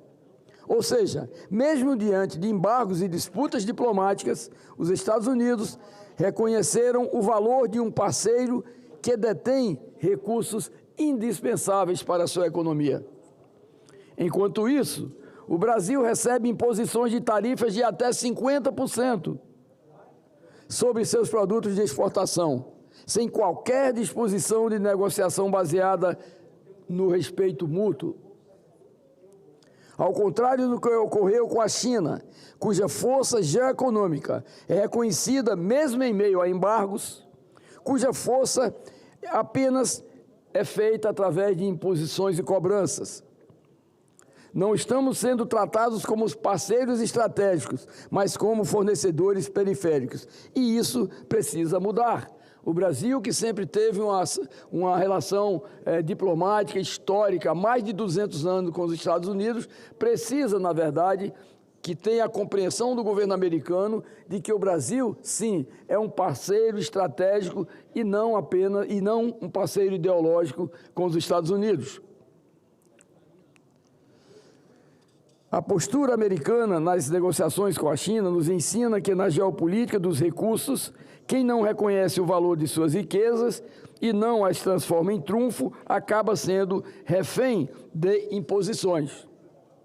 Chegou a hora de o Brasil estabelecer uma nova agenda mineral, moderna, soberana e voltada para os interesses nacionais. Isto, sim, é soberania. E eu pergunto, o que impede um país soberano de explorar suas riquezas para desenvolver sua indústria, gerar empregos e garantir oportunidades para o seu povo? A soberania que precisamos defender não é apenas o direito de dizer não ao estrangeiro, é o direito de dizer sim ao desenvolvimento nacional e à nossa capacidade de liderança na pauta da transição energética global. É o poder de transformar esse potencial em progresso para os nossos mais de 215 milhões de brasileiros.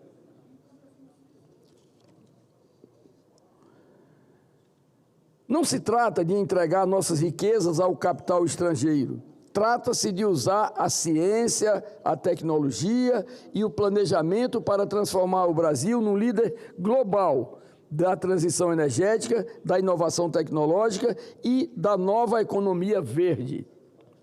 Trata-se de romper o ciclo histórico da dependência colonial, no qual exportamos matéria-prima bruta, importamos tecnologia cara, elaborada e distante dos nossos centros de desenvolvimento tecnológicos.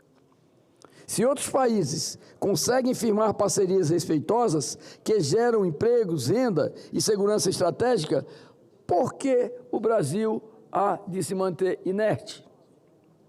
Não podemos continuar prisioneiros de travas burocráticas e ideológicas, enquanto o mundo corre por recursos que nós temos em abundância.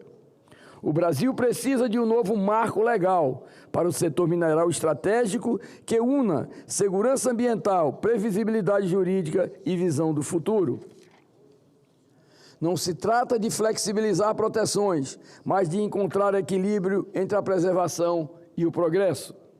Modestamente, para contribuir com um primeiro passo nessa direção, apresentei 2 proposições legislativas no Senado.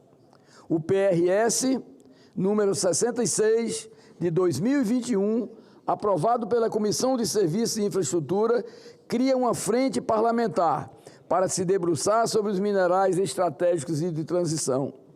Peço ao presidente Davi Alcolumbre que possamos aprová-lo com celeridade na próxima reunião da Comissão Diretora do Senado, para que esta Casa possa ter um grupo dedicado a essa pauta, neste momento tão estratégica para os interesses do nosso país.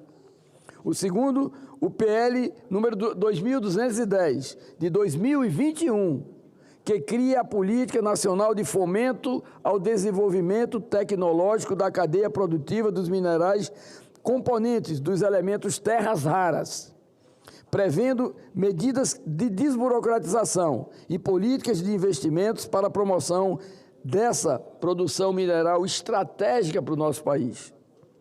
Na Comissão de Meio Ambiente, a matéria recebeu parecer favorável do senador Messias de Jesus, meu colega senador do estado de Roraima. Peço o apoio do presidente da comissão, senador Fabiano Contarato, para que essa matéria possa ser pautada na sua comissão e discutida. Senhor presidente, não podemos perder essa imensa oportunidade de mudar a história do povo brasileiro. A exploração mineral de nossos recursos dentro de um modelo sustentável, e é o que nós defendemos, o que aqueles que estão dentro desta cadeia dos minerais defendem, um processo com um modelo sustentável, podendo e devendo ser o motor do desenvolvimento para o Brasil. Está nas nossas mãos mudar essa realidade. Portanto, senhor presidente, em função, cada momento apresenta uma oportunidade, cada momento há um despertar desse grande gigante que é o nosso país. E, obviamente, em função desses embargos, que aqui não queremos questionar, porque o governo americano, o presidente Trump, tem os seus interesses, o interesse do seu país a defender, nós, claro, que nós respeitamos as decisões delegadas, principalmente pelo dirigente maior de um país. E o governo americano tem as suas razões. No entanto, o Brasil, que sempre foi um parceiro estratégico, que numa relação de reciprocidade permanente teve e mantém essa relação com os Estados Unidos, seria necessário que fosse redefinido pelo governo americano, pelo presidente Donald Trump, uma nova política para que nós não fôssemos tão penitenciados. Nós que exportamos a carne em abundância para os Estados Unidos, nós que exportamos o suco de laranja para os Estados Unidos em abundância, nós que exportamos o café, que hoje faz parte da dieta americana, o café exportado pelo nosso país, e tantos outros produtos nessa relação de mercado importantes para os dois países. Nós aqui queremos e pedimos e entendemos que essas relações elas devem ser, na verdade, reafirmadas, ratificadas, fortalecidas, para que Brasil e os Estados Unidos não possam ficar num fosso da história. Possamos ficar, assim, na superfície, continuar com a mesma carinho que o governo americano tem. E ontem me surpreendeu, no Fantástico, uma declaração do presidente Donald Trump, que o que sai da boca é o que vem do coração. Ele disse: eu amo o povo brasileiro. Mas quem ama não maltrata. Quem ama abraça e dá melhores condições e um tratamento, principalmente nesse momento de crise global em que nós vivemos. Portanto, nós aguardamos, esperamos o bom senso, a sensibilidade do presidente Donald Trump, que tenho certeza, ele com aquele seu jeito parece até impulsivo, mas tenho certeza que ele tem o coração mole, o coração leve e sabe, conhece, tem certeza de como é bom se ampliar cada vez mais numa relação de reciprocidade as relações Brasil e Estados Unidos. Então, era esse depoimento que eu gostaria de deixar aqui hoje, senhor presidente, e que fosse registrado em todos os meios de comunicação do Senado. Obrigado, senador Francisco Rodrigues. Convoco para fazer uso da palavra o senador Veneziano Vital do Rego, do MDB da Paraíba, e agradeço a Vossa Excelência Senador Chico Rodrigues.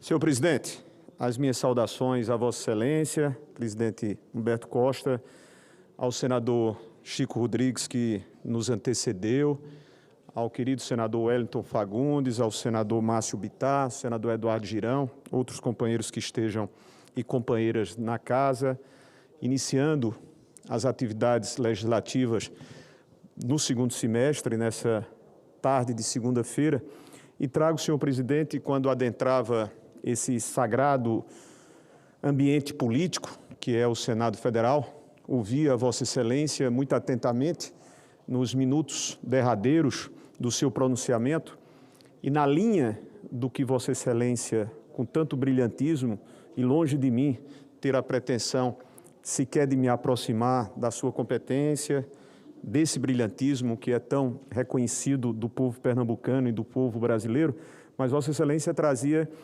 um dos assuntos que faço questão aqui de mencionar, de pontuar e de ressaltar.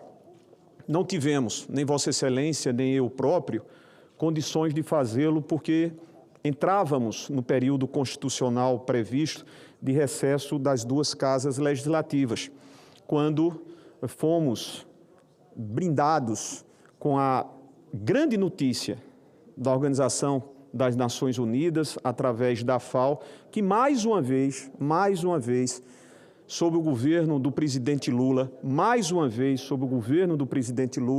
o Brasil era retirado do mapa da fome. Eu já fui prefeito da cidade de Campina Grande, e quando a gente ocupa um mandato de executivo, seja nos 3 níveis, em qualquer um destes, nós desejamos realizações de obras que são importantes nas naturezas que cada uma delas detém. Mas penso que a maior que se pode ter em termos de conquista, senador Chico Rodrigues, senador Márcio Bittar, é a de enxergar que o seu povo, seja este administrado localmente, seja este administrado em nível estadual ou em nível federal, não sofre, não padece com uma das maiores, mas a maior delas, que é exatamente a miséria, que implica dizer a fome. E sob o governo anterior, presidente Humberto Costa, meu amigo, minha amiga que está a nos ouvir, sob o governo anterior do ex-presidente Jair Bolsonaro, o Brasil voltou infaustamente, e isso não é um pronunciamento de um integrante da base de governo, como sou eu, como é o presidente Humberto Costa, mas são realidades frias e dolorosas de números trazidos e constatados ao final de 2021 e 2022, nós passamos a ter mais de 30 milhões de homens, mulheres, crianças, cidadãos e cidadãs de todas as idades com a vicissitude maior, dolorosa, que é a de sentir fome, que é a de não ter o prato de comer, foste ou estivessem nesse prato um pão, um ovo, quiçá uma bolacha, uma xícara de café com leite. É não ter a oportunidade de chegar, meus queridos companheiros de trabalho, nós que temos e nunca soubemos absolutamente o que é sentir essa fome, chegar no almoço e não ter o feijão, o arroz, ou à noite ter a sua sopa, ter a sua canja. Ao término do período anterior, não neste, do governo anterior, o Brasil era assolado de novo e passava a ser incluído de novo no mapa da fome, entre outros países, por completa ausência de sensibilidade. Mas não é apenas a sensibilidade política, que muitos agentes políticos podem não tê-la. É a sensibilidade humana que não tinha o ex-governante para se sentir mal, se sentir constrangido, se sentir condoído com um número estratosférico que muitas das vezes significa ser um número maior do que populações de diversos outros países. 33 milhões.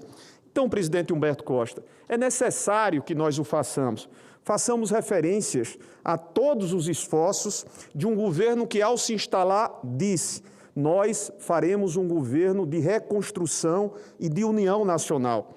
E uma das iniciativas que nós estamos vendo em menos de 3 anos é exatamente o de, na conjugação de esforços, de competências, de atribuições espalhadas pelos nossos ministérios, a partir, e aqui, diga-se de passagem, todas as nossas congratulações ao seu colega de partido, querido e ex-integrante desta casa, não, integrante, mas emprestado à condição de ministro, senador Wellington Dias, a sua equipe, a equipe do ministro Paulo Teixeira, de todos aqueles que estiveram envolvidos sob o comando do presidente Lula para que nós pudéssemos estar vibrantes, felizes. O Brasil chega a menos de 2,5%, que é o percentual no qual um país passa a estar a integrar o mapa da fome. Então merece todas as nossas saudações, com todos os projetos. A gente fica muito triste, senador Humberto, meus companheiros e minhas companheiras, principalmente aos senhores e senhoras, quando nós observamos, quando nós vemos iniciativas, e Vossa Excelência também mencionou, uma importantíssima, que no respeito ao calendário da Câmara Federal, nós já poderíamos ter avançado, que é a aprovação da proposta do imposto de renda isento, zero, para aqueles que recebem até R$5.000 e que também terão que pagar menos aqueles que entre R$5.000 e R$7.500 recebem. Essa matéria já deveria ter sido aprovada, quiçá o seja nesse segundo semestre. Mas quando nós ouvimos, na ausência, diga-se de passagem, de discursos que efetivamente se façam consistentes por parte dos oponentes, por parte da oposição, de que o Brasil precisa de um novo governo, que o Brasil não pode continuar com um governo que não faça o ajuste fiscal, na mente deles, esse ajuste fiscal sempre tem que cair nas costas, nos ombros dos que menos capacidade possuem de resistir. E quem são esses? São aqueles que passaram fome, que ainda têm as suas vicissitudes, que ainda padecem de necessidades.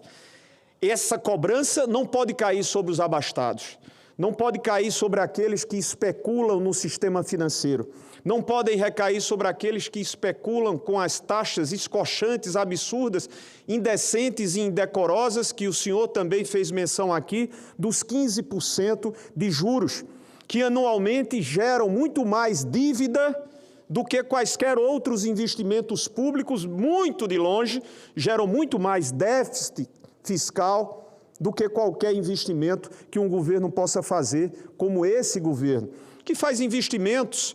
E aqui também, oportunamente, porque não tive chances, eu e todos os senhores e senhoras, de fazê-lo, nos novos 2 anúncios que nós tivemos do PAC da Saúde e do PAC da Educação. O seu estado, de certo, foi agraciado, como todos os demais outros estados que integram o nosso continente brasileiro, porque somos um continente. O estado da Paraíba também agradece. E em nome dos paraibanos e das paraibanas, aqui estou, como integrante da bancada, a dizer obrigado.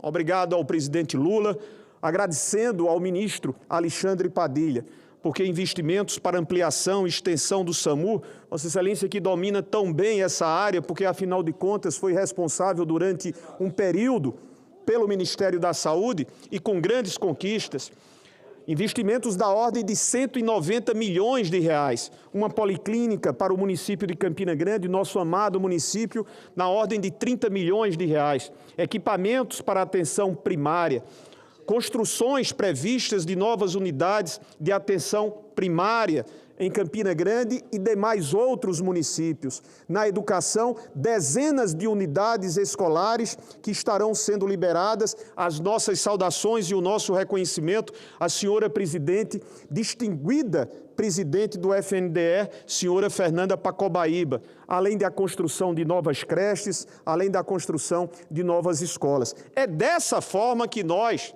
fazemos política. É desta forma que nós cremos num país diferenciado, num país que possa respirar um pouco mais de igualdade. São menções, portanto, que gostaria de fazer nesse início de atividades legislativas, nesse segundo momento. Numa semana, presidente Humberto, senador Isalci, meus companheiros e minhas companheiras, num momento e numa semana de inquietudes, porque daqui a 2 dias, precisamente quarta-feira, nós estaremos tendo o início da famigerada vigência do tarifaço imposto por uma figura caricata, por um doidivanas ou por simplesmente um cidadão que pratica o mal, mas não pratica o mal ou não deseja praticar o mal tão somente para outras nações, como abatendo-se sobre os brasileiros, milhares e outras tantas milhares de brasileiros que perderão os seus postos de trabalho.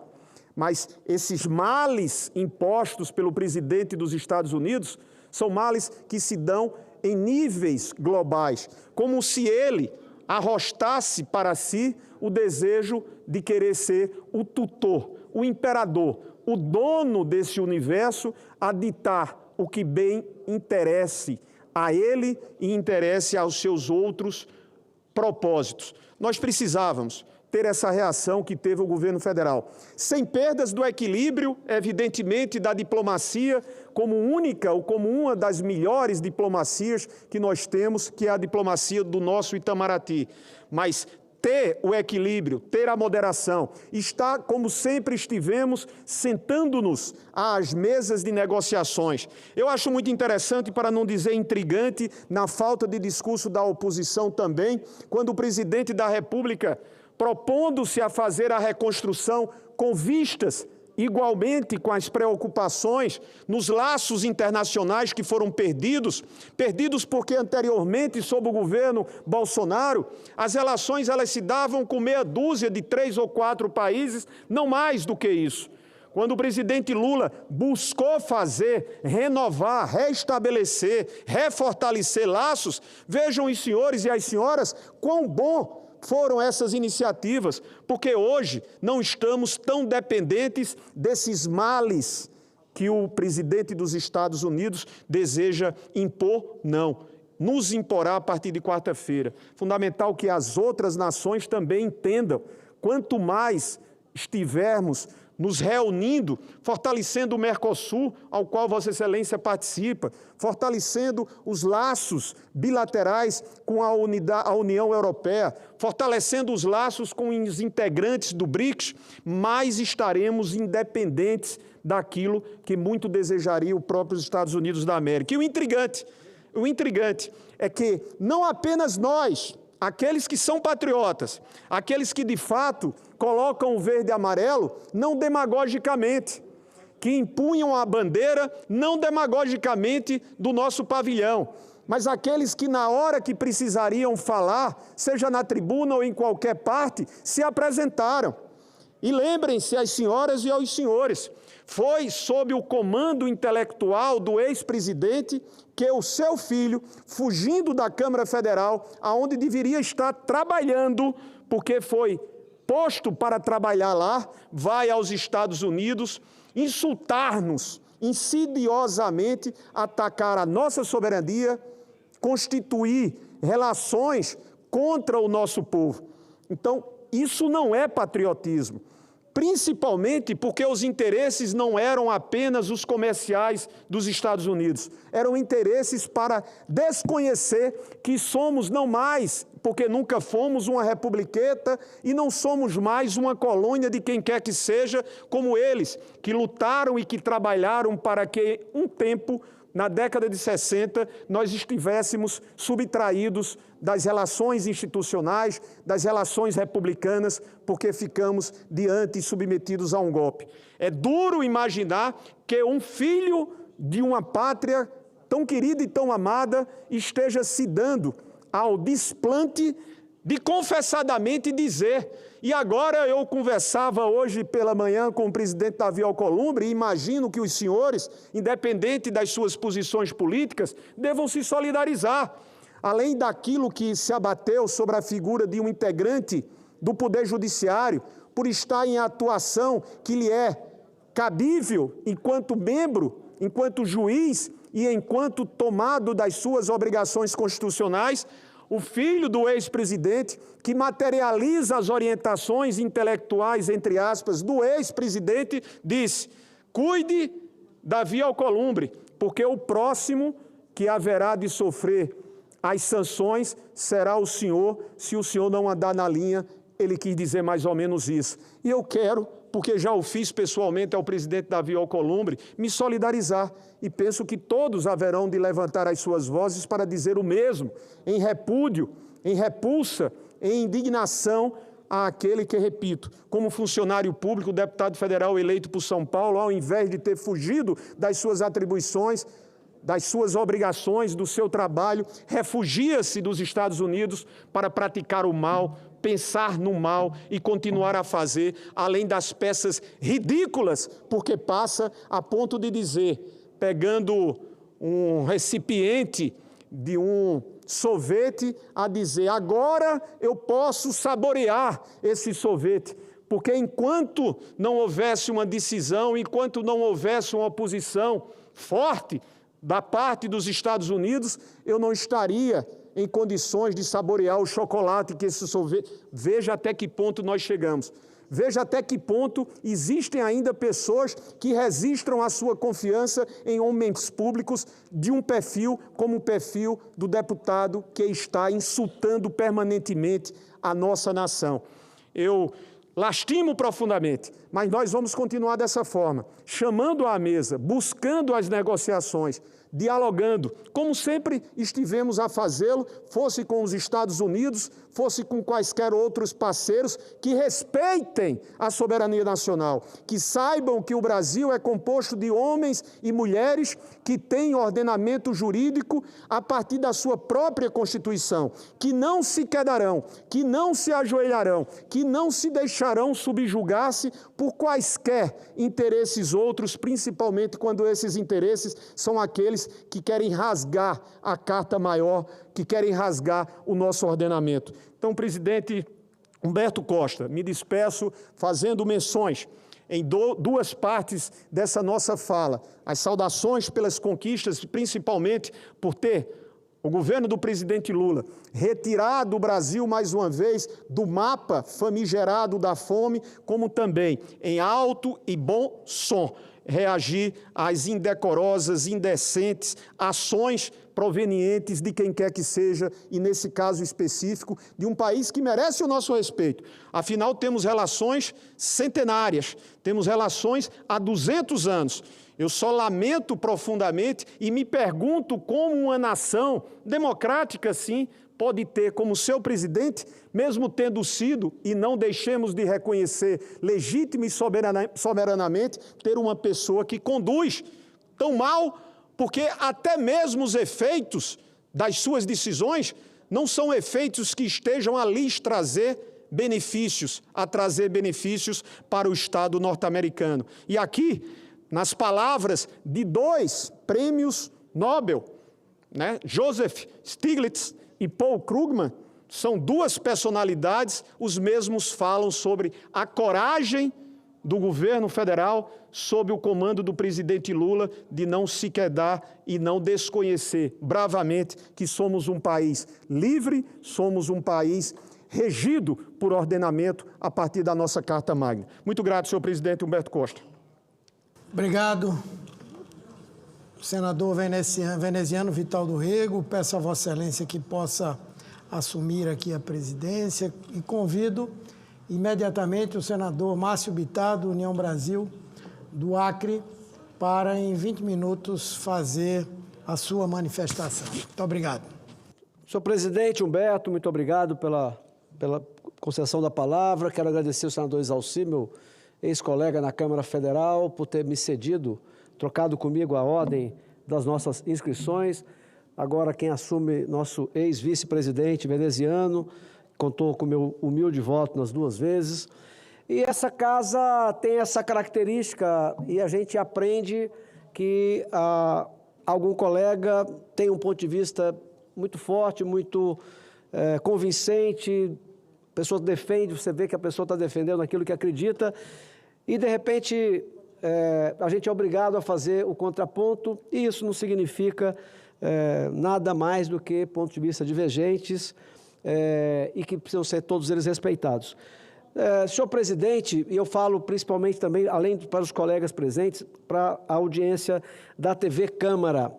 O interessante é que quando a esquerda, notadamente a presidente do PT, a Gleice Hoffmann, o Lindbergh Farias, enfim, quando o ex-advogado, hoje ministro Zanin, aliás, muito competente, queria que ele fosse o advogado do nosso time, mas enfim, à época como advogado do presidente Lula, não faltaram rodadas dessa turma da esquerda a denunciar mundo afora o que eles consideravam no Brasil que era uma quebra, uma violação dos direitos humanos. Eles diziam que o presidente Lula estava preso irregularmente, que não teria sido, que era uma prisão política.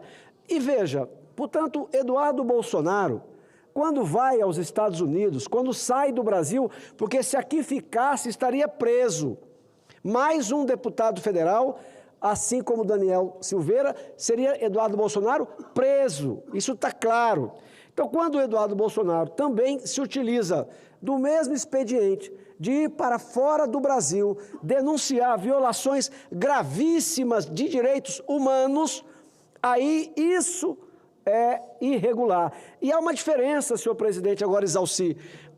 Quando Gleice Hoffmann, quando o ex-advogado do presidente Lula, quando essa turma toda, inclusive a Gleice chegou a fazer entrevista na Al Jazeera, no Irã, quando eles foram defender, era alguém que foi processado no juiz natural, que era a primeira instância, condenado na primeira instância, ratificado na segunda instância e ratificado na terceira instância. E mesmo assim, a esquerda foi com caravanas, mundo afora, denunciar a perseguição que, na cabeça deles, estava sofrendo o ex-presidente, agora de novo presidente Lula. E tudo isso era tranquilo. Agora, veja, Eduardo Bolsonaro não está nos Estados Unidos defendendo alguém ou pessoas que passaram pelo processo legal que passou o ex-presidente. Não, aqui sim os direitos humanos estão sendo violados. Senhor presidente, quem é que não sabe que todos os que estão sendo julgados no Supremo Tribunal Federal, na batelada, o princípio da individualização da pena foi jogado na lata do lixo, estão julgando a batelada.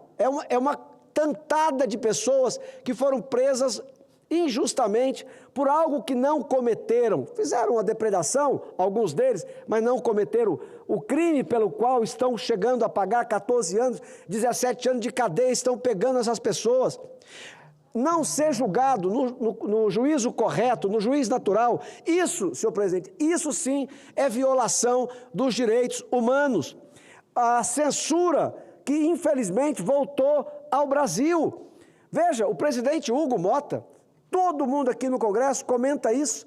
Ele assumiu o compromisso de pautar a anistia na Câmara Federal e misteriosamente se silenciou.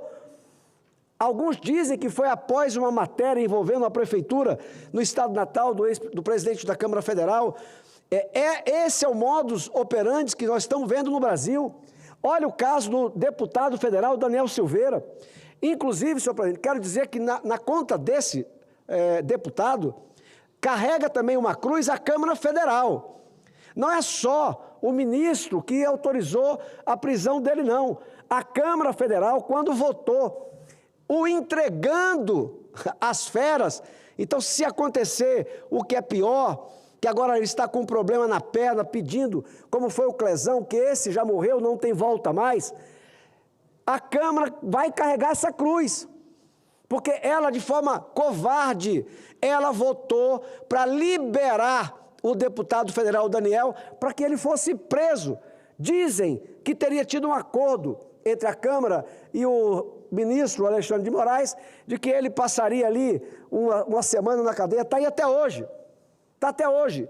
E repito, hoje ele está pedindo para ser atendido. Fotografias ontem, hoje, nos jornais, não conta de uma infecção.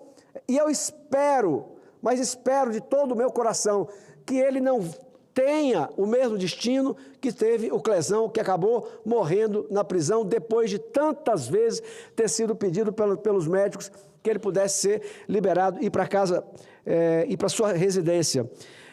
Censura prévia, senhor presidente. Quem não sabe que o mesmo ministro, que é o relator desse caso, no dia 8 de janeiro, mandou derrubar perfis. Se você derruba perfis, é censura prévia, porque não é um fato determinado, você não sabe o que a pessoa vai colocar no seu perfil uma hora depois, quanto mais no dia seguinte. Além disso, o mesmo ministro mandou peticionar cidadãos norte-americanos, empresas norte-americanas, numa flagrante irregularidade. Então, quando Eduardo Bolsonaro sai do Brasil, porque aqui ele acabaria, como eu já disse, ele acabaria na prisão, o enredo estava completamente montado. Ele vai para dizer fora do Brasil e denunciar a violação dos direitos humanos no nosso país. Senhor presidente, não é possível que a nossa liberdade de expressão está tolhida. Quando os senadores da República temem, eu vejo aqui no Senado colegas que vêm aqui e compram o mesmo discurso oficial do PT. Qual é o discurso oficial do PT, senhor presidente? Não, o problema hoje do Brasil é o Donald Trump. Senhor presidente, isso é um discurso comprado. E vários colegas que não são do PT sabem disso. Como eles sabem que a China já negociou, está fechando acordo, a Rússia a mesma coisa, o Japão já fechou acordo, a União Europeia já fechou acordo, a Coreia já fechou acordo, a Nova Zelândia já fechou acordo. As tarifas que o Donald Trump impôs não foi ao Brasil, foi ao mundo. Agora, o único país do mundo que o presidente da República até hoje, de forma irresponsável, não buscou seriamente um acordo, é o presidente Lula. Ora, ele provoca Donald Trump desde a campanha, chamando a possível, naquela época, eleição de Donald Trump, como a ascensão do novo nazifascismo, coisa que ontem o Edinho, que assume, ex-prefeito de Araraquara, assume a presença do PT, dizendo a mesma coisa.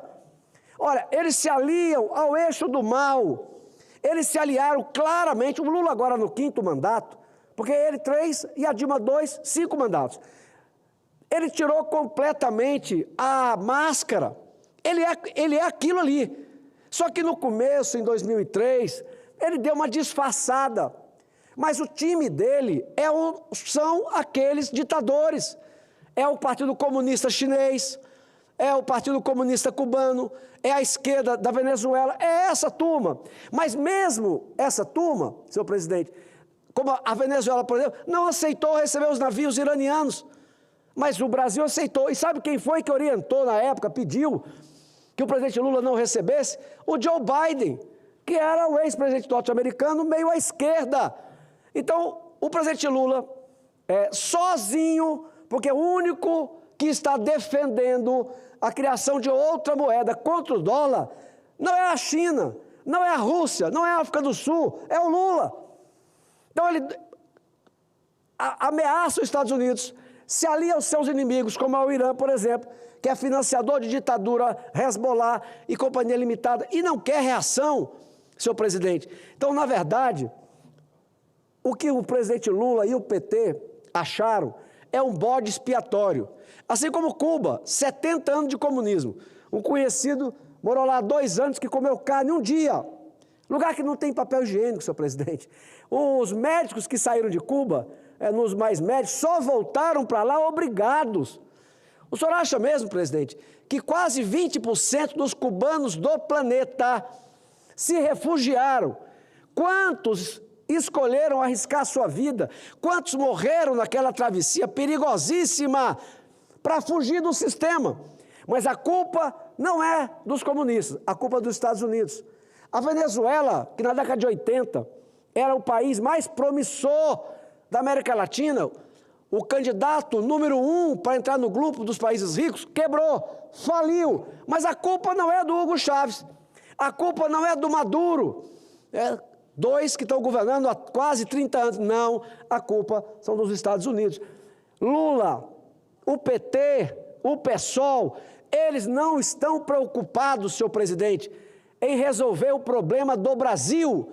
Eles estão preocupados em se perpetuar no poder, mesmo que para isso signifique o Brasil arrasado, arrebentado no caminho que está da Venezuela.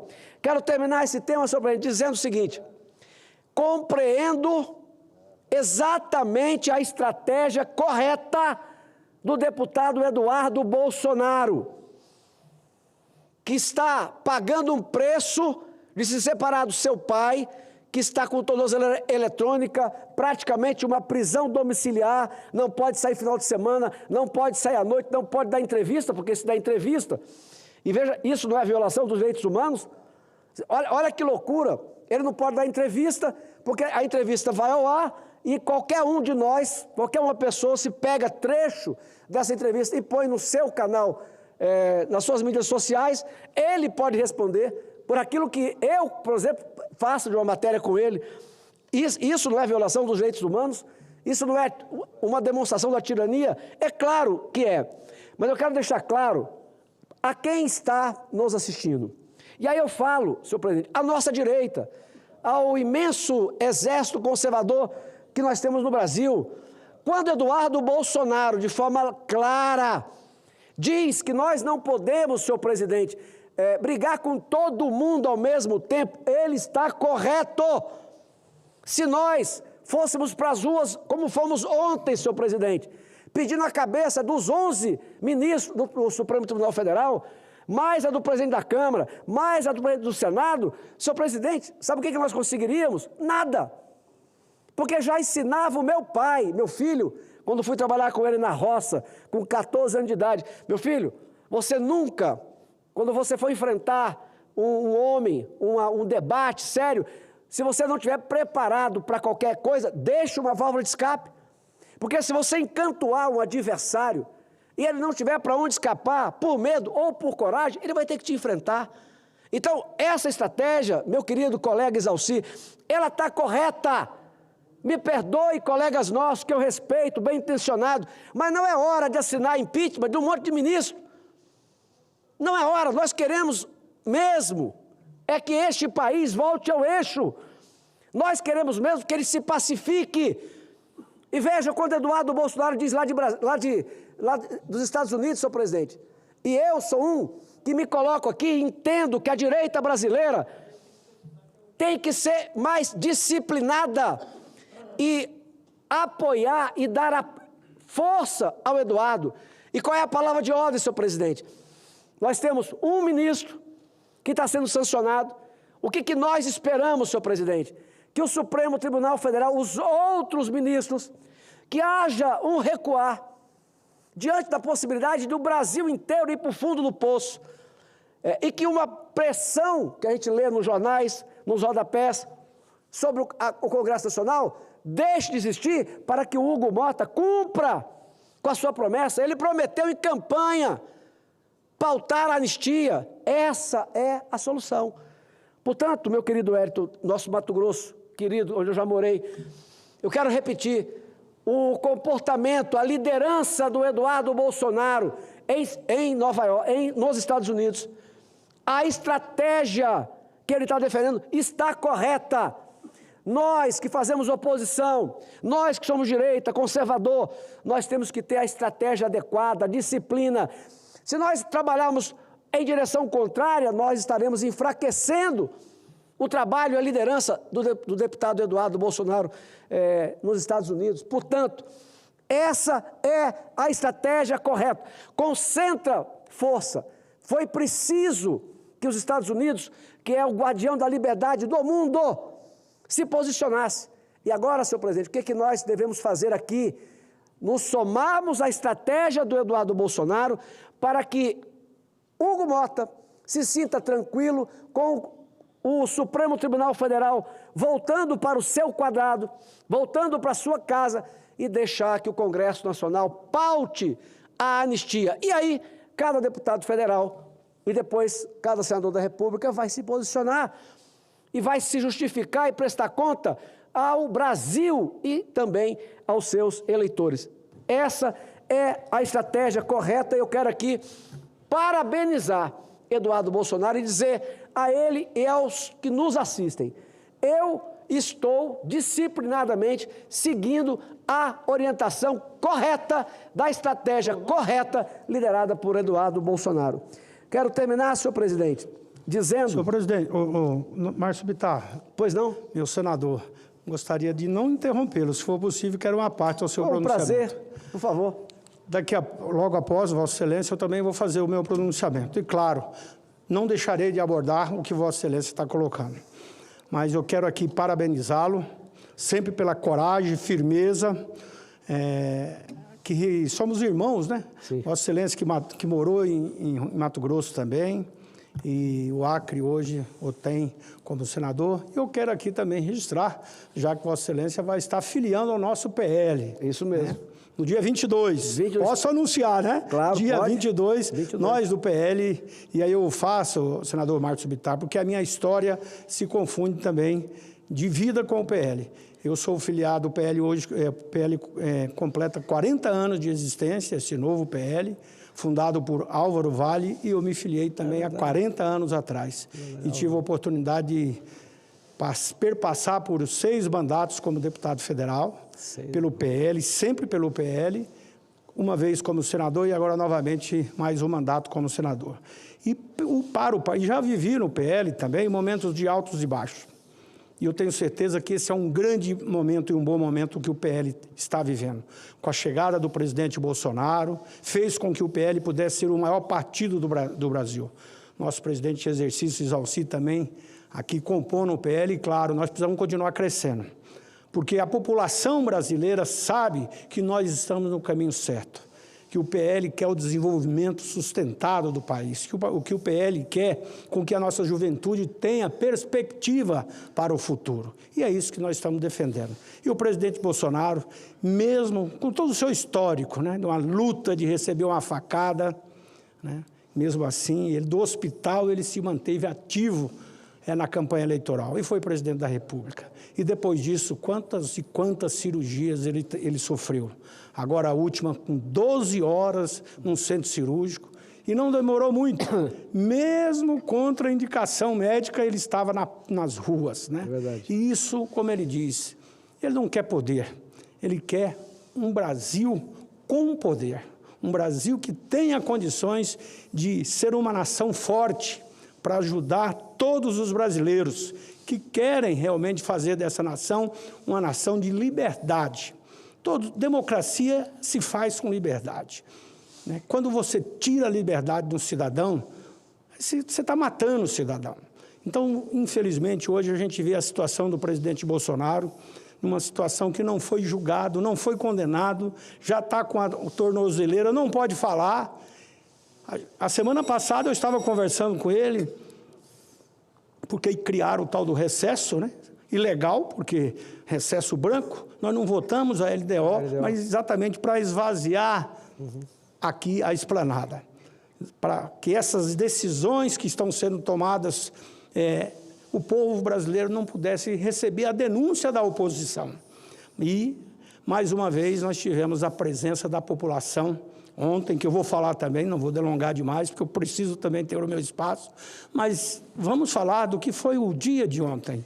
E, com certeza, Vossa Excelência, então, cumpre o seu papel dessa tribuna, mas eu agradeço muito e quero aqui, em nome de todos os filiados, de todos os parlamentares do PL, recebê-lo não só de braços abertos, mas com um abraço bem apertado, e tenho certeza que Vossa Excelência vai contribuir muito com o nosso país, com o bolsonarismo, que querem calar o presidente Bolsonaro, mas eu tenho dito, olha, o bolsonarismo está no coração, está na alma dos brasileiros. Não tem como calar o bolsonarismo. Ele existe e vai perpassar por décadas e décadas com essa linha da direita. De forma muito clara, nós queremos exatamente um país liberal, um país que possa criar cada vez mais oportunidades. Um homem que gerenciou o país na pandemia, e fez a maior distribuição de recursos para estados e municípios. E aí é importante dizer, eu já falei isso aqui, repito, o presidente Bolsonaro, naquele momento, ele largou a posição ideológica e foi lá na Rússia conversar com Putin para que o Brasil não deixasse de ter os nossos fertilizantes.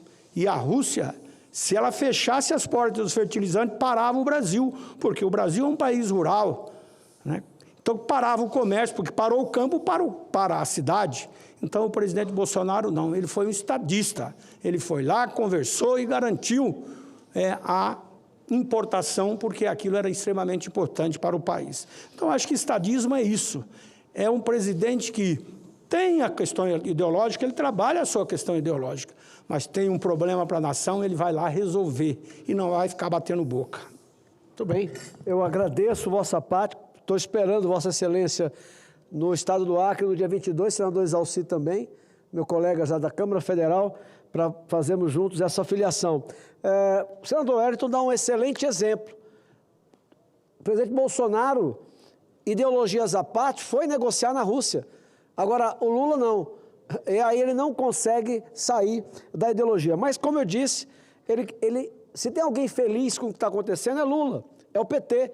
Porque querem fazer como Cuba, como Venezuela, arrumar um adversário, um inimigo externo, para justificar a sua própria competência. Quero terminar, senhor presidente, dizendo que ontem, no Brasil, ficou provado o que a senadora Damares disse aqui na semana passada.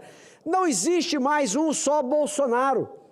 Hoje, nós somos milhões de Bolsonaro. O presidente Bolsonaro ontem, injustiçado, homem que, se tivesse roubado esse copo com água, senhor presidente, já teriam descoberto. Porque ninguém foi mais vasculhado do que ele. Então, se tem uma coisa que está provado, é que o presidente Bolsonaro é um homem sério, íntegro, honesto e que está sendo injustiçado. Tornozeleira no pé, é para humilhar. E mesmo assim, a nação brasileira saiu às ruas ontem, provando no dia de ontem que não adianta querer eliminar o Bolsonaro. O movimento que ele inaugurou vai passar décadas e veio para ficar. Por fim, senhor presidente, quero apenas um comentário breve. 25 países assinaram um documento pedindo para transferir a sede da COP. Olha que incompetência. É interessante como a esquerda vê esta narrativa.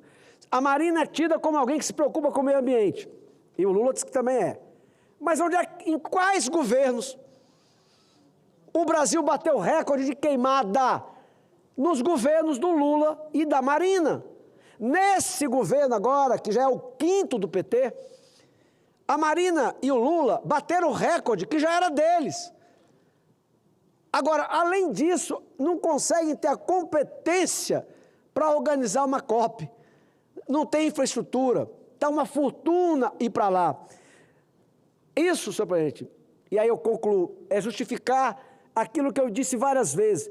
Estão gastando bilhões do dinheiro público brasileiro, mais de 6 bilhões, para fazer uma COP onde países ricos que estão colonizando a Amazônia brasileira, através de ONGs que recebem dinheiro milionário, para nos segregar, eles vão vir aqui para deixar a tarefa para nós fazermos. Eu disse, repito e termino, a Marina Silva virou a maior lobista de ONG, de ONGs desse país e talvez do mundo.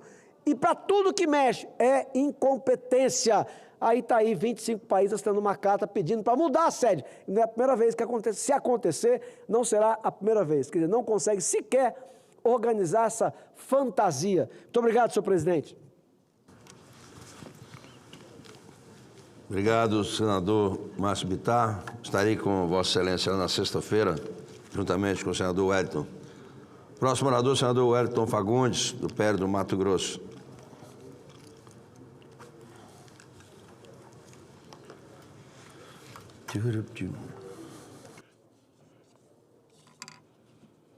Senhor presidente, Exalci, eu começo a minha fala aqui registrando com muito pesar o falecimento do senhor Oswaldino Francisco dos Santos.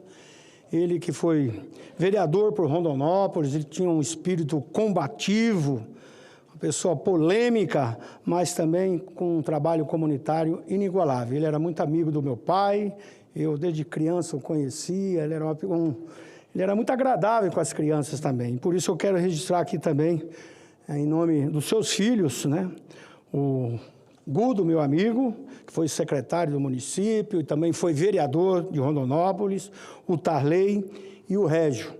E ainda lembrar também que ele tem o neto, que é o jornalista Vitor Santos, jovem que começou conosco na Rádio Clube e hoje é um sucesso na cidade. Então fica aqui registrado o nosso sentimento, as nossas condolências, mas com certeza o Oswaldino, ele cumpriu muito bem o seu papel como pai, como avô, como marido, chefe de família, como homem público e também como um comunitário ajudando muito a nossa cidade. A história de Rondonópolis tem muito a ver com esses pioneiros que, infelizmente, estão indo encontrar com Deus, eu digo assim. Mas a vida passa, a vida é assim mesmo, né?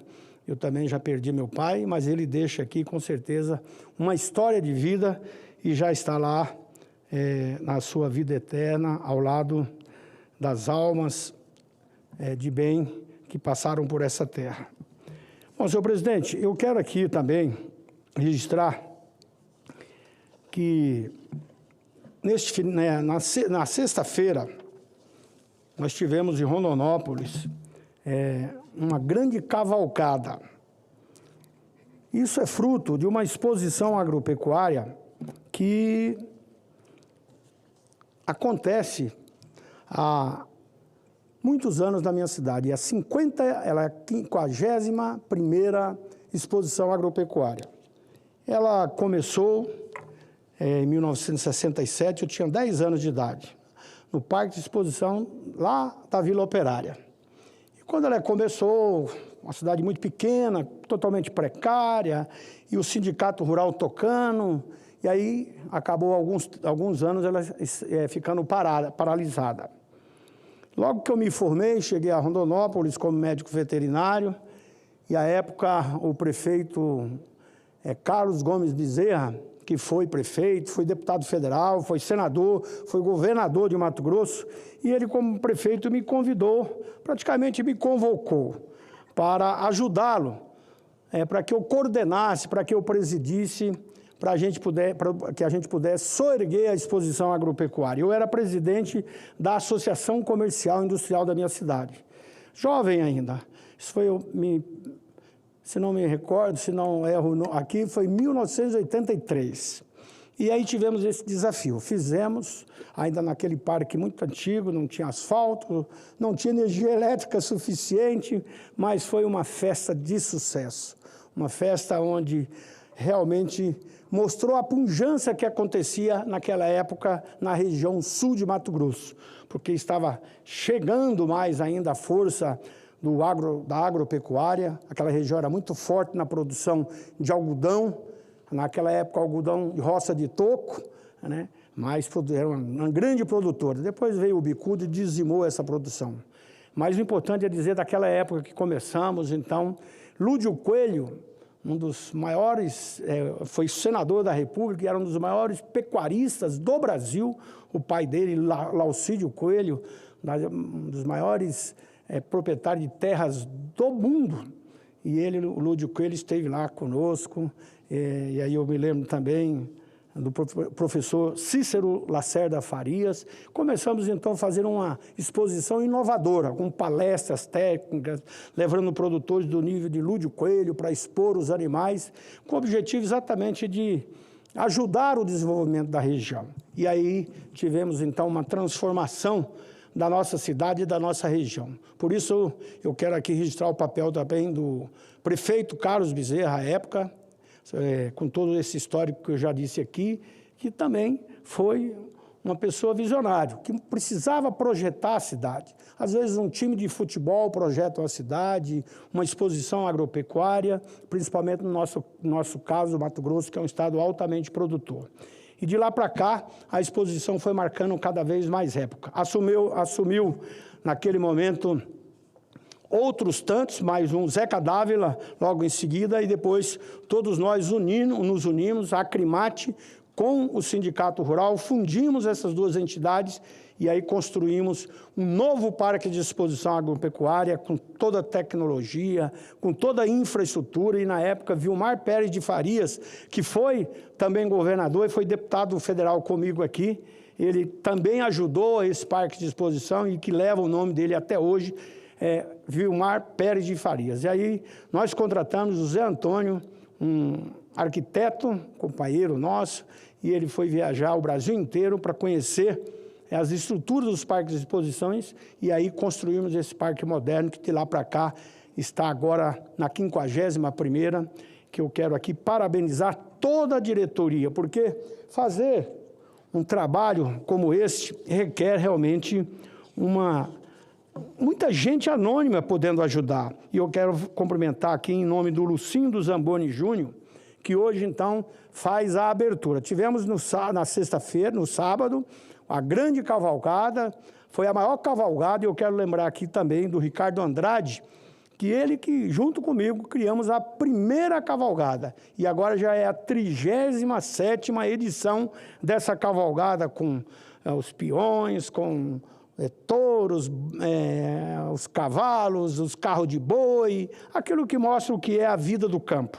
Então, por isso, deixo aqui ao Lucindo Zamboni Júnior, em nome de toda a diretoria, meus parabéns. Gostaria muito de estar hoje na abertura, mas registro aqui desta tribuna a nossa parceria. Inclusive, liberei recursos de emenda do orçamento exatamente para que a gente pudesse fazer essa grandiosa festa que estamos lá realizando. E eu quero deixar, então, como lido, um pronunciamento que fiz aqui para que ele seja, então, integrado aqui na íntegra, onde eu sinto também a cidade de Água Boa, Canarana, Guiratinga, São José do Povo, Itiquira, Pedra Preta, dentre tantas outras que agora também estamos realizando, e todas elas com muito sucesso e a maioria com portão aberto. Rondonópolis também terá grande parte dos seus dias com portão aberto, exatamente para permitir com que todos lá possam estar.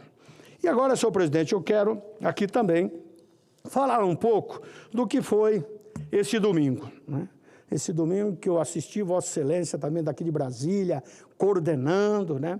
Inclusive anunciando que assume a liderança das oposições agora esta semana e mostrando a força do que é o bolsonarismo, a força daqueles que querem liberdade, a força daqueles que querem um país democrático, uma democracia de verdade, né? Com liberdade de todos de ir e vir. É o que aconteceu lá no Mato Grosso também, como aqui em Brasília, em a maioria das capitais brasileiras e do interior. Na minha cidade, Rondonópolis, também foi um grande sucesso. A população presente, primeiro uma grande carreata, com os caminhões, com as carretas, andando pela cidade, principalmente na rodovia, mostrando essa força de quem faz e promove o desenvolvimento do Brasil. Olha, lembra bem da greve dos caminhoneiros. Se não fosse exatamente Rondonópolis, como é um entroncamento ali com a presença da unidade do Exército Brasileiro, que serviu de base para dar condições para que aqueles caminhoneiros entendessem até o momento que deveria fazer a greve, e nós aqui em Brasília fazendo as nossas conversações para que a gente pudesse aprovar a lei do caminhoneiro e dar condições à época para que os nossos caminhoneiros... Vossa Excelência quer saudar a tribuna? Pois não? Só dou boas-vindas aqui aos nossos visitantes. Sejam bem-vindos aqui ao Congresso Nacional, ao Senado Federal. Que bom, né? A juventude aqui presente na tribuna, né? Também presente na nossa casa. Então, senhor presidente, concluindo esse raciocínio, exatamente, Rondonópolis como cidade polo é uma cidade que também é uma cidade extremamente politizada. Hoje, o Cláudio, nosso prefeito do PL, juntamente com os vereadores, com todas as lideranças, e eu quero lembrar aqui do deputado Zé Medeiros, porque ele ficou em Rondonópolis e eu fui para Cuiabá. Como era o mesmo horário, então nós fizemos o entendimento. Ele me representaria em Rondonópolis e eu representaria lá na nossa capital. O Zé Medeiros já está definido, é o nosso candidato, pré-candidato a senador da República, já que ele é deputado federal, foi senador e, com certeza, com o apoio de todos nós, será o nosso senador da República. Então, eu quero dizer que esse domingo foi inesquecível. tivemos assim, uma verdadeira ação de democracia feita no país, mas através do povo, na base, né? O povo do meu estado, Mato Grosso, não se calou e não se dobra diante da perseguição política que vem acontecendo no nosso país. Por isso, eu quero dizer que participei dessas manifestações e aí registro tanto em Rondonópolis como em Cuiabá. Estive ao lado de homens e mulheres, senhor presidente, em atos pacíficos e também firmes. Gente que não se ajoelha diante da injustiça e que não fuge da coragem de defender a liberdade, a democracia e a soberania do nosso povo. Digo com clareza, não haverá eleições democráticas sem a presença do nosso presidente Jair Bolsonaro. Nosso líder não foi condenado, não foi julgado em um processo justo, mas já está sendo punido.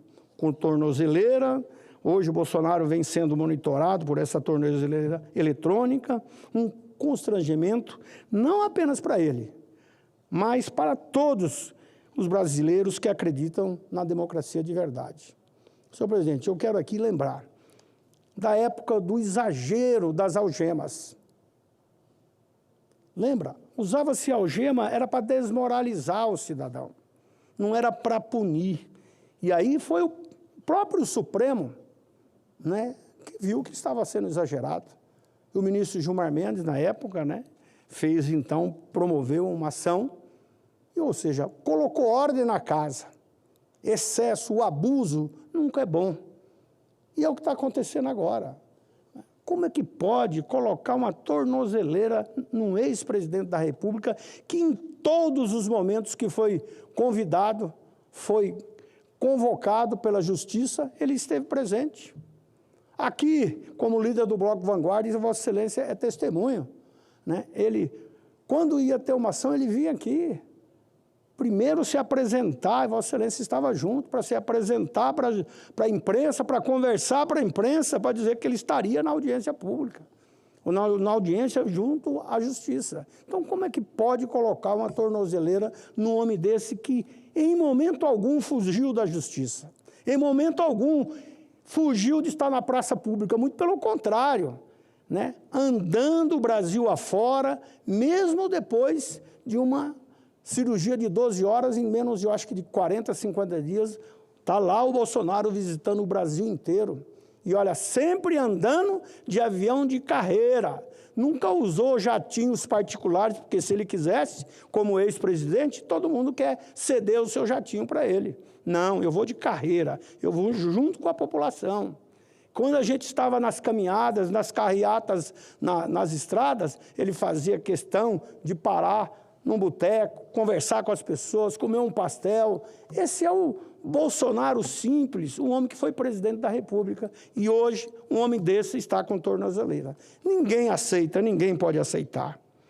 Por isso, eu quero dizer aqui também, senhor presidente, que não é só ele, mas também agora, o senador Marcos Duval também foi colocado tornozeleira. O Supremo Tribunal Federal quer dar, ao meu ver, um recado claro. Querem calar, intimidar, isolar quem ousa pensar diferente. Mas aqui vai a minha resposta. Não, não vai conseguir. Não é possível que essa casa vai se curvar a tal ponto. Já temos a assinatura da maioria aí dos senadores, eu acho que estava faltando 2 ou 3. A minha suplente senadora Rosana Martinelli é que assinou primeiramente, porque eu estava de licença para que ela pudesse, então, aqui, como senadora, ela apresentou o projeto da anistia, ela apresentou. E aqui, quando ela tomou posse, e eu quero lembrar bem, que a Rosana Martinelli estava com as suas contas bloqueadas, o passaporte retido, e só porque ela, como uma militante, esteve dentro de uma manifestação lá em Sinop. Ela teve, então, as contas bloqueadas e teve também o seu passaporte retido. E ela assumiu como senadora nesta condição. tendo o seu passaporte retido. E ela nem sabia. Ela, como senadora, foi fazer uma viagem, chegou no aeroporto, estava com o passaporte retido. Olha que absurdo, senhor presidente. Então, por isso, ela assinou, né? Consta primeiramente o nome dela, mas como na condição de suplente, já não está no mandato mais, eu chancelei essa assinatura em nome também da senadora, que eu faço questão de dizer aqui o nome da senadora Rosana Martinelli, porque amanhã pode aparecer uma lista que não tem o nome da Rosana, mas a deputada e senadora Rosana Martinelli, ela assinou e eu quero que conste também aqui, por isso estou falando de claro dessa tribuna. Então, podem até tentar nos dividir, mas esse momento pede, acima de tudo, união nossa, união de todos que defendem a Constituição e que respeitam a soberania popular e que acreditam que o poder emana, acima de tudo, do povo e não de gabinetes fechados. Me senti honrado em participar, então, dessa manifestação e me sinto ainda mais motivado ao ver o caminho que essas pessoas trilharam a pé lá e, principalmente, o carinho e a força de cada um que estava ali. Não foi ônibus carregando ninguém, não. Lá estavam milhares de pessoas de forma voluntária na praça pública. Esse é o momento de coragem. Esse é o momento de resistência. Se calarmos agora, amanhã será tarde demais. Por isso, senhor presidente, eu quero aqui também registrar o nome de pessoas que estavam lá conosco, liderando lá em Cuiabá. O prefeito Abílio, do PL, prefeito da nossa capital, a prefeita Flávia Moretti, de Várzea Grande, a segunda cidade em população do Mato Grosso, o Ananias Martins de Moura, que é presidente do PL, o deputado Catani, deputado Eliseu, o deputado Faisal, a deputada Coronel Fernanda, o deputado Nelson Barbudo, o deputado Coronel Assis, o deputado Medeiros, eu ali estava representando, já que ele estava em Rondonópolis, e também o ex-deputado Ulisses, e ainda o Galvão, que é uma liderança rural, que foi candidato também a senador. Registro aqui também o vereador Ranali, Coronel Dias, vereadores, em nome de todos aqueles, claro, que o ideal é que a gente pudesse falar aqui de homens e mulheres simples, que estavam lá embaixo, na rua, na praça, com a bandeira, com a camisa, com a cara escrita o Brasil. Então, essas pessoas é que merecem o nosso reconhecimento. Por isso, eu quero aqui agradecer a todos os brasileiros e brasileiras que estavam na praça pública. Esse é o momento que a gente não pode se curvar. E aí eles cobram de nós, viu, presidente? E aí, como é que será? Vai ser apreciado? Por isso, claro, tanto ao presidente da Câmara, Hugo Mota, como também aqui ao presidente Davi, cabe a nós cobrarmos. Vamos cobrar para que ele coloque na pauta, principalmente o projeto da anistia, para que ele tenha também o projeto do impeachment, tudo isso que coloque em pauta, porque às vezes as pessoas falam, por que vocês não obrigam? Nós temos aqui uma Constituição também a ser seguida, mas o que nós estamos fazendo é isso. Fizemos a nossa assinatura e vamos pressionar, junto com a população brasileira, para que a gente possa ter nesse país, acima de tudo, um país com democracia e com liberdade de todos irem e vir. Mas fica aqui, finalmente, a nossa homenagem ao maior líder deste país, que é Jair Messias Bolsonaro. Muito obrigado. Senador Hélito, peço a Vossa Excelência para assumir a presidência para que eu possa fazer meu pronunciamento.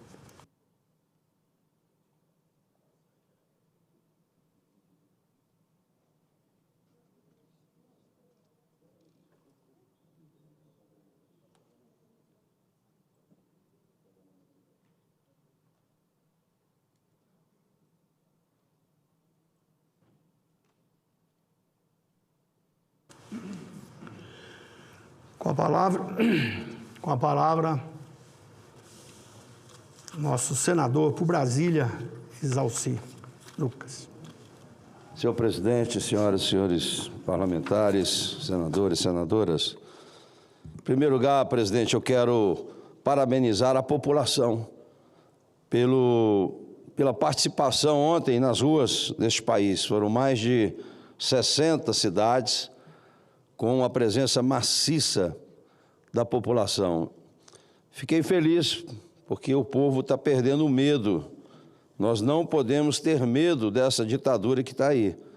Então, parabéns a cada um que tiver a coragem de ir nas suas manifestações. Aqui em Brasília, em especial, fizemos uma bela manifestação ali no Eixão, com a participação de milhares de pessoas, demonstrando realmente a sua indignação com a censura, com a posição do ministro Alexandre de Moraes e outros ministros do Supremo, e também com relação a essa questão da invasão das prerrogativas do Congresso pelo Supremo Tribunal Federal.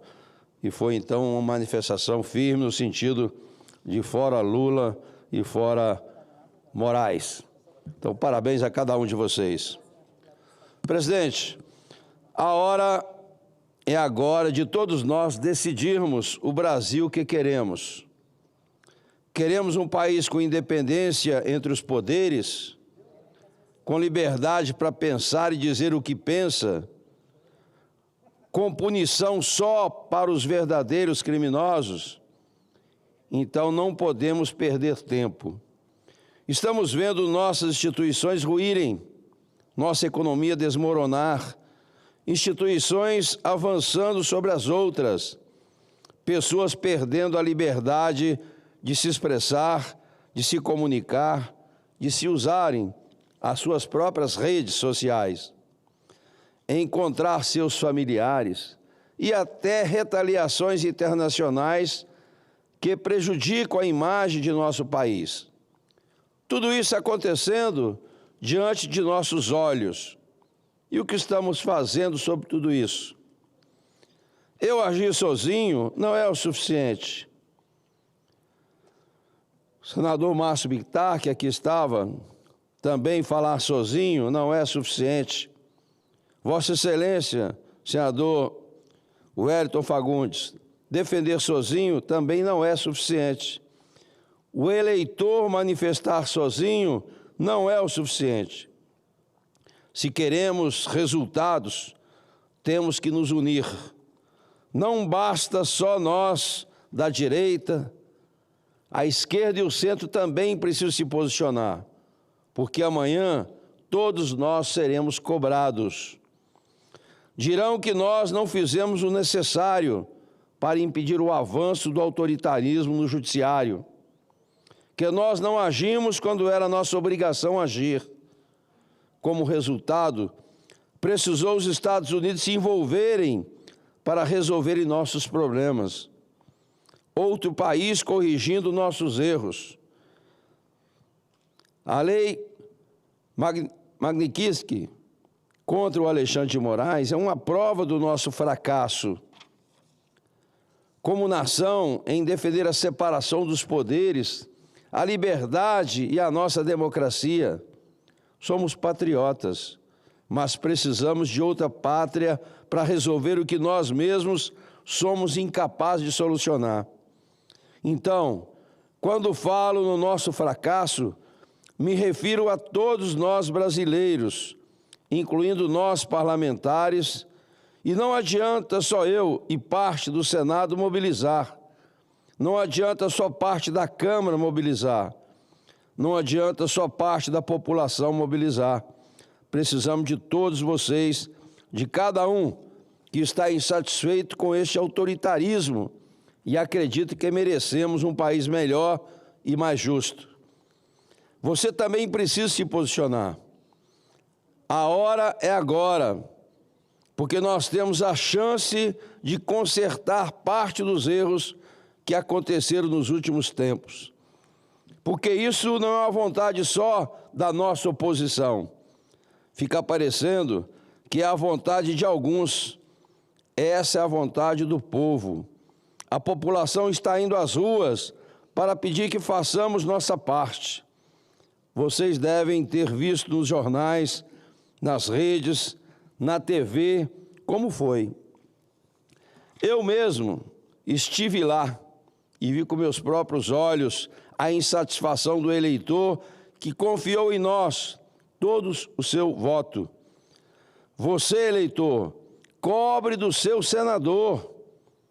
Peça para que seus representantes se posicionem.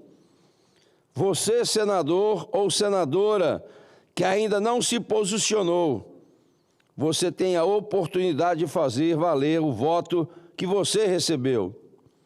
Representar seu eleitor e pedir o impeachment de Moraes. Todos nós estamos sendo cobrados. Está na hora do acerto de contas. E depois que a conta chegar, não adianta tentar negociar sua dívida com o eleitor e com o nosso país. Talvez seja tarde demais. Lembra a todos que o não agir também tem um preço. É isso, presidente. Mas eu queria também aproveitar esse espaço, presidente, para a gente fazer algumas avaliações aqui no Senado. Nós mesmos, e eu fui o relator, com relação à derrubada do decreto do IOF. O presidente me colocou como relator, fiz o parecer, aprovamos aqui simbolicamente, até porque seria a grande maioria, votaria favoravelmente pela inconstitucionalidade do decreto do IOF. O próprio ministro depois disse que era inconstitucional.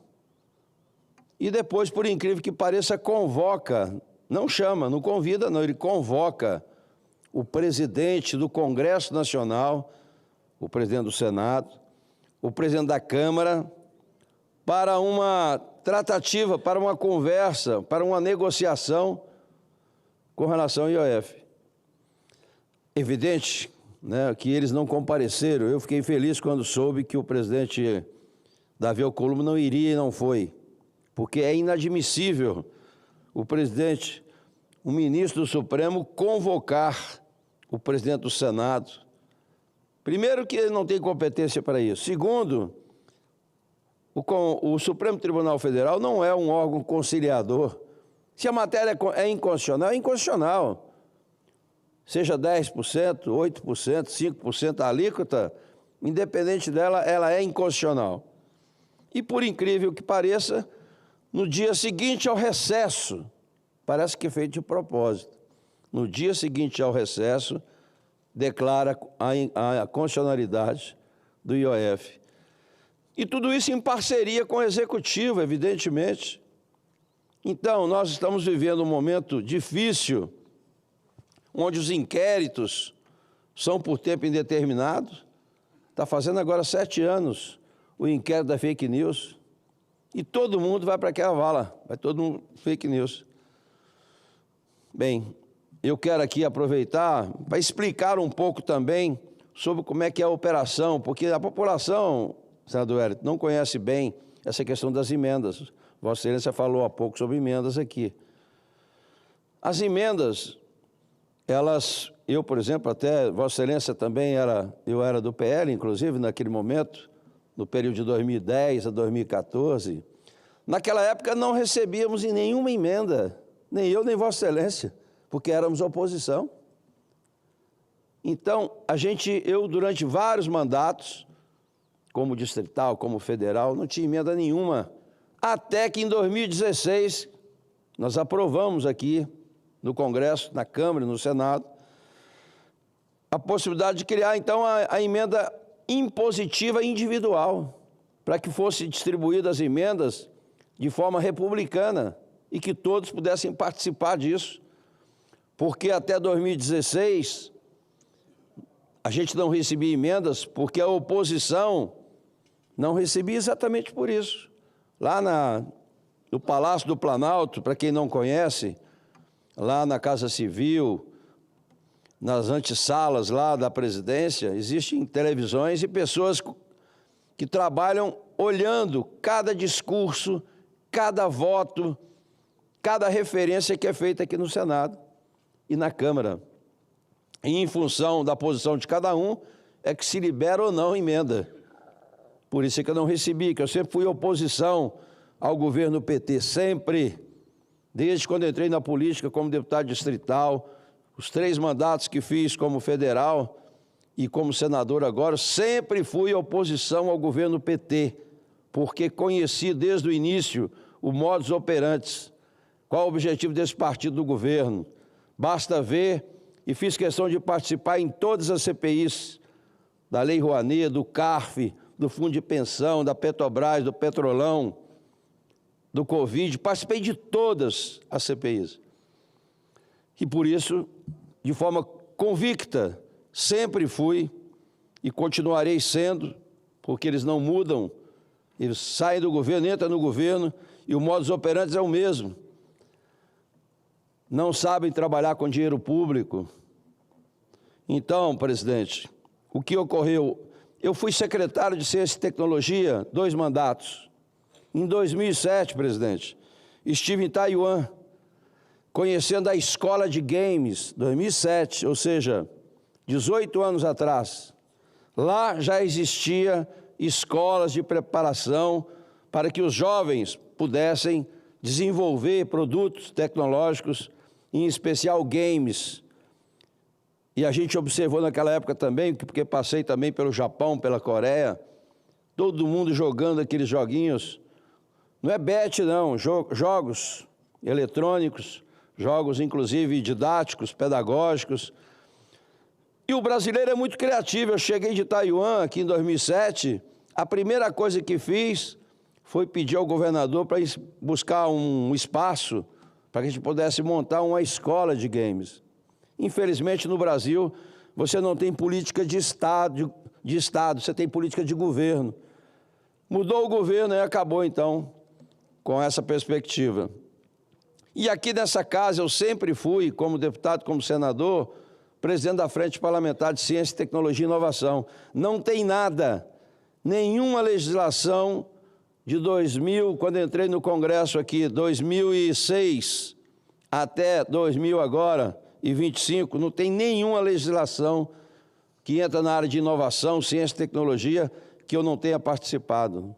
Todas, e várias leis de minha autoria ou relatoria, como inovação na Constituição, todo o marco regulatório que mudamos, faltava recurso, nós aprovamos o FNDCT, proibindo o contingenciamento, a lei do bem, uma série de leis que fizemos nessa área. Então, eu sou como referência no Congresso na área de ciência, tecnologia e educação, que foi a minha razão de estar na vida pública. Então é natural que as pessoas que têm algum projeto nessa área me procurem. Quando eu recebi a proposta de um projeto de formação de alunos em games, na hora, só que eu tive cuidado, como sempre tive, de procurar as instituições sérias com relação à execução dessa proposta.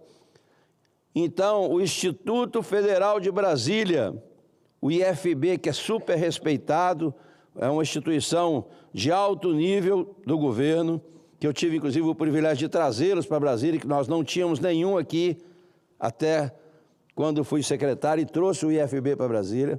Hoje nós temos 11 unidades. Da mesma forma, então, o IFB aceitou, juntamente com o SESC, que é uma instituição que presta relevantes serviços no DF, de alto nível, de alta qualidade, com supervisão, com auditoria. Então, essas duas instituições seriam a executora desse projeto de games. Esses games, para ter ideia, são mais de 180 bilhões por ano de dólares, a movimentação no mundo. São mais de 30 milhões de atletas hoje que participam dos jogos de games. Então, coloquei um recurso, senador Wellington, 7 milhões e meio para esse projeto, para atender 4.500 alunos, que foram feitos através dos institutos federais, o SESC, e várias escolas públicas. Eu visitei, por exemplo, a escola do Recanto das Emas, uma escola super carente, alunos que nunca viram computador, nunca trabalharam com computador, e estavam super empolgados com o projeto. Agora, como funcionam as emendas? As pessoas precisam entender isso. Quem aprova a instituição contemplada? É o Ministério. O Ministério avalia se concede ou não, se ela tem condição ou não. Quem é que analisa o projeto, da viabilidade do projeto? É o Ministério, ele que aprova ou não. Quem libera o recurso? É o Ministério, ele que libera os recursos para a instituição. Quem recebe o acompanhamento e a prestação de contas deste projeto? É o Ministério. Quem que fiscaliza? É o Ministério. E aí, presidente Wellington, eu como contador que sou, fui presidente do Sindicato dos Contadores, faço como deputado e como senador audiências públicas aqui, sessões solenes em homenagem aos contadores todos os anos. Todo ano a gente tem aqui sessão solene em homenagem aos contadores. E um ex-presidente do Conselho Regional de Contabilidade, Adriano Marrocos, esteve aqui em todas elas. Ele é do Conselho Federal de Contabilidade. Ele inclusive, participou aqui diversas vezes da discussão da reforma tributária. Fiz 22 audiências públicas. Aí o que acontece? Ministro Dino pede à Polícia Federal para apurar essa empresa. E aí a Polícia Federal faz um relatório dizendo o seguinte: há indícios de que o senhor Adriano Marrocos fez lobby com o senador Isalci, porque eles conhecem há muito tempo. E colocaram fotografia dessa casa aqui, das sessões solenes, como se isso fosse uma prova de que havia qualquer irregularidade. Então, aí vai para a televisão, vai para os jornais, e quando cheguei, então, deparei com tudo isso. E, na realidade, eu nunca tive conversa com o senhor Adriano Marrocos sobre isso. E sai na imprensa como se ele fosse o grande lobista comigo e me convenceu a colocar recurso. Então, é incrível como a mídia coloca as coisas de forma irresponsável, sem apurar. E olha que eu mandei para todos eles uma nota oficial sobre isso. O próprio Adriano também mandou uma nota oficial sobre isso, disse que nunca falou comigo sobre isso. E é verdade. Então, joga isso na mídia. E foram 2, 3, 4 vezes na TV Globo, nos jornais todos, que eu acho assim, a gente que já está no mandato há muito tempo, sabe como é que essas coisas acontecem.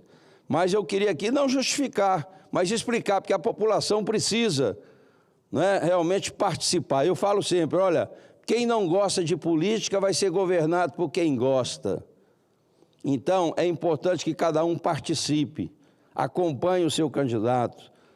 Falo também o seguinte, que voto não tem preço, voto tem consequência. Quando você vota em qualquer um e não acompanha, as consequências são graves.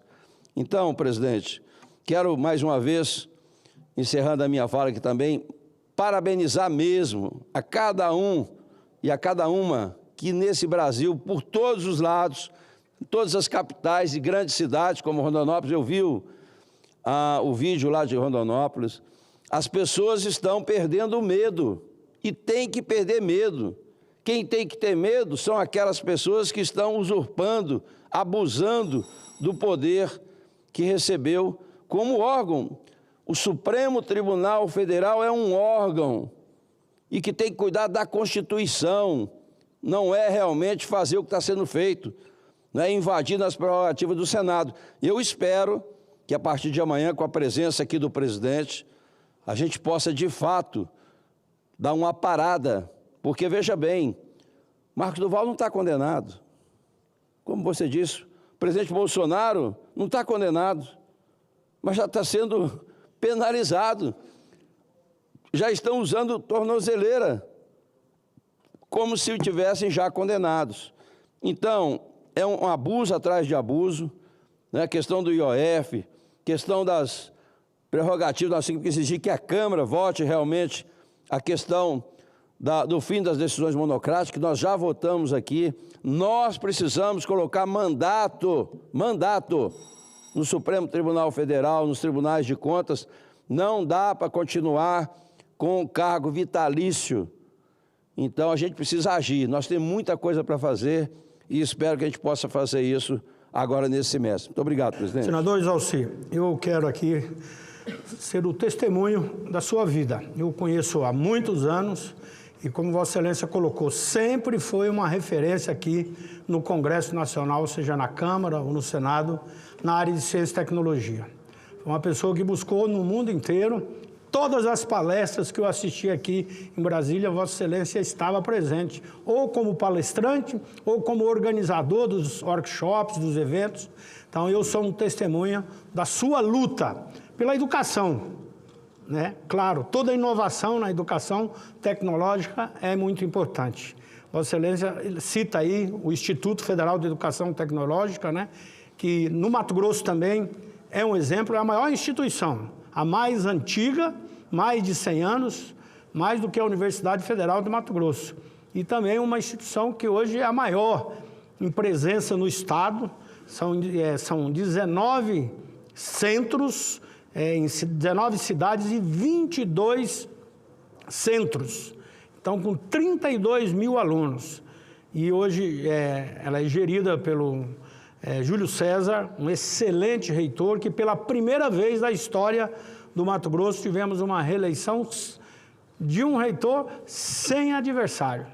Então, para o Mato Grosso, também o Instituto Federal de Educação Tecnológica é um avanço e é uma instituição extremamente importante, porque é principalmente para capacitar o trabalhador, né? E o jovem, e aí, independente da idade, né? Uma criança precisa, um jovem precisa de aprender uma profissão, um idoso precisa de melhorar a sua profissão. E o Instituto Federal cumpre muito bem esse papel. Mas o mais importante é registrar aqui que Vossa Excelência, senador Isalci Lucas, foi sempre o nosso líder aqui no Congresso Nacional. E eu falo, com 24 anos como deputado federal e agora no segundo mandato como senador da República, tendo Vossa Excelência sempre nessa liderança. Inclusive, aqui na capital, Vossa Excelência foi secretário também, né? É um homem que entende em tudo. Então, é difícil realmente. Hoje o Brasil vive isso. Suspeitar de alguém porque alguém falou. E aquele que falou não tem que provar nada, né? Quem tem que provar é quem está sendo acusado. Então, eu tenho certeza que Vossa Excelência continua e continuará de voz e cabeça erguida.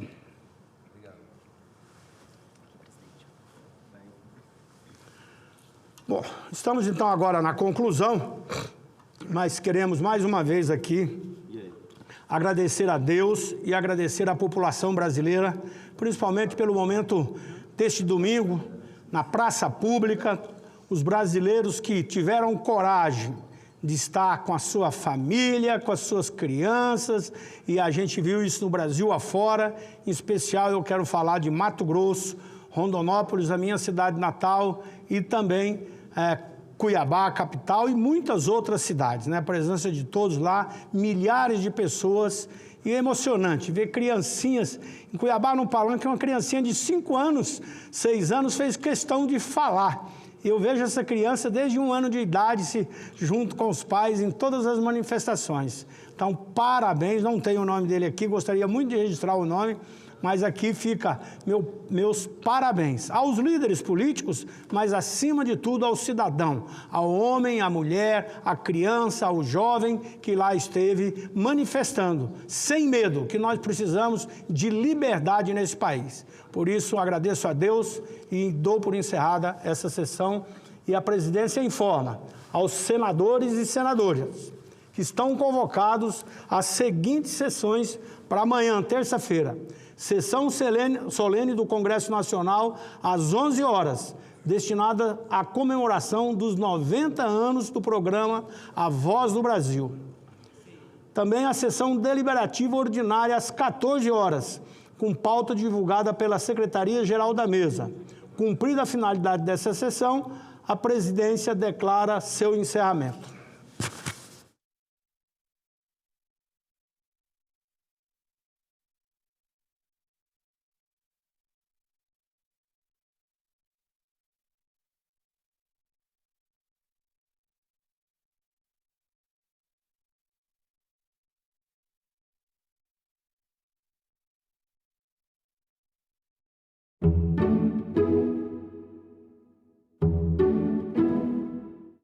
No próximo Assunto de Estado, vamos falar sobre produção rural, saúde, combate a enchentes, entre outros temas. E o nosso convidado é o senador Luiz Carlos Reins, do PP do Rio Grande do Sul. Não percam. Esse nosso projeto ajuda a liberar recursos dessa forma e destravar para poder aplicar na safra 25-26. Assunto de Estado. Hoje, 20h, aqui na TV Senado.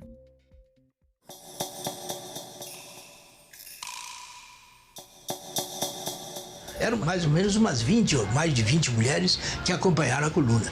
Quando chegou aí, eu ainda era muito militar e não queria saber de mulher na coluna. Então, eu dei ordens terminantes na tropa que estava organizando a passagem do Rio, que nenhuma mulher podia passar para Santa Catarina. Que cada uma voltasse para casa, né? Mas eu fui última viagem, eu participei dela. Eu fiquei até o fim.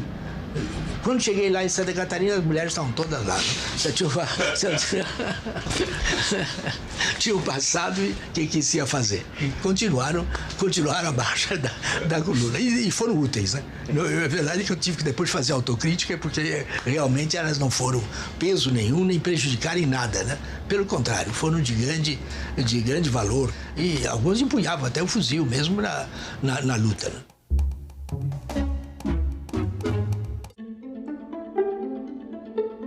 Foi uma medida, na magnitude, bastante imprevisível, essa questão de 50%. Né? Isso acho que nem eles mesmos, os negociadores, esperavam, americanos, né? Esperavam uma medida nessa magnitude. Eu tenho certeza que o governo errou muito nos BRICS, no protagonismo equivocado que o Brasil e o presidente Lula quiseram dar aos BRICS. Eu acho que um fato discricionário como este, com característica de sanção com C cedilha, nunca aconteceu na nossa história. Mas eu não aceito que o Trump venha meter o bedelho num caso aqui que é interno nosso.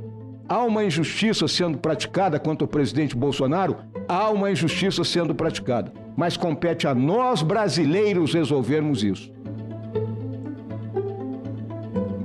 Nós já estamos trabalhando há algum tempo, estimulado que fomos pelo próprio encarregado de negócios do governo americano aqui na embaixada, que responde pelo cargo de embaixador, a fazer um grupo de trabalho e ir até Washington falar com a nossa contraparte americana.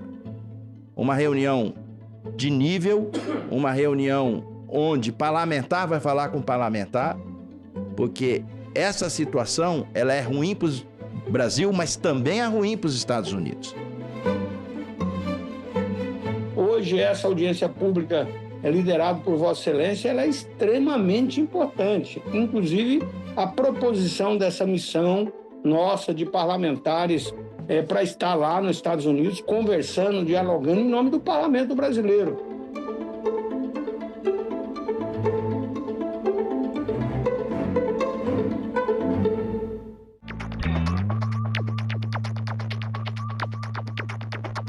A gente também fala tupi. O nome do estado do Maranhão vem do tupi e é formado por dois termos, mar mais nhan. Mar é uma variação de embará, bará, que vem de Pará e significa mar ou Rio Grande. A outra parte da palavra é nhan, que quer dizer correnteza. Então Maranhão virou Maranhão, que tem na origem o significado de mar grande ou mar que corre. A gente também fala tupi.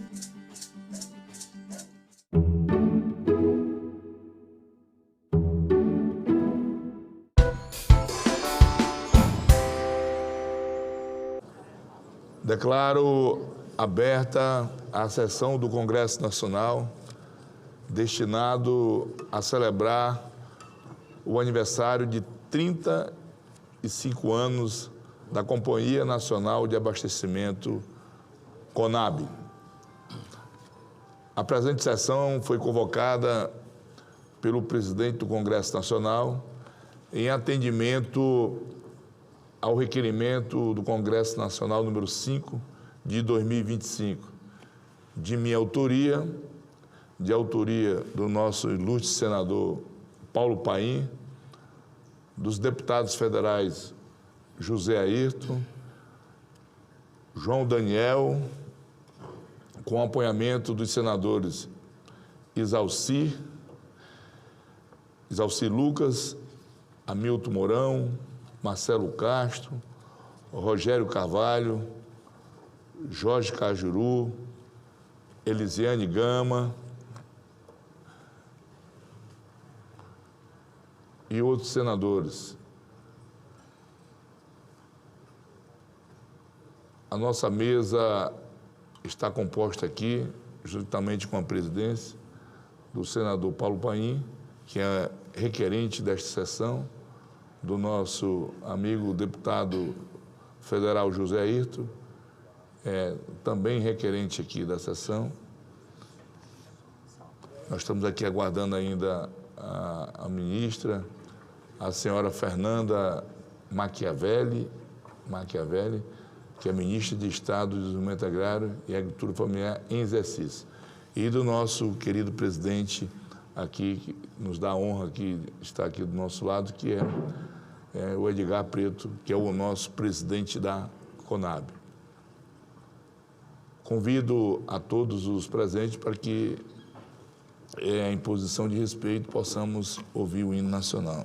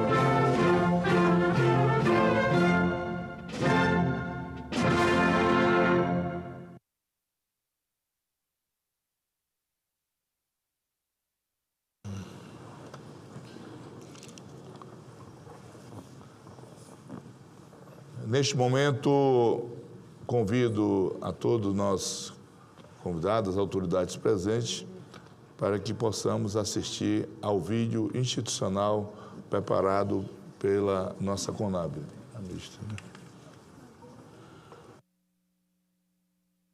Nosso país é abençoado com uma diversidade rica e exuberante. De norte a sul, leste a oeste, a terra fértil, próspera e de dimensões continentais nos fornece aquilo que é essencial para a sobrevivência, o alimento. E é o nosso trabalho, dia após dia, que faz com que ele chegue à mesa de cada brasileiro. Nós somos a Conab, a Companhia Nacional de Abastecimento. Desempenhamos um papel essencial na garantia da segurança alimentar, sustentabilidade e a geração de renda para o setor agropecuário brasileiro. Não se pode falar em política agrícola sem falar da Conab. Estamos presentes em todas as regiões do país, com superintendências nos 26 estados e no Distrito Federal, além de 64 unidades armazenadoras. É por meio dessas unidades que estocamos diversos produtos agrícolas, assegurando que alimentos de qualidade cheguem a todas as regiões, respeitando os hábitos e necessidades particulares de cada comunidade. Acompanhamos a trajetória da produção agrícola desde o planejamento do plantio até a casa dos brasileiros. Nosso compromisso é fornecer inteligência agropecuária, participando ativamente da formulação e execução de políticas públicas que garantam um abastecimento regular e a formação de renda no campo. E isso vai desde a garantia dos preços mínimos pelo governo federal, que resulta em abundância no abastecimento e estímulo à produção. Através de dados precisos e atualizados, como previsões de safra, custos de produção e indicadores de mercado, oferecemos ao governo federal as informações necessárias para decisões assertivas que promovam o desenvolvimento sustentável da nossa agropecuária. Lideramos a transformação do setor hortigranjeiro nacional, com o Programa Brasileiro de Modernização do Mercado de Hortigranjeiros. Estamos unindo forças em todo o Brasil, conectando as centrais de abastecimento e promovendo uma conexão inédita entre agentes governamentais e todos os participantes da cadeia de produção e distribuição. Além disso, também somos responsáveis por executar estratégias de inclusão social que geram emprego e renda no campo, promovendo a conservação do meio ambiente e o combate à fome. Programas como o PAA, Programa de Aquisição de Alimentos, fortalecem a produção local, reduzindo o êxodo rural, promovendo o desenvolvimento rural sustentável e levando comida à mesa dos mais necessitados. Facilitamos o acesso dos pequenos criadores aos insumos agrícolas, oferecendo preços competitivos que impulsionam o desenvolvimento econômico das áreas rurais. Nosso apoio fortalece a agricultura familiar, gera oportunidades e transforma realidades. Estamos comprometidos com a preservação ambiental. Promovemos uma produção sustentável e a proteção do meio ambiente, contribuindo para a redução do desmatamento e para a mitigação das mudanças climáticas. Através da política de garantia de preços mínimos para os produtos da sociobiodiversidade, asseguramos uma fonte de renda para populações tradicionais que manejam os recursos naturais de forma sustentável. Nossa expertise e colaboração com países, organismos internacionais e programas como o Programa Mundial de Alimentos, PMA, e a Organização das Nações Unidas para a Agricultura e Alimentação, FAO, reforçam nossa capacidade de enfrentar os desafios globais de segurança alimentar e desenvolvimento agropecuário.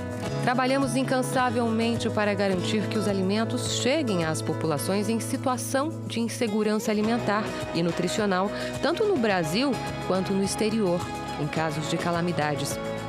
A inclusão social e a proteção ao meio ambiente são pilares da nossa atuação, beneficiando principalmente os agricultores familiares e as comunidades tradicionais. Isso simboliza consciência e cuidado com quem mais precisa.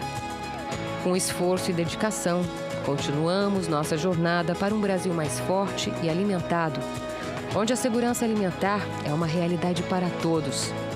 Somos do tamanho do Brasil e trabalhamos para oferecer um serviço público de qualidade cada vez melhor para a sociedade brasileira. Conab, juntos, alimentamos o Brasil.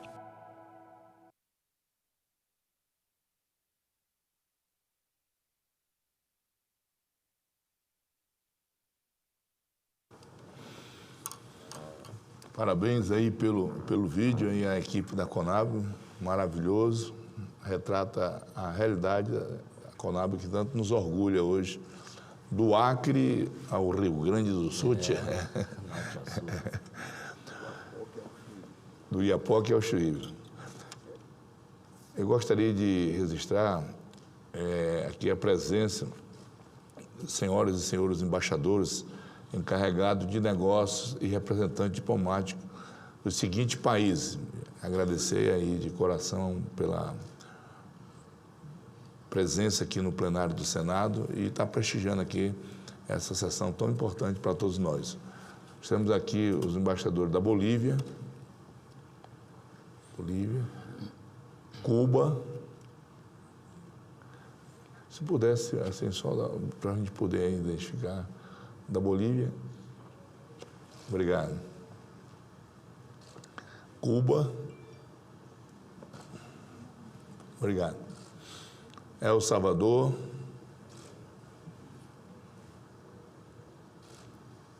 Palestina.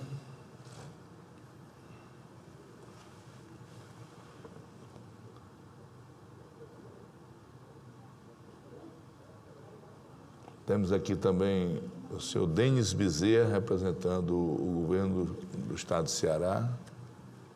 Obrigado. Representando o governo do Tocantins, a senhora Maria Roberta de Castro Silva. Obrigado. O senhor secretário executivo adjunto do Ministério da Agricultura, Kleber Oliveira Soares. Obrigado, Kleber. Senhor vereador do município de Vacaria, no estado do Rio Grande do Sul, Douglas Sensi. Senhor vereador do município de Nova Ramada, no estado do Rio Grande do Sul, Marciano Marcos Robert. E o representante da Organização das Nações Unidas para a Alimentação e Agricultura, senhor Jorge Meza. Obrigado. Prefeito de Pelotas, Marrone. Tá aí? Marrone, prefeito de Pelotas. Nós chamamos aqui os que estavam registrados aqui pelo nosso cerimonial. O senhor Fernando Marrone, que é prefeito de Pelotas, no Rio Grande do Sul. Obrigado, prefeito. Minha suplente, é agricultura rural, tá aí. Pegue o microfone, o meu comandante, você que é o nosso líder maior.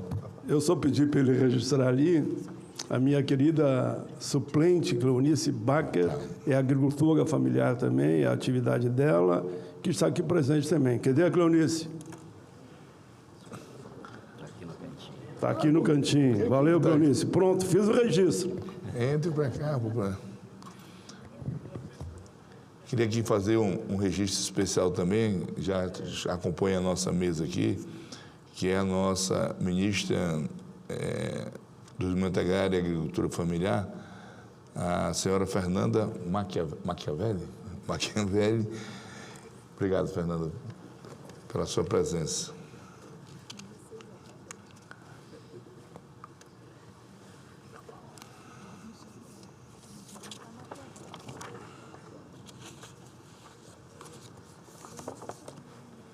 Senhoras e senhores, celebramos nesta sessão solene os 35 anos da Companhia Nacional de Abastecimento, a nossa Conab.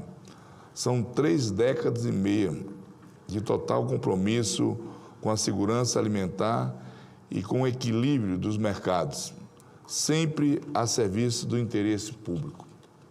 Ao longo desses anos, a Conab atravessou diferentes governos, resistiu a variados planos econômicos e sobreviveu tanto a turbulências internas quanto às ameaças globais. Sua longevidade é uma prova contundente da relevância da companhia para a governança econômica e social do nosso país. Trata-se de uma instituição que responde aos ciclos políticos com resiliência, sem jamais se esquivar de sua missão central, que é garantir o abastecimento e a soberania alimentar brasileira.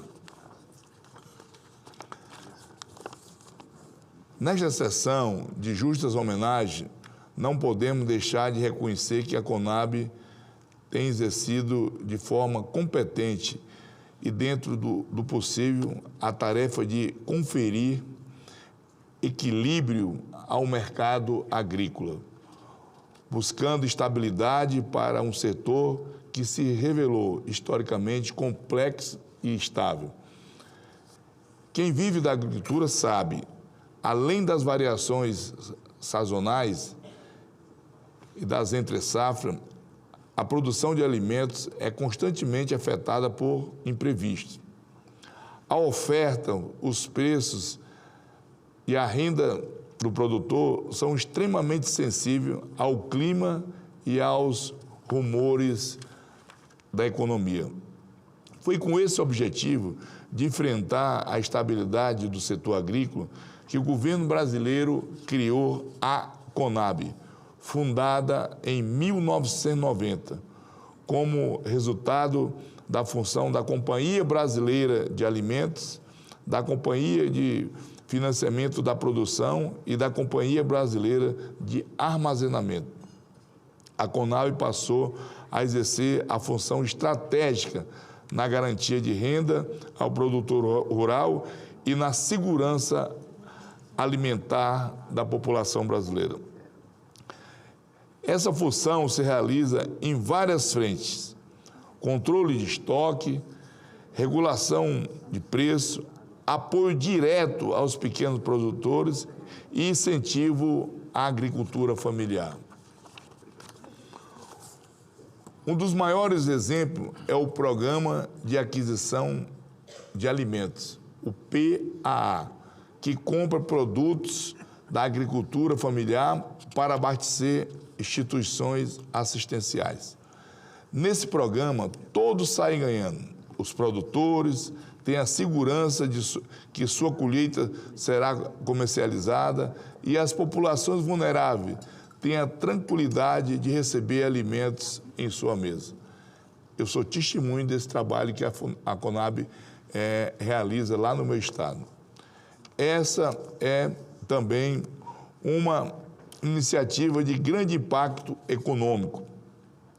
Somente este ano, o ano de 2024, somente no ano de 2024, o PAA movimentou 800 milhões de reais, beneficiando cerca de 80 mil agricultores familiares e atendendo a 12 mil entidades assistenciais.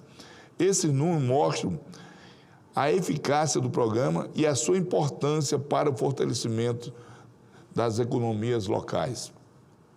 Ao buscar o equilíbrio entre a oferta e a demanda, a CONAB cumpre sua função essencial, que é garantir que alimentos cheguem à mesa dos brasileiros de forma digna e constante.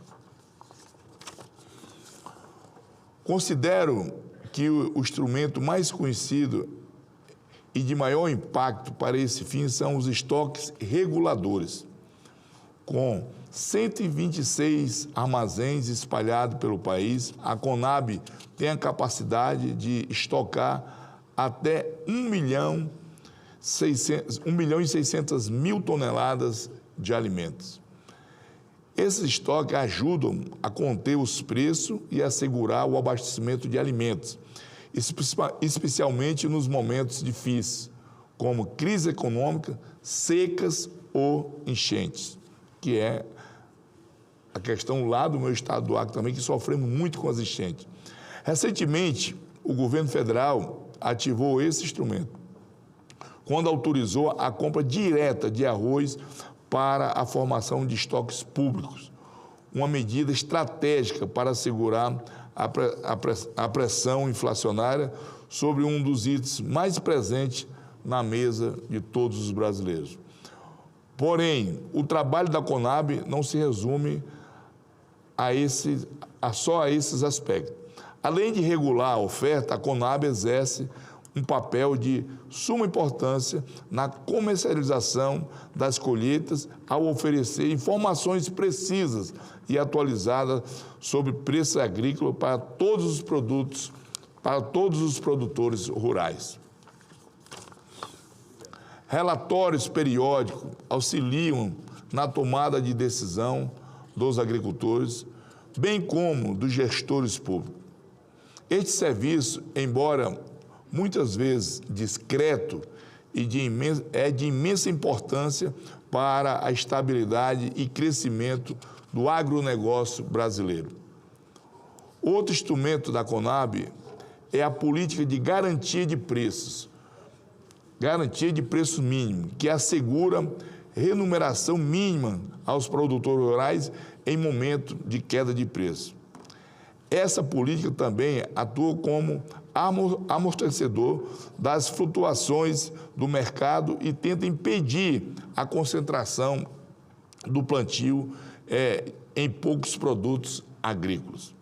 Além disso, é preciso mencionar que a Conab tem enfrentado desafios cada vez mais complexos, incluindo as mudanças climáticas e a necessidade de inovação tecnológica.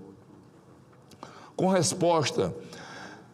resposta, a companhia tem colocado a sustentabilidade no centro de sua atuação, promovendo práticas agrícolas mais eficientes e ambientalmente responsáveis, como foi dito ali no vídeo que acabamos de assistir.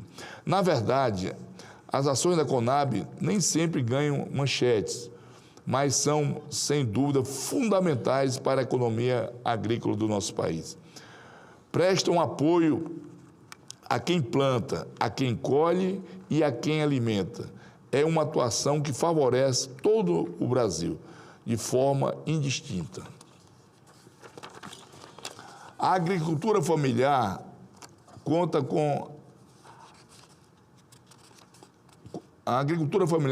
com seu firme apoio. Os grandes produtores recebem informações fiéis sobre o mercado, o consumidor conta com os preços mais estáveis. Essa é a lógica simples e eficaz da Conab. Diante dos desafios ambientais, a Conab oferece respostas sustentáveis, incentiva boas práticas agrícolas, valoriza o uso eficiente da terra e da água, atua com técnica e responsabilidade. De fato, podemos reconhecer que a Conab é mais que uma política pública. É a soberania da segurança alimentar, é a garantia de que plantar e produzir alimentos vale muito a pena. O Congresso Nacional reconhece esse valor. Cumprimento, portanto, os parlamentares que solicitaram esta homenagem, que alguns estão presentes aqui, senadores e deputados, que entendem a importância da Conab para o presente e para a estratégia de futuro do nosso país. Um futuro em que o Brasil possa produzir com mais inteligência, escoar a produção com mais agilidade e cuidar melhor de quem precisa. A Conab é daquelas instituições especiais focadas no desenvolvimento. Apresenta-se de forma consistente, com um propósito firme de saber o que quer para o Brasil. Não estamos celebrando, portanto, somente o seu aniversário, mas estamos reconhecendo um caminho seguro para o desenvolvimento econômico, social e alimentar do nosso país. Parabéns, uma vez mais, à Conab pelos 35 anos, que venham muitos outros com mais produção, segurança e sustentabilidade. A importância da Conab não se mede pelo tempo de sua existência, mas sim pelos efeitos reais de sua bela atuação. Ela reafirma a cada ano o seu papel como protagonista do desenvolvimento do mercado agrícola brasileiro. E eu queria aqui prestar uma simples homenagem aqui a nossa, em nome dela, saudar todos os superintendentes aqui da nossa querida Alessandra. Por favor, Alessandra, levante a mão aí. Todo o nosso superintendente aqui sintam-se cumprimentados aqui na pessoa da nossa Alessandra. E queria fazer aqui uma saudação especial. A dona Fátima. A dona Fátima é da Unicaf e também da OCB. Essa mulher é uma guerreira. Essa aí não tem papo na língua, não, viu? Essa mulher aí é braba. E também o Jonizete, o pessoal lá do A, que veio nos prestigiar, que também é da Unicaf. Obrigado, Jonizete. Obrigado, viu? Era isso, meus amigos. Muito obrigado. Estou muito feliz aqui em estar junto com vocês. Acompanho de perto o trabalho da Conab lá no meu estado. Hoje, graças a Deus, nós conseguimos uma certa tranquilidade na Conab, mas já passamos um momento difícil. No governo passado, eu não sei se foi assim nos outros estados, mas lá no governo passado, a nossa Conab quase some do mapa. E eu conversava aqui com o Paim e com o nosso presidente, não foi diferente em alguns estados. Mas hoje, graças a Deus, o trabalho de uma equipe maravilhosa que nós temos lá à frente da Conab, a gente conseguiu dar a volta por cima e hoje a Conab me orgulha e me orgulha muito. É por isso que faço questão de alocar recursos, minhas emendas, para cada vez mais fortalecer a nossa Conab. Então, Edgar, parabéns pelo trabalho, pela tua equipe. Em seu nome, quero também saudar a todos os membros da equipe da Conab aqui em Brasília e no país todo, tá bom? Muito obrigado. Valeu, irmão. Valeu. Nós temos aqui mais alguns pronunciamentos. Conceda a palavra por 5 minutos ao nosso querido senador. Esse é o homem que é a nossa referência aqui no Senado. São quantos mandatos? 10 mandatos? 8. 8 mandatos. O nosso querido senador Paulo Paim, que também é requerente dessa sessão. Paim. Na verdade, é 4 de federal e 3 de senador. Vai dar 40, né? Mas tudo bem. É jovem. Aqui no né? Congresso. Mas, querido presidente requerente dessa sessão, Sérgio Petecão, com muito carinho de todos nós. Senhor requerente dessa sessão também, deputado federal José Ayrton. Excelentíssima senhora ministra de Estado, Desenvolvimento Agrário e Agricultura Familiar em Exercício, Fernanda Machiavelli Mourão de Oliveira. Senhor presidente da Companhia Nacional de Abastecimento, eu era amigo do pai dele, vou citar no meu pronunciamento. Então, conheço ele desde que ele nasceu. Queria dar uma salva de palmas para o Edgar Preto, pelo carinho, a história da família, não é só dele, viu? É uma família de guerreiros do campo e hoje estão como líderes aí, você a nível nacional. Meus amigos, o meu pessoal é metido, então escreve muito e eu tenho que falar pouco. Eu quero ver eu falar 5 minutos aqui, mas vou tentar. Bom, queridos companheiros de jornada, senadores e senadoras, convidados, estamos aqui para celebrar os 35 anos da nossa querida Companhia Nacional de Abastecimento Conab. Fico aqui já a minha saudação especial ao presidente Edgar Preto e toda a sua equipe, assessores, funcionários, aqueles que andam pelo Brasil todo, garantindo alimento na mesa da maioria dos trabalhadores que mais precisam. Disse um dia o poeta que a mistura da terra e mãos semeia o ventre que faz nascer a vida. E nos ensina que o pão que dela brota deve ser repartido com grandes atos de amor e políticas humanitárias. Essa invenção do poeta foi minha, viu? Mas eu cito o poeta para, se tiver erro, não é meu. É na fluidez constante, pessoas, das águas, dos rios e da alma, das coisas simples que o coração fala, e fala com a terra, que encontramos aí a essência da nossa própria existência. E nos deixamos assim guiar pelos horizontes de um Brasil lá do interior. Ali, a gente busca os ensinamentos. Suas cores surgem do chão e o suor dos homens e mulheres que acordam o sol. Esses trabalhadores e trabalhadoras fazem das flores estrelas e do trabalho sagrado olhares repletos de esperança. O Brasil é um país de força e tenacidade com sua gente, com uma capacidade extraordinária e uma perspectiva grandiosa de alimentar nossa nação inteira. Temos potencial para erradicar a fome, a pobreza e a miséria, levando sonhos e esperanças àqueles que mais precisam. A Conab tem um papel fundamental em todo esse processo. Sobrinho aqui, me permite, Edgar, que quando da tragédia das enchentes que assolou o nosso Rio Grande do Sul, a Conab estava lá. Foi essencial, foi fundamental na ajuda às vítimas, fornecendo alimento, estrutura, tudo que era pedido, a Conab dava um jeito de colaborar dentro do seu limite, participando ativamente das ações de socorro e reconstrução. A Conab, sim, a Conab tem trabalhado em conjunto com o Ministério do Desenvolvimento, Assistência Social e Família a combater a fome, para garantir até hoje, em muitos casos, a distribuição de cestas básicas para a nossa gente.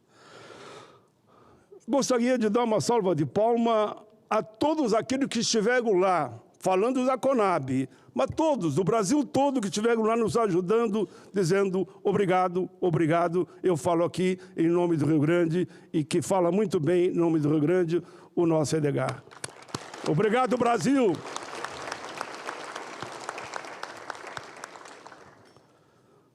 Há séculos, a fome assola as serras brasileiras. É fato e é real, deixando um rastro de sangue e tristeza, moldando o tempo e o imaginário popular.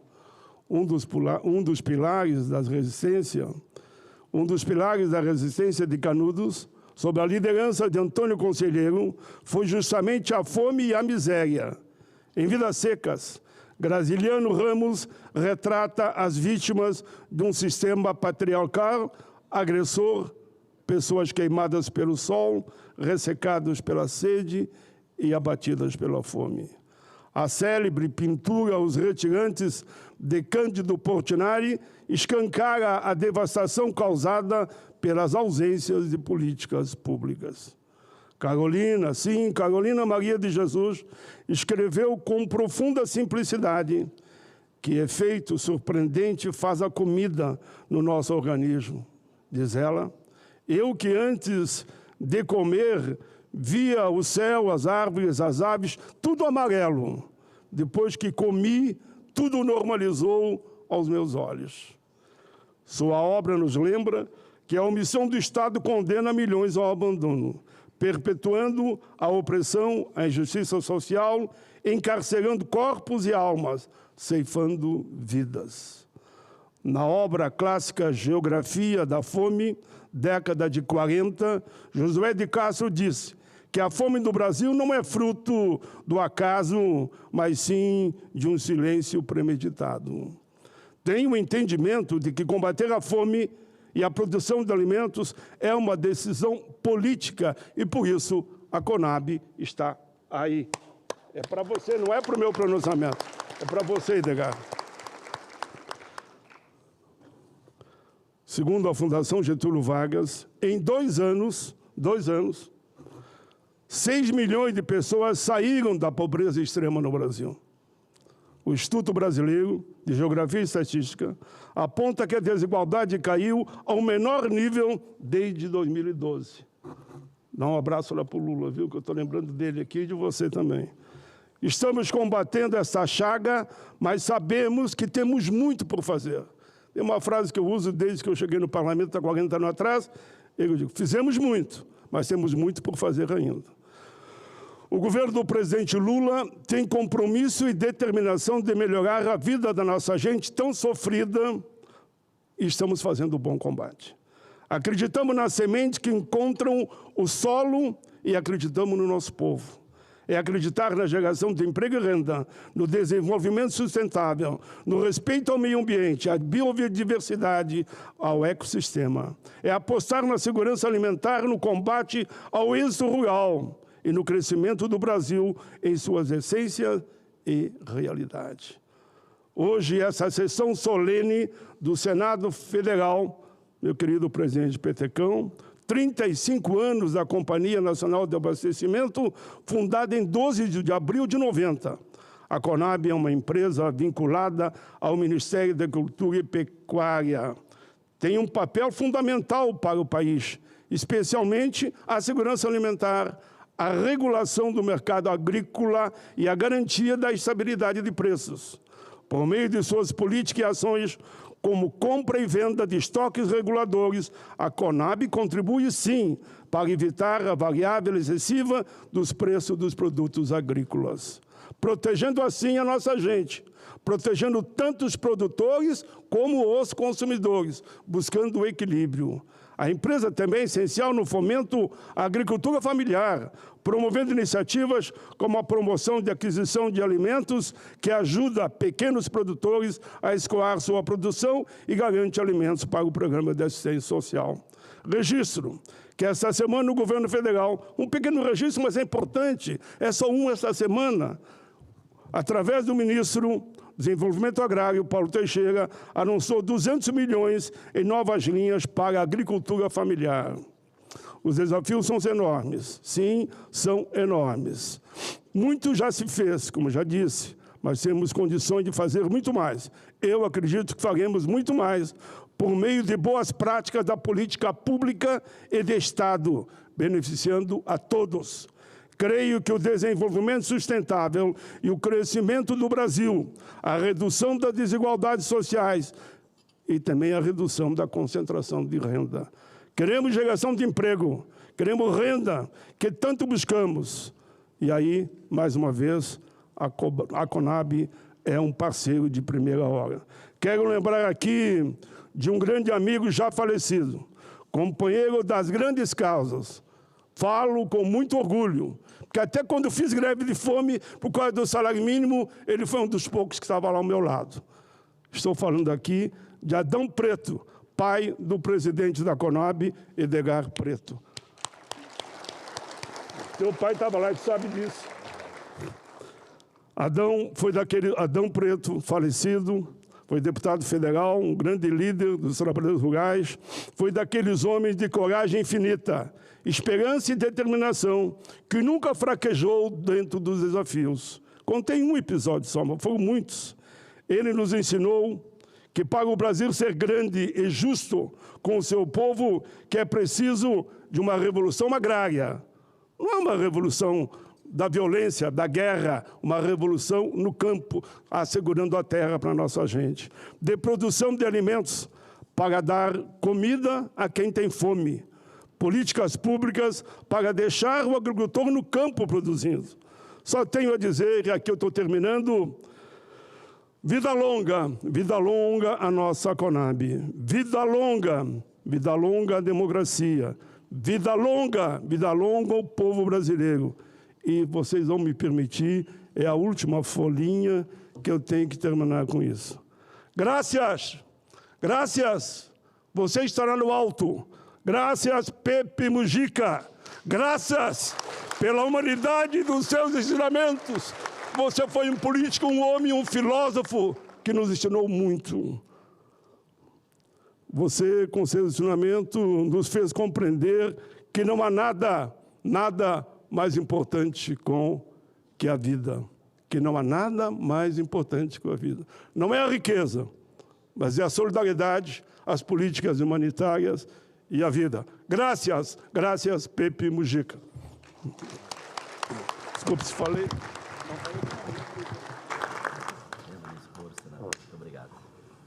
Obrigado, senador Paim.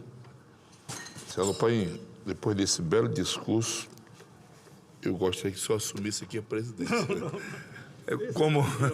Como todos nós, foi que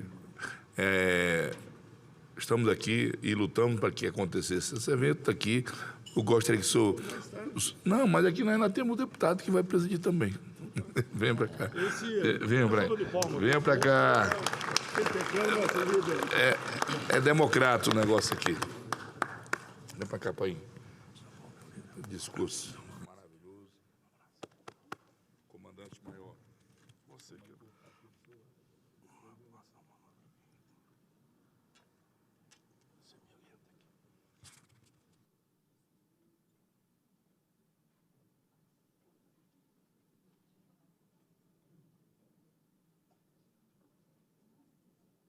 De imediato, passo a palavra ao senhor deputado José Ayrton, requerente também dessa sessão. Por favor, deputado.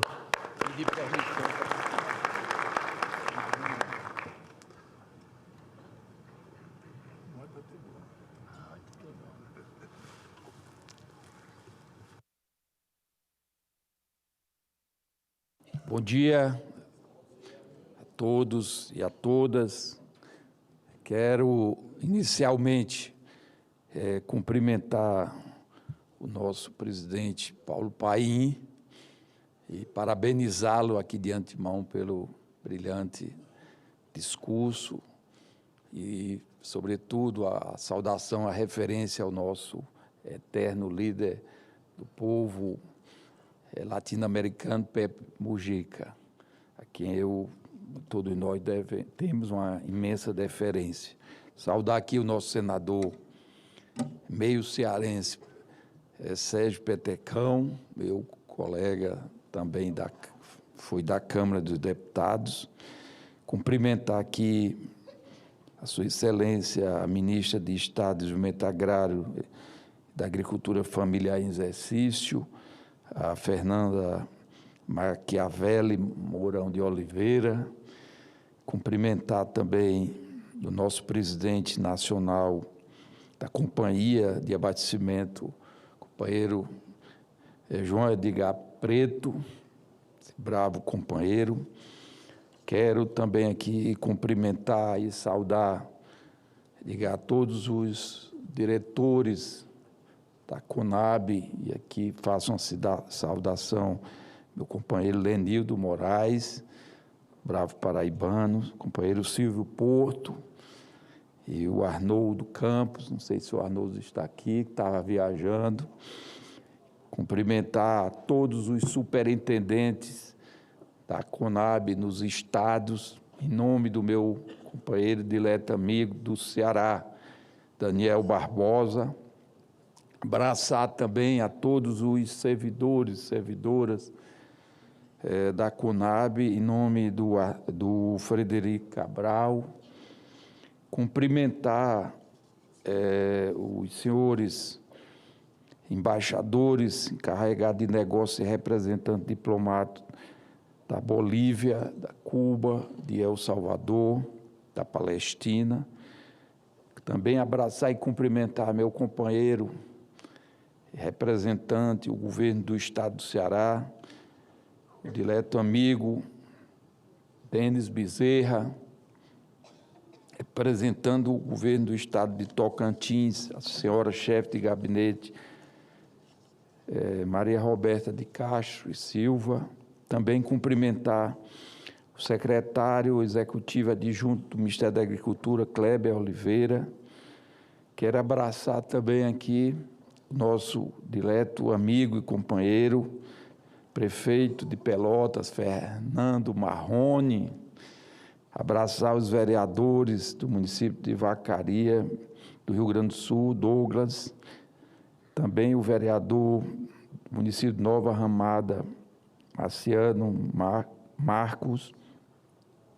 E também o senhor representante da ONU para a Alimentação e Agricultura, o Jorge Mesa.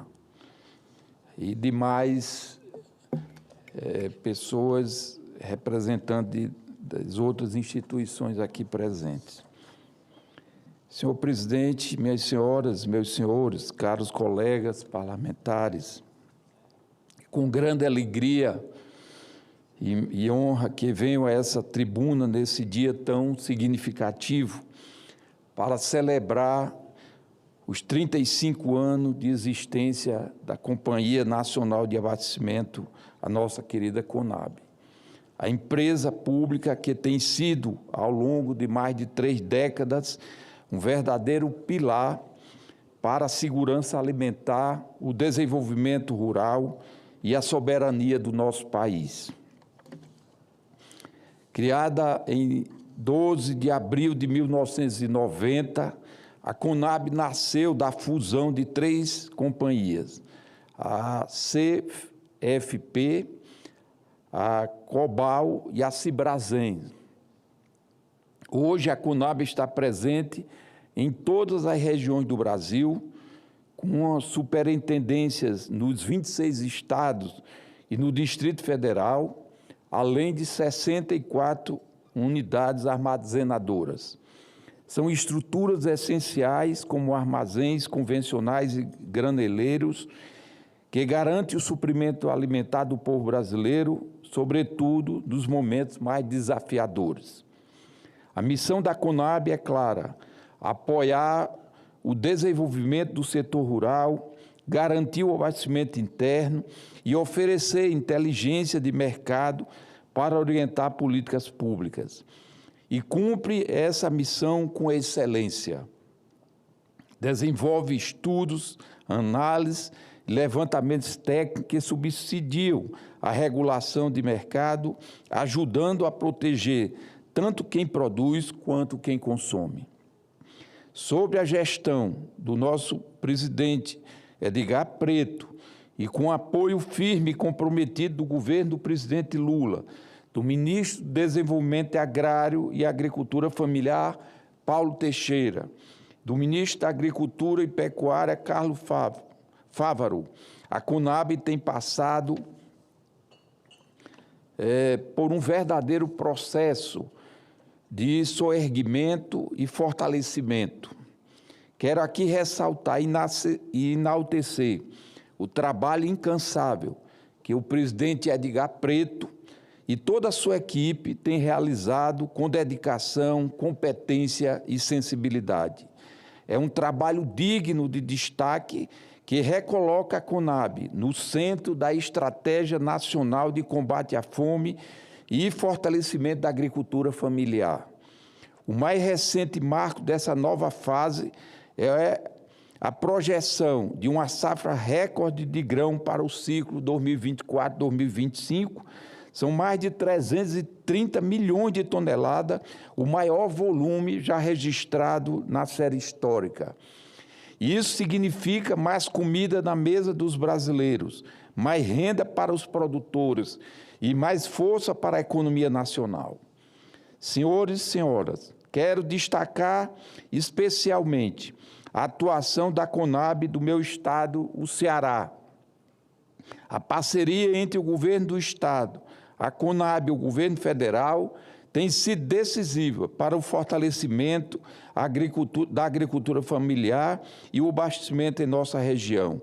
Um exemplo emblemático é a Ceasa da Serra da Ibiapaba, que hoje funciona plenamente graças ao apoio da Conab. Isso significa mais dignidade, renda e oportunidade para os agricultores cearenses. É a distribuição que funciona, é política pública que chega a quem mais precisa. Mesmo diante de tantas adversidades, inclusive a ameaça de extinção durante o governo anterior, a Conab resistiu.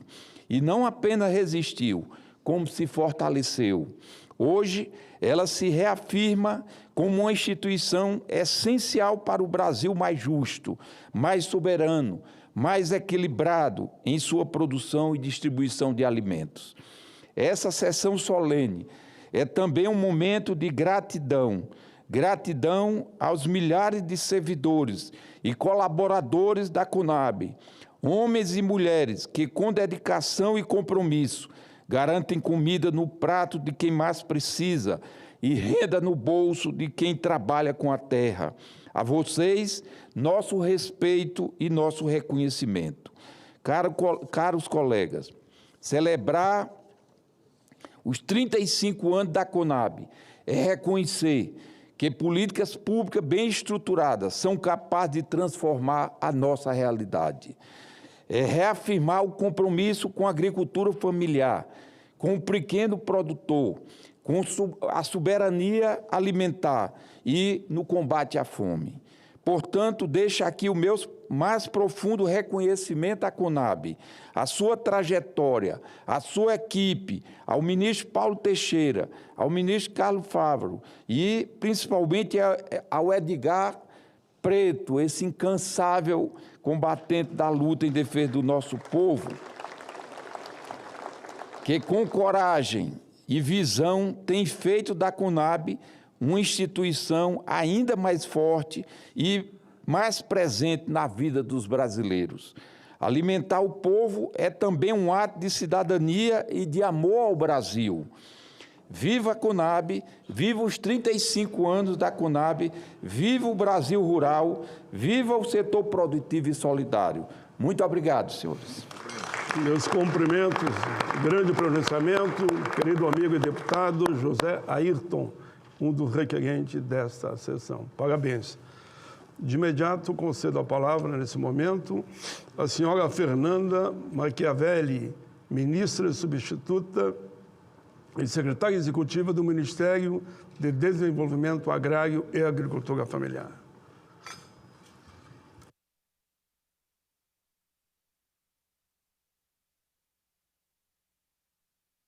Bom dia para todos, bom dia para todas. É uma grande honra estar aqui nesse momento de celebração dos 35 anos da Conab. Queria parabenizar e cumprimentar os senadores Paulo Paim, Sérgio Petecão e o deputado José Ayrton pela iniciativa dessa sessão solene de reconhecimento do trabalho da Conab. Quero também cumprimentar meu querido companheiro de luta, Edgar Preto, que tem feito um trabalho extraordinário à frente da Conab. E, junto com ele, toda a sua diretoria que está aqui presente, Silvio Porto, Lenildo, além dos superintendentes regionais que também estão aqui prestigiando essa sessão, e os demais superintendentes, servidores e corpo técnico da Companhia de Abastecimento. A Conab surge dessa fusão de 3 companhias há 35 anos atrás. E dali surge uma potência agrícola, uma empresa que hoje causa admiração, respeito e é referência para vários países no mundo. Não é cotidiano receber a visita de outros setores agrícolas de outros países, ministérios, autarquias, empresas, para aprender e compreender a forma de atuação da nossa Companhia Nacional de Abastecimento. Quero também cumprimentar as secretárias Ana Terra, secretária de Abastecimento e Soberania Alimentar, e a secretária Lilian Raal, secretária de Segurança Alimentar e Nutricional, além do secretário executivo adjunto do MAPA, o Kleber Soares, que são também 3 importantíssimos atores nessa nova arranjo institucional que foi construído durante o 3º mandato do governo do presidente Lula. O presidente Lula, quando chegou na comissão de transição, pediu para que nós fizéssemos uma análise da situação da Companhia Nacional de Abastecimento. E muito entristeceu ao ver que a Conab já não tinha mais estoques reguladores. Ele determinou na comissão que a Conab, pela primeira vez, seria vinculada ao Ministério do Desenvolvimento Agrário e Agricultura Familiar. E, por decisão dessa Casa, do Congresso Nacional, a decisão do presidente foi mantida. E a Conab passou a estar, então, vinculada ao Ministério do Desenvolvimento Agrário e Agricultura Familiar, para que ela continuasse atuando de forma firme no desenvolvimento do nosso setor agrícola, mas também retomasse a sua capacidade de formar estoques, regular o mercado, conseguir garantir a segurança alimentar e nutricional e desenvolver o abastecimento alimentar do nosso país em toda a sua plenitude. Foi por isso que, sob a gestão do ministro Paulo Teixeira, nós construímos pela primeira vez o Plano Nacional de Abastecimento Alimentar, o Plano Alimento no Prato, no qual a Conab exerce um papel fundamental. Eu aproveito nesse momento para trazer o abraço caloroso do ministro Paulo Teixeira, que hoje está na China, acompanhando o nosso presidente da República, e uma missão também fundamental de cooperação com esse país, que é nosso parceiro, e se tornar ainda mais parceiro agora, que contribuirá com o nosso desenvolvimento de maquinários e implementos agrícolas focados na pequena agricultura. Quero cumprimentar Jorge Mesa, que está aqui, nosso representante da FAO no Brasil, e também todos os embaixadores. E especialmente cumprimento as organizações do campo que estão aqui presentes. Eu vi dirigentes do MMC, da Contraf, do MST, do MPA. Imagino que existam também outras organizações aqui presentes.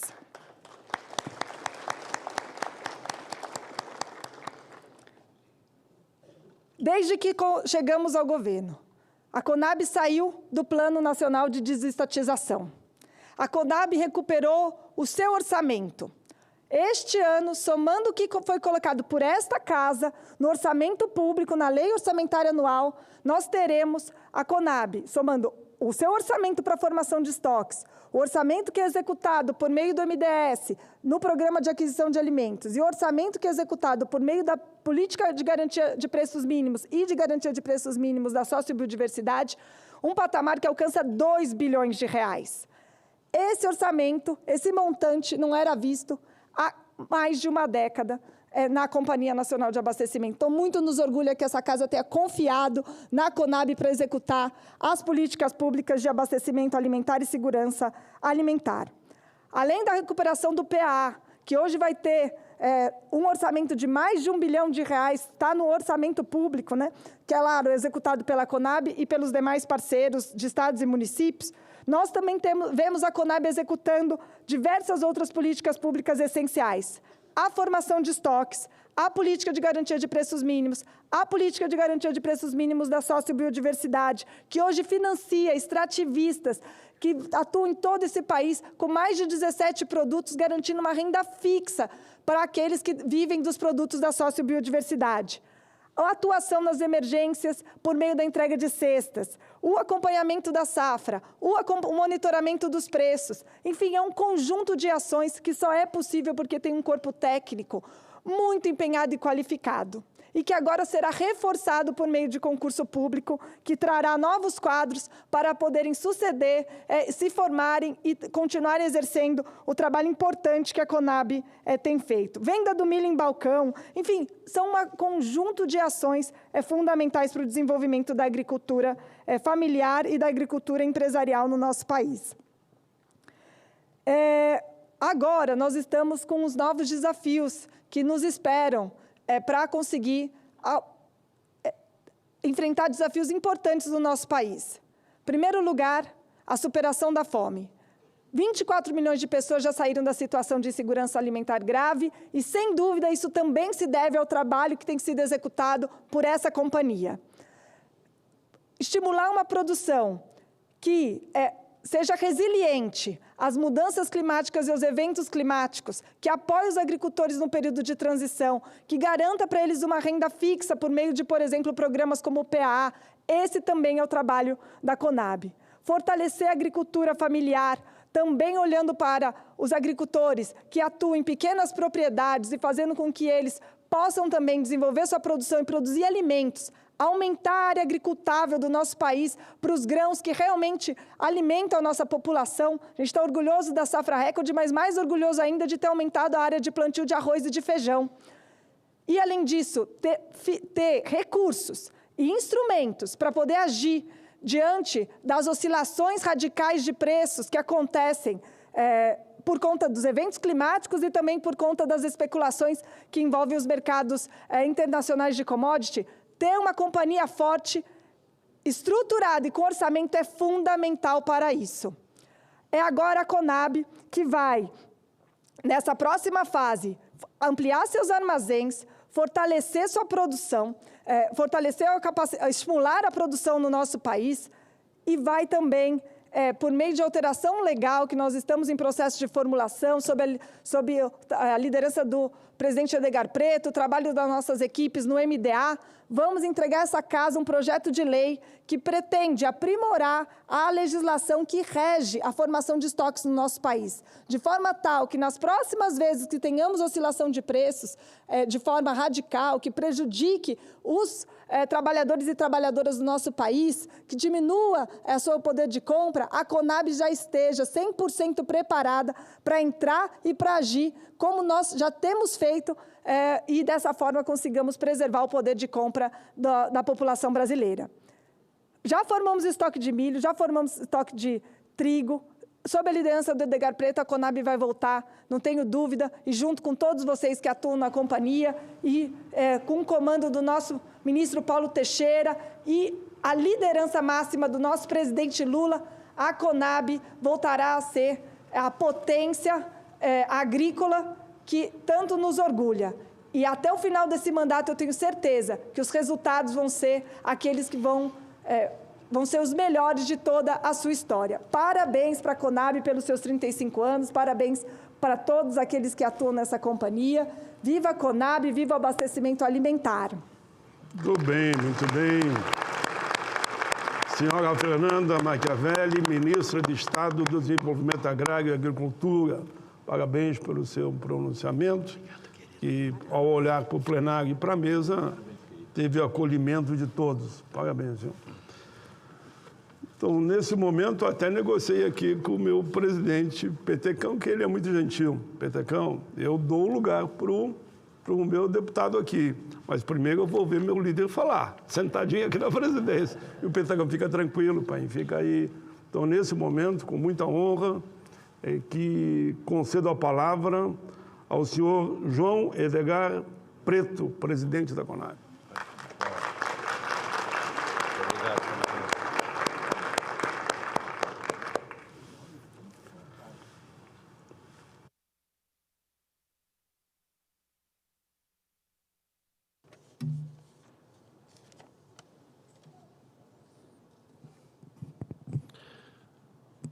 Excelentíssimo presidente e também requerente dessa sessão, Paulo Paim, que está na presidência nesse momento, também senador Sérgio Petecão, presidente também requerente dessa sessão, estimado deputado José Ayrton, requerente dessa sessão na Câmara dos Deputados, é com imensa alegria que eu quero, em nome da Conab, Companhia Nacional de Abastecimento, agradecer de coração a gentileza, a generosidade e o reconhecimento de trazer ao Congresso Nacional a oportunidade de nós falarmos sobre a maior companhia de abastecimento da América Latina, uma empresa 100% pública, uma empresa que é do povo brasileiro e que, sim, está dando muito orgulho ao nosso país. Muito obrigado, senadores, obrigado, deputado.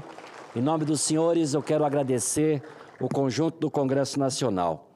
Quero também saudar com muita alegria a nossa ministra de Estado de Desenvolvimento Agrário e Agricultura Familiar, em exercício, querida amiga, companheira Fernanda Machiavelli. Em seu nome, cumprimento toda a equipe do MDA, também o nosso ministro Paulo Teixeira.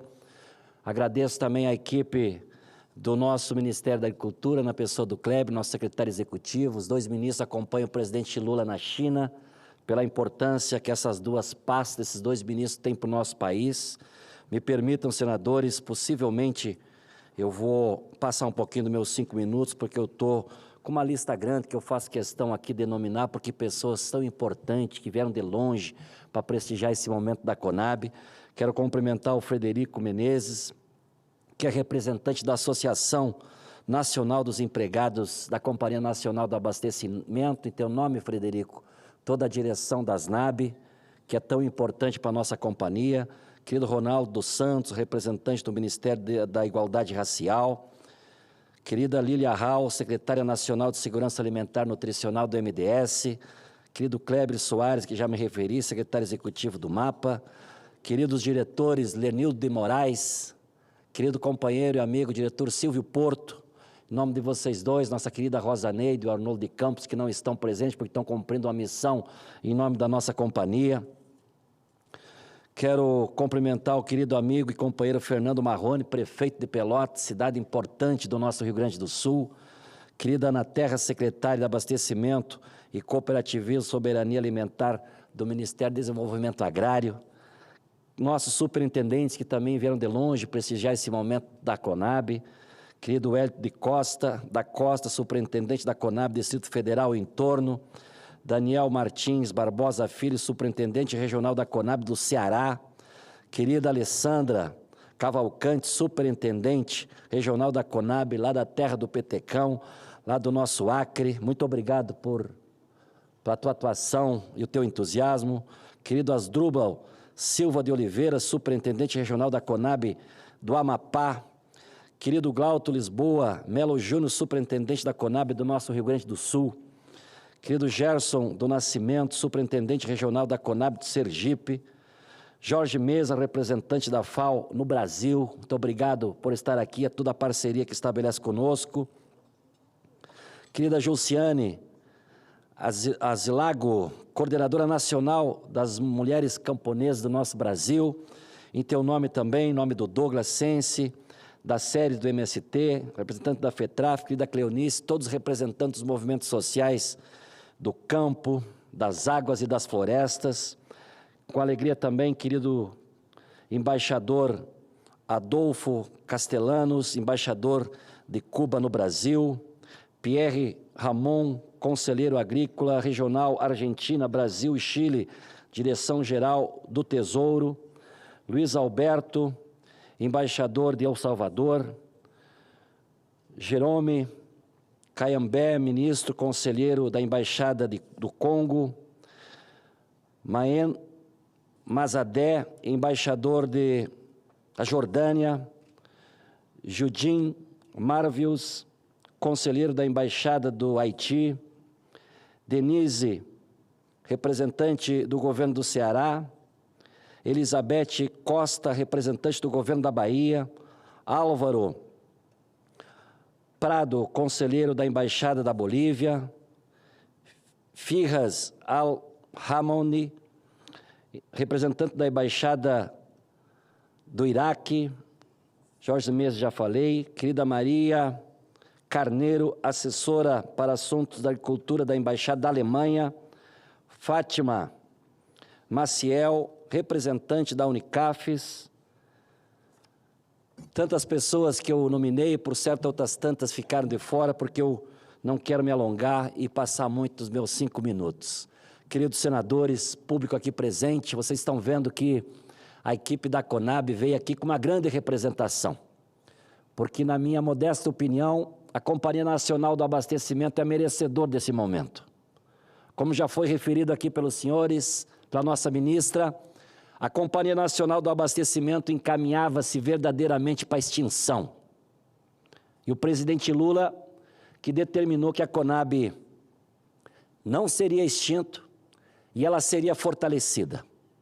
Quando o presidente me convidou para ser presidente da companhia, ele me disse, senador Paim e senador Petecão, a tua grande missão, junto com o MDA e com o MAPA, é ser um dos grandes instrumentos, novamente, do Brasil para erradicar a fome. 33 milhões de brasileiros foi a herança que o presidente herdou no seu 3º mandato.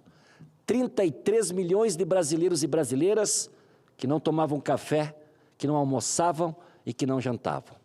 E nós estamos, queridos diretores, cumprindo com muita dedicação e contando com o maior patrimônio dessa companhia, que são os nossos empregados, cumprindo a missão de fazer a CONAB ser a grande companhia nacional do abastecimento. Todos os anos, nós fizemos 12 levantamentos de previsão de safra no nosso país. Cada mês, Silvio Porto, sob o seu comando, nós colocamos em torno de 100 técnicos da CONAB, em parceria com as universidades, com os institutos federais, vão para o Brasil inteiro fazer levantamento de previsão de safra. E nós oferecemos para o Brasil a previsão de safra dos 16 principais grãos.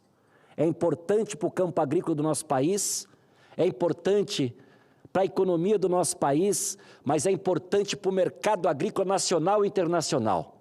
O senhor sabe, senador Paim, que as maiores visualizações nos dados oferecidos pela Conab, mais de 100 mil acessos no ano passado foi dos Estados Unidos. Mais de 90 mil acessos nas informações agropecuárias da Conab foi da China, só para citar 2. O mundo olha pelo que o Brasil produz, pelos dados produzidos pelos técnicos da Conab, que todos os meses se espalham Brasil afora para apresentar o que o Brasil está produzindo. A nossa inteligência agropecuária é um grande orgulho para todos nós. Já referido aqui para a nossa ministra Fernanda, segundo dados da Conab, que amanhã nós vamos apresentar o 8º levantamento, mas no 7º levantamento de previsão de safra, a Conab apresenta para o Brasil a previsão de uma safra histórica que o Brasil nunca colheu. Mais de 330 milhões de toneladas de grãos. Safra recorde. É bom para o nosso país e é bom também para países do mundo que precisam da nossa produção. Tão importante como essa notícia é a produção de alimentos que aumentou no nosso país. Eu, senador Paim, com conhecimento de causa, senador Petecão, eu sei, o agricultor, antes de botar semente na terra, ele faz as contas. O que é mais viável economicamente? E produzir alimentos para o nosso consumo interno, no governo passado, não era um bom negócio. E mesmo o pequeno agricultor ou agricultora, que tem por característica produzir de uma forma diversificada, ou migrou para a monocultura de exportação para se viabilizar economicamente, ou arrendou ou vendeu o seu pequeno pedaço de terra. Ao ponto de que a grande safra brasileira, que foi 22 e 23, que só será menor do que esta de 25, naquele momento nós tivemos a menor lavoura plantada com arroz e feijão dos últimos 47 anos. Foi encurtando a lavoura plantada com alimentos para o nosso consumo interno. E nós passamos a ter uma inflação de alimentos muito maior do que a inflação geral, e o mapa da fome voltou vergonhosamente para esse país, quando em 2014 a ONU já tinha declarado que o Brasil tinha terminado com a fome. Voltou a fome para o nosso país, voltou o preço alto dos alimentos, e o nosso desafio é reestruturar a produção nacional.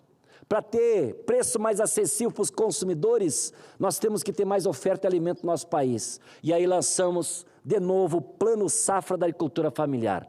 Junto com o Plano Safra da Agricultura Empresarial, 2 vezes Plano Safra recorde. Juro mais barato para quem optar em produzir alimentos. Quem quiser produzir arroz e feijão no Brasil, produzir hortaliças e frutas, o juro é 3% ao ano. E se produzir de uma forma agroecológica, é 2% ao ano. Isso fez, senadores, com que o agricultor visse novamente que produzir para o nosso mercado interno é um bom negócio. E nós aumentamos a área plantada com arroz comparado esse ano com o ano passado, depois de 13 anos de queda, teremos uma área 7% a mais com produção de arroz do que o ano passado. E a resposta foi imediata. Nós teríamos uma produção 14% mais de arroz comparado com o ano passado, Silvio Porto. Serão mais de 12 milhões de toneladas de arroz que nós vamos colher. Não faltará arroz no nosso país com preço justo nas prateleiras dos supermercados. E não faltará a mão amiga do governo do presidente Lula para quem quiser produzir mais arroz, mais feijão, mais mandioca, mais batata, mais hortaliças para combater a fome e garantir nas prateleiras dos supermercados um preço justo para os consumidores. Tudo isso tem as políticas públicas de um modo geral desse governo, a atuação dos nossos ministérios, dos nossos ministros, do nosso MDS, querida Lília, mas para orgulho dessa companhia tem a mão amiga da Conab, ajudando os agricultores pequenos, médios e grandes do nosso país. Senhores, como já foi referido, os estoques públicos estavam zerados. E a missão que o presidente Lula nos deu para dar tranquilidade aos consumidores e garantir a mão amiga para os produtores é voltar a fazer estoques públicos, senador Petecão. Estamos fazendo. Depois de 11 anos que não tinha estoque de trigo na Conab, agora na unidade de Ponta Grossa já são quase 10 mil toneladas de trigo que estão lá estocados quando nós compramos dos agricultores, que o preço estava muito baixo para eles. Depois de 8 anos que não tinha estoque de arroz, no final do mês de maio, Deste mês, a nossa expectativa é que nós vamos colocar arroz novamente nos armazéns da Conab. Compramos trigo, aliás, compramos milho em 2023, ainda temos mais de 100 mil toneladas do estoque para vender milho balcão com preço mais justo aos pequenos criadores. Quando sobe o preço no Nordeste com as estiagens, com a seca, a Conab leva o milho comprado dos agricultores quando estava abaixo do mínimo e garantimos que lá nós vamos equilibrar o mercado vendendo um preço mais justo para quem precisa. Mas para fazer estoque precisa produção e precisa ter aonde guardar. O governo passado, senadores, fechou 27 unidades armazenadoras naquela política de desmontar com a companhia. Nós poderíamos ter optado ficar chorando pelos cantos, reclamando e botando a culpa nos outros. Mas a nossa diretoria resolveu agir. E nós fomos em busca de ajuda. Fomos na Itaipu Binacional e garantimos 55 milhões para reformar as 3 unidades armazenadoras do Paraná e do Mato Grosso do Sul. Fomos no BNDES e fizemos uma permuta de imóveis. Aqueles imóveis fechados há anos, porque foram construídos há 50 anos atrás, quando aquela pequena cidade era perímetro rural, a cidade cresceu e aquela nossa unidade ficou no centro da cidade, com valor imobiliário alto, mas dando prejuízo para a companhia. Separamos 9 imóveis desses, senadores, e permutamos com o BNDES. E ele vai nos dar o recurso para reformar outros 9 e construir um novo no estado da Bahia. Só essas 2 ações dará para a Conab a possibilidade de aumentar nossa capacidade de armazenamento em 43%. Agora nós podemos fazer estoques públicos mais generosos. Agora nós vamos cumprir com a determinação do presidente Lula, ajudar quem produz e garantir preço justo para os nossos consumidores. Aliás, já está mudando. Quem vai nos supermercados, olhe bem os preços, compare o que era o ano passado e como está sendo hoje. Com exceção de produtos que têm a oscilação do câmbio, o que depende da nossa produção, que estamos ofertando mais, já caiu o preço nas prateleiras dos supermercados. Estive no mercado lá em Porto Alegre, senador Paim. Fui lá fazer minhas compras no fim de semana retrasado e fui pesar lá o tomate e a laranja. E a senhora me reconheceu e disse, seu Edgar, quando é que vai baixar o preço da comida? Eu disse, mas a senhora viu, eu fui ali agora comprar 5 quilos de arroz, está aqui no meu carrinho, e o preço do arroz tipo 1 especial, R$ 16,80. A senhora lembra que o ano passado era 30, 35, até 40 reais? Ela disse, é verdade, o preço do arroz caiu muito. Eu disse, a senhora sabe que o feijão na prateleira já caiu mais de 40%? Ela disse, nem se fala, o feijão despencou. Disse ela, até a carne começou a baixar o preço. Disse, então olha os preços e compara o que era e o que está voltando a ser. Isso não é obra do acaso, não cai do céu sozinho, não brota da terra sozinho, é graças à força dos homens e das mulheres do campo, mas às políticas públicas do nosso presidente Lula. A Conab também tem uma ação muito importante que é garantir alimentos para aqueles mais vulneráveis do nosso país, querida Lília. Tivemos lá em Roraima, fui lá na terra Yanomami, andamos quase 2 horas de avião naquele verdadeiro tapete verde em cima da floresta para chegar lá nos Yanomamis. Aqueles que há 2 anos atrás o presidente Lula decretou emergência sanitária e humanitária, porque crianças indígenas estavam morrendo de fome. Lá passou a ser uma sinergia de muitos ministérios. Junto com o MDS e a Conab, eu fui lá entregar a cesta de número 160 mil. 160 mil cestas de alimentos comprado, operacionalizado pelo MDS, pela Conab, pelo MDA. Compra a cesta, contrata o frete e leva para essa distribuição. Estão lá as crianças agora subindo em árvores, estão lá brincando, estão lá falando com as árvores, falando com as aves, porque estão saudáveis graças à mão amiga do presidente Lula e também à atuação dessa companhia. No Rio Grande do Sul, senador, na maior tragédia ambiental que nós tivemos, senador Paim, junto com o Exército, com a Marinha, com a Aeronáutica, os primeiros socorros chegou junto à Conab. Quando 400 mil pessoas ficaram fora das suas casas, quando a água aumentou, a necessidade de se alimentar também chegou. E nós recebemos do presidente Lula, do governo federal, a incumbência de cuidar do abastecimento. E desde os primeiros dias, quando as pessoas ficaram fora de casa, que se espalhou uma onda de solidariedade no Brasil e no mundo, nós fizemos da nossa unidade armazenadora, Glauco, de Canoas, o grande coração da logística de distribuição do básico. Começamos distribuindo alimentos, passamos a distribuir água potável e depois distribuímos gás de cozinha e as doações que foram chegando do Brasil e do mundo. Reunimos empregados da Conab de vários estados. De 8 estados, pessoas se mudaram lá para a nossa unidade de Canoas. Caminhões, caminhonetas, as pessoas dormindo no colchão úmido, fazendo comida como dava para atender às necessidades do povo do nosso estado. E lá nós asseguramos 152 mil cestas de alimentos para abastecer 600 cozinhas solidárias que de uma hora para outra se espalhou pelo nosso estado. Quero aqui em nome também do Rio Grande do Sul, mas como presidente dessa Conab, dizer a toda a nossa equipe que se empenhou, que esteve lá, muito obrigado por ter socorrido o Rio Grande no momento que mais precisou. Assim é nos Yanomamis, assim é onde há catástrofe, onde há necessidade, a Conab se faz presente.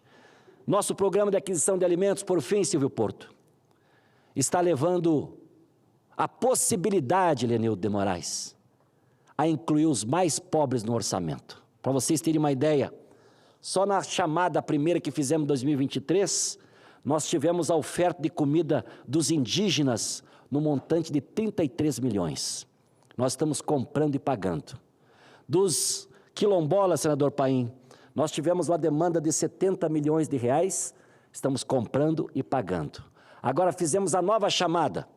Os quilombolas que nos ofertaram 70 milhões, agora ofertaram de alimentos 140 milhões. Os indígenas que ofertaram 33, agora ofertaram 86 milhões de comida que nós vamos comprar, comida boa, para abastecer escolas, hospitais, creche, muitas dessas pessoas também nas próprias aldeias. Agricultores familiares, assentados da reforma agrária, o PA compra, paga um preço justo e essa comida simultaneamente vai estar para a mesa de quem passa necessidade. Já estamos operacionalizando, Lília, 1 bilhão e 40 milhões de reais só pela Conab e tem mais um recurso que o MDS repassa direto para os estados e para os municípios. A nossa nova chamada pública que fizemos, agora nós já recebemos uma oferta de 1 bilhão 980 milhões de reais. E vamos começar gastando os primeiros 900 milhões. E o presidente Lula nos disse, pode gastar, que quando faltar nós vamos buscar mais, porque esta é a mão amiga que ajuda os mais pequenos do campo e esta ação é que está ajudando o Brasil com essa urgência tão necessária sair novamente do mapa da fome. Estamos com o concurso aberto até o dia 15 de maio. Se inscrevam para o concurso da Conab, 403 novas vagas. Não vão se arrepender. Quem estiver estudando para concurso, passe na Conab, que vocês vão ter muito orgulho da maior companhia de abastecimento da América Latina. Quero, por fim, agradecer mais uma vez ao Congresso Nacional, ao Senado Federal, senador Petecão, senador Paim, querido companheiro, nosso deputado federal José Ayrton, em nome de vocês, o conjunto Congresso Nacional. É pela generosidade de momentos como esse, mas quando a Conab mais precisa, senador Petecão, no seu estado do Acre, quando a Conab estava esquecida, ela sobreviveu com a ajuda e com a mão de parlamentares como Vossa Excelência, com a sua, senador Paulo Paim, e tantos outros deputados e deputadas que estão colocando emendas parlamentares para a gente ir com mais velocidade, logo mais, com uma foto bonita da Conab, do Congresso Nacional, do governo do presidente Lula, de todos os senhores e as senhoras, anunciar para o mundo outra vez, o Brasil acabou com a fome. Muito obrigado.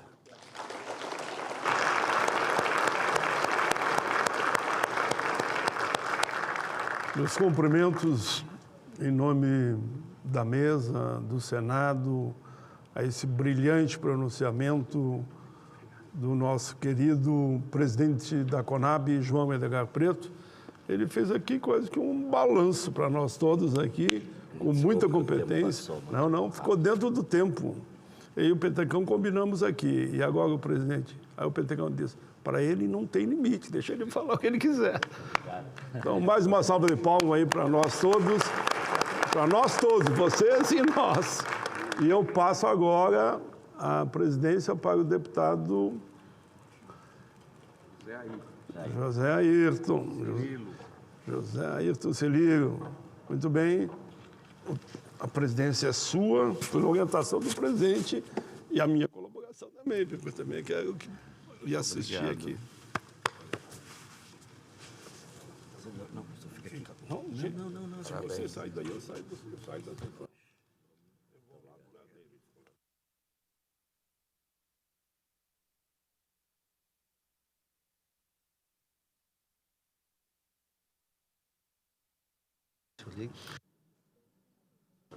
Obrigado, querido senador Paulo Paim. Muito obrigado, senador. E ao senador Petecão pela deferência e pela consideração. E parabenizar aqui o nosso presidente Edgar Preto pelo brilhante discurso e pelas colocações assim, importantíssimas do papel da nossa CONAB, nosso país, e referência para outros países também do mundo. Passo a palavra agora, por 5 minutos, à senhora Lilian Raal, secretária nacional de Segurança Alimentar e Nutricional do Ministério do Desenvolvimento e Assistência Social, Família e Combate à Fome.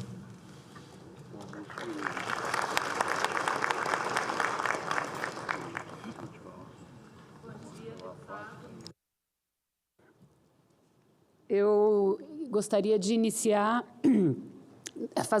trazendo um abraço do ministro Wellington Dias e fazendo uma saudação especial à CONAB por esses 35 anos.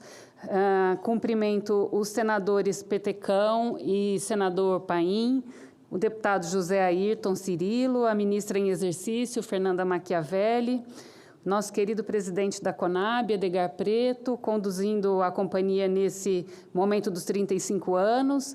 Gostaria também de cumprimentar os diretores da CONAB aqui presentes, os secretários secretários nacionais aqui presentes, secretário Kleber, a secretária Ana Terra, que está ali em cima, a secretária de Abastecimento do Ministério do Desenvolvimento Agrário, os organismos internacionais aqui presentes, na pessoa do Jorge Mesa, os movimentos sociais do campo aqui presentes também, algumas mulheres representantes dos movimentos sociais do campo, né? Não só do movimento de mulheres, mas também representantes de outros movimentos que estão aqui conosco, os funcionários da CONAB, principalmente, que fazem essa companhia, essa empresa, todos os dias, ser o que é e o que a gente está celebrando hoje, né?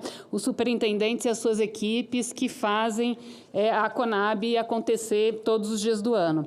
Bom, eu estive aqui em 2023, senador Petecão, em uma sessão solene que o senhor convocou a pedido da superintendente Alessandra. Foi um momento, né, Alessandra, Edgar, de celebração da CONAB também, e hoje a gente está num momento muito diferente daquele de 2023, né? Aquele momento era um momento de retomada e recuperação da CONAB, também uma homenagem aos funcionários da companhia, mas hoje a gente vê esse plenário tão cheio, né, e essa celebração tão bonita, a gente sente como a CONAB mudou já nesse 2 anos e meio, né, nesse período tão pequeno, desde aquela sessão lá de 2023. Os funcionários, de fato, tiveram essa garra aí, né, e essa braveza de manter a companhia em pé, mesmo no momento mais duro, né, e graças a esses funcionários, nós tivemos, como disse a ministra Fernanda, a oportunidade de retomar, nós, governo federal, né, o governo do presidente Lula, teve a oportunidade de retomar a companhia e, de volta, trazer a ela esse papel que ela sempre teve de trabalhar na agenda de abastecimento, nas informações estratégicas, na política agrícola, né, operando a política de garantia de preços mínimos e no abastecimento social, né? Acho que todas as pessoas aqui trouxeram bastante luz para essa importância da companhia no abastecimento social, a importância da CONAB para que nós tenhamos estruturas e instrumentos para garantir o abastecimento de alimentos para a população brasileira, principalmente para quem mais precisa. As pessoas que me antecederam aqui trouxeram vários dados, né? Mais de 12 mil entidades que têm recebido alimentos aí, da companhia por meio dos seus diferentes programas, né? Programa de aquisição de alimentos, programa de doação de alimentos dos estoques já formados, as cestas de alimentos, enfim. Além disso, são mais de 100 mil agricultores e agricultoras que já tiveram, nesses 2 anos, a oportunidade de comercializar, assim, sem repetição, né? Talvez seja muito mais, mas, assim, sem repetição, nós temos aí mais de 100 mil agricultores e agricultoras que tiveram a oportunidade de comercializar, contando com a Companhia Nacional de Abastecimento, pela operacionalização do Programa de Aquisição de Alimentos, o PAA. Puderam se planejar, sabendo que terão seus produtos comprados pela Conab, e esses produtos sendo doados, né? Eu gosto muito de lembrar, Edgar, que sem a Conab nós não teríamos o PAA. Nós só temos um programa como o PAA porque nós tivemos a Conab lá em 2003 para fazer esse experimento, para possibilitar, né, Silvio Porto, ao governo federal comprar da agricultura familiar e dizer para o mundo que é possível fazer compras públicas, sim, e compras públicas da agricultura familiar, principalmente. Sem a Conab, nós não teríamos hoje as compras da agricultura familiar no PENAI, no Programa de Alimentação Escolar. Nós não teríamos uma feira linda como a que eu tive a oportunidade de ver a semana passada em São Paulo, que foi a Feira da Agricultura Familiar e da Reforma Agrária, promovida pelo Movimento Sem Terra, né, Séries? Realmente, assim, olhar aquilo é impressionante. Eu acho que todas as pessoas deveriam ter a oportunidade de conhecer aquela feira, ver a diversidade dos produtos ofertados, produzidos e comercializados pela agricultura familiar e pelos assentados e assentadas da reforma agrária do nosso país. A Conab e o PAA tiveram um papel muito importante para que tudo isso fosse possível, para que tudo isso fosse viável e acontecesse.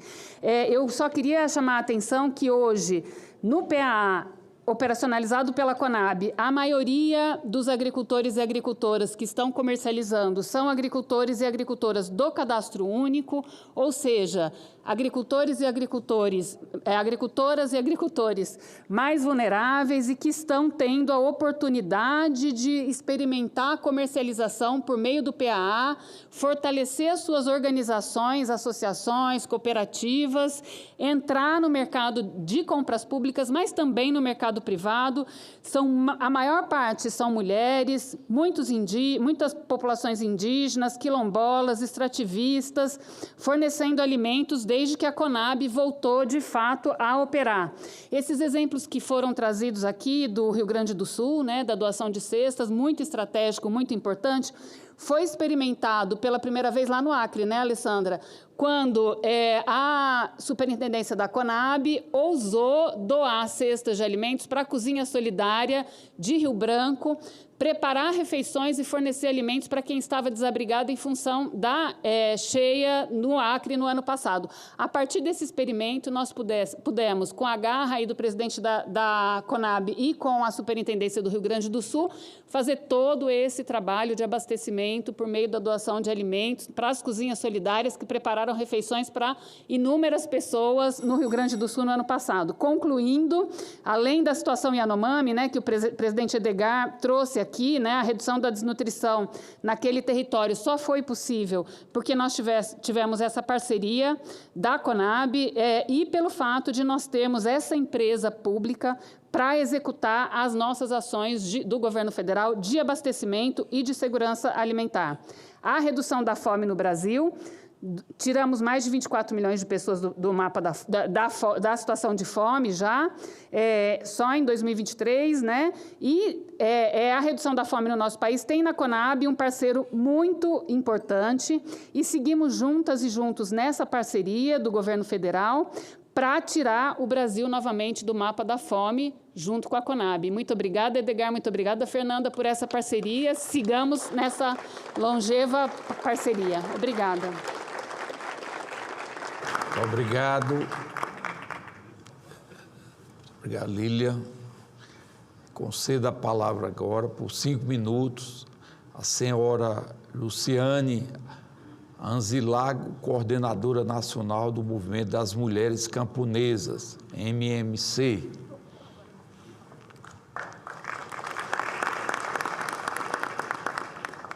Bom dia a todos e todas.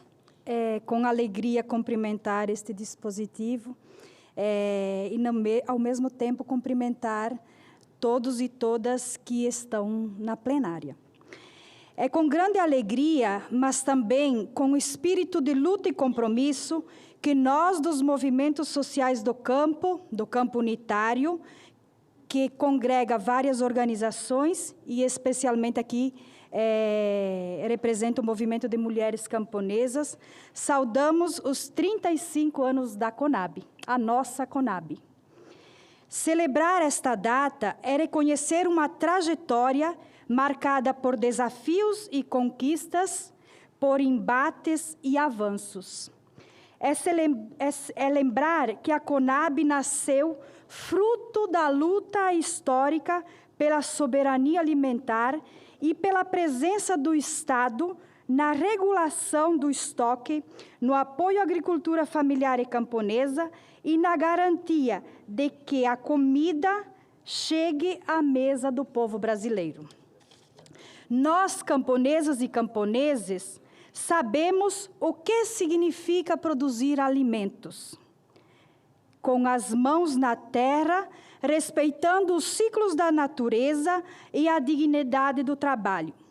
Sabemos o valor de plantar cada feijão que colhemos, de cada verdura cultivada sem veneno, de cada semente crioula guardada e multiplicada com amor, consciência e com sabedoria ancestral.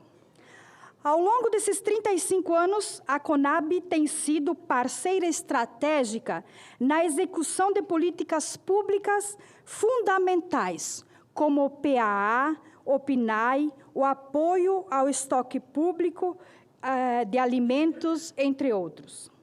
Estas políticas têm sido essenciais para garantir mercado justo para quem produz comida de verdade e para quem consome, mas, sobretudo, ajudar em especial os atingidos pelos eventos climáticos. Mas é preciso afirmar com força, não estamos aqui apenas para comemorar. Estamos aqui para reafirmar o nosso compromisso com um projeto de país em que a comida saudável, agroecológica e acessível seja um direito de todos e de todas, e não uma mercadoria submetida à lógica do lucro. A CONAB só faz sentido se continuar sendo um instrumento de política pública que valoriza a agricultura camponesa no campo, nas águas e na floresta. Se continuar olhando para as mulheres não só como trabalhadoras invisíveis, mas como protagonistas na missão de produzir comida. Queremos dizer parabéns à CONAB pelos 35 anos. Mas que venham muitos outros anos com mais orçamento, com mais presença nos territórios, com mais diálogo com os movimentos, mais apoio às mulheres, mais defesa da soberania alimentar e mais políticas públicas que constroem a justiça social. Sigamos juntos e juntas na luta, esperançando, construindo um campo vivo, com gente, cuidando da vida, produzindo comida e alimentando o Brasil. Obrigada. Obrigado, Luciane, e a todas as mulheres camponesas.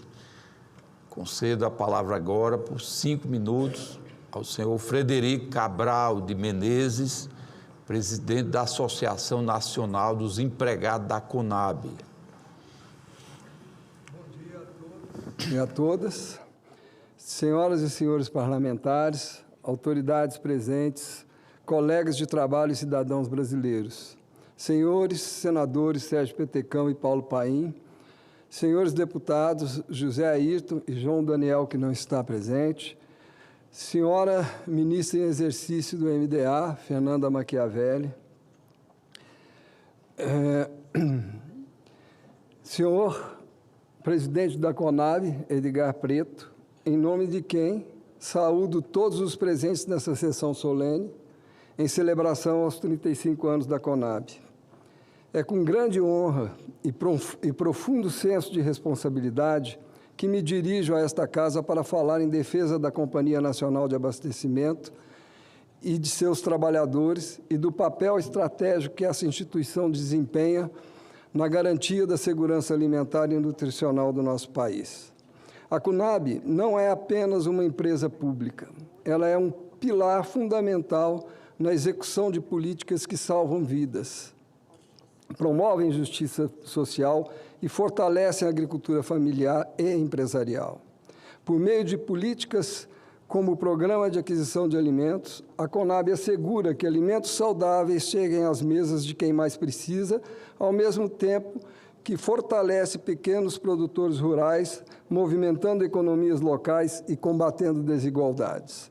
Ademais, a CONAB é responsável pela manutenção de estoques públicos e estratégicos, essenciais para a estabilidade do mercado, controle de preços e enfrentamento de crises, como as causadas por secas, pandemias, oscilações internacionais.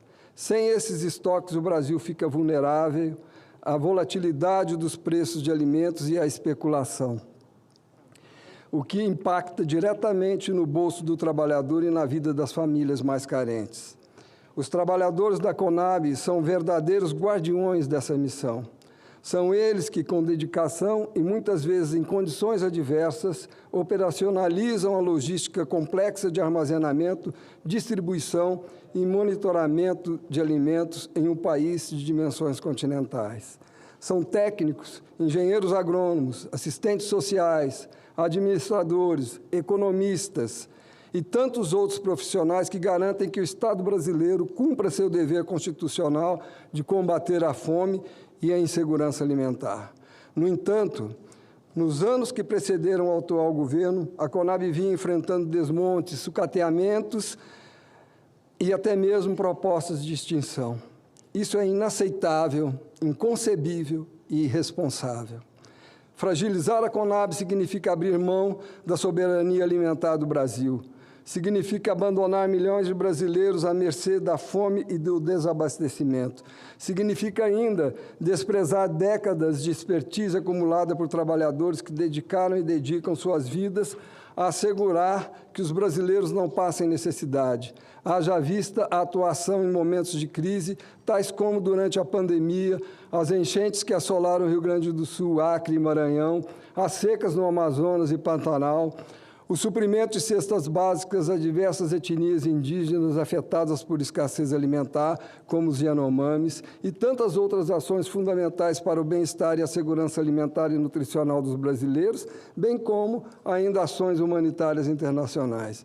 Por isso, hoje venho aqui não apenas para defender a CONAB como instituição, mas também para exigir o respeito aos direitos de seus empregados. São homens e mulheres que merecem estabilidade, valorização e condições dignas de trabalho. Não podemos permitir que cortes orçamentários, terceirizações irresponsáveis ou medidas administrativas arbitrárias destruam importantes políticas públicas do nosso país.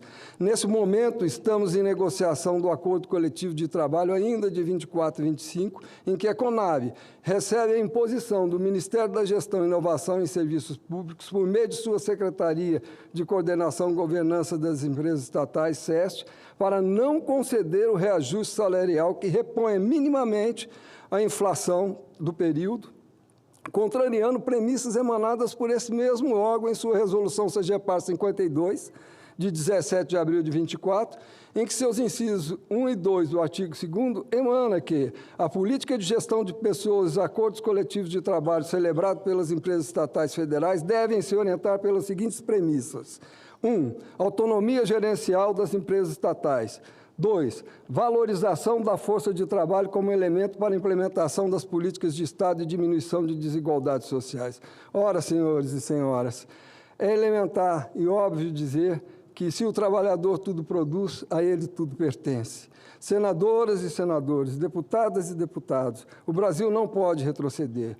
No momento em que a fome volta a assombrar milhares de lares, a Conab precisa ser fortalecida, modernizada e dotada de recursos adequados. Se queremos um país justo e desenvolvido, precisamos investir naqueles que garantem o pão de cada dia no prato do povo brasileiro. É nesse sentido que rogamos a essa Casa que não meça esforços no fortalecimento da companhia e na valorização de seus empregados. Portanto, esperamos que esta Casa, representante da vontade popular, e todo o Congresso Nacional ouçam esse apelo em defesa da Conab, em defesa dos seus trabalhadores e trabalhadoras, em defesa da soberania alimentar e do direito do povo brasileiro a uma alimentação digna. Muito obrigado.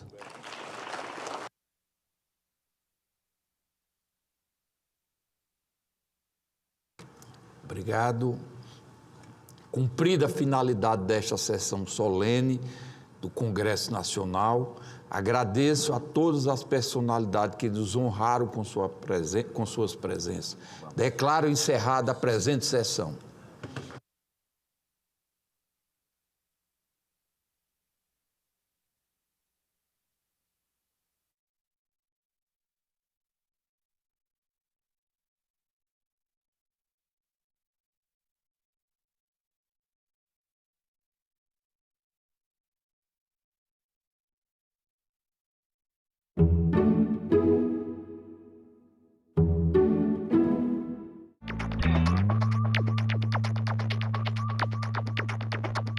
A gente também fala tupi. Pernambuco é uma palavra de origem tupi, formada por Paranã, que quer dizer mar, mais umbuca ou puca, que significa furo. Logo, Pernambuco seria mar furado, ou buraco que o mar fez, isto é, uma pedra furada por onde o mar entra. Era um termo comum usado em toda a costa do Nordeste, para lugares onde havia recifes, como o local onde hoje está a cidade do Recife. A gente também fala tupi.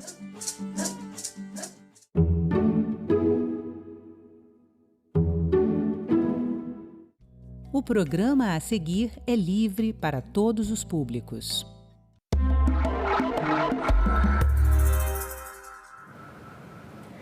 A desinformação é um dos principais riscos globais da atualidade, segundo a ONU e o Fórum Econômico Mundial. E no Brasil, uma iniciativa pioneira chama a atenção. O governo de Alagoas lançou o primeiro núcleo de integridade da informação do país para garantir transparência e qualificação da comunicação pública. Para entender melhor como é que isso está funcionando, a gente recebe aqui no Cidadania o secretário de Comunicação do Estado de Alagoas, Wendel Palhares, e o jornalista, advogado e pesquisador José Janci Grangeiro. Bom, sejam muito bem-vindos aqui. Obrigada por estarem no Cidadania. Obrigado a vocês. Secretário, vou começar com você, porque o núcleo foi lançado em março, deste ano, e eu queria saber qual foi o ponto de partida e por que é uma iniciativa pioneira, assim, o que se diferencia de outras ações de combate à desinformação que já existem hoje aqui no Brasil? Sara, eu diria, antes de tudo, que é uma iniciativa pioneira, mas ela nasce de muita discussão. Eu faço parte como secretário do Conselho Nacional de Secretarias de Comunicação e esse é um assunto que está sempre em pauta. Hoje o Brasil vive, acho que o mundo vive uma pandemia de desinformação, é assim como a ONU chama, e os governos estaduais também têm isso como um grande desafio, como você vai lidar com a quantidade de desinformação que acontece, inclusive sobre as questões públicas, sobre uma questão como questões de políticas do governo do Estado. Então, eu posso já lhe garantir que todos tentam trabalhar de maneiras, já se chamou de combate à mentira, combate à fake news, combate à desinformação, mas hoje caminhamos para a defesa de uma integridade da informação e de saber que combater a desinformação não dá para fazer como se apostasse corrida entre verdade e mentira, porque essa corrida já estará perdida. Hoje a gente entende que nós precisamos desenvolver, como política de Estado, uma série de ações que garantam que a população já esteja preparada quando a mentira chegar a ela e ela não prosperar, ela não propagar. O Núcleo firma uma quantidade grande de parcerias, não só dentro da sua secretaria, mas também discutindo com órgãos fiscalizadores como o Ministério Público, com outras instâncias de poder, como a Secretaria de Comunicação da Presidência. Conversamos recentemente com o IBICT e nós estamos dialogando com universidades. Por quê? Porque hoje a gente tem certeza que não dá mais para debater fake news com um banner dentro de uma agência e dizendo bem assim, confira aqui se isso é mentira, porque a população não vai acessar com a quantidade que se espera. Hoje nós precisamos ir conversar com a população, ir conversar com setores da sociedade e desenvolver com eles formação midiática, educação midiática, ao mesmo tempo que estabelecer tecnologias e ferramentas que garantam a maior compreensão do poder público de como se comporta essa desinformação. Então, esse núcleo vai fazer assim. E a gente vai entender um pouquinho melhor, né, como é que isso vai funcionar aqui durante o programa e também falar sobre os conceitos. E falando de conceito, aproveitar aqui, né, o Jansi, que é pesquisador nessa área e também integra o núcleo. Jansi, eu queria que você falasse o que a gente hoje pode entender como desinformação, porque a gente não está mais falando da tia do Zap, né, que mandaram aí notícia falsa pelos grupos da família, né? Quando a gente pensa em desinformação, a primeira ideia que vem é esse que a gente chama de arquétipo da tia do Zap, né? Pensar, é aquela pessoa de idade que recebe uma mentira no WhatsApp e quer encaminhar. Não, desinformação ela é um ecossistema. O que quer dizer ecossistema? Significa que você tem várias formas de se apresentar e a desinformação ela circula de várias maneiras diferentes para pessoas diferentes. Então, você tem desinformação no formato de conteúdos tóxicos, então, aquelas trends que atacam as crianças, aquilo é um tipo de desinformação. Você tem desinformação política, você tem desinformação para a saúde, que desestimula a vacina, você tem desinformação contra a cultura. Então, a desinformação é um grande grupo de ideias que congregam vários formatos diferentes.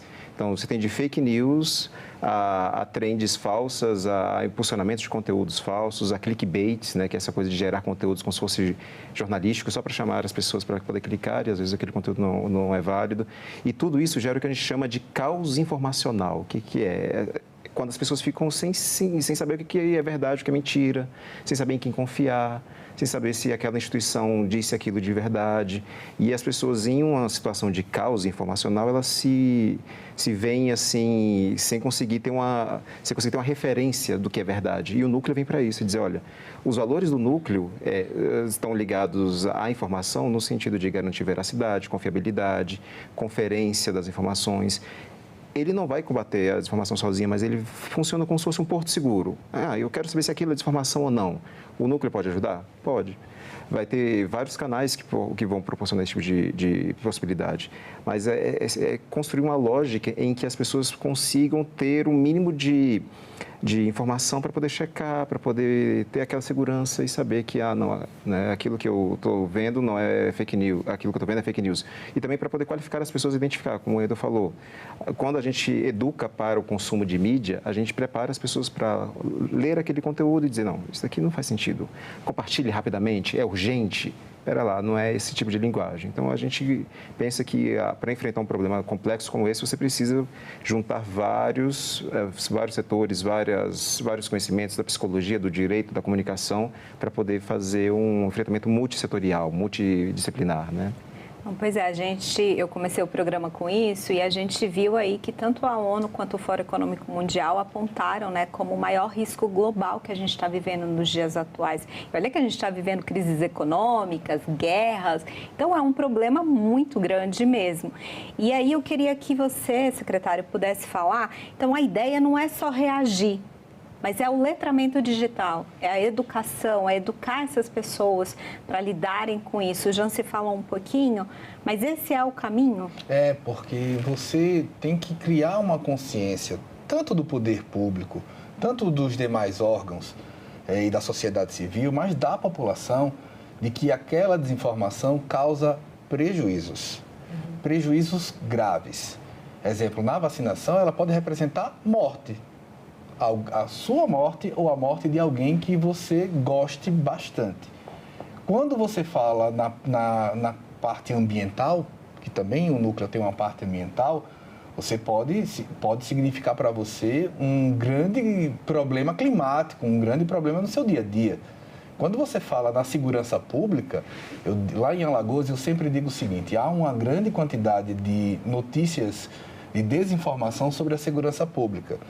E muita gente gosta de compartilhar, Sara, achando que não está fazendo mal a ninguém. Mas eu digo a você, quando você cria uma sensação de insegurança com uma notícia falsa, você está fazendo com que o comerciante deixe de vender, com que o hotel deixe de conseguir hospedagem. E aquele hotel tem a camareira, tem o recepcionista, o Uber, a pessoa que vende o acarajé. Todos são impactados por uma mentira gerada por uma percepção falsa de insegurança, uma criação de um caos nesse sentido. A desinformação, ela adoece, a desinformação, ela mata, a desinformação dá prejuízos financeiros para o trabalhador, para o empresário. Então, o governo do estado de Alagoas pensa que tratar isso de forma preparando a população, preparando, por exemplo, o agente de endemia, o agente da primeira infância, aquele que tem capilaridade. A crise de confiança, de credibilidade dos poderes, que é muito divulgada, tanto da parte parlamentar, do executivo... Até do judiciário. Do judiciário, do exército, ela nasce de um distanciamento. Os governos costumam ir até o bairro, mas não entram na rua. Nós queremos conversar com cada comunidade, seja escolar, seja religiosa, seja a parte de comunitária mesmo, mas é preciso fazer uma preparação, ensinar como essa mentira está propagando, como evitá-la e, dessa maneira, explicar que, ao propagar, ao não conferir e passar à frente, você pode estar prejudicando de verdade uma família ou toda uma comunidade. Jance, você fez recentemente uma pesquisa, né? E aí, identificando como é que as pessoas reagem a conteúdos falsos. E aí, aproveitando esse gancho também do Wendel, o que você identificou? Como é que a gente se porta diante de um conteúdo fake? A gente consegue realmente reconhecer? Não consegue? O que isso causa no nosso cérebro? Então, essa pesquisa a gente fez mapeando as respostas neurocientíficas, ou seja, como é que o cérebro reage a determinados estímulos. Então, a gente pegou conteúdos que pareciam uma mensagem de WhatsApp, conteúdos de imagens e conteúdos de vídeo. E mostrou para as pessoas e perguntou para elas, medindo com um aparelho que se chama eletroencefalograma, medindo e perguntou para ela, bom, o que você acha disso? Você concorda? Se você concorda ou não concorda, você compartilharia? Você acha que isso é verdade ou você não acha que isso era verdade?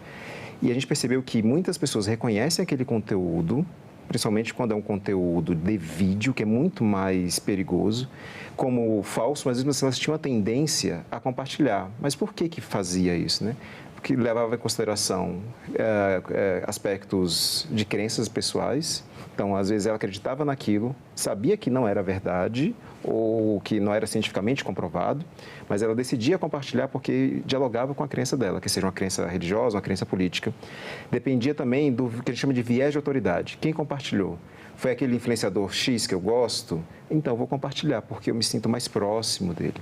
E isso gera um risco enorme. Por exemplo, 30% das pessoas que responderam à pesquisa, que participaram dos experimentos, compartilhariam conteúdo de vídeo de determinados influenciadores só porque acreditavam que aquele influenciador estava dizendo aquilo, mesmo se fosse verdade ou não. Para eles não importavam. Então, esse viés de autoridade é perigoso e por isso que tem que ter o letramento, para que as pessoas entendam as consequências, como o Eda falou. Muitas vezes a pessoa ela não vai compartilhar só porque ela quer agradar ou porque ela acha que vai se conectar com aquela autoridade. Ela compartilha porque ela acha que aquilo pode ser importante. É o que a gente chama de compartilhamento do vai que. A gente recebe aquele conteúdo e vai passar para frente, porque porque vai que é útil para fulano, vai que é verdade, vai que é mentira. Só que a gente tem que ter um filtro, e essa é a lógica da educação para o consumo, é dizer, olhar, se eu passar isso para frente, será que não vai ter consequências? Será que, como no caso do Pix, que a gente viu no início do ano, já circulando informação tão iminente que já tinha gente cobrando taxa sobre compras no Pix de 10%. E as pessoas já tinham medo que haveria uma taxação e, com base nesse medo, porque circularam algumas imagens, o comércio na ponta já estava cobrando. Então, as pessoas tiveram prejuízos financeiros, as pessoas perderam emprego. No caso da pandemia, as pessoas perderam a vida.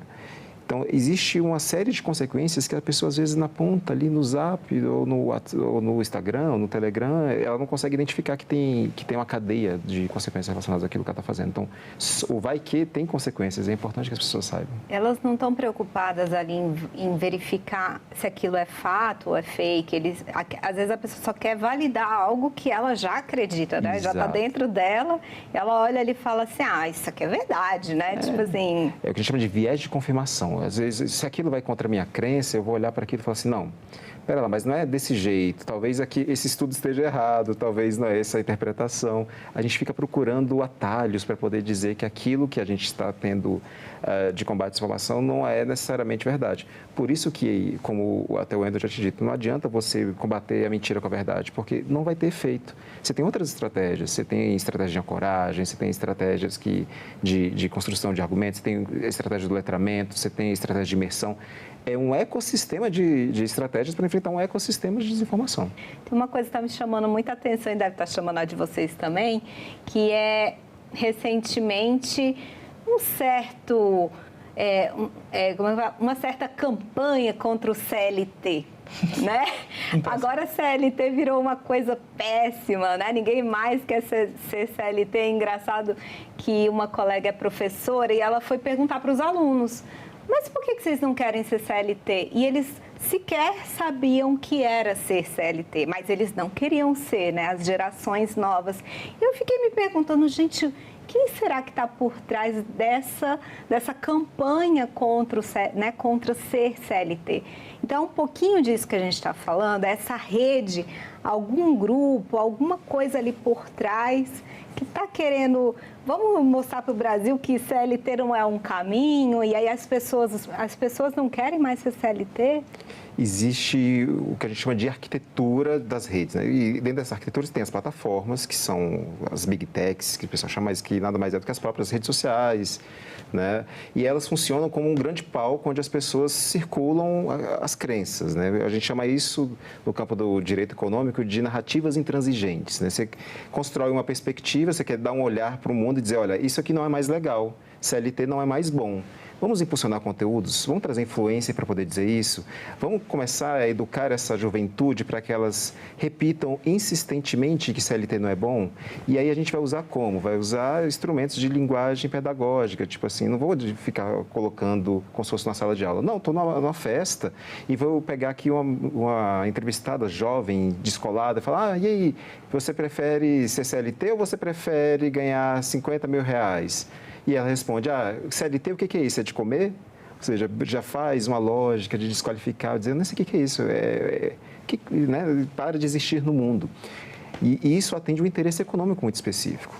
Porque as pessoas, os agentes econômicos que têm interesse no fim da CLT querem a precarização do trabalho, mas eles vão conseguir fazer isso com a geração que vivenciou essa experiência? É muito difícil. Lembrando que CLT, só para a gente explicar, né? CLT é a pessoa que tem carteira assinada, né? Isso. São as pessoas, os trabalhadores com carteira assinada, com os direitos trabalhistas, né? Eu até aproveito, Izzy, eu não sei exatamente, Jans, como é que se surgiu essa construção. Eu concordo 100% que alguém tem um interesse bom, alguém, né?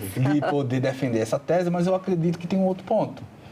Ela prospera mais também quando há um enfraquecimento dos sindicatos nesse período. Sim. E aí, a teoria do espiral do silêncio vai mostrar que quando muitas pessoas estão falando e não tem alguém para defender o contrário, aí você silencia quem concorda com o CLT.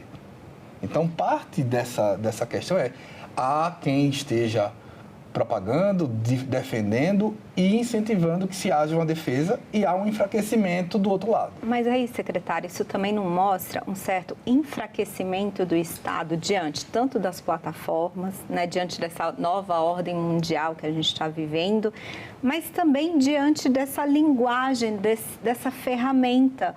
O Estado está sabendo se comunicar no ambiente digital? Eu diria, antes de tudo, que não, mas acredito que tem outros capítulos nesse livro.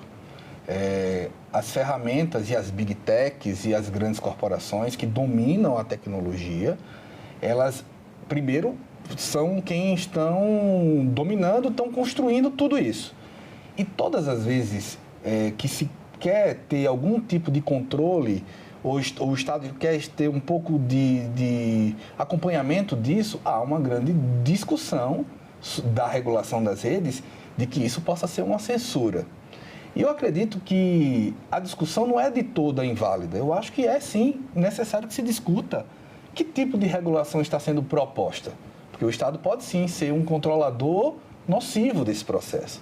Mas eu acho que a sociedade tem que se aproximar desse processo, porque a forma como as redes estão construídas, muitas vezes estão sendo construídas contra o cidadão e não contra o Estado.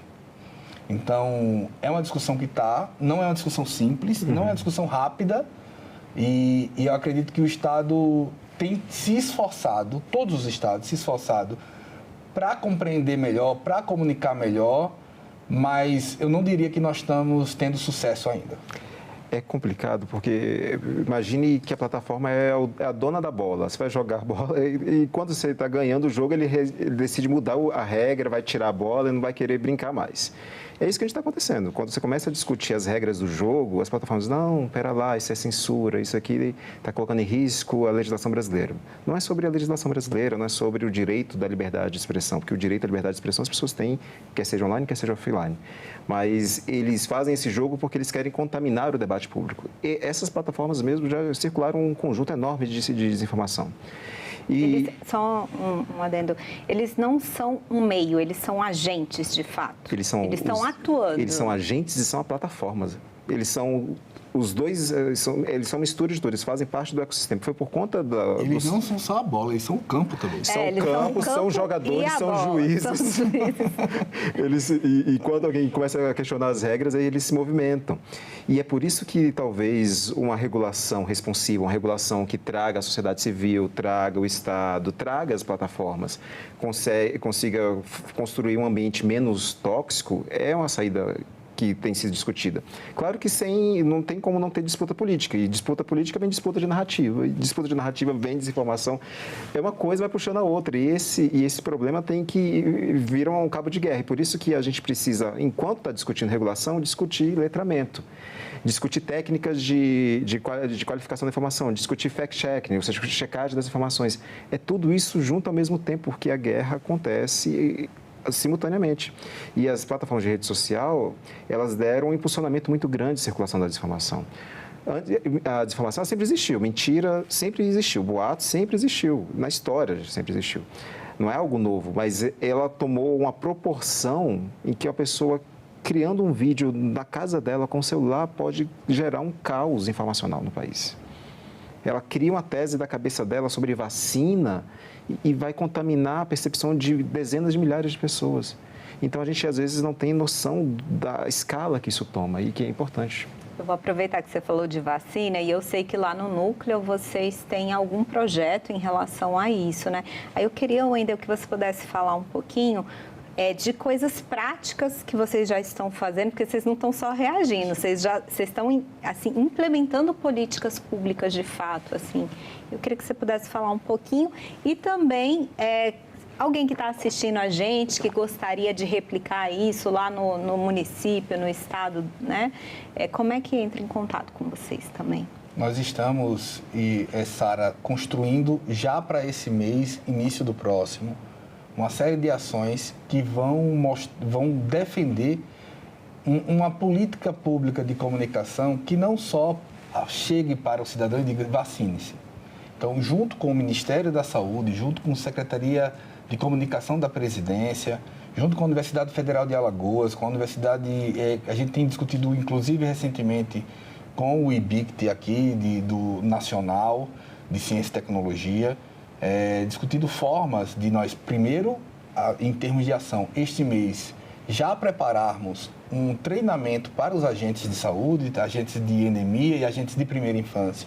O governo do estado de Alagoas tem 400 agentes de primeira infância que visitam as casas e aí, na ponta, a capilaridade na rua, né, permitindo que esse que está no dia a dia pergunte: como está sua bebê? Ela já se vacinou? Mas que ele também esteja preparado para caso a mãe ou o pai diga: não, ela não vai se vacinar. E isso, eu não estou falando de um caso fictício, porque essa vacina da BCG tem um componente viral que vai prejudicar o meu filho ou a minha filha. Aconteceu isso numa cidade alagoana. E a gente tem que desmentir isso porque a BCG pode salvar seu filho de uma doença grave, pode salvar seu filho da morte. E você tem que ter uma série. Então, tem uma cidade em Alagoas que a vacinação está na casa dos 60%. Isso é muito ruim. Então, nós vamos a essa cidade com os agentes, vamos formar os agentes e, ao mesmo tempo, Sara, o Núcleo vai acompanhar isso, como se comporta esse treinamento e essa campanha vacinal na rede social. Tem alguma desinformação circulando naquela cidade, naquele período? Vamos cruzar isso com os dados de vacinação. O fato de estarem chegando com mais informação ajuda a aumentar essa vacinação nessa cidade. E vamos fazer a mesma campanha sem o trabalho de educação midiática numa cidade para poder cruzar. Funciona. Qual é o site para quem quiser entrar em contato com vocês? Nós estamos hoje com a Agência Alagoas, que é o alagoas.al.gov.br. Lá você pode informar no site, no portal do Governo de Alagoas, das ações do Núcleo. E novas ações, como essas que nós estamos firmando, vão passar a estar contidas nessa agência. Então, vocês podem entrar em contato com o Governo do Estado, que nós temos a maior satisfação de que isso seja replicado. Tá certo. Eu até estou aqui com a Rede da Desinformação, que é da Raquel Recuero, né, que é um livro super importante para quem quiser entender um pouquinho sobre isso.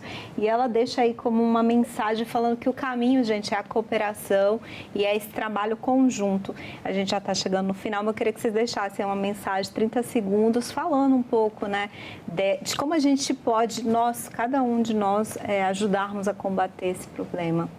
Eu acho que a primeira coisa é tomar consciência de que o compartilhamento, por mais inocente que possa parecer, ele traz consequências. Então, a gente precisa criar um filtro de desconfiança, né? Antes de compartilhar aquele conteúdo, pense: será que faz sentido? Será que vale a pena? Né? Para que eu vou compartilhar se não tem uma utilidade ou se eu não tenho uma plena certeza que aquilo é real? Parte de um comportamento individual e isso gera uma série de consequências que são importantes. Se a gente começa a se educar para não compartilhar esse tipo de conteúdo, acho que já é um bom começo. É uma dica que eu acho que ficaria bem. Secretário. Eu concordo muito com o que o Janci falou e eu acredito que essa conscientização precisa mostrar para pais, para filhos, que hoje essa desinformação e a forma como se consome a rede social pode estar trazendo uma doença dentro da sua casa. Pode estar atrapalhando você a resolver problemas que poderiam ser resolvidos mais rápidos. Pode estar impedindo que você tenha acesso a um direito que é seu. E os governos e o governo de Alagoas tem feito isso, tem trabalhado para que essa informação seja confiável e que ajude no seu dia a dia. A que você não se prejudique, mas antes de tudo também que ajudar você a ter uma vida mais fácil num momento corrido como é a nossa vida nos dias de hoje, Sara. Tá certo. Secretário Janci, muito obrigada por terem vindo aqui no Cidadania. Espero poder, a gente poder fazer outras conversas sobre essa, quando o Núcleo, mais daqui a um tempo, quando o Núcleo, a gente já vê os resultados desse trabalho, viu? É um prazer. Muito obrigado. Este programa já está no nosso site e no canal da TV Senado no YouTube. Obrigada pela companhia e até o próximo Cidadania.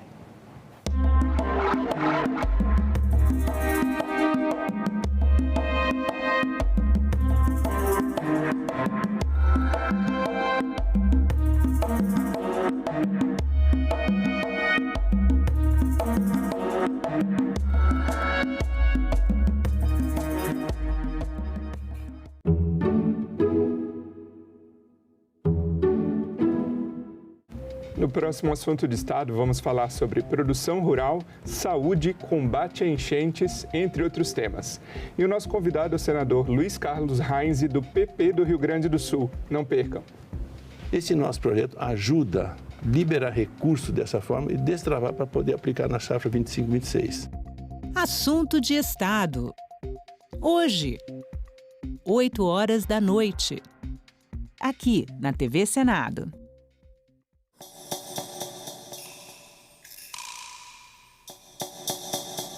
Eram mais ou menos umas 20 ou mais de 20 mulheres que acompanharam a coluna.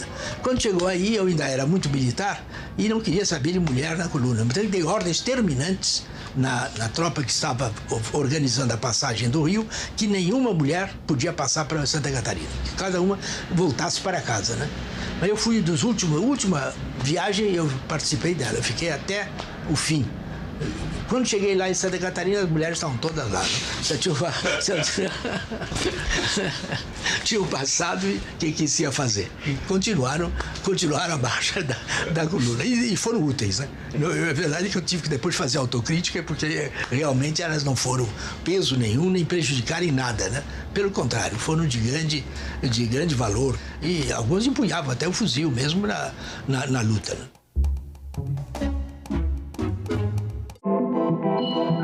O site do Senado agora mostra projetos de lei em linguagem simplificada. É o Senado Explica, uma ferramenta de inteligência artificial combinada com revisão humana que torna mais fácil entender e acompanhar as leis em debate aqui no Senado. Na página de tramitação das matérias e no portal E-Cidadania, Senado Explica.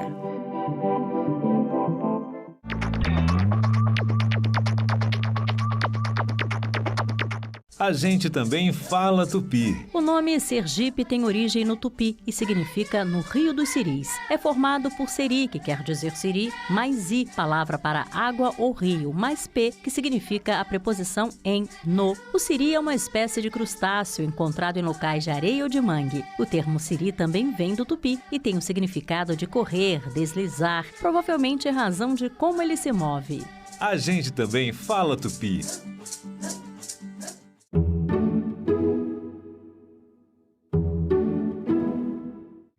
O programa a seguir é livre para todos os públicos.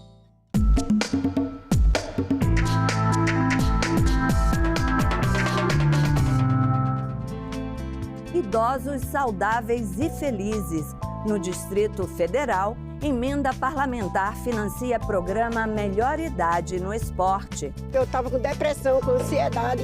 Isso aí foi uma coisa assim para me levantar. Redação Nota 1000.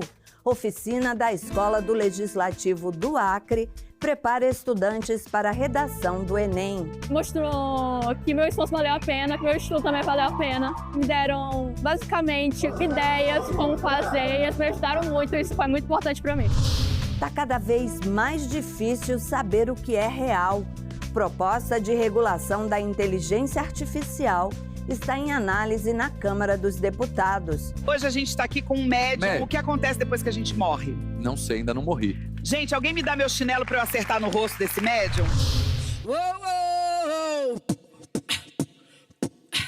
Freiras do beatbox e da dancinha, que bombaram na internet, são homenageadas na Assembleia Legislativa do Paraná pelo trabalho que fazem com dependentes químicos.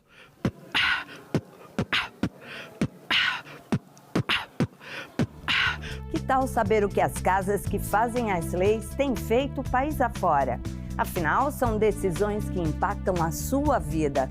É isso que a gente faz aqui no Parlamento Brasil, um programa que há 19 anos é feito em parceria com as TVs legislativas de todo o país. Eu sou Andréa Alves e te convido para um giro.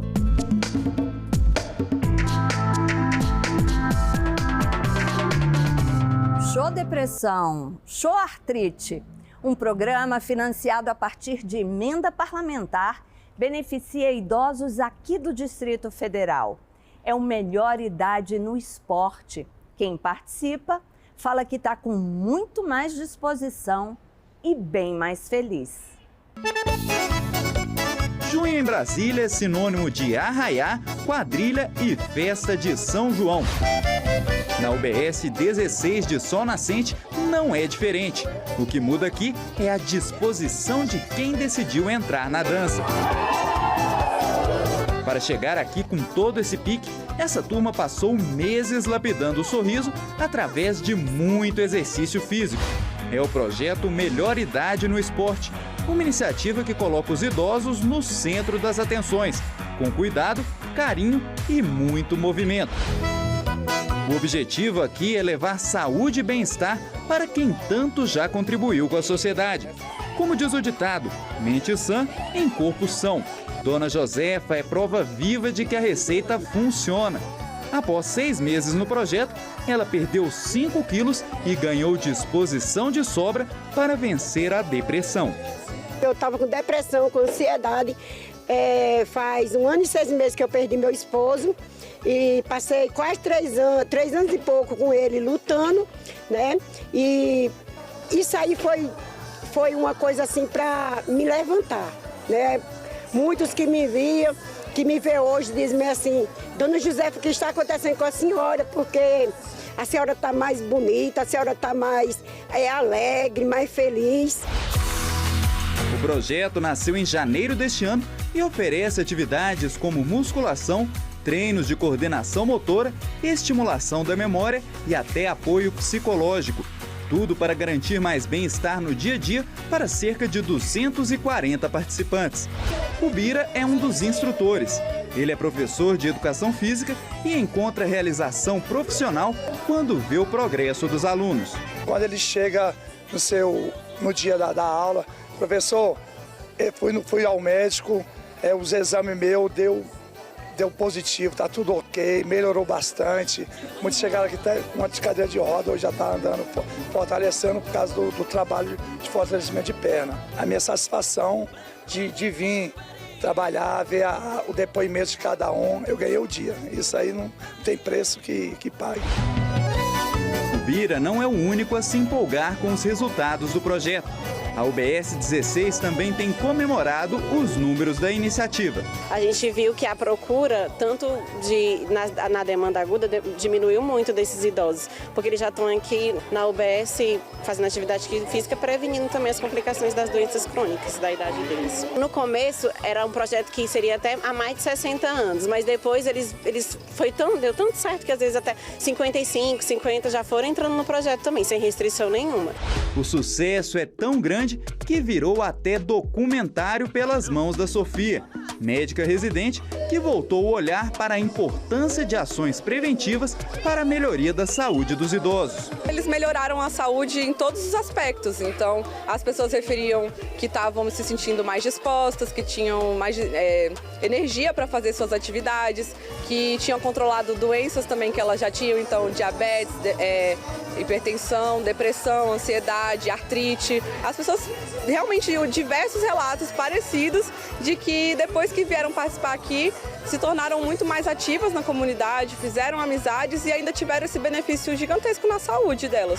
O projeto Melhor Idade no Esporte é fruto de uma parceria entre a Procuradoria de Defesa dos Direitos da Pessoa Idosa aqui da Câmara Legislativa com os institutos Mover a Vida e Casa do Sol. Financiado por meio de emenda parlamentar do deputado Chico Vigilante, o projeto oferece todas as atividades de forma gratuita. Uma verdadeira política de saúde preventiva que se paga com esforço e muito suor. Hoje tem determinadas doenças que a pessoa vai para uma UTI que custa R$45 mil por dia. Portanto, à medida que você tem um projeto como esse, que traz as pessoas, e elas estavam dando depoimentos aqui dizendo que a partir do momento que chegaram aqui diminuiu as dores no corpo, tinha gente que quase não estava mais andando e agora está andando normalmente. E as pessoas estão felizes, né? Portanto, elas não vão parar numa UTI. Isso é um trabalho preventivo que vai fazer com que a gente diminua os gastos com a saúde e diminua a necessidade que tem de leitos de UTI, de leitos hospitalares no Distrito Federal. Lembra o arraiá do início da reportagem? Ele não ocorreu por acaso. Um dos motivos da festa foi comemorar a notícia de que o projeto terá continuidade no ano que vem. Ou seja, o Melhor Idade no Esporte vai seguir moldando o corpo e o sorriso de muita gente.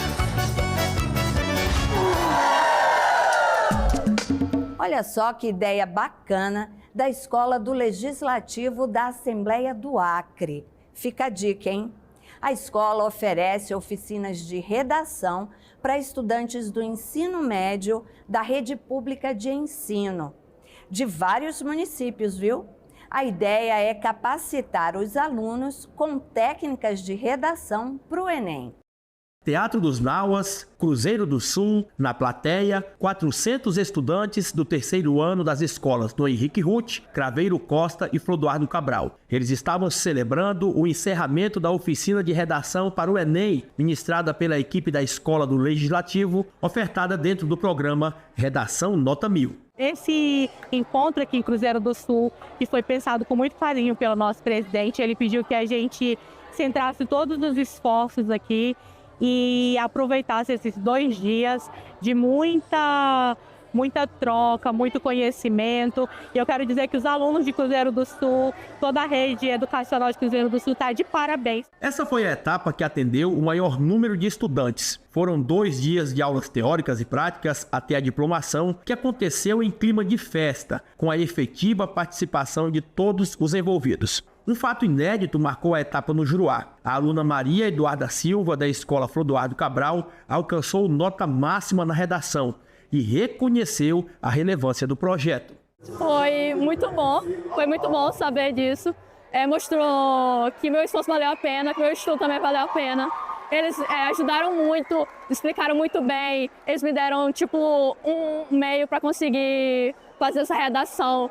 Me deram, basicamente, ideias como fazer, e eles me ajudaram muito, isso foi muito importante para mim. Esse projeto, ele é muito importante porque possibilita que esses alunos saibam que eles são capazes de uma redação nota 1000. O presidente da Assembleia, Nicolau Júnior, e o deputado Gilberto Lira, presidente da Comissão de Educação, prestigiaram a diplomação. A mesa diretora da LEAC tem garantido que o projeto alcance todas as regionais do estado.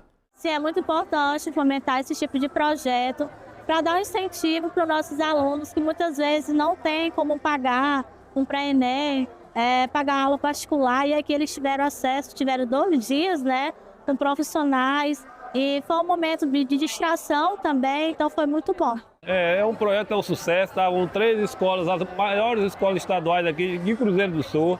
E eu estou muito feliz porque são mais de quase 2.000 jovens já atendidos por esse projeto maravilhoso. E o Redação Nota 1000 do Poder Legislativo. Vamos continuar. Se Deus quiser, vamos ajudar muito essa juventude a poder aperfeiçoar essas novas técnicas para que quando chegar em novembro, esses alunos estejam realmente preparados. A cidade baiana de Camaçari recebeu a tocha que celebra a independência do Brasil na Bahia, que não foi em 7 de setembro de 1822 não, viu? Foi em 2 de julho do ano seguinte. Para o povo de Camaçari, essa é uma reparação histórica, porque só há 3 anos é que a cidade foi incluída no roteiro do Fogo Simbólico, que passa pelas cidades consideradas importantes para o processo de independência do país. Camaçari viveu mais um momento histórico com a chegada do fogo simbólico da independência do Brasil na Bahia. A tocha partiu de Dias Dávila e foi recebida em Camaçari por autoridades, moradores e grupos de corrida. Muito importante, né? Um orgulho estar aqui representando a cidade de Camaçari com a passagem do fogo simbólico. E é a primeira vez que eu participo, fico honrado em estar aqui participando. Espero estar aqui ano que vem. E é muito importante para a nossa independência da Bahia. E a gente está comemorando da melhor forma praticando atividade física. No percurso em Camaçari, feito até a Prefeitura Municipal, cerca de 200 pessoas se revezaram pelas ruas da cidade. Foram representantes da terceira idade, LGBTQIA+, atletas e profissionais liberais. Este é o 3º ano seguido em que Camaçari recebe a tocha 2 de julho, data em que marca a independência do Brasil na Bahia.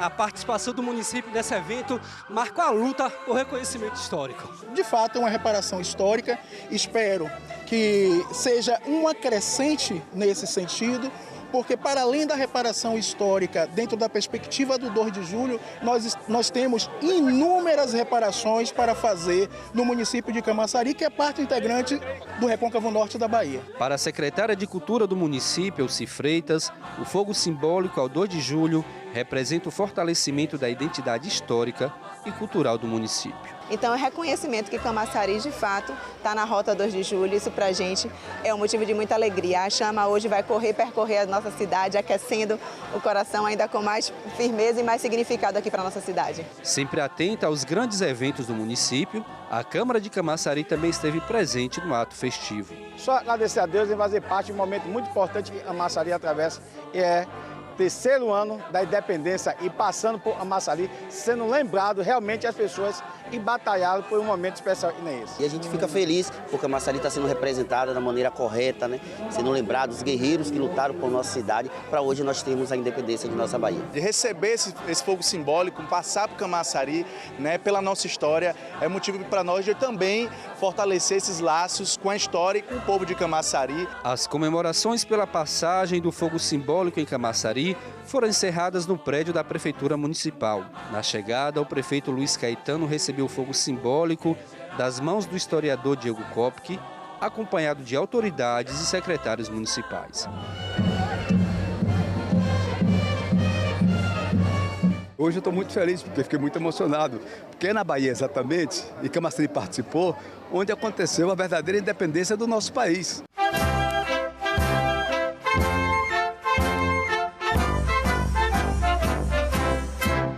Nasce o sol a 2 de julho, brilha mais que no primeiro. É sinal que neste dia até o sol é brasileiro.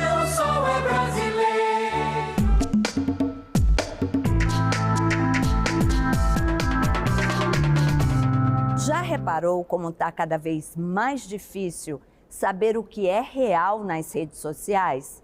Com toda essa inteligência artificial?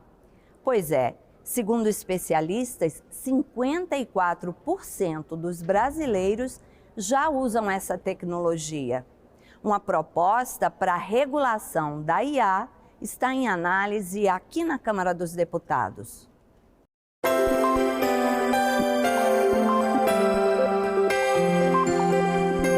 Teve uma época em que pesquisar era abrir livro, virar página por página, anotar tudo. Enciclopédia era relíquia de estante. A revolução digital mudou tudo. Hoje a resposta vem em segundos, direto da tela do celular ou computador. E quem responde nem é mais gente, é a inteligência artificial. Cada nova ferramenta parece cena de filme. Você digita um texto e a IA cria do zero imagens, personagens. Um exemplo famoso? A Marisa Maiô. Aqui as cartas estão dizendo que é momento para você ter calma. Olha, taróloga, essas suas cartas estão falando igual minha psiquiatra, hein? Apresentadora de TV que nunca existiu em um programa de auditório que nunca foi gravado. Tudo feito por uma ferramenta de inteligência artificial na internet. Gente, agora a gente vai falar com a Juliana, nossa repórter, que está nas ruas hoje. Juliana, onde você está? Oi, eu tô aqui nas ruas, gente. Hoje a gente está aqui com um médium. O que acontece depois que a gente morre? Não sei, ainda não morri. Gente, alguém me dá meu chinelo para eu acertar no rosto desse médium? A criação dos vídeos feitos por IA estão bombando nas redes sociais e haja criatividade. A gente testou também. No prompt de comando da ferramenta de IA, eu escrevi: eu na audiência pública da Comissão Especial sobre Inteligência Artificial da Câmara dos Deputados. Pronto, aqui estou. Na audiência pública que aconteceu de verdade na Câmara dos Deputados, o papo foi sério. Especialistas e parlamentares discutiram como usar a inteligência artificial com ética. O debate parte de um projeto de lei que já passou no Senado e agora segue na Câmara. A ideia é discutir e definir os riscos e proteger direitos. No debate, o representante da Sociedade Brasileira de Computação, Kleber Zanchetin, trouxe um dado importante, que 54% das pessoas no Brasil já usam a inteligência artificial. A inteligência artificial é talvez uma das tecnologias disruptivas, mais acessíveis. Quer dizer que qualquer pessoa com uma conta online consegue ter acesso à mesma tecnologia do que pesquisadores em grandes laboratórios e universidades no mundo todo. Um exemplo é o ChatGPT. Ele responde perguntas e escreve textos coerentes com base em informações da internet. Desde que foi lançado em 2024, vem evoluindo tanto que parece gente conversando. Quer ver? Vou perguntar aqui para ele quais riscos você impõe à sociedade. Primeiro o chat diz desinformação e manipulação. Aí eu perguntei quais os efeitos mais graves no futuro.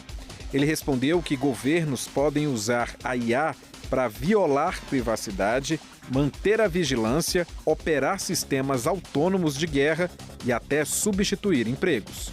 O especialista Kleber Zanchetin, da Sociedade Brasileira de Computação, fez um outro destaque importante na comissão. As pessoas que estão sendo recém-formadas é que vão sofrer, porque com a tecnologia que a gente tem hoje, ela consegue automatizar processos mais simples, que são os processos no qual os profissionais que estão entrando no mercado de trabalho normalmente executam para aprender e depois evoluir. Bruno Bione, diretor da organização Data Privacy Brasil, disse que dá para estabelecer regras sem travar a inovação. O projeto de lei brasileiro, ele não vai engessar a inovação, ele é bastante flexível dentro de uma lógica de classificação dinâmica de risco. O projeto de lei, ele regula o uso contextual da tecnologia e não a tecnologia em si. A gente não quer uma inovação que seja para causar ainda mais concentração de riqueza, mais discriminação e problemas estruturais que a gente tem na sociedade brasileira. Afonso Nina, presidente da associação que representa as Big Techs, afirmou que a regulamentação deve equilibrar desenvolvimento com responsabilidade. É muito importante a gente entender a velocidade da transformação tecnológica e garantir que tenhamos uma regulação que, ao mesmo tempo, trabalhe com os princípios éticos que são fundamentais para a proteção dos direitos importantes e fundamentais, mas que, ao mesmo tempo, impulsione o desenvolvimento e a inovação do Brasil. O deputado Orlando Silva, do PCdoB de São Paulo, destacou que o tema tramita com prioridade na Câmara. O esforço que nós faremos é garantir a sofisticação, o desenvolvimento das múltiplas possibilidades da inteligência artificial, sempre levando em conta a necessidade de garantir a proteção dos dados pessoais. Esse é um dos desafios da comissão que discute a proposta de lei que regulará a inteligência artificial no Brasil.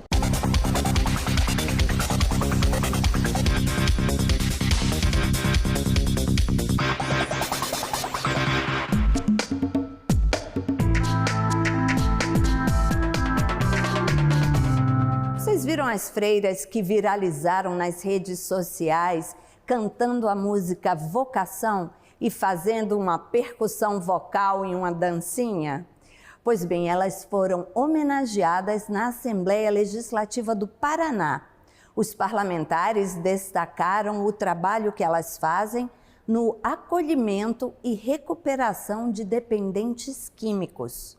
O plenário da Assembleia Legislativa foi o palco das irmãs Marisele Rego e Marisa de Paula Neves. A dupla fez uma pequena apresentação e surpreendeu com tanto talento e carisma. Vocação, oh, oh, oh.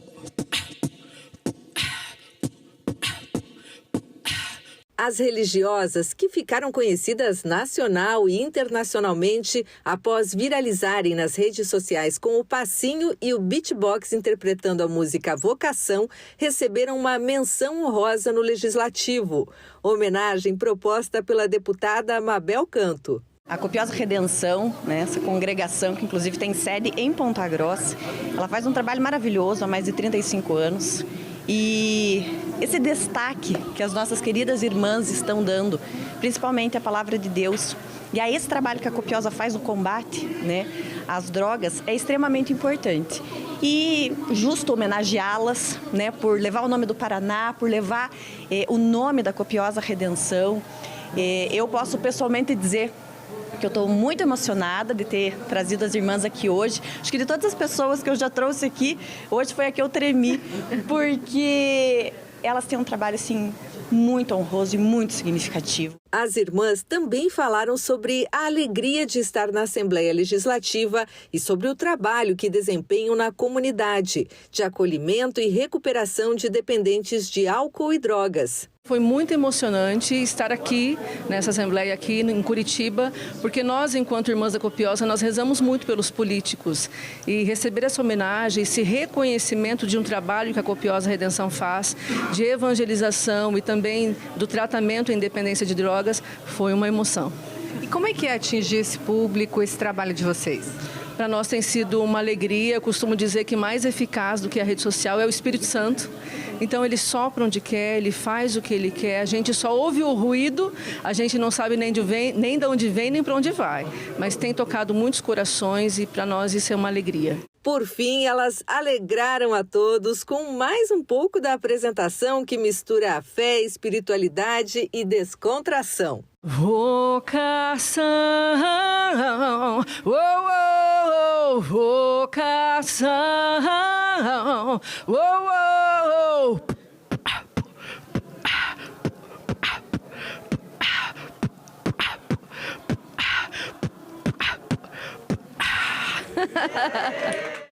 Olha, essa música aí gruda que nem chiclete, viu? Se ficar cantando durante o dia, lembra da gente aqui no Parlamento Brasil. Bom, você vai ver agora os visitantes do Congresso Nacional. Sabia que são mais de 3.000 todas as semanas? Você sabe que se quiser rever este ou qualquer outro programa da TV Senado, tem tudo na internet, no site da TV ou no YouTube. Até semana que vem, pessoal. Tchau! Eu achei interessante reviver a história, né? Tudo que ele colocou lá, ensinando para a gente, mostrando tudo que aconteceu até hoje, até aqui, como que nós estamos hoje. Achei muito legal isso. Eu acho importante, sim, para a gente conhecer como que funcionam as coisas aqui dentro, né? Nós somos governados por todos que estão aqui e isso é importante para todo brasileiro. Eu gostei, o mais acho da parede de tijolo, que gostei muito, é muito lindo, muito impressionante essa obra de arte. Eu sou da Suíça, não conheço e para mim foi uma coisa bem interessante ver como é um Congresso Nacional daqui. Eu conheço o Congresso Nacional da Suíça, mas não daqui. É muito interessante comparar as duas. Eu acho importante. Vinha a Brasília e não fazia a visita, parece que a gente não vê a Brasília.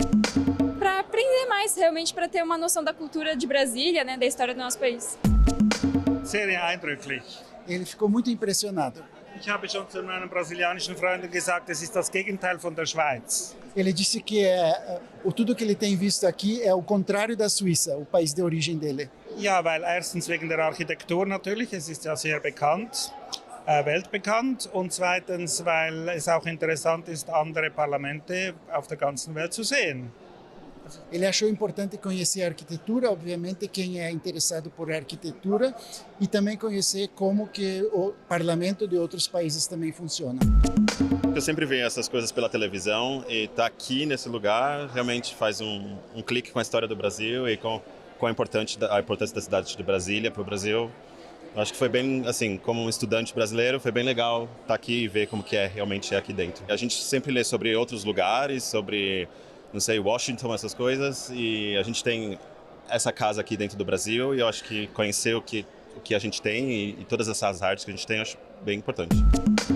O que mais chamou atenção foi a arquitetura, né, a parte arquitetônica e as obras de arte. Primeira vez que eu venho, né, não conhecia, então assim, é algo que hoje está muito em evidência, né? Obviamente aí a gente sabe de tudo que vem acontecendo no país, então acho importante a gente saber onde que tudo é feito aqui dentro do Brasil, né? Pelos os nossos governantes.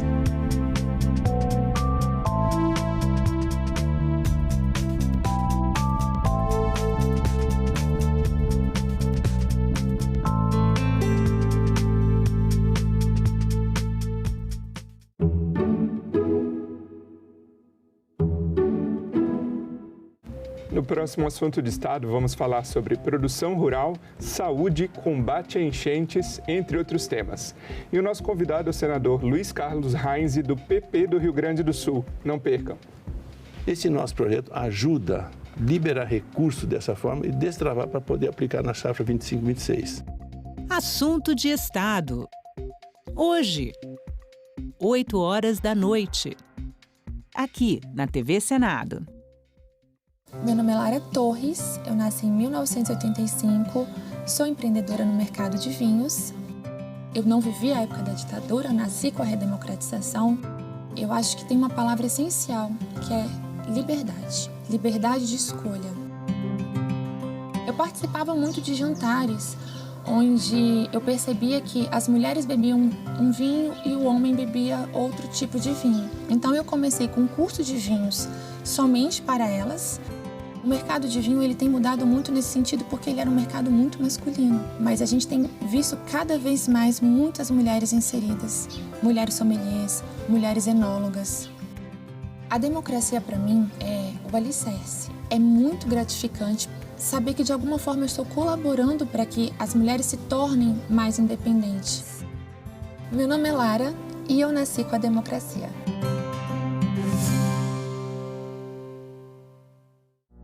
Agora é lei. Foi aprovada a norma que permite ao governo adotar contramedidas quando as exportações brasileiras sofrerem restrições ou retaliações.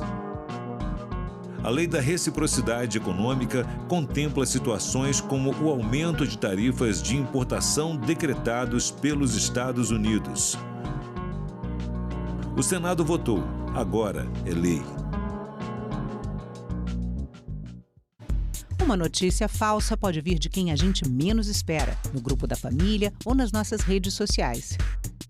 Mas como saber se uma informação é verdadeira?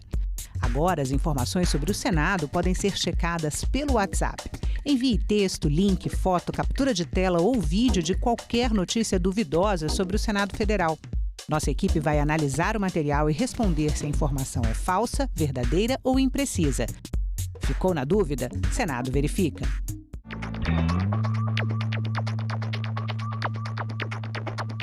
A gente também fala tupi. O nome do estado do Piauí vem do tupi e significa Rio dos Piaus ou Rio das Piabas. A palavra é formada a partir de piau, que designa várias espécies de piaus e piabas, peixes de água doce. O termo quer dizer pele manchada. Isso porque esses peixes têm listras e marcas escuras nas laterais do corpo. Piau mais I, que significa rio, Piauí. A gente também fala tupi.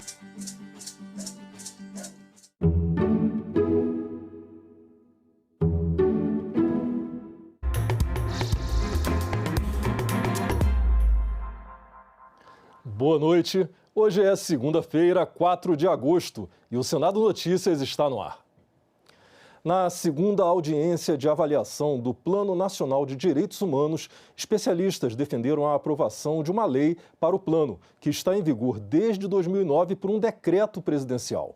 A audiência foi feita hoje pela Comissão de Direitos Humanos e abordou as diretrizes ambientais do documento. O pesquisador Alexandre Alonso, da Embrapa Agroenergia, defendeu um modelo de desenvolvimento sustentável e inclusivo, adaptado aos pequenos produtores.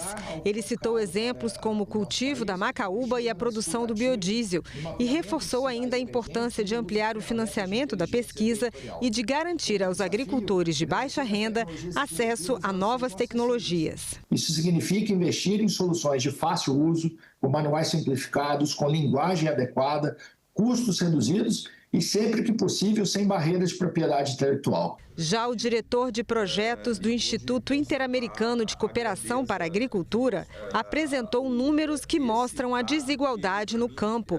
70% dos estabelecimentos agropecuários respondem por apenas 8% da produção. Temos aí em torno de 3,2 milhões de agricultores que são vulneráveis, né? E esses realmente precisam de uma política pública que os acuda ou que os leve para cima ou que possa atendê-los nas suas vulnerabilidades. Para a representante do Ministério do Meio Ambiente, as mudanças climáticas podem afetar diretamente comunidades indígenas e tradicionais e defendeu planos para proteger esses grupos. Conhecemos também que o agravamento das mudanças climáticas gera efeitos desproporcionais sobre as populações mais vulnerabilizadas. E por isso o Plano Clima, que é uma grande estratégia, de adaptação para as mudanças climáticas, aí até 2035, o MMA propõe planos específicos para povos indígenas, comunidades tradicionais, igualdade racial e ações transversais, incluindo mulheres, infância e juventude, que são públicos que não podem ficar de fora das ações a longo prazo, a médio prazo. Um dos temas abordados na audiência foi a diretriz 4 do Plano Nacional de Direitos Humanos, que fala sobre a efetivação do modelo de desenvolvimento sustentável. Para o representante do CNPq, o Brasil não tem modelo de sustentabilidade e criticou a falta de continuidade nas políticas públicas. Existe uma descontinuidade da execução de políticas públicas no Estado brasileiro que é deletério, é ruim para o encaminhamento dos nossos programas, projetos, a nossa estratégia de desenvolvimento nacional. A gente continua convivendo com descontinuidade. A cada 4 a 8 anos, a gente se reinventa, a gente quer começar de novo, né? E descontinua coisas importantes que estão em andamento. A presidente da Comissão de Direitos Humanos, Damares Alves, chamou a atenção para a fragilidade do plano, que foi criado por decreto e foi apoiada pelos convidados da audiência. Um decreto ele pode ser extinto por uma canetada. Basta um presidente da República entrar e dizer não vou cumprir esse PNDH, num canetaço ele faz um revogaço. Vocês sabem do que eu estou falando. Vivemos isso no Brasil o tempo todo. A gente precisa tornar o PNDH3 numa iniciativa de Estado, a partir da aprovação no parlamento de uma lei para tal. A assessoria do senador Marcos Duval divulgou uma nota sobre a ação da Polícia Federal na manhã de hoje. O gabinete do senador Marcos Duval informa que na manhã desta segunda-feira, 4, ao retornar ao Brasil de uma viagem com a sua família aos Estados Unidos, o parlamentar cumpriu medida cautelar imposta pelo ministro Alexandre de Moraes, do Supremo Tribunal Federal, e passou a ser monitorado por meio de uma tornozeleira eletrônica. Além da tornozeleira, foi imposto o recolhimento domiciliar do senador no período noturno, a partir das 19 horas até às 6 horas, de segunda-feira a sexta-feira, e integral nos finais de semana, feriados e dias de folga. Também foi determinado o cancelamento e devolução do passaporte diplomático do senador, a proibição da utilização de qualquer rede social por intermédio de terceiros e o bloqueio da verba de gabinete de Marcos Duval. Cumpre esclarecer que o senador Marcos Duval sequer é réu ou foi condenado em qualquer processo. As medidas impostas impedem o pleno exercício do seu mandato. A defesa do parlamentar acompanha o caso de perto e adotará as medidas jurídicas cabíveis para garantir o pleno respeito aos direitos e garantias constitucionais assegurados a qualquer cidadão, em especial a um senador em pleno exercício do mandato. O senador Marcos Duval reitera sua confiança nas instituições democráticas e no devido processo legal e reafirma seu compromisso com a verdade, com a transparência e com a sua missão parlamentar representando o povo capixaba. No mês de conscientização pelo fim da violência contra a mulher, o Agosto Lilás, o Senado vota projetos da pauta feminina. Nesta semana, 2 projetos que tratam do tema devem ser analisados em plenário. Os senadores podem votar nesta quarta-feira em plenário 2 projetos que reforçam o combate à violência contra a mulher. Um deles cria o selo Cidade Mulher, para reconhecer as cidades brasileiras que se destacam na execução de políticas públicas voltadas para o bem-estar feminino. A avaliação será feita considerando critérios como igualdade, proteção, combate à violência e garantia dos direitos. Se aprovado, o projeto seguirá para a sanção presidencial. Os números assustam. O Fórum Anual de Segurança Pública nos trouxe dados agora recentes de que triplicou a violência contra a mulher no Brasil. E a gente precisa fazer tudo que estiver ao nosso alcance para enfrentar a violência contra a mulher. Outro projeto da pauta feminina que deve ser votado é o que denomina oficialmente como Lei Maria da Penha a legislação de combate à violência contra a mulher, já conhecida popularmente dessa forma. A Lei Maria da Penha já é considerada a melhor lei de proteção de mulheres do mundo. Até 2 anos atrás era a terceira melhor. Com todas as adequações que a gente fez nessa legislatura, ela já é a primeira melhor. Nesta semana, os senadores também podem votar em primeiro turno a proposta de emenda à Constituição, que inclui as polícias científicas entre os órgãos de segurança pública. Um projeto que cria ações de enfrentamento ao parto prematuro e outro que garante aos brasileiros o direito de permanecerem em países europeus por até 90 dias sem visto, também estão na pauta de votações. Esta semana, o Congresso vai sediar a segunda cúpula parlamentar sobre mudança climática e transição justa da América Latina e o Caribe. A reunião internacional está marcada para os dias 6 e 7 de agosto, quarta e quinta-feira desta semana. O evento tem como objetivo preparar os parlamentares para a Conferência das Nações Unidas sobre as Mudanças Climáticas de 2025, que vai acontecer em novembro em Belém do Pará. Uma sessão solene do Congresso Nacional na quarta-feira, às 9 horas da manhã, vai abrir a segunda cúpula parlamentar de mudança climática e transição justa da América Latina e do Caribe. Durante 2 dias, parlamentares de diversos países se reunirão para alinhar prioridades e estratégias para lidar com os desafios específicos das suas regiões. Esta semana começa com a expectativa de que comissões realizem a leitura de mensagens do presidente Lula com indicações para cargos no STJ, Conselhos Nacionais e agências reguladoras. Com a retomada dos trabalhos legislativos, o Senado deve analisar 39 indicações feitas pelo Poder Executivo para cargos em agências reguladoras, tribunais superiores e conselhos nacionais. Antes de serem efetivadas, as indicações passarão por sabatinas nas comissões temáticas, como a Comissão de Constituição e Justiça e a Comissão de Infraestrutura. Após essa etapa, os nomes ainda precisam ser aprovados pelo plenário, com votação secreta e exigência de maioria absoluta. A análise da indicação de autoridades faz parte das competências privativas do Senado, conforme estabelece a Constituição. Entre os indicados que devem ser analisados pelas comissões estão 3 indicações para a Autoridade Nacional de Segurança Nuclear, incluindo Alessandro Faguri, indicado para o cargo de diretor-presidente, 8 indicações para o Conselho Nacional do Ministério Público, 2 nomes para a Agência Nacional de Transportes Terrestres, sendo Guilherme Sampaio o indicado ao cargo de diretor-geral. 3 para a Agência Nacional de Aviação Civil, com Tiago Chagas como nome sugerido para o cargo de diretor-presidente. 2 para a Agência Nacional do Petróleo, Gás Natural e Biocombustíveis, com Arthur Vatti, indicado ao cargo de diretor-geral. 2 ministros para o Superior Tribunal de Justiça, Carlos Brandão e Maria Marluce Bezerra.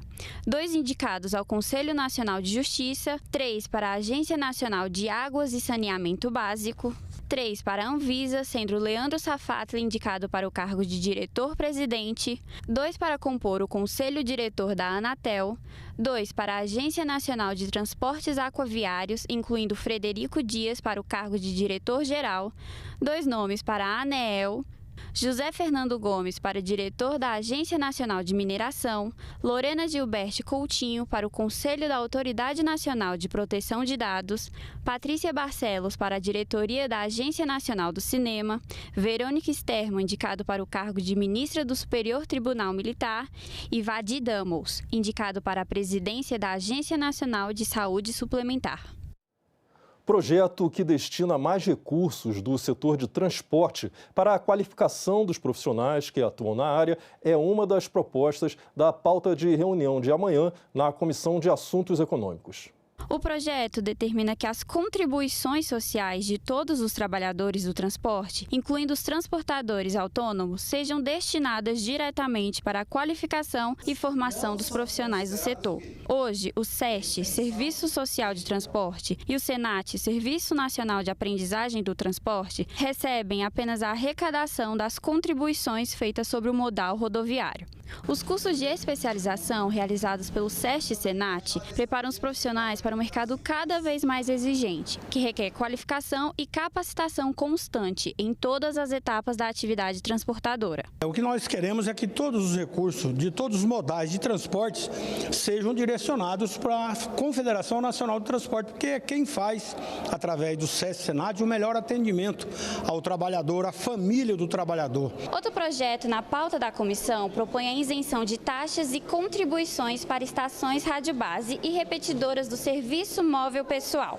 Esse serviço permite a comunicação por voz, mensagens de texto e o acesso à internet por meio de celulares e outros dispositivos móveis. Caso a proposta seja aprovada, equipamentos instalados em áreas rurais ficarão isentos de tributos. O objetivo é estimular investimentos no setor de telecomunicações no campo e ampliar a conectividade para a população rural. O senador Rodrigo Pacheco deve presidir a comissão especial que vai analisar a proposta de reforma do Código Civil. O parlamentar também é o autor da proposta. O projeto, elaborado a partir da minuta de um grupo de juristas, fez mais de 1.000 modificações ao atual Código Civil, em vigor desde 2003. O senador Rodrigo Pacheco apresentou a proposta no início deste ano e deve presidir a comissão especial do Senado, que vai analisar a proposta de reforma do Código. De acordo com o parlamentar, o grupo, que ainda vai ser criado, deve começar os trabalhos no início do segundo semestre. Para o especialista em direito civil, as leis escritas devem ser atualizadas periodicamente. A necessidade de atualização das leis escritas é uma decorrência natural da evolução da própria sociedade, porque as situações da vida cotidiana, as situações da realidade da vida, elas evoluem muito mais rapidamente do que a evolução da legislação. A proposta atualiza normas que impactam diretamente na vida dos cidadãos desde antes do nascimento e tem efeitos até depois da morte do indivíduo. As alterações passam pelo casamento, regulação de empresas e contratos, além de regras de sucessão e herança. Eu acredito que o texto apresentado nessa seara de família e sucessões vem ao encontro da demanda da sociedade brasileira. Teremos, sim, um direito de família e de sucessões mais atualizado e pronto para responder aos anseios e necessidades da sociedade brasileira do século XXI. Entre as principais mudanças estão a potencialidade da vida humana pré-uterina, a multiparentalidade com a coexistência de mais de um vínculo materno ou paterno, o registro da paternidade a partir da declaração da mãe, legitima a união homoafetiva e acaba com as menções a homem e mulher nas referências a casal, prevê o divórcio unilateral, dispensa a autorização familiar para a doação de órgãos quando o doador tiver deixado por escrito a permissão para o transplante. Passa a considerar os animais seres sencientes, capazes de ter sensações e emoções. Cônjuges deixam de ser herdeiros. Cria o direito digital, estabelecendo fundamentos, definindo patrimônios digitais, regulamentando o uso de assinatura eletrônica e exigindo a identificação clara do uso de IA. O doutor Mário Luiz explicou a importância de inserir o direito digital no Código Civil. Nós temos hoje um Código Civil que foi concebido na década de 70, que não faz qualquer alusão às relações jurídicas praticadas no ambiente virtual. É uma realidade que não pode mais ser ignorada. Se existe um ponto da reforma do Código Civil que talvez seja o mais urgente, é exatamente o que eu chamo de digitalização do direito civil. Depois de aprovado pelos parlamentares, o novo Código Civil ainda vai precisar ser sancionado pelo presidente Lula. A Comissão de Constituição e Justiça está pronta para votar o novo Código Eleitoral, mas os senadores ainda não têm consenso sobre 3 temas: fake news, retorno do voto impresso e quarentena eleitoral para juízes, policiais e militares. Com quase 900 artigos, o novo Código Eleitoral consolida toda a legislação eleitoral e partidária que existe hoje no Brasil. São 7 leis que serão revogadas e concentradas em uma única norma. A Comissão de Constituição e Justiça já está pronta para votar o texto, mas alguns pontos ainda não têm consenso entre os senadores. Por exemplo, a quarentena de 2 anos para que juízes, membros do Ministério Público, policiais e militares possam participar das eleições. São carreiras de Estado que nós entendemos que são incompatíveis com a vida pública, com a atividade política. Uma pessoa não pode ser juiz e político ao mesmo tempo, ele não pode ser promotor e juiz ao mesmo tempo, ele não pode ser delegado e juiz, ele não pode ser militar e juiz, porque isso contamina, são atividades, carreiras de Estado que exigem, em primeiro lugar, isenção e imparcialidade. Na dúvida, deve ser priorizado a elegibilidade do cidadão. O nosso eleitorado, nos últimos anos, a gente verifica que ele está cada vez mais inteligente, ele sabe melhor em quem votar, então não há nenhum motivo para que essas regras se tornem mais rigorosas. Então o nosso posicionamento é sempre que mais pessoas possam participar dos pleitos eleitorais. Outro ponto polêmico é o artigo que prevê a penalização da divulgação de fatos sabidamente inverídicos. Alguns senadores acreditam que a proposta pode abrir brechas para a censura, mas segundo o relator, o objetivo é conciliar liberdade de expressão com a integridade do processo eleitoral. São providências que estão sendo tomadas, estão sendo discutidas no mundo inteiro. Uma regra que a gente não proíba o direito de expressão do cidadão e dos candidatos, mas também que esses candidatos não possam se aproveitar de mentiras, de falsidades, de fatos inverídicos para modificar o resultado do pleito. A adoção de comprovantes físicos de votação é outro tema que também deve gerar debate na comissão. Tecnologia pode ter fraude, não tenha dúvida. Fizeram agora um rombo de mais de 1 bilhão no sistema financeiro, que é um dos mais seguros do Brasil. Como é que nas urnas não pode ter insegurança? Então, a gente defende realmente a introdução do voto impresso ou da contagem pública de votos. Eu não defendo o voto impresso. Eu acredito na seriedade e na segurança das urnas eletrônicas. Mas o pessoal ligado ao presidente Bolsonaro tem essa discordância. Talvez só essa questão do que tange o voto impresso vai ser destacado para a votação em separado. Apesar das divergências profundas em relação ao voto impresso, quarentena e fake news, já existe um entendimento em mais de 90% do texto. Entre as mudanças estão a regulamentação detalhada da propaganda eleitoral na internet, a ampliação da transparência na prestação de contas e o fortalecimento da representatividade feminina, com a previsão de reserva mínima de 20% das vagas do Legislativo para mulheres.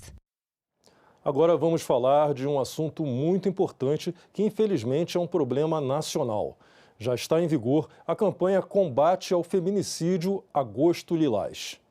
A Lei Maria da Penha, que criminalizou a violência doméstica e familiar e é considerada uma das melhores leis de proteção da mulher do mundo, completa 19 anos de existência nesta quinta-feira. O projeto aprovado no Senado em julho de 2006 foi sancionado no dia 7 de agosto seguinte como a Lei número 11.340, mais conhecida pelo nome da cearense Maria da Penha, vítima de tentativa de feminicídio que a deixou paraplégica. O agressor, o então marido, só foi preso 20 anos depois, pois a violência doméstica era tratada como crime de menor potencial ofensivo. O caso estimulou a criação de um novo dispositivo legal para coibir a violência contra a mulher e punir com mais rigor os agressores.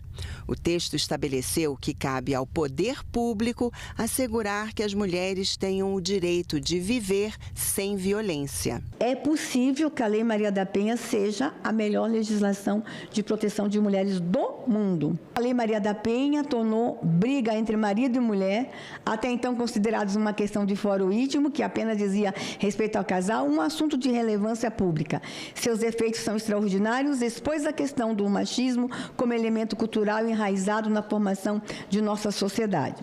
A quinta edição da pesquisa Visível e Invisível, a vitimização de mulheres no Brasil, lançada em março pelo Fórum Brasileiro de Segurança Pública, aponta que mais de 21 milhões de mulheres sofreram algum tipo de violência ao longo dos 12 meses anteriores. e quase a metade delas não fez nada a respeito. Mais de 70% das vítimas de feminicídio nunca denunciaram violências anteriores. A denúncia é importante não só para punir o agressor, mas para evitar a escalada da violência e, principalmente, que se chegue a um feminicídio, crime que mata 4 mulheres por dia no Brasil. Violência contra a mulher, ela não atinge só a mulher. Ela atinge os filhos dessa mulher, ela atinge a família dessa mulher e atinge o Estado de uma maneira indireta. A primeira violência é importante que essa mulher denuncie. Sabe por quê?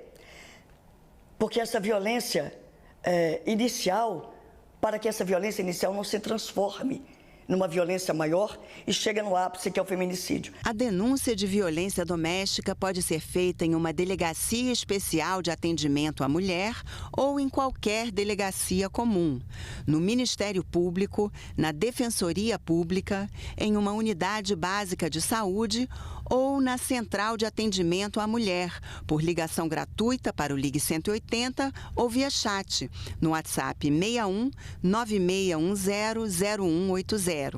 Em casos de emergência, deve ser acionada a Polícia Militar no Disque 190.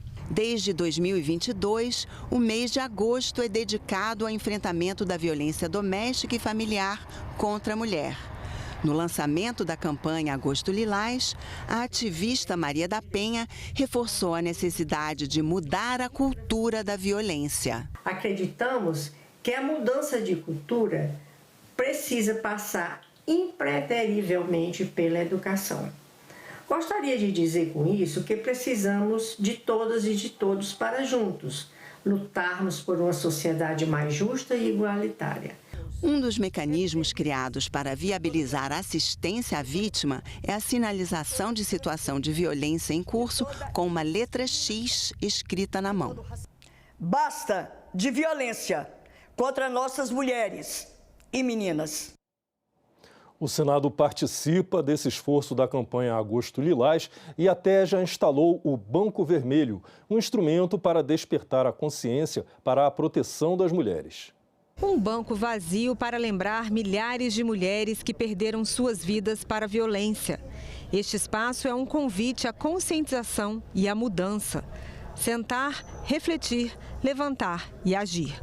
O banco traz mensagens de reflexão e contatos para denúncia e foi montado na Praça das Abelhas, espaço de grande circulação do Senado. A ação integra a programação do Agosto Lilás, campanha sobre violência contra a mulher. O Banco Vermelho surgiu em 2016 na Itália e foi trazido ao Brasil por 2 mulheres que perderam amigas